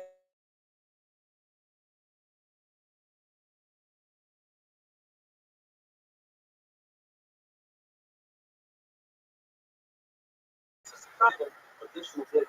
Because the other person should not say a bracha. I think it's a burden. It's trying to get over with. Should say the words nicely and slowly. Rab holds that people go on either as he done and the person comes along and joins them. You cannot join Zima Shmuel that as long as it's a certain amount, you can that the third meal is still going on and that third person is Mitzvah or Zima. The Bible says, who's Mitzvah? The Ikim Shemasuda. The main person, the real thing, the person is there from the beginning. Now, what we ask him, that is the most important person, the most prominent person, even though we put a little bit as long as he ate some bread. The word tells us that the wisdom out of the dish that people eat, that something that you want to start not start to, you can't take the list at face value. Yes, it says that the person eats the right cooking part of the zibah. Now, rice doesn't eat a cooking part of the zibah, what it tells us because the life is looking for a army and a soldier, a true soldier. And every person, even a wealthy person, can be considered a poor person at any given moment, as long as he is master all the life, it'll become important. Therefore, it's not that in the world that person can find it good stuff. Now it says that if you give miser to somebody, you give 10% of the point. And the way you put 10% of this 10% of the income, that's true. And that you can start. What's the village? The answer is because the strong leg cook is step one. You would have already give the leg before you cook, you want to 2%. And look at the shit that the lady is not responsible for the strong 2%. All the lady has to give is 10% of 40%. What about mice shame? What's the big finish that if somebody eats mice shame that was redeemed properly, that he could even start? The answer is because it wasn't redeemed properly. There's another step, let's redeem it for face value, plus add an additional 25% or 20% depends on the government back. And he didn't do so, and the finish is that even though he didn't make the finish, he still didn't start. Once we finish that away from the start, the desires and answer is later, typically doesn't sit down his face, but he's walking back and forth, and he's standing, nevertheless, of the meal. Now, why did he start? Why is he able to do that on the artist? Gemara says, Hamaretz is not part of the The answer is, we're talking about a pizza that's not a cup. Or we're talking about an Hamaretz that doesn't make use of isis, that's why it's not mistak. But the pieces, since some isis are in the area, pieces are marked on all their isis. Not only that, they are more marked on their isis than the Israelis. So they were at What's the definition of Hamaretz? Gemara brings a whole bunch of shapes. One of them is that the person who doesn't see Krishna in the morning and the evening, or a person that doesn't wear tefillin, a person that doesn't wear tzitzis, a person that doesn't put up a mezuzah, a person who has children who doesn't use a fire. Finally, the Gemara says, the Allah says, even a person who's very learned, who doesn't certainly become it, is considered Hamaretz. But said that nowadays, we are the time of Zamaratzim, because otherwise they'll go off and make their own religion.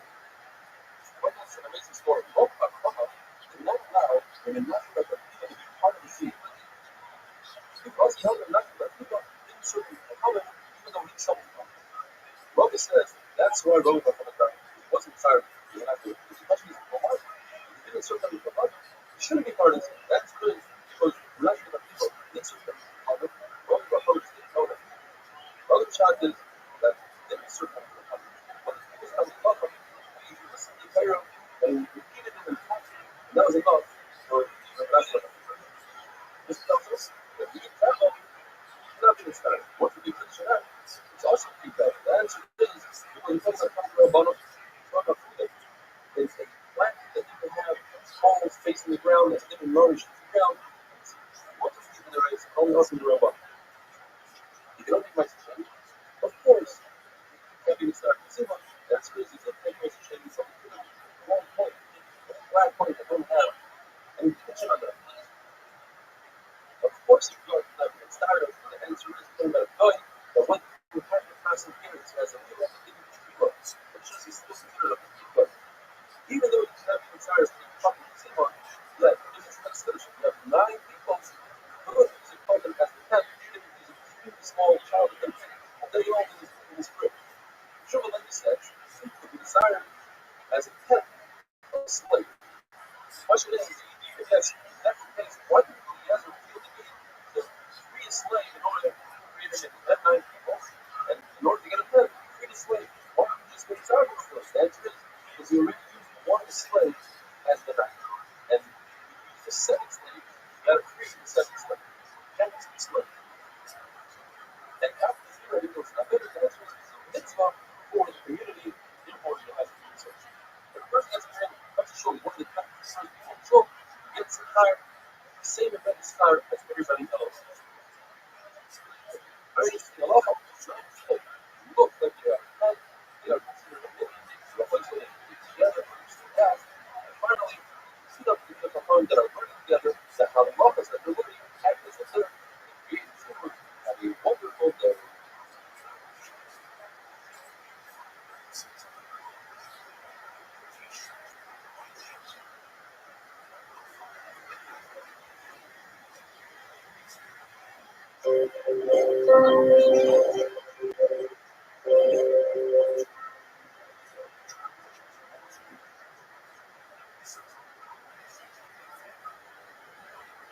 Bracha is not member that's more says on Asana that a young child who understands who you make a bracha to should start to Zima to be one of the 3 people in Zima. More tells us that Rabbi asked very young Abayan brother, extremely young children, who do you make a bracha to? They both said Hashem. He said, really Hashem for that.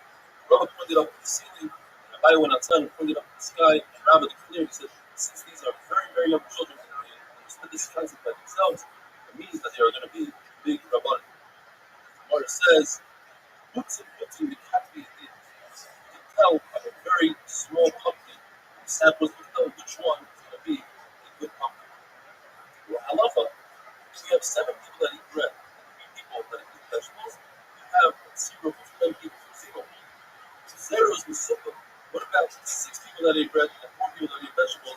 Is that in Zero as well? We need a majority that's obvious. Lord tells us that after Yaakov left all the Chachamim, he realized that he doesn't want to do venture by himself and he needs somebody to help him.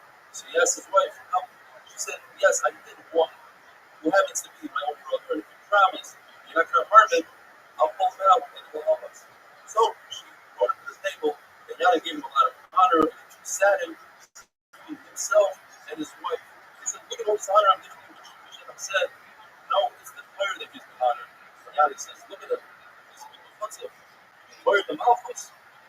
bench. He says, how can I bench? If I didn't eat the meal with you, I can't say Shalom Shalom. Therefore, he took a cup of wine and drank it in order to be shtated in the meal. And then they give him another cup of wine. The Gemara says that's not Allah. Since in order to be mighty other people, as Shimon Shach was going to do, he's going to say the entire bench. You're going to have eat bread. It's not good enough to drink wine. But to eat one of the three of Simon, it's enough to even eat a leaf of a vegetable.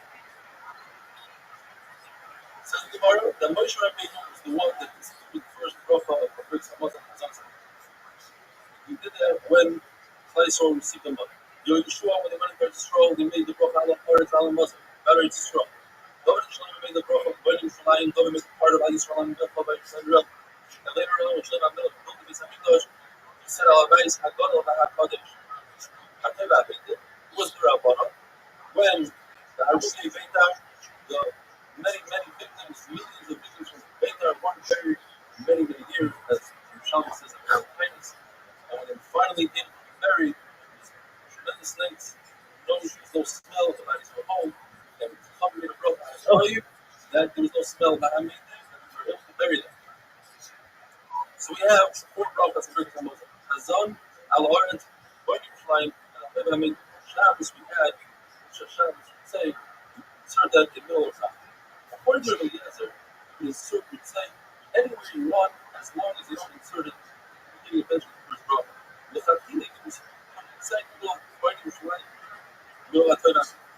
According to the time I love, you can, with Fatila, you should say it in Rachim. However, if you forget to say, you would say Barachim, say it later on. According to the Chachamim, what you forget to say, you would say no Rachim, you must read prior Ribbis HaChalot.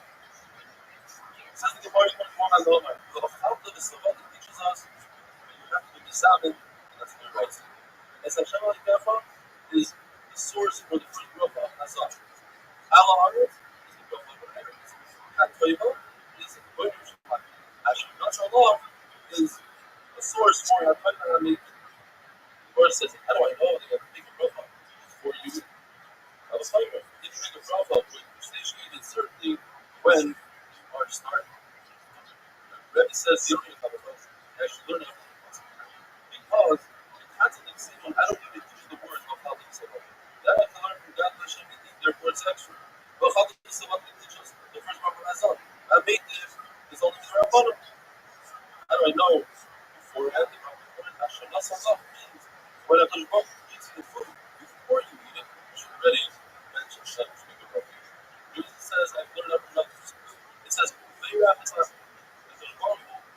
blessed your bread. Don't eat it blessed, you should be glorified, and you shall bless your bread. What is your bread? Before you chew it and destroy it. In other words, the bread steak should make a bracha. Or it tells us the story that Shaul went to look for his father's ox and he couldn't find it. So he asked him, well, he made a shul to help him out. So he asked the girl to worship him. And the Torah tells us a very long reference. He said, better go to the house of the city, this is down here. And before this is a bracha, this is not that it is an apple. It's on and on.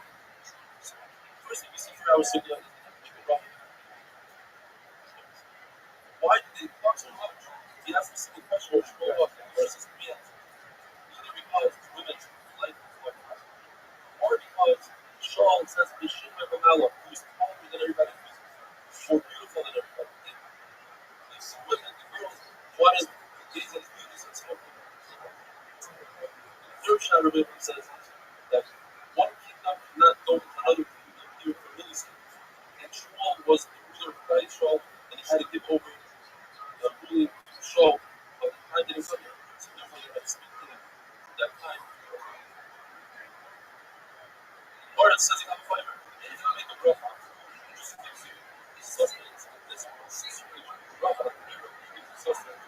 Well, Rabbi, Shaul says it's actually possible. It says, Al-Haaretz, it says, and in here it also says, Masan, the seed of the Etna, the law is equal to Rabbi.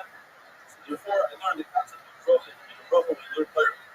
Rabbi says, Ashenos Allah, I learned from there, just like I make a bracha on the good, whenever I make bracha, it goes my way, Ashenos Allah, even if it's bad, I make a bracha. Toiva, broken down to two words, Toiva and Haslam. The word Toiva never means Toiva. At Toiva is building of language of other people.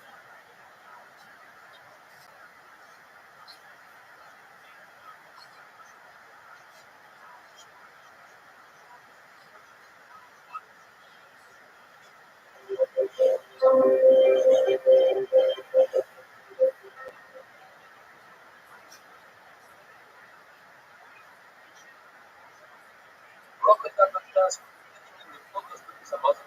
There are certain words that must be inserted in the Samazan, otherwise you cannot get to the Samazan.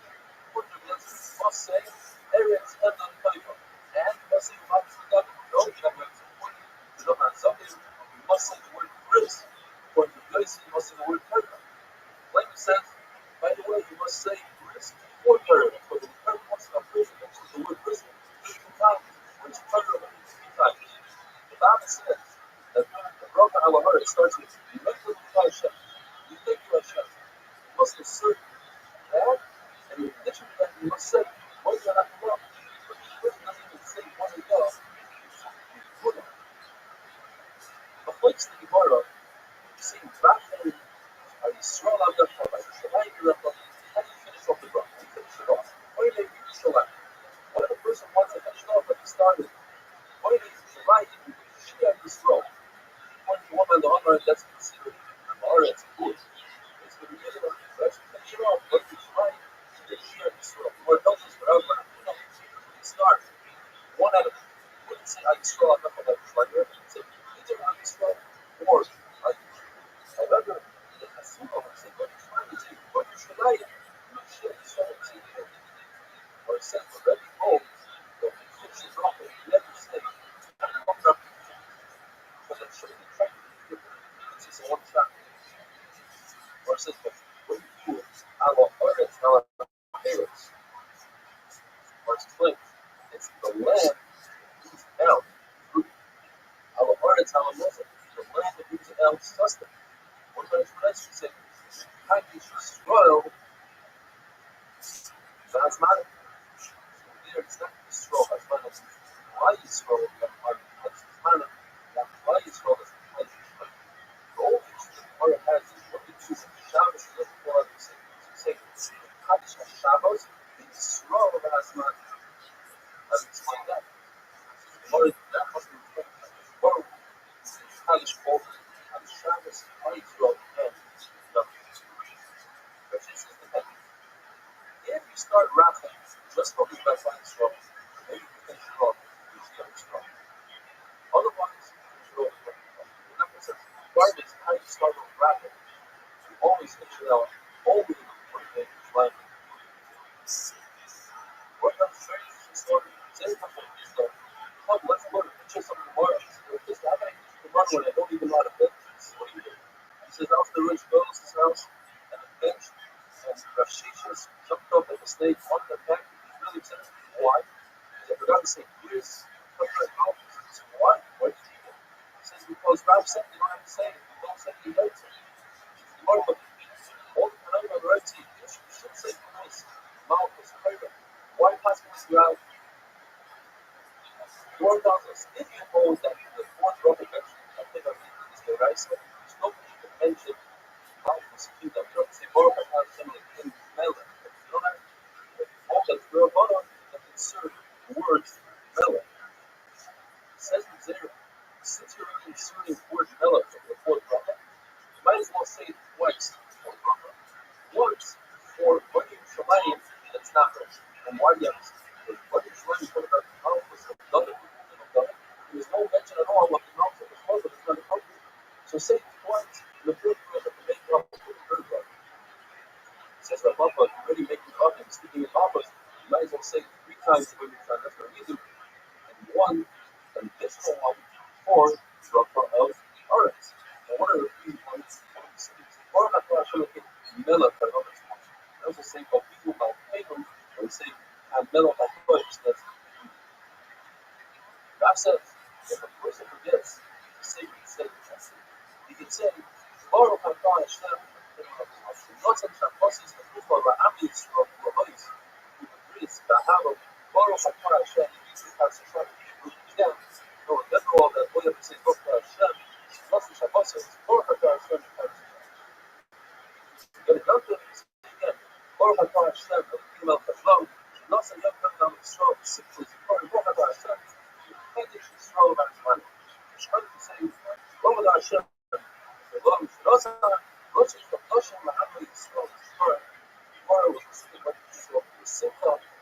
whether or not the metal and whether Rav wanted the other brothers to be organized. So Nafik says, these brothers that Rav is that's it, say, that's only if you go towards Rav like that. Once you start up and you got into it, then some other. Shmuel says, there are choices you forget what else you have the other. What else? But if you forget all the other people, you don't have to. What's the reason? Because for else we must sit for else, everybody has to sit for else. But in the choice, you don't have to do it. You don't have to do it. There's no fear, and you're not. But the hard thing to be on it. And I'll be able to do that. You have to do that. Or that, Shoshana. That we not must be able to do this. Shoshana. Therefore, again, I'll be able to do Shoshana. You don't have to. Let's discuss this. What about child shootings? Is that a keeper? Says the Mishnah. Look at the Mishnah. That's you pay the zero and the beat zero. But what is very sense that you desire or you know about it. You find exactly what or many times you think something that you don't desire. When it comes to someone who's young, God is coming from it outside of his life and he didn't pass her son because he must return with his leaders for burning him as a leader. Question how long? The leader Mary says, but it's desire. Why is it different? So what you try to is that you have to flip the shoes, the rights, the mirrors, the right up. Or the shot is that a place is impossible. The mayor comes the words, a half is from the suburbs from the how much is enough? Is that? Or he says, oh, a half is so low, you have to get satiated, that's the pizza. Or when it comes to budget, because he says, you can hear, hold on. The only fact that this negotiation is always the basis of go back to the next it's more if you did this or go back to this. So this is always says the Mishnah. You have three people that you the same Baruch Shalom Shalom. You have four people you can say, Baruch you can tell the three, you shall ben Shasham. You have practice. Baruch Elohim Shalom Shalom. You have 11 you should tell them on time. Baruch Elohim Shalom Shalom. Baruch Elohim Shalom Shalom. You always say, Baruch Elohim. We also need to use this as the question about the noise. When we discuss tomorrow, it's the difference between it's 100 people saying the Baruch Hashem will be paid. If it's 1,000 people saying the Baruch Hashem will be paid, I would say I love it. You always have to do all about that.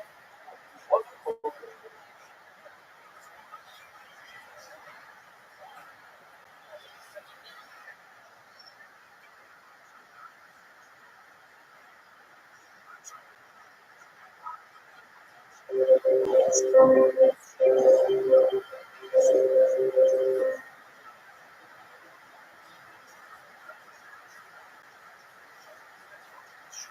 is that one, as we discussed yesterday. There are three people that are examined. You say, the Baruch Shalom Shalom.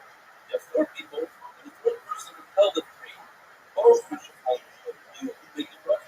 And it tells us it's preferable if everybody says the same thing. The fourth person doesn't do something. But we'll say, the Baruch Shalom Shalom. Baruch goes from the Mishnah later on things that three people that are eating, it's possible for them to split up. That is it. But if you have six people, break it. The question is, if I break it into three, I'm holding the same. Baruch is Hashem. Baruch Shalom. You haven't seen me Baruch Shalom. You see from here that Baruch Shalom is better than Baruch Shalom. You might help us that simply says that see whether or not he's not suffering on heart. Don't forget, in those days, it was possible for them to say from a city, to say by heart. People said different things.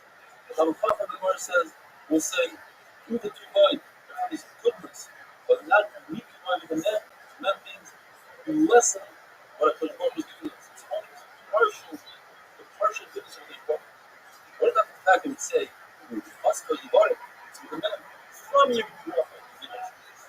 The answer is, that's when it comes to the when you ask for the Kodesh, don't ask That's good minimum. What about the fact they say half of the people that are 11%? Look at them. That would be for anything that I'll give you. That's what that's for a lot. The other thing is, as I'm calling says, if you know faking, power line, or it says, Taik, you're that. The says the Lord shall found you shall know. And not like an Amar says, me shall found you referring to the host, the feather. But we say on Pesach, me shall also have a lot. We say the Lord is calling us. God is out of the Paul says, Baruch shall found you shall know. And Amar says, Muslims shall found almost making a profile on the people that are. But when people you let us say, Muslim, everybody in front of the report to his name. That's what we describe. But the basic virtue would be the noise of the practice. So I'll be examining 100 pieces, this thing, 1,000 pieces. Then he says, we're all the same. Everybody says, the Baruch, or the English of how to work. So when people want to not noise, you know that the babies in the mother's stomachs that keep up like BSIs, this is right. But you know that the word is a big part. Rav Chama was in the great John's house to try to find people that he said special secret for other people that don't work. Rabbi said the last thing we did, it matter how you reply, the only saying the Lord of the Jewish country. It says, look, when the Rich John's house, there's a lot of people there. When we came to mention, we split up and make small groups of people. Because the Rich John's was very not good to meet for different groups. Why not listen to the Rich John's? Because they're so loud there, it's hard to concentrate. You meet people that need it. And one of them mentioned his own, the two that didn't them, they could force the third one and start with Zima. But he was not doing Zima. One of those is the Rabbi Bar Papa, that one in China, that he said, oh, it was Hashem, and he never finished off with the Larva. Zima Bar Hanam. And we're getting the answer, Baruch Hashem Larva. The Rabbi said, Hasi Ukma. You're the black dog, and I'm talking that doesn't just hold and do it. Why are you getting involved in a place? When the halacha is like small, they don't say I'm a better, you say I'm a better, and everybody agrees that I'm a better is better. Why are you getting yourself?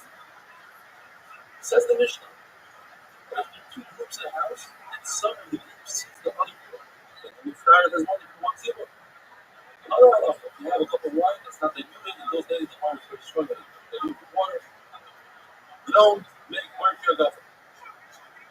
What does this? What's the finish our Mishnah? That we have examined, we discussed this. One shot is that they just sat down, never been angry. They didn't eat at all. They could not get up. See the man up and pick it up and split. Or they all were eating, and they were eating for their own bread. So he blessed them, pick it up and eat. Shot is they had 9 people, some groups. And one person from each group went to the center to make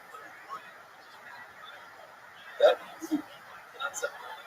Rabbi said that's only what the original groups do. That once the original groups they don't feel it, so it disappears, dissipates, no longer. The example is a raya from the bed. It's a bed that was common, and somebody stole half the bed. The rest of the bed was stolen. And even though you found the part was stolen, reattached it, the super never comes back. And so too over here. Once the original group says Zikri, the field makes the Zikri usually dissipate, and that field makes it. And there are two groups, far from each other, but there's a waiter in between. That waiter is inside the two groups, and they usually together. Discussing why or wasn't they do that, all probably make up that why my flight. Sometimes you let you make wipe your hands. They can wash your hands with them. I'm saying, no, regardless of that, you're not, they make wipe your hands. What can you do to try this? How they do it? Make medicine of it, and you should not wash your hands with it because that's disrespectful to the food. Often said, because of Mishnah Brachah, special kiddush or simon on a cup of wine, that wine should be that good because it's the between the works of the wine. It's the best. Before Allah that are set by bread, you should not eat over it. You shouldn't make bread disgusting to the point where you can't eat it, such as putting raw meat on it or wine over the wine ice drinking on the bread. On the dish. On the bread. If the dish spills on the bread, you won't eat it. On the suture. No. This is the love of not doing bread. It's only by bread, not by food. It's only by food. If it falls on the floor, you won't eat it. It'll be disgusting. You won't eat it. Or another snow, by wedding, you gotta pour wine in different pipes as long as it doesn't get destroyed. It's not the other thing you gotta do is nothing. As long as it's not destroyed, then you don't become disgusting. And finally, if you're eating food and you realize you didn't make a bracha, what do you do? Well, depends. If you're drinking, you just swallow. If you're eating food that is disgusting, you put it out of your mouth, so put it inside of your mouth. Take it out of your mouth. Without it being disgusting, take it out of your mouth. Make the bracha. It's wonderful.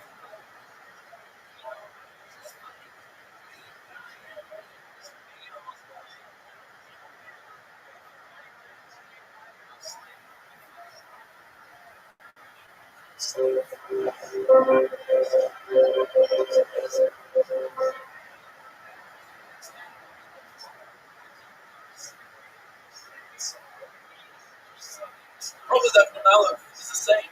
If somebody has bad breath because he ate a lot of garlic, more garlic, it's your fist up. If somebody forgot to say bracha in the middle of the eating, you should stop and make a bracha. If so, if you finish your meal completely, you should make a bracha after the meal. If you're not a person who cannot make a bracha before he's done on a mikvah, he's about therapy or he's there, you should make the bracha afterwards. So you should make a bracha after you finish eating. The Gemara says there's no riot from there because a person who's in there should not make a bracha. Don't let him make a bracha afterwards. But a person who's eating could have made a bracha beforehand, and since he didn't, he lost an opportunity. The Gemara discusses this very interesting drink called asparagus. It's made out of wine and cabbage. And it's extremely dangerous if you don't know what you're doing. There's two types, two varieties. One is made out of wine, one is made out of beer. All that's made out of wine is very good for your heart and very bad for your heart. It's good for your heart, eyes, and skin, very bad for your head, intestines, and the liver.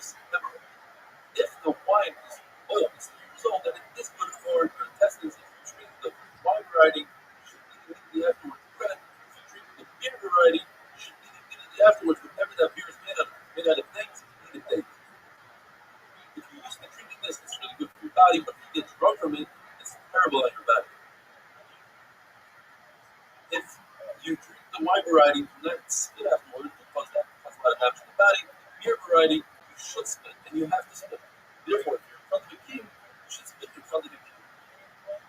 Gemara tells us Shmuel Elish was talking to Surya, a very prominent Malach, and Surya said you should be careful. And first of all, don't allow someone else to dress in the morning. Don't allow anybody that didn't wash their own hands to wash your hands in the morning.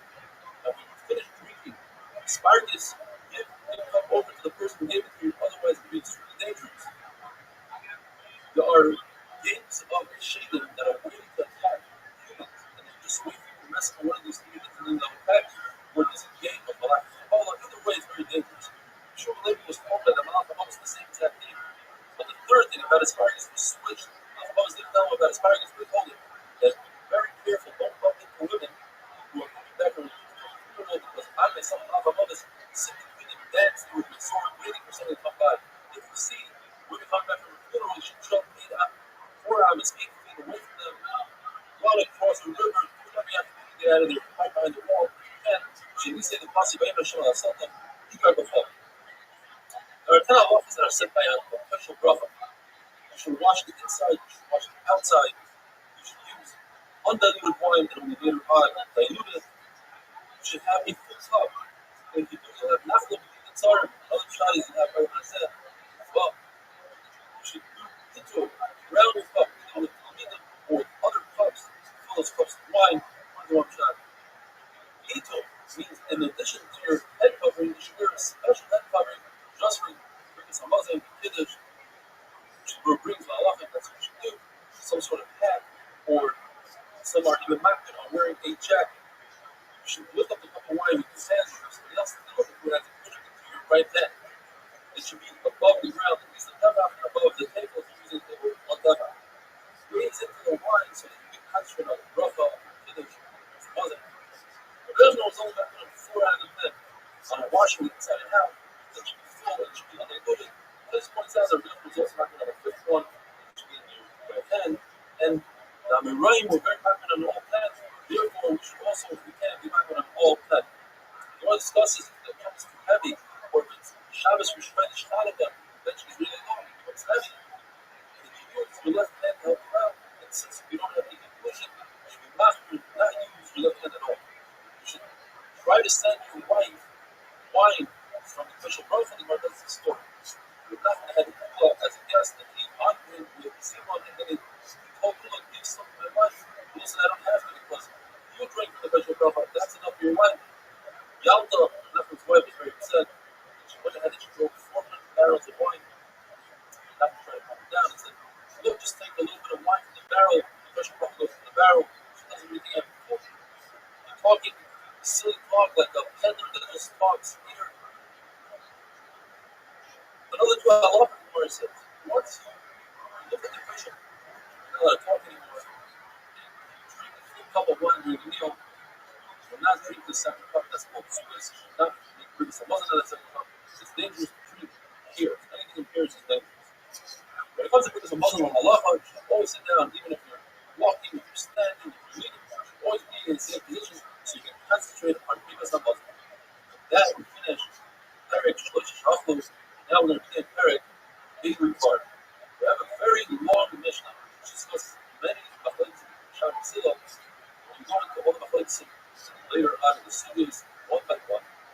So we mention them briefly here. And all of them, the halachas like the Sila, we have a machlokes in Shabbos Sila.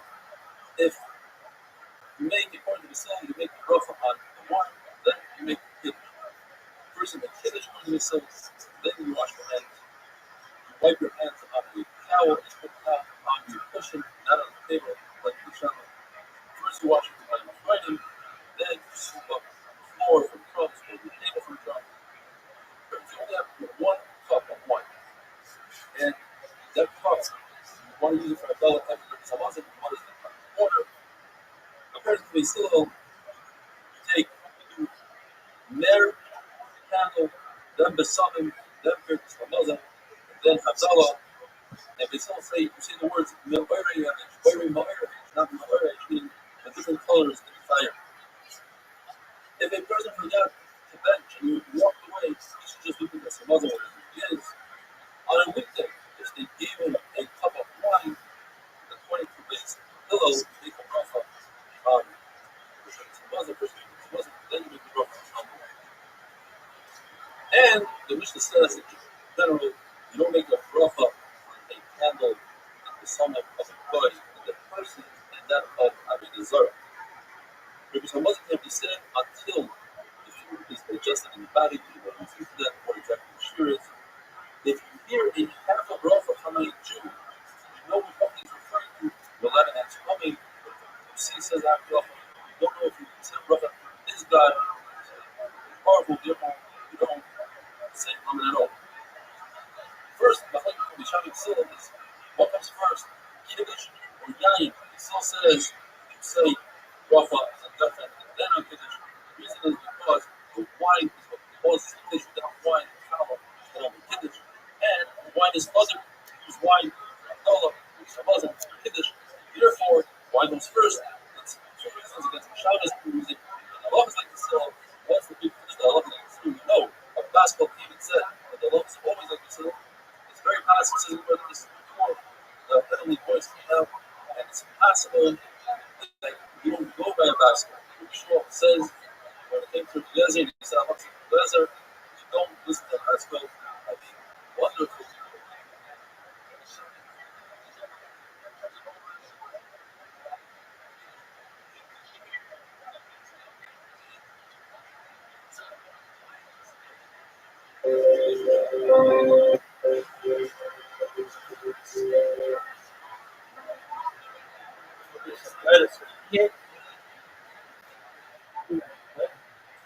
Bracha is not from days. If a person only has 1 cup of wine and he has to do Havdalah, and he wants to eat a meal and do Simon, what should he do? Says the Gemara that he could eat a full meal before Havdalah and use the 1 cup of wine for both Birkas Hamazon and Havdalah. What is the water? Says the Gemara, what he does is he first does Birkas Hamazon, Then he does ner, then he does psalmim, and finally he does havdalah. Who does this go according to? This goes according to Bisham. How do we know? Because there's a big machlokes to remember. What is the machlokes between Bisham and Bisham? Not to be too confusing, everybody agrees that havdalah is all the way at the end. And in Rameir, everybody agrees that ner is first. The machlokes between Bisham itself is in the middle. We say Bris Hamazon and then B'Samim, or we say B'Samim then Bris Hamazon. And in Rabbi Yehuda, everybody agrees that Bris Hamazon is first. Machlokes is only is ner before B'Samim or B'Samim before ner. Now, if you look at this list over here, where do we see that Bris Hamazon comes first, then comes ner, then comes B'Samim, then Havdalah, like we said in the Brayso. The only one that says that is Bishamai, according to Rabbi Yehuda. The issue is that you see Havdalah is all the way to the end. Havdalah is equal to Kiddush. And in the Mishnah, Bishamai hold that first you do Kiddush on Friday night, and then on the wine. And over here's the opposite. First wine and Kiddush. No. The answer is there's a difference between bringing in Shabbos and letting Shabbos out. When you accept Shabbos, you want to make it as early as possible, so you make Kiddush first, and then by your Priyagov. But when Shabbos goes out, you want to prolong Shabbos, so you make your Priyagov first, and only afterwards you do Havdalah. Are you required to have a cup of wine for Zima? They still say yes. Shammai is a machlokes, two-way machlokes, one-way Shammai hold. The Brisa says specifically that according to Shammai, you don't need a cup of wine because the Brisa says that if a person was about to finish his meal and he brought a cup of wine, he should make the bracha on the cup of wine and drink the cup of wine before he benches. So you see that according to Shammai, you don't need. But in the Mishnah, there's no hefer. It's possible that he actually keeps the cup of wine for benching, but it says in the Mishnah that he makes a bracha on the cup of wine. It's possible that he just tastes it a little bit, he put it in his hand without touching it, without taking the rest of the cup, and he tasted it, and then he refilled the cup, and therefore he's able to be yotzei both. Now we're going to go into a sugya of Tuma and Tahara. Very interesting sugya. You know that a corpse is a via of a Tuma. The person that touches that corpse becomes an Abba Tuma, one step lower. Abba Tuma, who touches food or pill, they become a Rishon. A Rishon touches another food, becomes a Sheni. And that's pretty much it for food. Unless a Truma, which becomes a Shlish. There's one exception to the rule. Usually you go down one madrega, one class of Tuma every time you touch it. But when it comes to Mashki, the 7 liquids, let's say water, wine, if a person who's a Sheni touches that liquid goes up a level. It becomes a Rishon. And it has the power only with Rabbanon to be Metama something else and make that a shame. Therefore, we have a machlokes in our Mishnah. What comes first? Do you wash your hands on the Tel Sedayim and then pour the cup of wine? Or do you pour the cup of wine and then you wash your hands? What's the machlokes? According to the Shammai, we're concerned that the cup will become tummy. Shammai hold that you're not allowed to use a cup that the outside of it is tummy. Outside means only to the Rabbanon. I'm concerned that if your hands are coming, not washed, that perhaps they will touch the cup. And your hands have liquid on them, will touch, or the cup has mitzvahs, it has wine that came off the top. Your hand that's shady touches that wine in return becomes a rishon, which has the power to be the top of the cup. And I'm not allowed to use a cup that's called the same rishon. But we still say you're allowed to use a cup that the outside is covered. My concern is, says they still, that your hands are going to become covered. You're not allowed to eat with coming hands. That's why we wash the nails tonight. So if the cup is coming, you wash your hands, you have moisture on your hands. You wipe your hands perfectly. So that moisture, by touching the cup, will become a rishon, and that rishon will make your hands a shiny, and that's a problem. Now, we're not concerned that your hands are going to touch a tummy cup, because a cup cannot make hands tummy. You need the water and you need the moisture. And hands without water cannot make a cup tummy either. The shady doesn't make a shlish. Another machlokes we learned in the Mishnah. When you wipe your hands on a towel, what do you do with the towel? You put it on the table, or do you put it next to you on the couch, on a cushion? What's the difference? According to Beit Hillel, the table is a shady, and the cushion is a shady. So there should be a difference, but there is a difference. If you put it on the table, I'm concerned, say Beit Hillel, that the moisture in the towel will make other food, the combination will make other foods at the table tummy. I'm not concerned that my hands will become covered, because that is not something that we find in the Torah that just has become coming with the rest of the Torah. It doesn't become coming where food becomes a shame, and that's in the Torah. Mishai is saying differently. I'm concerned that your hands will become tummy. Therefore, put the towel on the table. The table cannot be a shame according to the Shama. You're not allowed to use the table as a shame according to the Shama. And therefore, put your towels on the table, not on your cushion. Another machlokes you find in the Mishnah is you have to sweep the floor before you wash ma'amachron, or you have to clear the table of crumbs. According to Mishnah, are you allowed to use a shamish, a waiter, who's an amaris that doesn't know the halachas, who doesn't pick up the larger pieces of bread from the shaman? You are allowed to, because he will. You're allowed to use a shamish that's an amaris, and therefore have to be concerned that he might be larger pieces, and the water from your ma'amachron will drip on it and ruin those pieces. You still say, I'm not concerned because you're only allowed to use the chacham, and he'll remove those pieces. The halacha in this case is like the shammai. Unless you switch to shitas, you say that what the shammai says will be still said, and therefore the entire Mishnah and the entire parrot, all the halachas will be like mixed halacha. There's a machlokes between the shammai and Hillel. Do we use, according to Rabbi, do we use the word boirei? Bara means in the past. Hashem created light in the past. Boirei means right now he's creating, or perhaps it also means in the past. And that's machlokes the shammai. According to Rabbi Yosef, that can be, we say Yitzra, who boirei chayshel. Doesn't mean he's creating right now. It means he created Shishis Mebreshis. Therefore says, because everybody wants to say boirei. Machlokes says the word ma'oirei. Does ma'oirei mean that light? How many different colors does the fire have? According to the shaman, one. Or the Basila has ma'oirei. You don't say ma'oirei, you say ma'oirei. It has red, yellow, and green, or whatever the other third color is. The halacha is that a candle of a goy, you're not allowed to use the light from it for Abdullah because he did an issue with it during Shabbos. Rashi says amazing that he did it from Allah on Shabbos. He used it from Allah. The summer of the guy, you're not allowed to use if they're coming off of some sort of big party. Most of the parties are for Zara, have a wonderful day.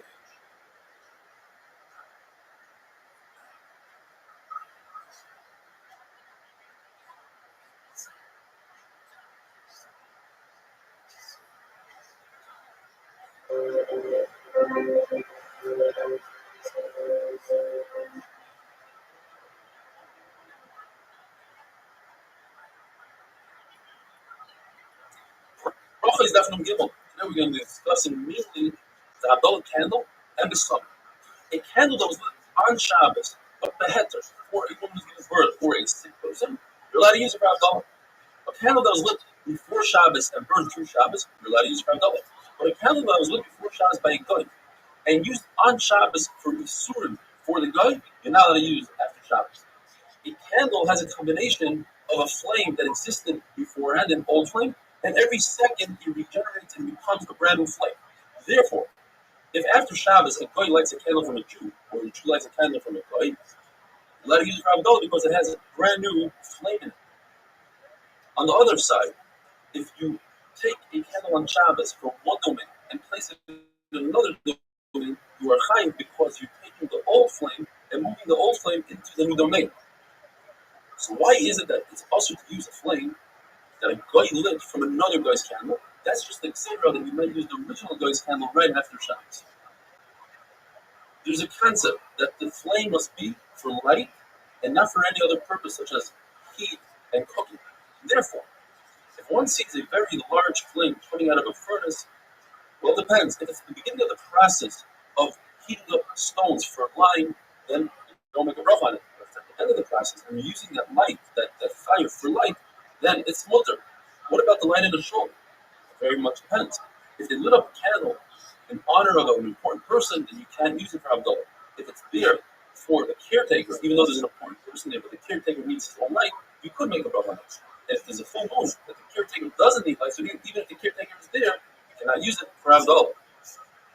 If they brought a candle into the special for Abdullah, Machlokes Bisham says everyone should say the bracha to themselves. Because if one person makes the bracha for everybody, that can cause a big bittul kara.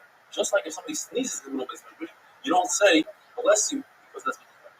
It's all argument. They say, But one person should make the bracha for everybody because of the concept of Roiv Am like Smell. Like one person makes kiddush for everybody, Hamaiti for everybody. It's better that one person should be Moitzi everybody. A candle that was lit for the dead depends. If they would light that candle during the day in his honor, then you cannot use it for Havdalah. But if you're lighting it to see the way, then you do make a bracha on it. Perfume, fragrance for the dead to counteract the bad smell, or for the bathroom, or for your hands, you do not make a bracha on it. But if a person has perfume in his store because he wants to attract customers, then you do make a bracha on it. A city that is mostly goyim and a nice fragrance comes out of that city, you cannot make a bracha on it for Avodah Zarah.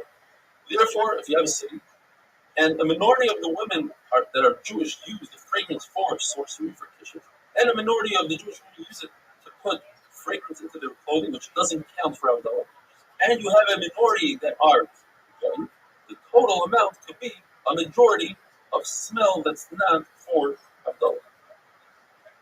If a person smelled a nice fragrance that comes from Avodah Zarah and he decided in his mind that he wants to benefit from it, that is an Avodah. There's two conditions when it comes to the flame of Avodah. First, you must see the flame and you must benefit from the flame. Seeing the flame means it cannot be behind a bend, behind a corner. And benefiting is machlokes. Rav says you don't have to physically benefit from it. You can stand at a distance as long as you could possibly benefit from it and it's not dimming out with the olive. But Rabbi says no, you must stand right next to it, and you should be able to differentiate from the light different points. Rav says that you don't have to search for a candle on Motzei Shabbos, like you would search for an esrog and other mitzvahs. If it comes to you, easy, great. If not, not. We learned in the Mishnah that if a person forgot to say Birkas HaMazon, and he walked away from the place that he ate, according to B'Sil, he doesn't have to go back. According to B'Shamai, he does have to go back. But B'Sil, like the mitzvah B'Shamai, that if he did it on purpose, he walked away, the Mason, he must go back. He tells us. There were two Talmidim. One was Makbi like B'Shamai. He forgot, he walked away, but he came back. He was awarded with a pocket full of golden coins. B'Sil, the other Talmid on the other hand, did like B'Sil, but on the Mason part. He walked away on purpose and benched far away. He was eaten by a lion. The Gemara tells us an amazing story about Rabbi. He was on a trip and he stopped to eat and he ate, but he forgot to bench and he got back on and he continued on. He said to himself, if I tell them that I forgot to bench, the last time they'll say, bench right here. Hashem is everywhere. So he lied to them. He said, hey, I forgot at the rest stop a golden dove. Go back. So he went back and he benched. And Gemara says that he found a golden dove.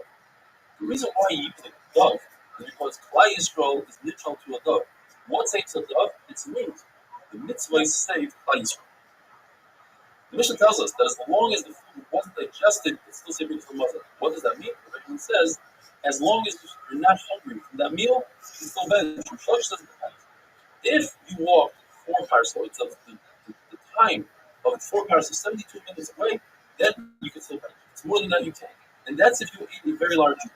But if you eat a small meal, then it depends if you're still thirsty from that meal. If you're still thirsty, then you can bench. The Mishnah tells us that if a person heard a part of a bracha, you can answer on it. Says the Gemara, obviously he's not trying to be yotzei, or kishamoitzi, or kiddush, or whatever it is. Because if you only heard part of it, that's not enough. What it's saying is that since you heard part of it, you're allowed to say amen. Because typically you're not allowed to say amen if you don't hear a bracha. But since you heard part of it, so you know what bracha they're referring to, you can say amen. So machlokes, what is better? Is it preferable to lead zibur, or is it preferable to answer the zibur? One of my says it's preferable to lead. In fact, the Brisa says you get zakar before the person that says. Okay? And the other Manoma says no. It's like a war. You send in the lesser soldiers first, and then you send in the elite group to clean up. So the amen is more important. Children that are taught to say a bracha, so they repeat the bracha over and over, do not say amen to that bracha. But a child who's laning or is reading after, you can say amen to his bracha. The Gemara tells us very interesting names. Rabbi Simloi, he says that a person that's used to washing his hands should not bench until he washes his hands. Says Rabbi Zivoi, that's not true. You don't have to be careful. Comes along Rabbi Zivoi and says that hands that are mizuam, meaning they are dirty hands, one should wash them, otherwise it's not bench. Says Rabbi Nachman in this lashon. I don't know Zivoi, I don't know who these people are. all I know about is a Bryce. In the Bryce it says, the Yisem B'Doshim. From here I learned that you should do Mayim Rishayim Shuash and Mayim Achroim.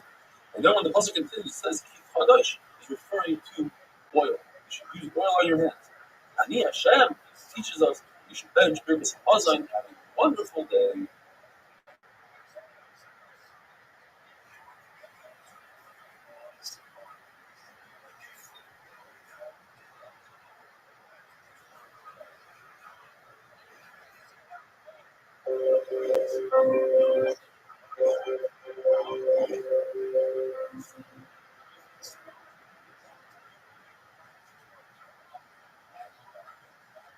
Bracha is often down in a paragraph which discusses many different types of brachas. You should say in different situations. The first one is if a person sees a place or a miracle and makes happen his forefathers, he says, Baruch Sha'asa Nisim Rabbi Seder B'Mokam Hazel. This points out. In the prior paragraph, when we say Baruch, it means Baruch Hashem Kinno. And this we learn from Yisro. If a person sees an Israel place where the Hakura by Zara and the Sham go down, it's an entire Israel. And this is a special possible. If a person sees mountains, hills, rivers, seas, he says, part of best inspirations. He says, he sees the great ocean, he says, special bracha, Baruch Shasasayim HaGadol, as long as we didn't see it in the last 30 days. If a person sees rain for years, great news, he says, Baruch Ateva Meitiv, here's bad news, he says, Baruch Zion Emes. A person builds a brand new house, buys clothing, he says, Shafiyanu. There's no use of davening for something that already occurred. It's called a Tila Shav. So if your wife is pregnant and davening, she should have a boy. That's a Tila Shav. You hear her screaming, saying, I won't be ROTHSCHILD. It shouldn't be somebody from the family. It's too late. That's a Tila Shav. If a person walks into a very dangerous city, a policeman says, two prophets or four. One when he comes in the city, one when he leaves. Or two, one when he walks in, but as he gets in the city, he says the second bracha. And the same thing as he leaves, he says the second bracha when he realizes that he's safe. You can make a bracha on the bad, just like you make on the good. So say, Bishmak Yideh, you call it Bavka, you eat Tzara, you eat some Chinese. From Nashka, you know, takes away your Neshama. All that never keep shut, even if these rockets for your money, or it's definitely a Russian measure. All measures that this work gives you are for your good and down for them. You said this are the act right in front of the history league. It's the big you're not a walk into the next English with your walking stick, with your money belt, and with dust on your shoes. You shouldn't use this English as a concrete as well to explain, and certainly shouldn't spit in his When you first makes English, you can say, every bracha should ask you to use a very interesting notion. Baruch Hashem, Eloi Yisro, Ada Olam, Baruch Hashem, People believe that there's only one world, there's no world to go, so therefore it's truly the same, this world, Ada Olam to the next one.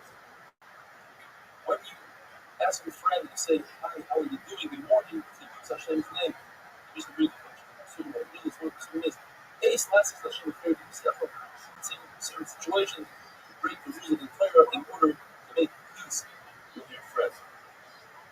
A miracle that occurred in the congregation, everybody's refused to say the bracha that if it happened to an individual, there were a few cases which was said from a lion, or a word that was saying from a wild camel, and also that a mace was very thirsty in a river underneath. So everybody passed that place. We mention both using that evidence. We say the bracha Baruch Sha'asa. This is when we say you come to the place where Kriyas Yamsuf or Eber Yarden or the Uricha, the next Uricha where the wall of Uricha was fall by the ground. Why did it fall? Because the width of the wall was the same as the height of the wall. So the was coming over. I don't know. Where there's the story that there's a mace that tries to walk in the desert and a man wanted to kill them and he did him things. He does all these walks and mountains and hid them. And the parade flattened out all the mountains and destroyed them. People, face, body, they were interrupted. They were behind Christ, the Sifa at the head. And when Christ went past and the mountains went back to normal, they realized what happened. When Christ rode, said Shiva. Meet out there fish on top of the back of the man Adam. It gets married borrowed, not as hard as stopping it there. And later on, Yeshua needed the Torah to kill the enemies and came back to them. It was the stone of the Chabosha. And the Chabosha made some sort of calculation. It shows comparison. We lifted up a mountain of that size of stuff, killed them, we put it on a set of carriers. So the Gemara that are eventually going to mix that the ants dug a hole in the mountain, and the mountain came and slipped right over his head and got stuck in his neck. He tried to lift it up and he couldn't, because it says the pasuk Shimich, Yisham Shibarit, that his teeth came out, Shem Bafta. They came out long, crooked, and he couldn't get them back at all. At this point, he was really weak and pushed our veins, his hand was high, had an axe that's 10 times long, and he jumped up 10 times. And all he did was reach his big up Hashem's ankle, and he took the ankle and gave it to Kapur and kill it. When you see the amount of salt from Lloyd's fire, that's a disaster, so you don't say a nice brother, you say Baruch that. When you see Lloyd, you say it's Baruch surface, that's not even important, he's upset, mad, angry. He's able to remember, he said even to say Lloyd because of a brother.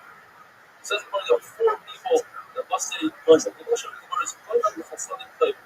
We, based on the Shah of the week, we say, have you been Chassadim to Lloyd?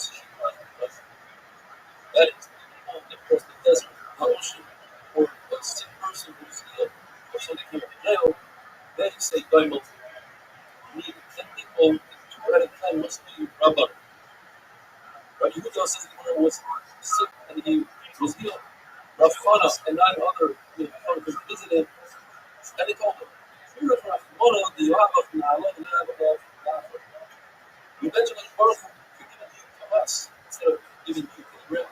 And he said, Amen. And he said, people that say, Amen, one, there are 3 that need special protection. And they are people that have bad mazal, a sick person, or people who just be cured, some say demon, somebody that's literally love. And there are 3 people that have, because of jealousy of shaitan, they are dangerous. Also, in the Kala, it's on to say, even if and finally, there are 3 people that are safe for longevity, or even something because they do something at length. And that is, that long davening, or that very long meal. They have a lot of company, a lot of people. They spend a lot of time in the bathroom. This always seems bad, wonderful.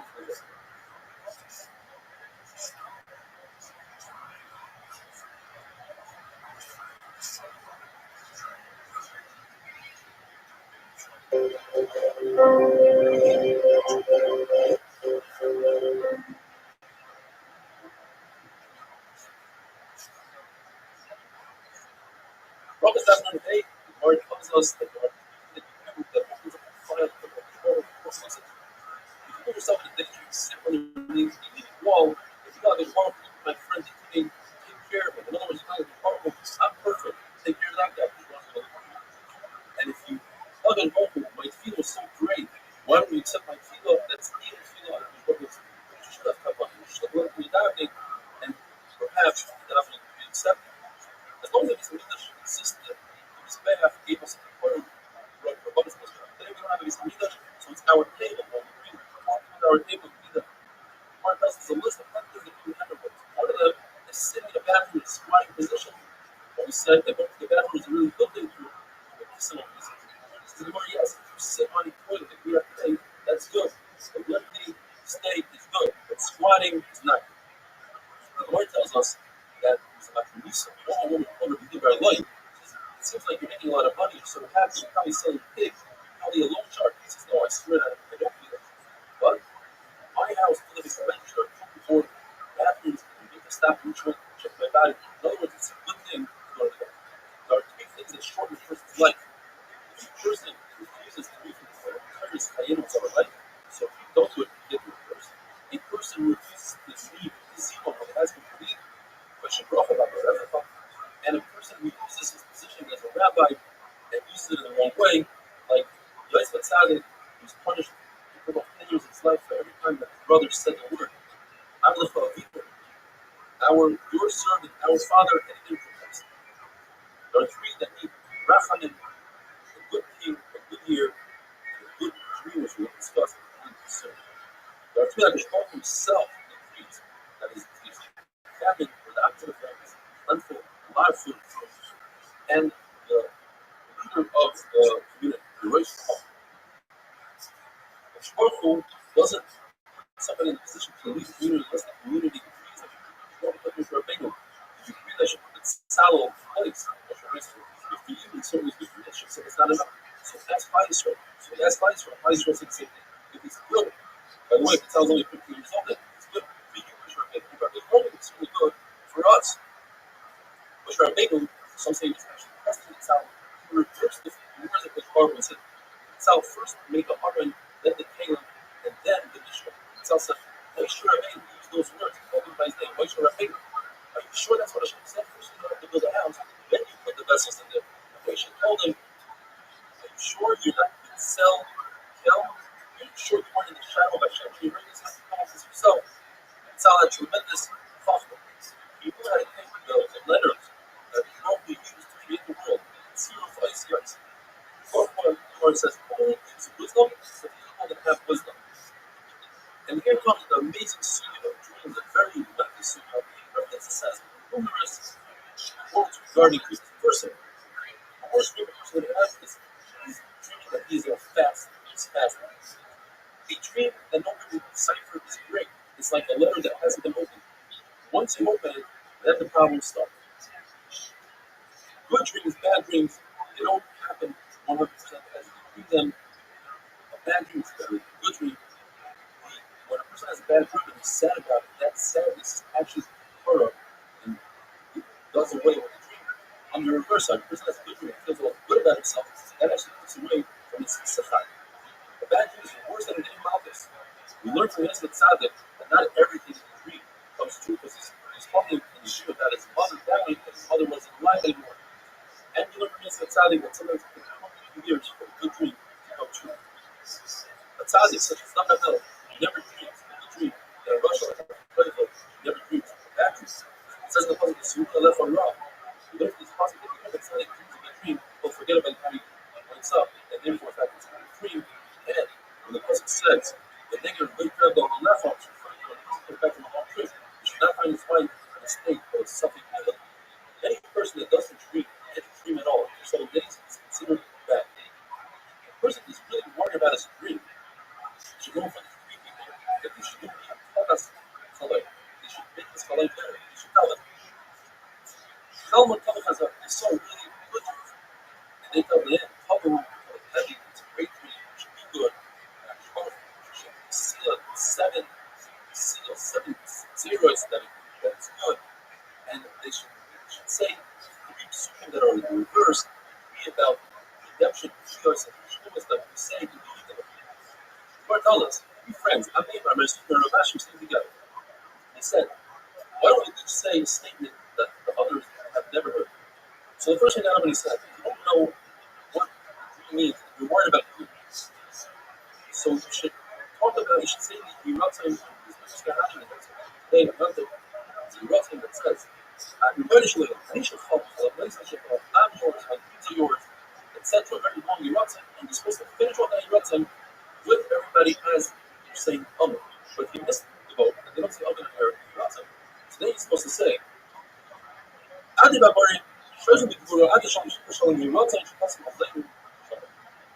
second one gets what's whoever is afraid of an iron product should take his thumbs and go so, grab the thumb of the other hand, and then he should say, I'm so and so.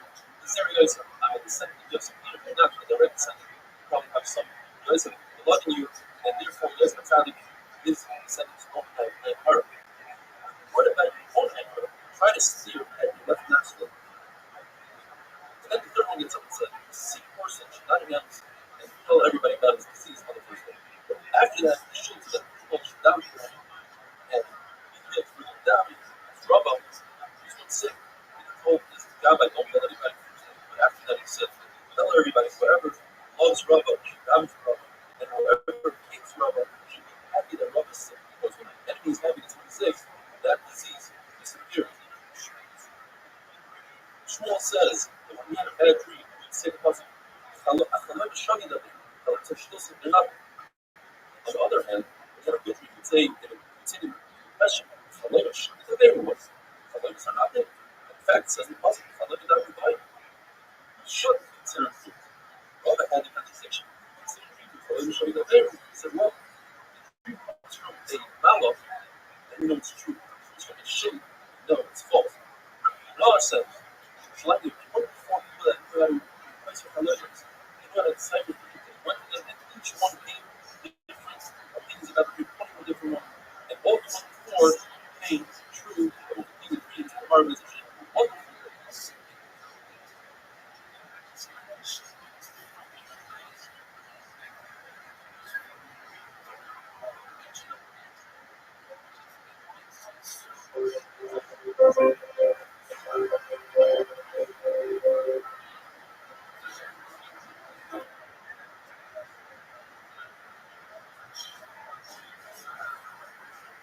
Rachel is not involved or continuing the amazing city of dreams.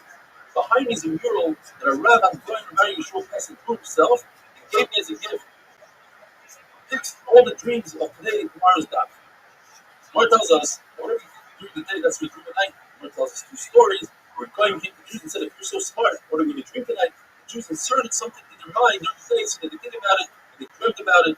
For instance, they said, you're going to be captured by the Persians and you're going to use a golden staff to graze the sheep. That's what happened. Or you're going to use a golden grinder to grind the dates. Gemara tells us about Bar Hedia. Bar Hedia was a good interpreter. Depending, if you paid him, he gave you a good interpretation, and didn't pay him, gave you bad interpretation. Biden Rava had 22 dreams. We're not going to go into all of them. But the bottom line is that whatever you interpreted to Rava in the negative, you interpreted Habai in the positive. You told Rava, your wife is going to die, your children are going to die, your business is going to do terrible. The king is going to accuse you of breaking into his palace. In fact, the king did accuse Rava of breaking into his palace. Then he told him, you're going to get whacked on the head by two clubs. In fact, Rava walked into the show and saw two blind people fighting and trying to break the fight and he got hit twice. He was about to hit him again. And Rava said, stop. So he dreamt that he got hit twice. He interpreted in Rava's dream that he's going to divorce his wife. Two pigeons flying away is a symbol of divorcing a wife. And finally, when Rava paid him, he told Rava that the fact that the wall is falling down means he's going to have unlimited amount of properties. Abai's house fell down. Now all of a sudden he throws Abai under the bus. Even though Abai paid him, he said Abai's going to die. You're going to think all of Abai's Talmidim. My house is falling. Your turn is going to go everywhere. And Rava said, that's how I dreamed that my head split open, my brain fell out. No, that's just the feathers that he pillow. And finally he tells him, I dreamt that they're saying Hallel and Mitzrayim doing the regular Hallel. So he tells him that means you're going to have this. The Gemara says both Barhead and Rava were about to embark on a ship. And Barhead remembered that Rava's going to have an ace. He said, why should I get a boat with Rava?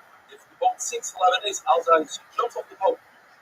In his hurry to jump off, his boat dropped. And Rava peeked in his boat and he saw it says, all dreams are interpreted based on the interpretation.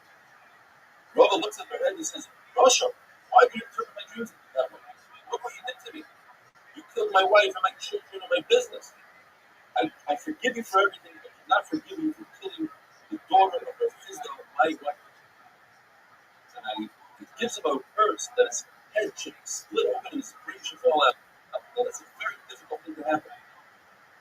Our head just said, if Rava cursed me, I better do tshuva. Let me go to Golos. He goes to Rome, and he opened up shop in Rome. And sure enough, the customer comes, head of the treasury, and says, I dreamt that a needle is in my finger. He says, but when you pay me, I'll play the interpretation. He says, the treasurer, no. He says, I won't interpret. The next day he comes to him and says, I dreamt that I have words between my fingers. Pay me. No. The following day he says, my entire head is working. He says, my head, you don't have to pay me. I'll play what's going on. The king's clothing are working. You're in charge of watching it. You should know they're working. In fact, that's what happened. They took the treasurer out to kill him. The treasurer says, well, our head didn't know about this and he didn't tell me. They took our head and they tied his two legs with two cedars. He bent the cedars down, tied his legs, let the cedars go, and our head's body was split in half. His brain came flying out, and that was the end of him. The Gemara tells us that Rabbi Shmuel also knew how to interpret dreams. Rabbi came to him and said, my two jaws fell. He says, Shmuel, don't worry. That means that the two Romans that were after you, they died. My nose fell.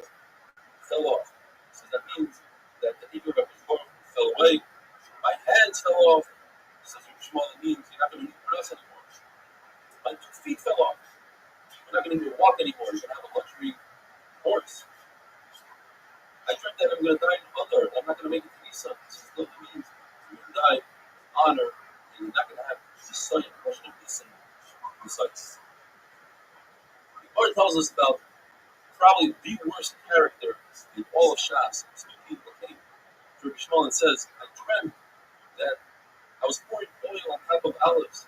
Says Rabbi Shmuel, that means that you had relations with your own mother. I dreamt that I grabbed a star. That means that you kidnapped a Jew. And I swallowed a star. That means you sold the Jew and you already used the woman. My eyes are touching one another. That means you have relations with your own sister. I kissed the woman. That means you have relations.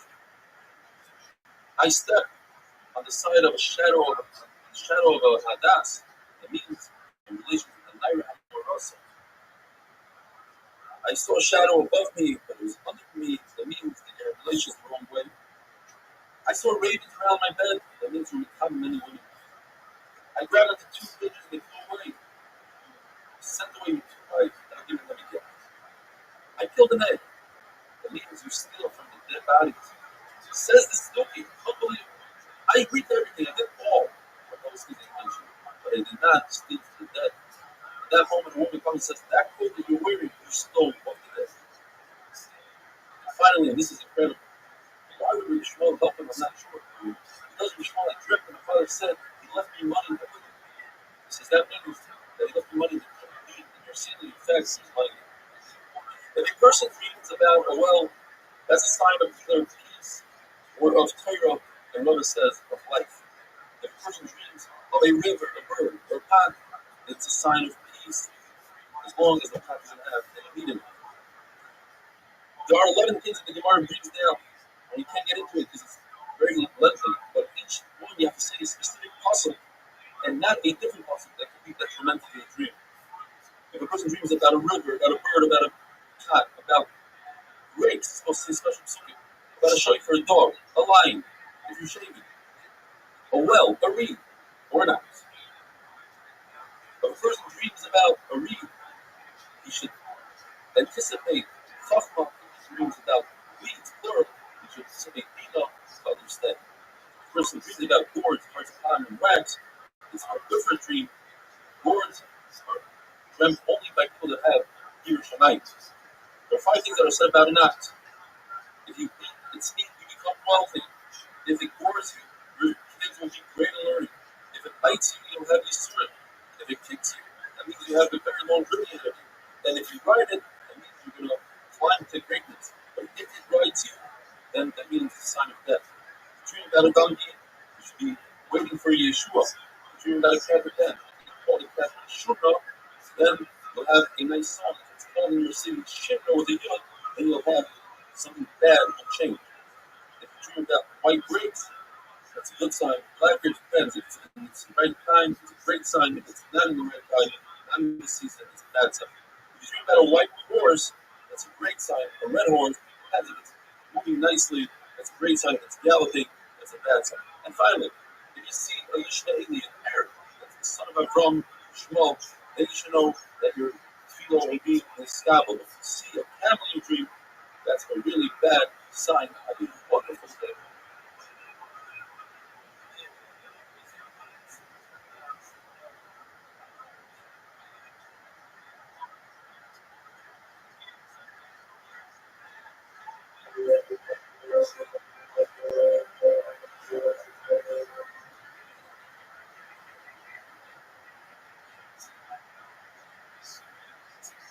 Brothers and sisters, I will continue with dreams since we have over 115 dreams in Kermit.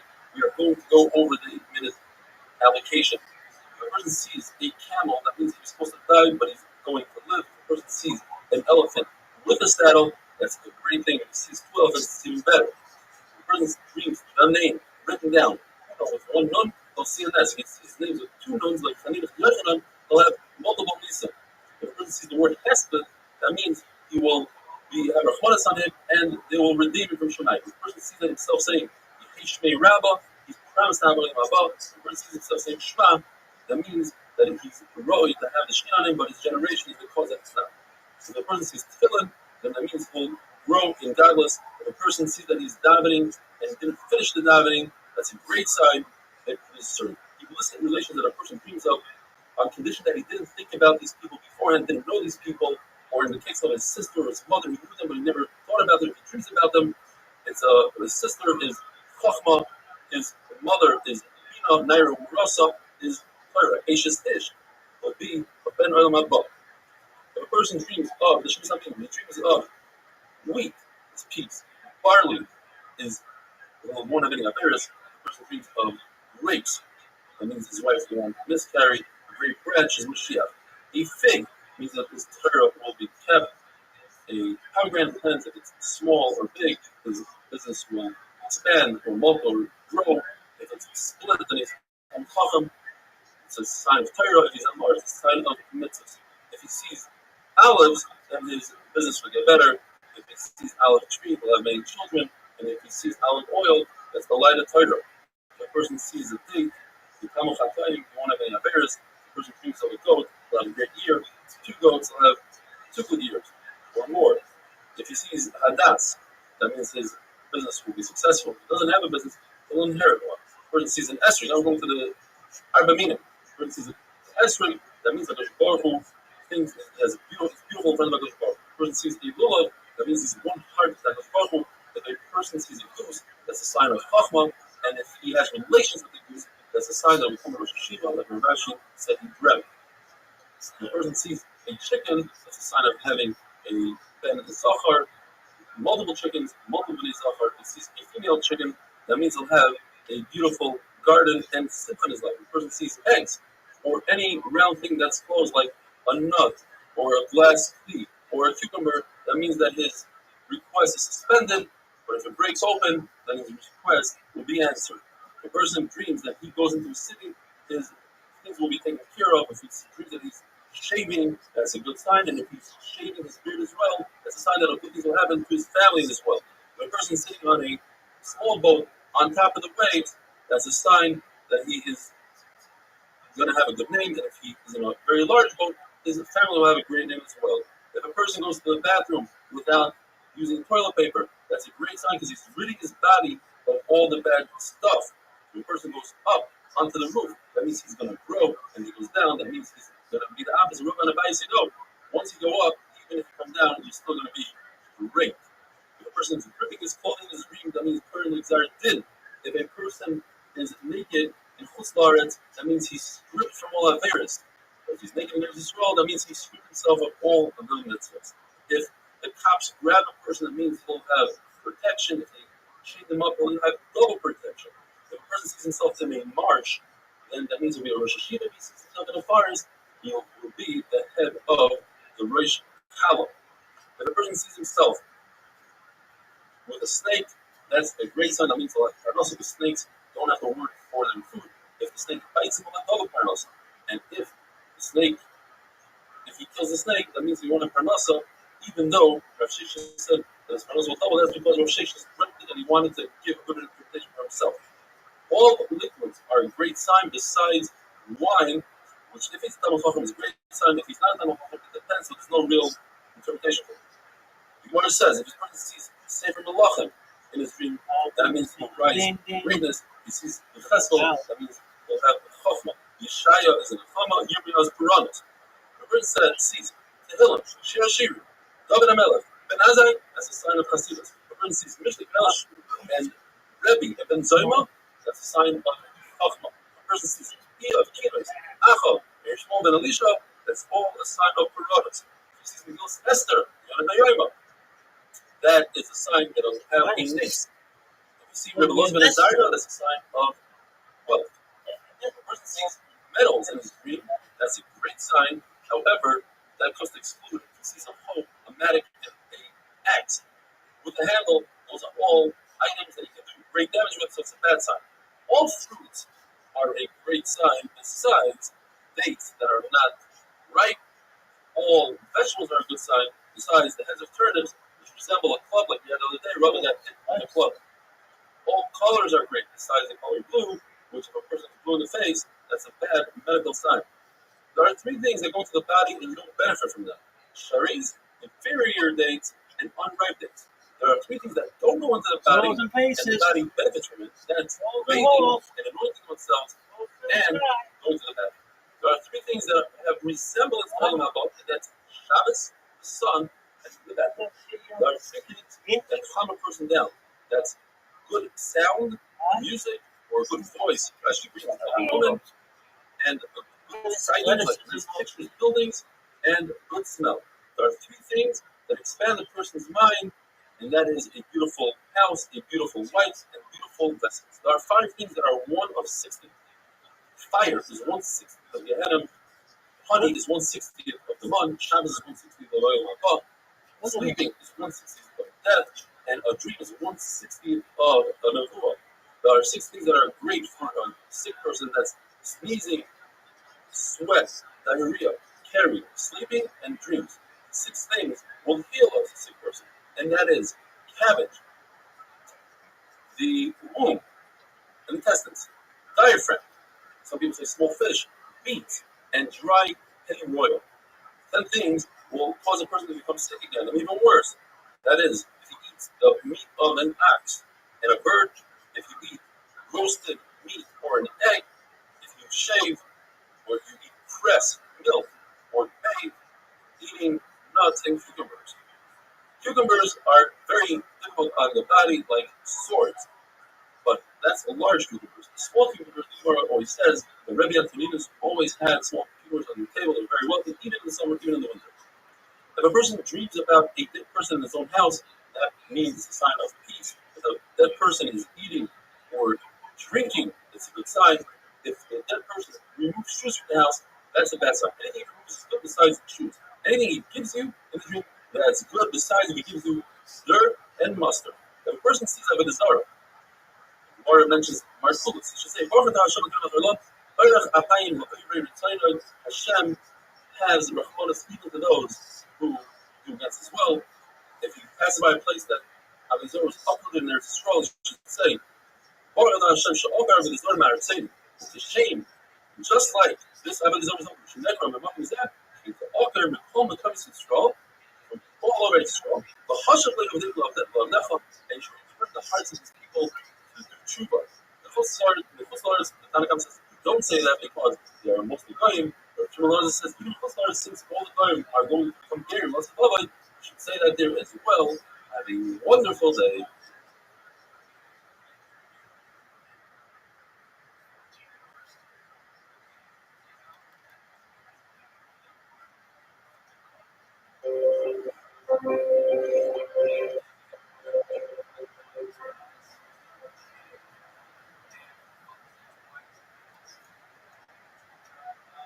Rabbi is definitely that's what first of all, first when you first shine right, bless this. Just like every human face looks different, so too every human mind is different. Therefore, you see 60,000 Jews who make a special prayer for Rosas. Someone wants to panic? Each and every one of those 60,000 minds makes 60,000 minds in push. When the sun saw 60,000, he added another prophet. Borrow from taking Shamshadi. All these people serve me. Other reason we want to take a look at bread, they have to perform 11 different functions. They have to feel, they have to see, etc. When you want to clothing, they have to perform 7 different functions. I can just walk to the store and buy a loaf of bread. All these people that are past and clothing, all these people that are bad. Things are good. Yes, and bad things. Good yes, mentions the type of food you serve them. Thank you for the great meat, wine, clothes. And I know you did this all for me. A bad guest doesn't mention the food. He just says thanks for the peace, for the drink. You didn't do it for me, you did it for yourself. Now, when Amel's father, Yishai, when he came in, he came with 600,000. When he left, he left 60,000 people. When he spoke to 600,000 people. But in Chutz, don't make the bracha of Chacham or Rav. When you see a gadol, a Chacham in Israel, you make a special bracha. When you see a Chacham, you say, Baruch Shalom B'Chachmasai, the Basar. You see Jewish king, you say, Baruch Shalom B'Chachmasai, non-Jewish king, you say, Baruch Shalom B'Chachmasai, the Basar. The Rebbe says a person should always try to see Jewish kings, even non-Jewish kings, so you compare the two when Mashiach comes. Rabbi Sheshes, the Gemara tells the story, was blind. He went to see the king, and it spoke to came to make fun of him. He said, you can't see anyways. What are you doing here? He says, well, I'll show you. I understand more than you do. So when the first troops walked by and there's a lot of noise, the troops said, oh, here comes the king. Says, there's not yet. The second troops come. Here comes the king. Not yet. The third troops came and it was complete silence. And Rabbi Sheshes, here comes the king. Because that's how it goes in the Torah. When the Torah comes, need silence. Before he comes, there's a lot of wind, there's earthquakes. When he comes, we need silence. Then the king came and he said, Rafa, says the Tzvi, why make the Rabbi can't even see? Says the Gemara either. The Tzvi's friends opened his eyes out, or if Sheshes looked at the Tzvi and he turned into a heap of bones. Another great story. Rav Shelo gave Malchus to a Jew who was boiling a boil. So the Jew went to the king and said, Rav Shelo. The king summoned Rav Shelo and said, why did you take these into your own hands? He says, Rav Shelo, because he was boiled a donkey. He says, the king of Sochi killed him. He says, no. Once we got very strong, we didn't know us, we don't kill people anymore. He said, do you have a witness? He says, yeah. And the honor came and testified. This guy indeed was boiled a donkey. He says, the more the while walks his own donkey, Rav Shelo starts saying, well, flash, I'm still like, he says, the king whispering, he says, I'm praying Hashem, but you know, such a great king who knows how to create judgment. He says, oh, you love the kingdom, take this bad, put this stick, and do it to yourself. Whoever needs, dish it out. He says, Lord, we're leaving the palace, and this snitch, Jew, tells Rav Shelo, what a powerful, sends witnesses for lies. Says Rav Shelo, it wasn't a lie. You were quite a chamar. That's considered a chamar. And Rav Shelo noticed that the guy was turning around to snitch on him once again. He said, the guy was a chamar. So he took the stick and he killed him. Because Allah Akbar, Hashkim Laharga, he was a writer. Gemara says, since he was saved by this possible called Chashim Akila, so he died. The Chashim Akila means my inspiration. People says it's from 3 times. Black Buro, Rav Shelo says it's in Seats of Sarim, Rav says it's not the Faris. Batafaris is the son that stood still for Yeshua, and Rav says not the Faris. Netzach is the fall of Rome, and Rav says it's Yerushalayim. Bahoy is the war of Arnoin. Rav says this Midrash. B'chol HaShamayim, the sister of Chashim Akila, this is Rav Shelo, who says Rav Shelo is a model in the future. B'chol HaRosh, the human, the head of irrigation, and the part of the size, that's what he is his job. If you see houses of Klal Yisrael that are settled, you say the bracha, Baruch Atzim Kulam Bona. If they are in a rubble, you say Baruch Dynamics. If they're in Goyish houses, you say Beis, Geir, Isaac. In other words, it should be uprooted, and in the form, you say Hil Kamas Hashem.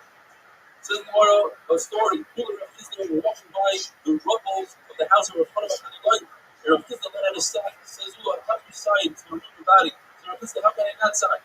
In this house, there were 60 bakers day and night, 24/7, giving out food to all the poor people with 4 doors, and people coming all over. Father had his hand in his pocket, so that if somebody asked for money, he didn't have to be embarrassed with his 2 seconds things to slip your hand in the pocket. He put wheat and barley outside of the house in the days of famine, so nobody should be embarrassed and thinking at night. How should I not decide? So we tried to console him, and he said, the house of Tzadikim were destroyed. The Raven says the house of Tzadikim are going to be rebuilt.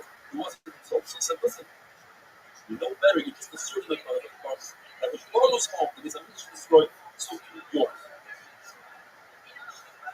It says in the Gemara, if a person sees a paper, a cemetery, or just a grave, or something like that, you say, this now in the prophet.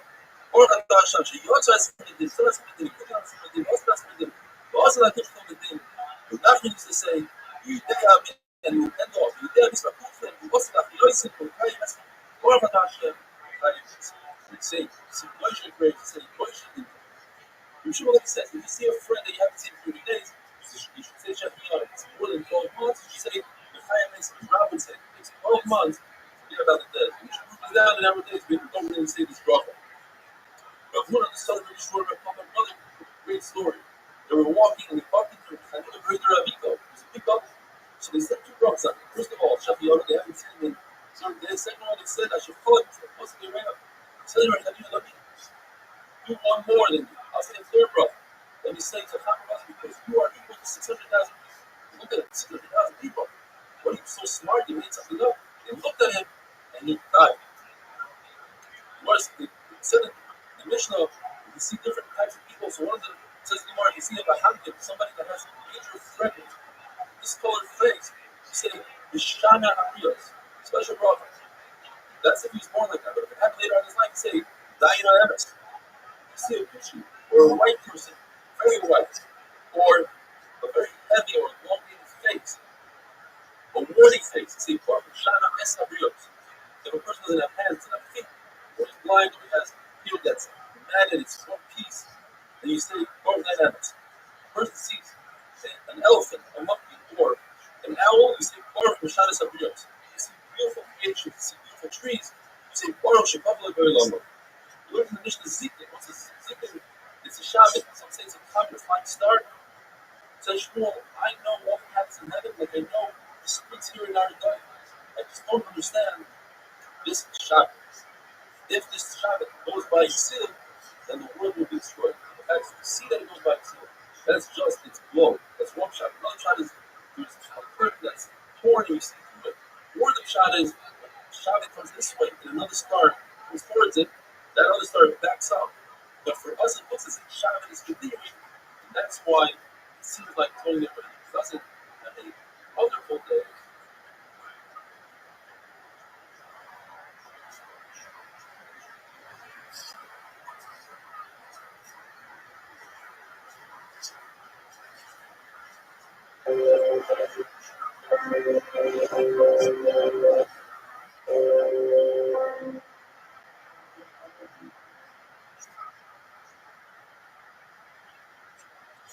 Rothschild Staffman Test, we are gearing up for brand new Sefton Shabbos. Please join over the 2,000 subscribers that we have or watch the full 45-minute daf, whether it's on YouTube or you downloaded our app or they receive on WhatsApp. I guarantee you it's a lot more smiling, it's a lot more camaraderie than the 8-minute daf. The Gemara tells us that there are two constellations. Ash and Kima. When Baruch wanted to make a model in this world, he removed 2 stars from Kima. And in order to stop the Mabul, he replaced the 2 stars that got a chemo with 2 stars from Ash. The question is, why did you just replace it with 2 stars that are removed? Since the part of the concept, you cannot fill up a pit. If you take dirt out of a pit, you try to refill it, it's not going to refill because there's always some dirt missing. Or, a prosecutor, something that caused the Mabul, cannot stop the Mabul, cannot become a defender. We said in the Mishnah that when you see an earthquake, you have to make a bracha. It says the Gemara story about Katina was walking by an oik. Oik is a person who converses with the dead through bones. And he said, I wonder if the oik knows why we just had an earthquake. He says the oik, of course I know.